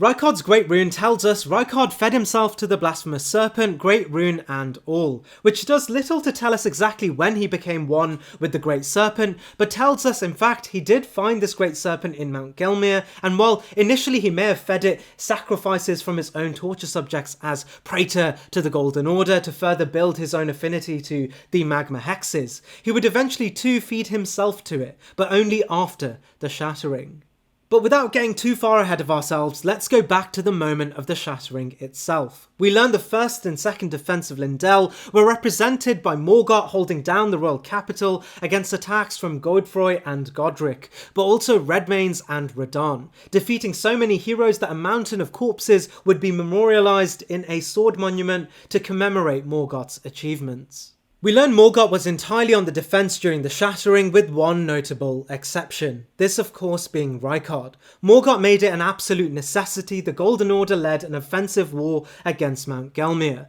and while it may seem out of character, it may be associated to the fact that Rykard was only getting stronger by feeding the Great Serpent, but also the fact that the Great Serpent represented in itself the most antithetical force to the Golden Order. This of course was in the form of the Glowmide Queen, who was of course a historic enemy of such importance that Marika took it upon herself to seal away the rune at the heart of the power associated to the Glowmide Queen as the literal foundation of her first age. We even know Rykard was able to get a hold of a certain aspect of the Rune of Death himself. This of course represented in his acquisition of the Blasphemous Claw, something that intimately tied him to his sister, suggesting he may have aided Rani in Godwyn's own death, and his objective to undermine the theocracy of the Golden Order, predating even the Shattering. Rykard was slowly becoming a vassal for the re-emergence of the Glowmide Queen, with all of the pieces coming together. Morgott, well versed in the Golden Order, knew if the Golden Order was to be rebuilt, he, much like Marika, would have to seal away the growing aspects of the Glowmide Queen in Mount Gelmir. We learned this offensive was so brutal that stalemate after stalemate would culminate in a death toll outright detailed as potentially the greatest, not only in the Shattering Wars, but the entire history of the Golden Order, something we ourselves can witness. While this may have frustrated Morgott, it only added fuel to the sacrifices required by Rykard to empower the Great Serpent. Eventually, however, Rykard knew to truly elevate the power of the Great Serpent to the strength of a god-slaying queen, he would have to offer himself for consumption. An act that was so blasphemous even in the eyes of his own men, a majority would go on to desert him. Interestingly, his sacrifice did not represent him as a vengeful spirit and a small part of the Great Serpent. Rather, he became mutually sentient with the Great Serpent,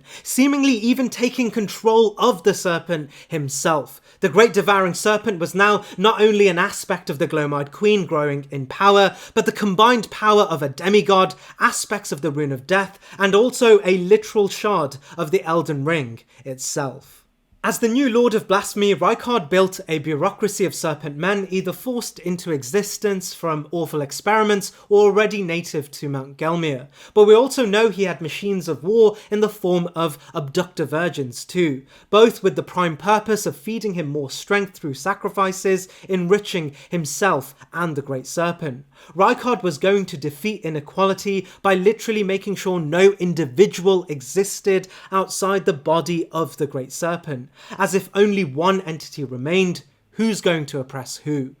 We learn eventually Morgott would literally give up trying to fight Rykard and would just return to Lendel, leaving Rykard to continue his role through his abductor virgins, but also his recusants, a pact of men aligned with Rykard, looking to undermine any attempt at prematurely mending the Elden Ring before he became powerful enough to undermine it. And we know Rykard was close to fulfilling this wish, as the description of the Blasphemous Claw outlines his final act may have been the death of Malekith and the claiming of the Rune of Death himself, fully realising him as the supercharged successor to the Glowmide Queen. The claw and context even indicate he was more than capable to do this. However, just before he does, we enter the picture. And for the first time in the game, a boss, even in gameplay, has become far too strong to defeat with our own ordinary weapons. We will have to use an ancient heirloom left behind by a civilization that may have previously sealed this Great Serpent before. Yep, that's right, Rykard is a gimmick boss, but to be fair, the single best gimmick boss done by From Software. But in this, I believe even the game outlines how disgustingly powerful Rykard has become, and it's no surprise the absolute spectacle of the Rykard boss battle is without a doubt the most intense in the entire game. Never in the game, even with bosses such as Placidusax and arguably even the Elden Beast, are we outscaled even in size this hard. The arena is flooded with both lava and the spirits of all of those sacrificed to Rykard. Even the bodies of his arena challenge the very gates of divinity's death toll. I genuinely believe in this moment Rykard had within him enough power to end Malekith, retrieve the Rune of Death, and we'd all be forced to play the sequel of the game from within Rykard's stomach. Jokes aside, no other character in the game is told to have been this strong. The game makes clear his strength was only attainable as he, more than anyone else, gave away morality for power. He's disgusting and wretched, bloated with human mass, even his voice is gargling with sacrificial flesh. But these are all sacrifices he made to find strength in a tunnel vision ambition to undermine the Golden Order. And he may have gotten away with it if it wasn't for us and a hefty little artifact made by a civilization who feared this exact thing happening. It's Team Rykard all the way. I love complex characters like this. It's the reason why I love Pontiff Sulyvahn so much and why I think Pontiff Sulyvahn is one of the greatest characters in From Software and why Rykard is kind of sitting adjacent with him. It's second to him. Let's go second.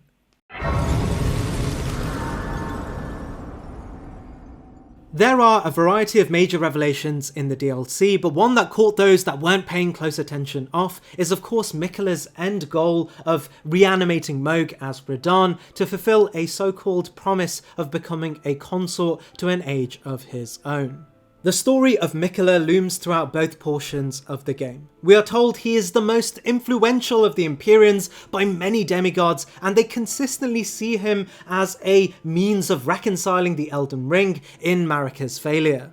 We learn both Malenia and Miquella are born from Radagon and Marika. Due to the nature of Radagon and Marika being the same entity, this birth came with two distinct features. They were to be Empyreans as they were birthed from an Empyrean, but also a curse due to their interfamilial birth. Malenia would be born with scarlet rot sewn deep into her, while Miquella was born in a place of permanent youth. While Malenia would develop herself under the Great Blue Dancer, we learn Miquella once stood faithful to the Elden Ring. The spell Triple Rings of Light and Discourse of Light tell us he would even develop incantations for Radagon. While we aren't told how long his faith would remain within the Golden Order, we know eventually he would lose this faith as he was unable to restrain the Scarlet Rot in his sister, Malenia. Radagon's Ring of Light tells us the young Miquella abandoned fundamentalism, for it could do nothing to treat Malenia's accursed rot. This was the beginning of unalloyed gold. The era of unalloyed gold would split Miquella from the Golden Order, and alongside his sister, they would develop a new cohort of beings untethered by the Golden Order's rigid theocracy, accepting all as worthy of gold. We learn from Miquella's Needle that unalloyed gold was Miquella's intention to remove the influence of outer gods from the Golden Order, something he may have come to conclude was the case due to Marika's own ironic karma harbouring all aspects of contradiction within the Golden Order itself. It's in this Miquella sought to undo Marika's missteps by creating a tree of his own called the Haligtree, a place to hold refuge to all of those graceless in the world, including Albinaurics. While timelines as to when this became a reality is unclear, we know the Shattering would have the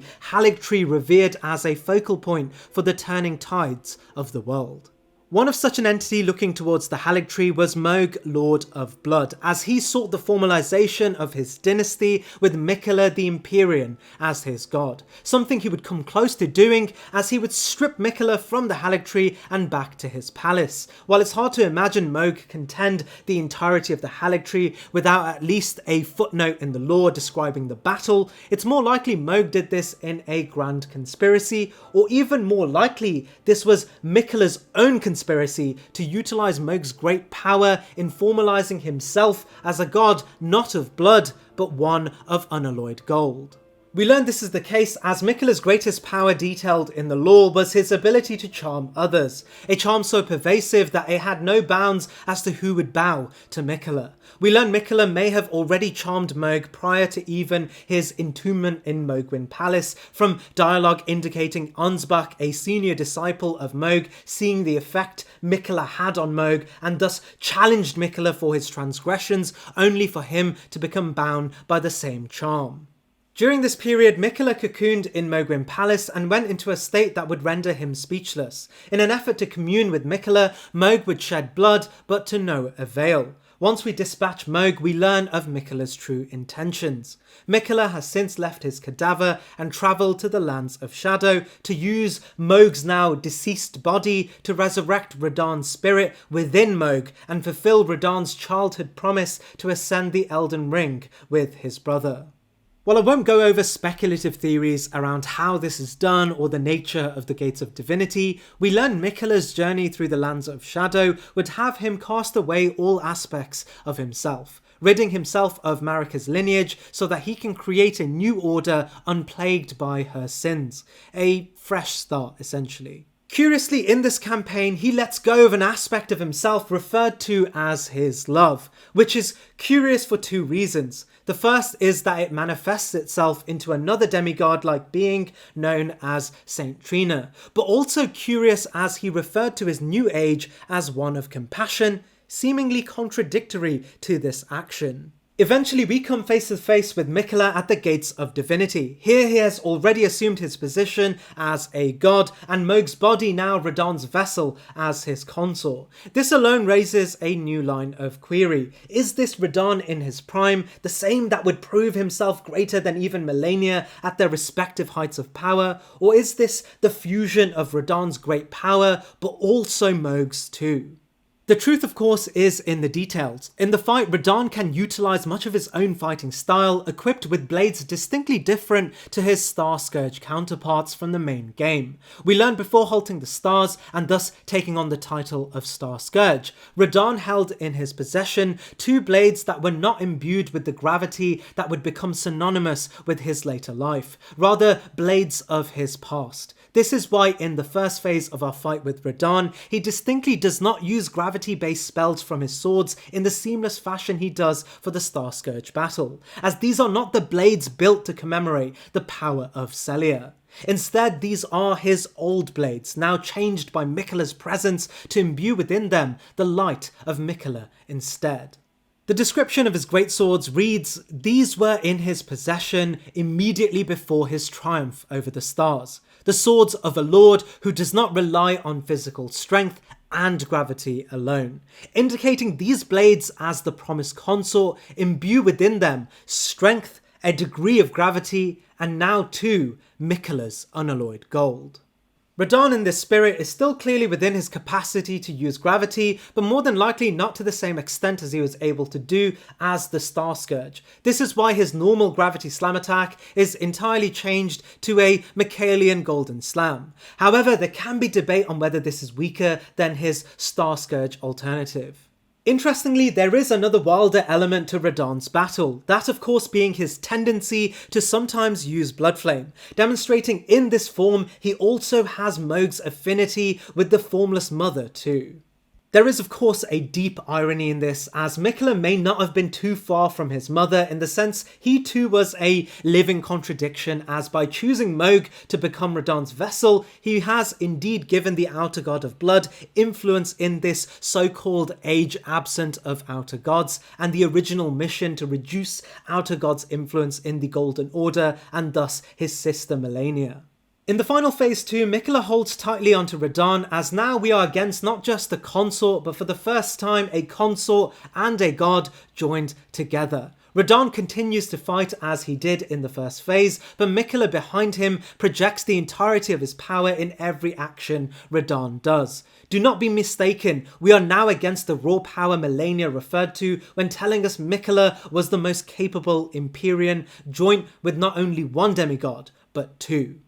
There is naturally arguments to be made that Mohg's body is inherently weaker than Radahn's, however their bodies are unlikely to be too different, as Mohg, if you remember, is of Godfrey's direct lineage. Godfrey was the archetype Radahn modelled himself from, and in this case his presence in the body of Mohg, Godfrey's direct offspring, may have his strength even further realised, or at least equal to. This is exactly why Radahn as consort can actually mimic some of Godfrey's own abilities. Regarding Miquella, we know only once Miquella joins the fight can Radahn take advantage of the unique discus spells associated to him, but also a unique spell called the Light of Miquella. It reads, "The strength of Miquella upon his deific return, annihilates foes with a pillar of light." In this we learn despite having rid of his flesh, his power never truly sat within it. Rather, it may have been stifled by the burden of his persistently youthful form, so Miquella in this battle, now having transcended his greatest weakness, can utilise his Empyrean-born powers without his accursed state, and thus this is Miquella at his height too. And even if you believe Radahn in Mohg's body is not as strong as the pre-millennia Star Scourge Radahn of the Lands Between, this isn't just a fight with Radahn or Mohg, this is a fight with powerful aspects of both, alongside the fully realised power of a true-to-form god in Miquella. I do, however, concede Miquella is not exactly godly in the same manner Marika was, at least not just yet, as godhood would require being in command of the Elden Ring, and it appears we encounter Miquella one event prior to this realisation, this event of course being us, the Tarnished. A lot of people argue this is one of the worst thematic DLC final boss battles in the entirety of From Software's history. But I just completely disagree. I think it actually wraps up the major themes already persistent in the game rather than create new ones for the sake of shock value. Miquella wants to undo Marika's sins in building the Golden Order, one absent of Outer God's influence, one that carried love and inclusion all the way to the Elden Ring itself. However, it's clear by the time we reach Miquella at the same gates of divinity Marika once ascended, he is an absolute spitting image of his mother, with a trail of contradiction, a false allegiance perpetuated by malicious charm, and the irony of having literally abandoned love for power, the same part of him that would tell us directly to kill Miquella and grant him forgiveness. The concept of forgiveness tying intimately too with sin itself. Miquella is no different to Marika. He is a pawn commandeered by what is perceived to be the greater will in a cosmic game of chess, leading perfectly to our final entries.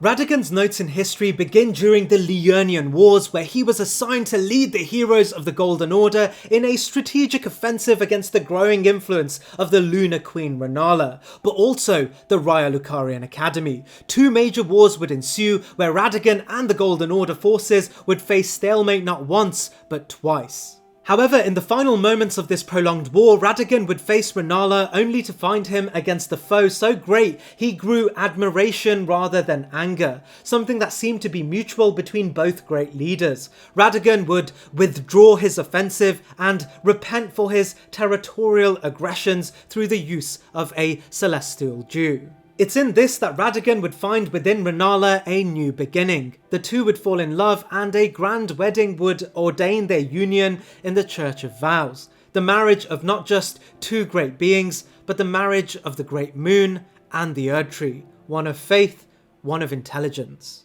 In this, we learn from Radagon's icon that he would be taught directly by Renala in the art of sorcery, but magic was not only being created in their staves, as they would bear three children of their own, the great demigods Rykard, Rani and Radahn. I forgot I wrote that joke in there. After some time and likely relating to Godfrey's exile from the lands between, Radagon would seemingly vanish and return to Lindell, only to rise the Elden Throne and fill the vacuum that Godfrey had left, formalising himself as consort to Marika and leaving Renala with nothing but an amber egg and an aspect of the Elden Ring itself. Of course, we learn Radagon is able to do such a thing as he was in fact Marika and thus god of the Golden Order all along. Radagon and Marika's union would eventually bear children of their own, Melania and Miquella, and as they were born of a single parent, they were born both deficient but also true to form Empyreans. We learn after his union between both Marika and Renala, Radagon formalised his teachings from Renala and infused it with the existing power of incantations under Marika.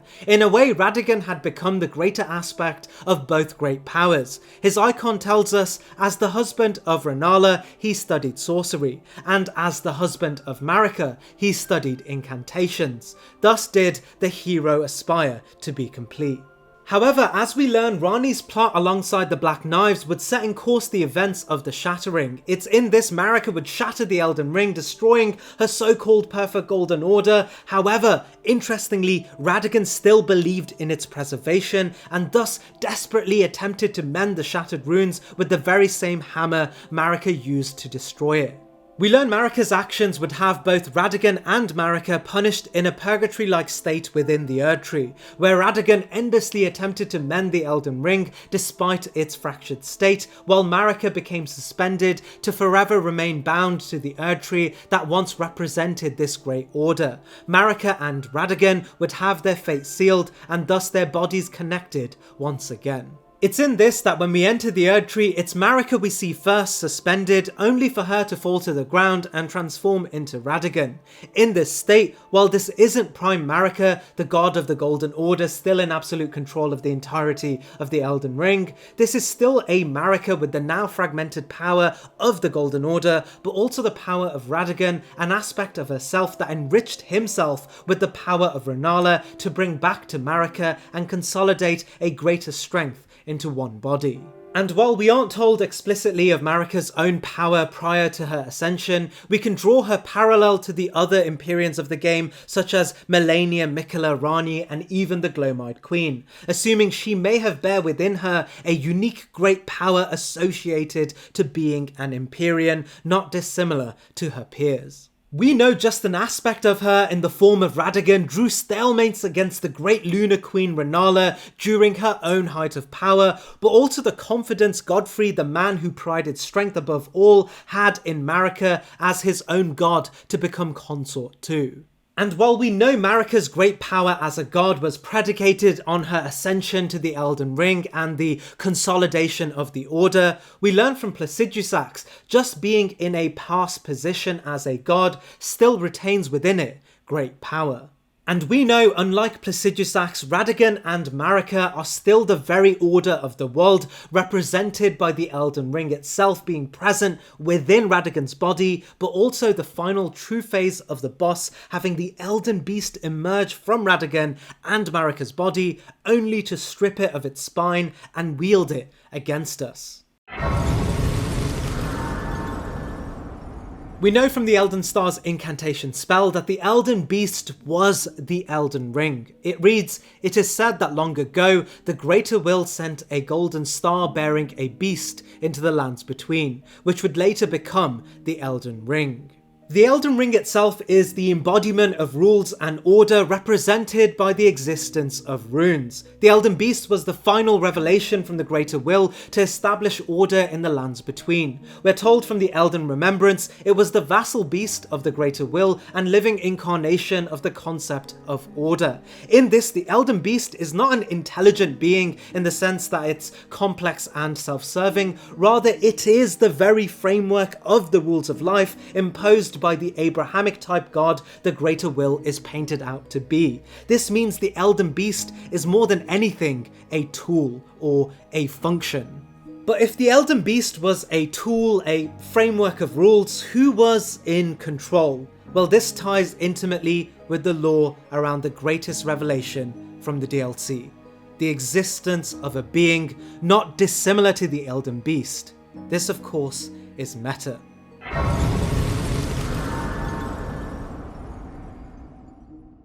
Meta is outright told to us to be the first ever shooting star sent by the Greater Will onto the lands between, predating even the Elden Beast. But I don't believe Meta came far before the Elden Beast. In fact, the two may have come sequentially, as Meta, unlike the Elden Beast, was not an incarnation of rules, but rather the direct daughter of the Greater Will, and likely the means in which the Greater Will sought to impose the Elden Ring, and thus the Elden Beast, onto the lands between. The Elden Beast was the tool, Meta was the one to use the tool on behalf of the Greater Will. The Elden Beast is the Elden Ring, Meta the god, and if you haven't guessed it yet, the ancient Dragon Lord Placidusax, the consort. This union was the first order of life in the game, also explaining why Placidusax is labelled the prehistoric Elden Lord. In From Software games, dragons, specifically ancient dragons, are consistently referred to as primordial beings, surpassing the philosophical rules of life itself. It's my theory that the lands between, not dissimilar to the world of Dark Souls, was once a barren land filled with just dragons and beasts, birthed from the primordial crucible of life inherent to Earth itself. We know the ancient dragons lived in a place where all rules of life were absolutely suspended. Time did not move, death did not occur. However, the introduction of the Greater Will's influence through both the Elden Ring in the form of the Elden Beast and the Greater Will itself in the form of Meta sought to impose order on the lands between. In this, they granted societal structures and hierarchies to the ancient dragons in the form of fingers to use tools, red lightning to command power. Beneath them, the Greater Will induced sentience in the beasts born from the Crucible. Meta, the image of the Greater Will, granted them sentience, and it's why the Cinco de item tells us evolution was linked closely to having fingers. We learn from Farum Azula that the Elden Ring at this point seemed to be a merger of both the rigid runes of order related to the Elden Beast, but also the wild roots of the Primordial Crucible. This era represented a cohesive platform of life built in mutuality to the Primordial Crucible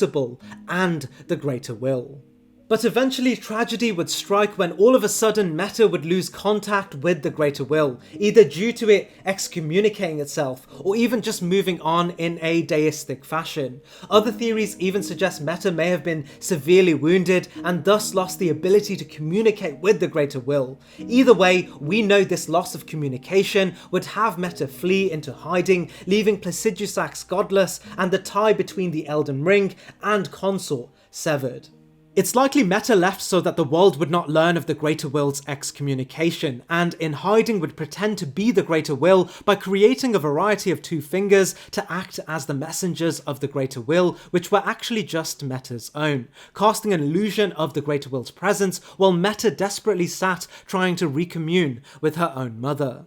This is why the two fingers ordained those to replace Meta's old position as a god and bridge the gap between the humans natural to the Crucible and the Elden Beast, the framework of order originally granted by the Greater Will. Meta knew she had to abandon the role as a god, as if she remained, the absence of the greater will's presence would be far too obvious, and people would lose faith in the order. Instead, she would secretly take the role of the greater will, while still influencing the position of godhood by ensuring all gods that would take her old position were governed and directed by the Two Fingers, who were in turn just Meta's proxies anyway. It appears Meta was an absolute genius in this, and no one would question whether the greater will was still present or not, except for Ymir, the man who came closest to the truth and knew Meta was entirely compromised, and the only way to return the greater will's true influence in the world was to become a new Mother of Fingers. With all this being said, who is more powerful between Meta and the Elden Beast? In truth, just like in Bloodborne's own ranking, we are entering eldritch levels of power, and while the Elden Beast has the power of runes and the force of the Order itself, represented by incantations and faith, this power has since become fragmented across the lands between and chaos forever sown into the world. And at the same time, we learn Meta still retains power related to the very cosmos and the origins of the outer gods, and likely a physical representation of the greater will's own power. This is why Meta channels the arcane and intelligence instead.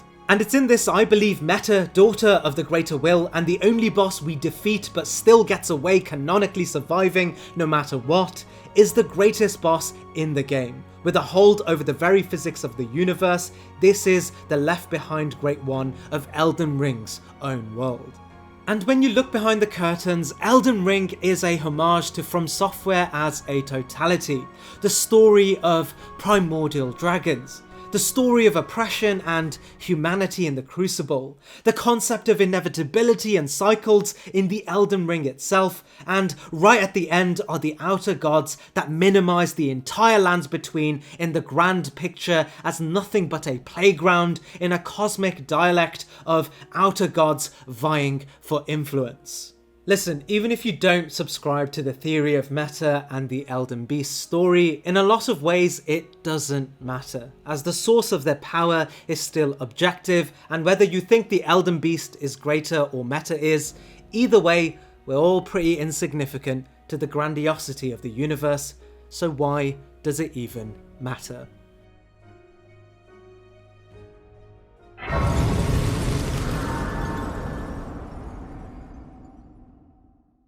Thank you so much guys for watching the video. It took me a really long time to do, from scripting and research to narrating and editing. It was all done by myself, and like I said at the beginning of the video, I didn't want to accept a sponsorship for this because I kind of just wanted this video to sit as a whole piece of itself with no sort of interruptions. I put a lot of pride in the work that I do, especially this video, so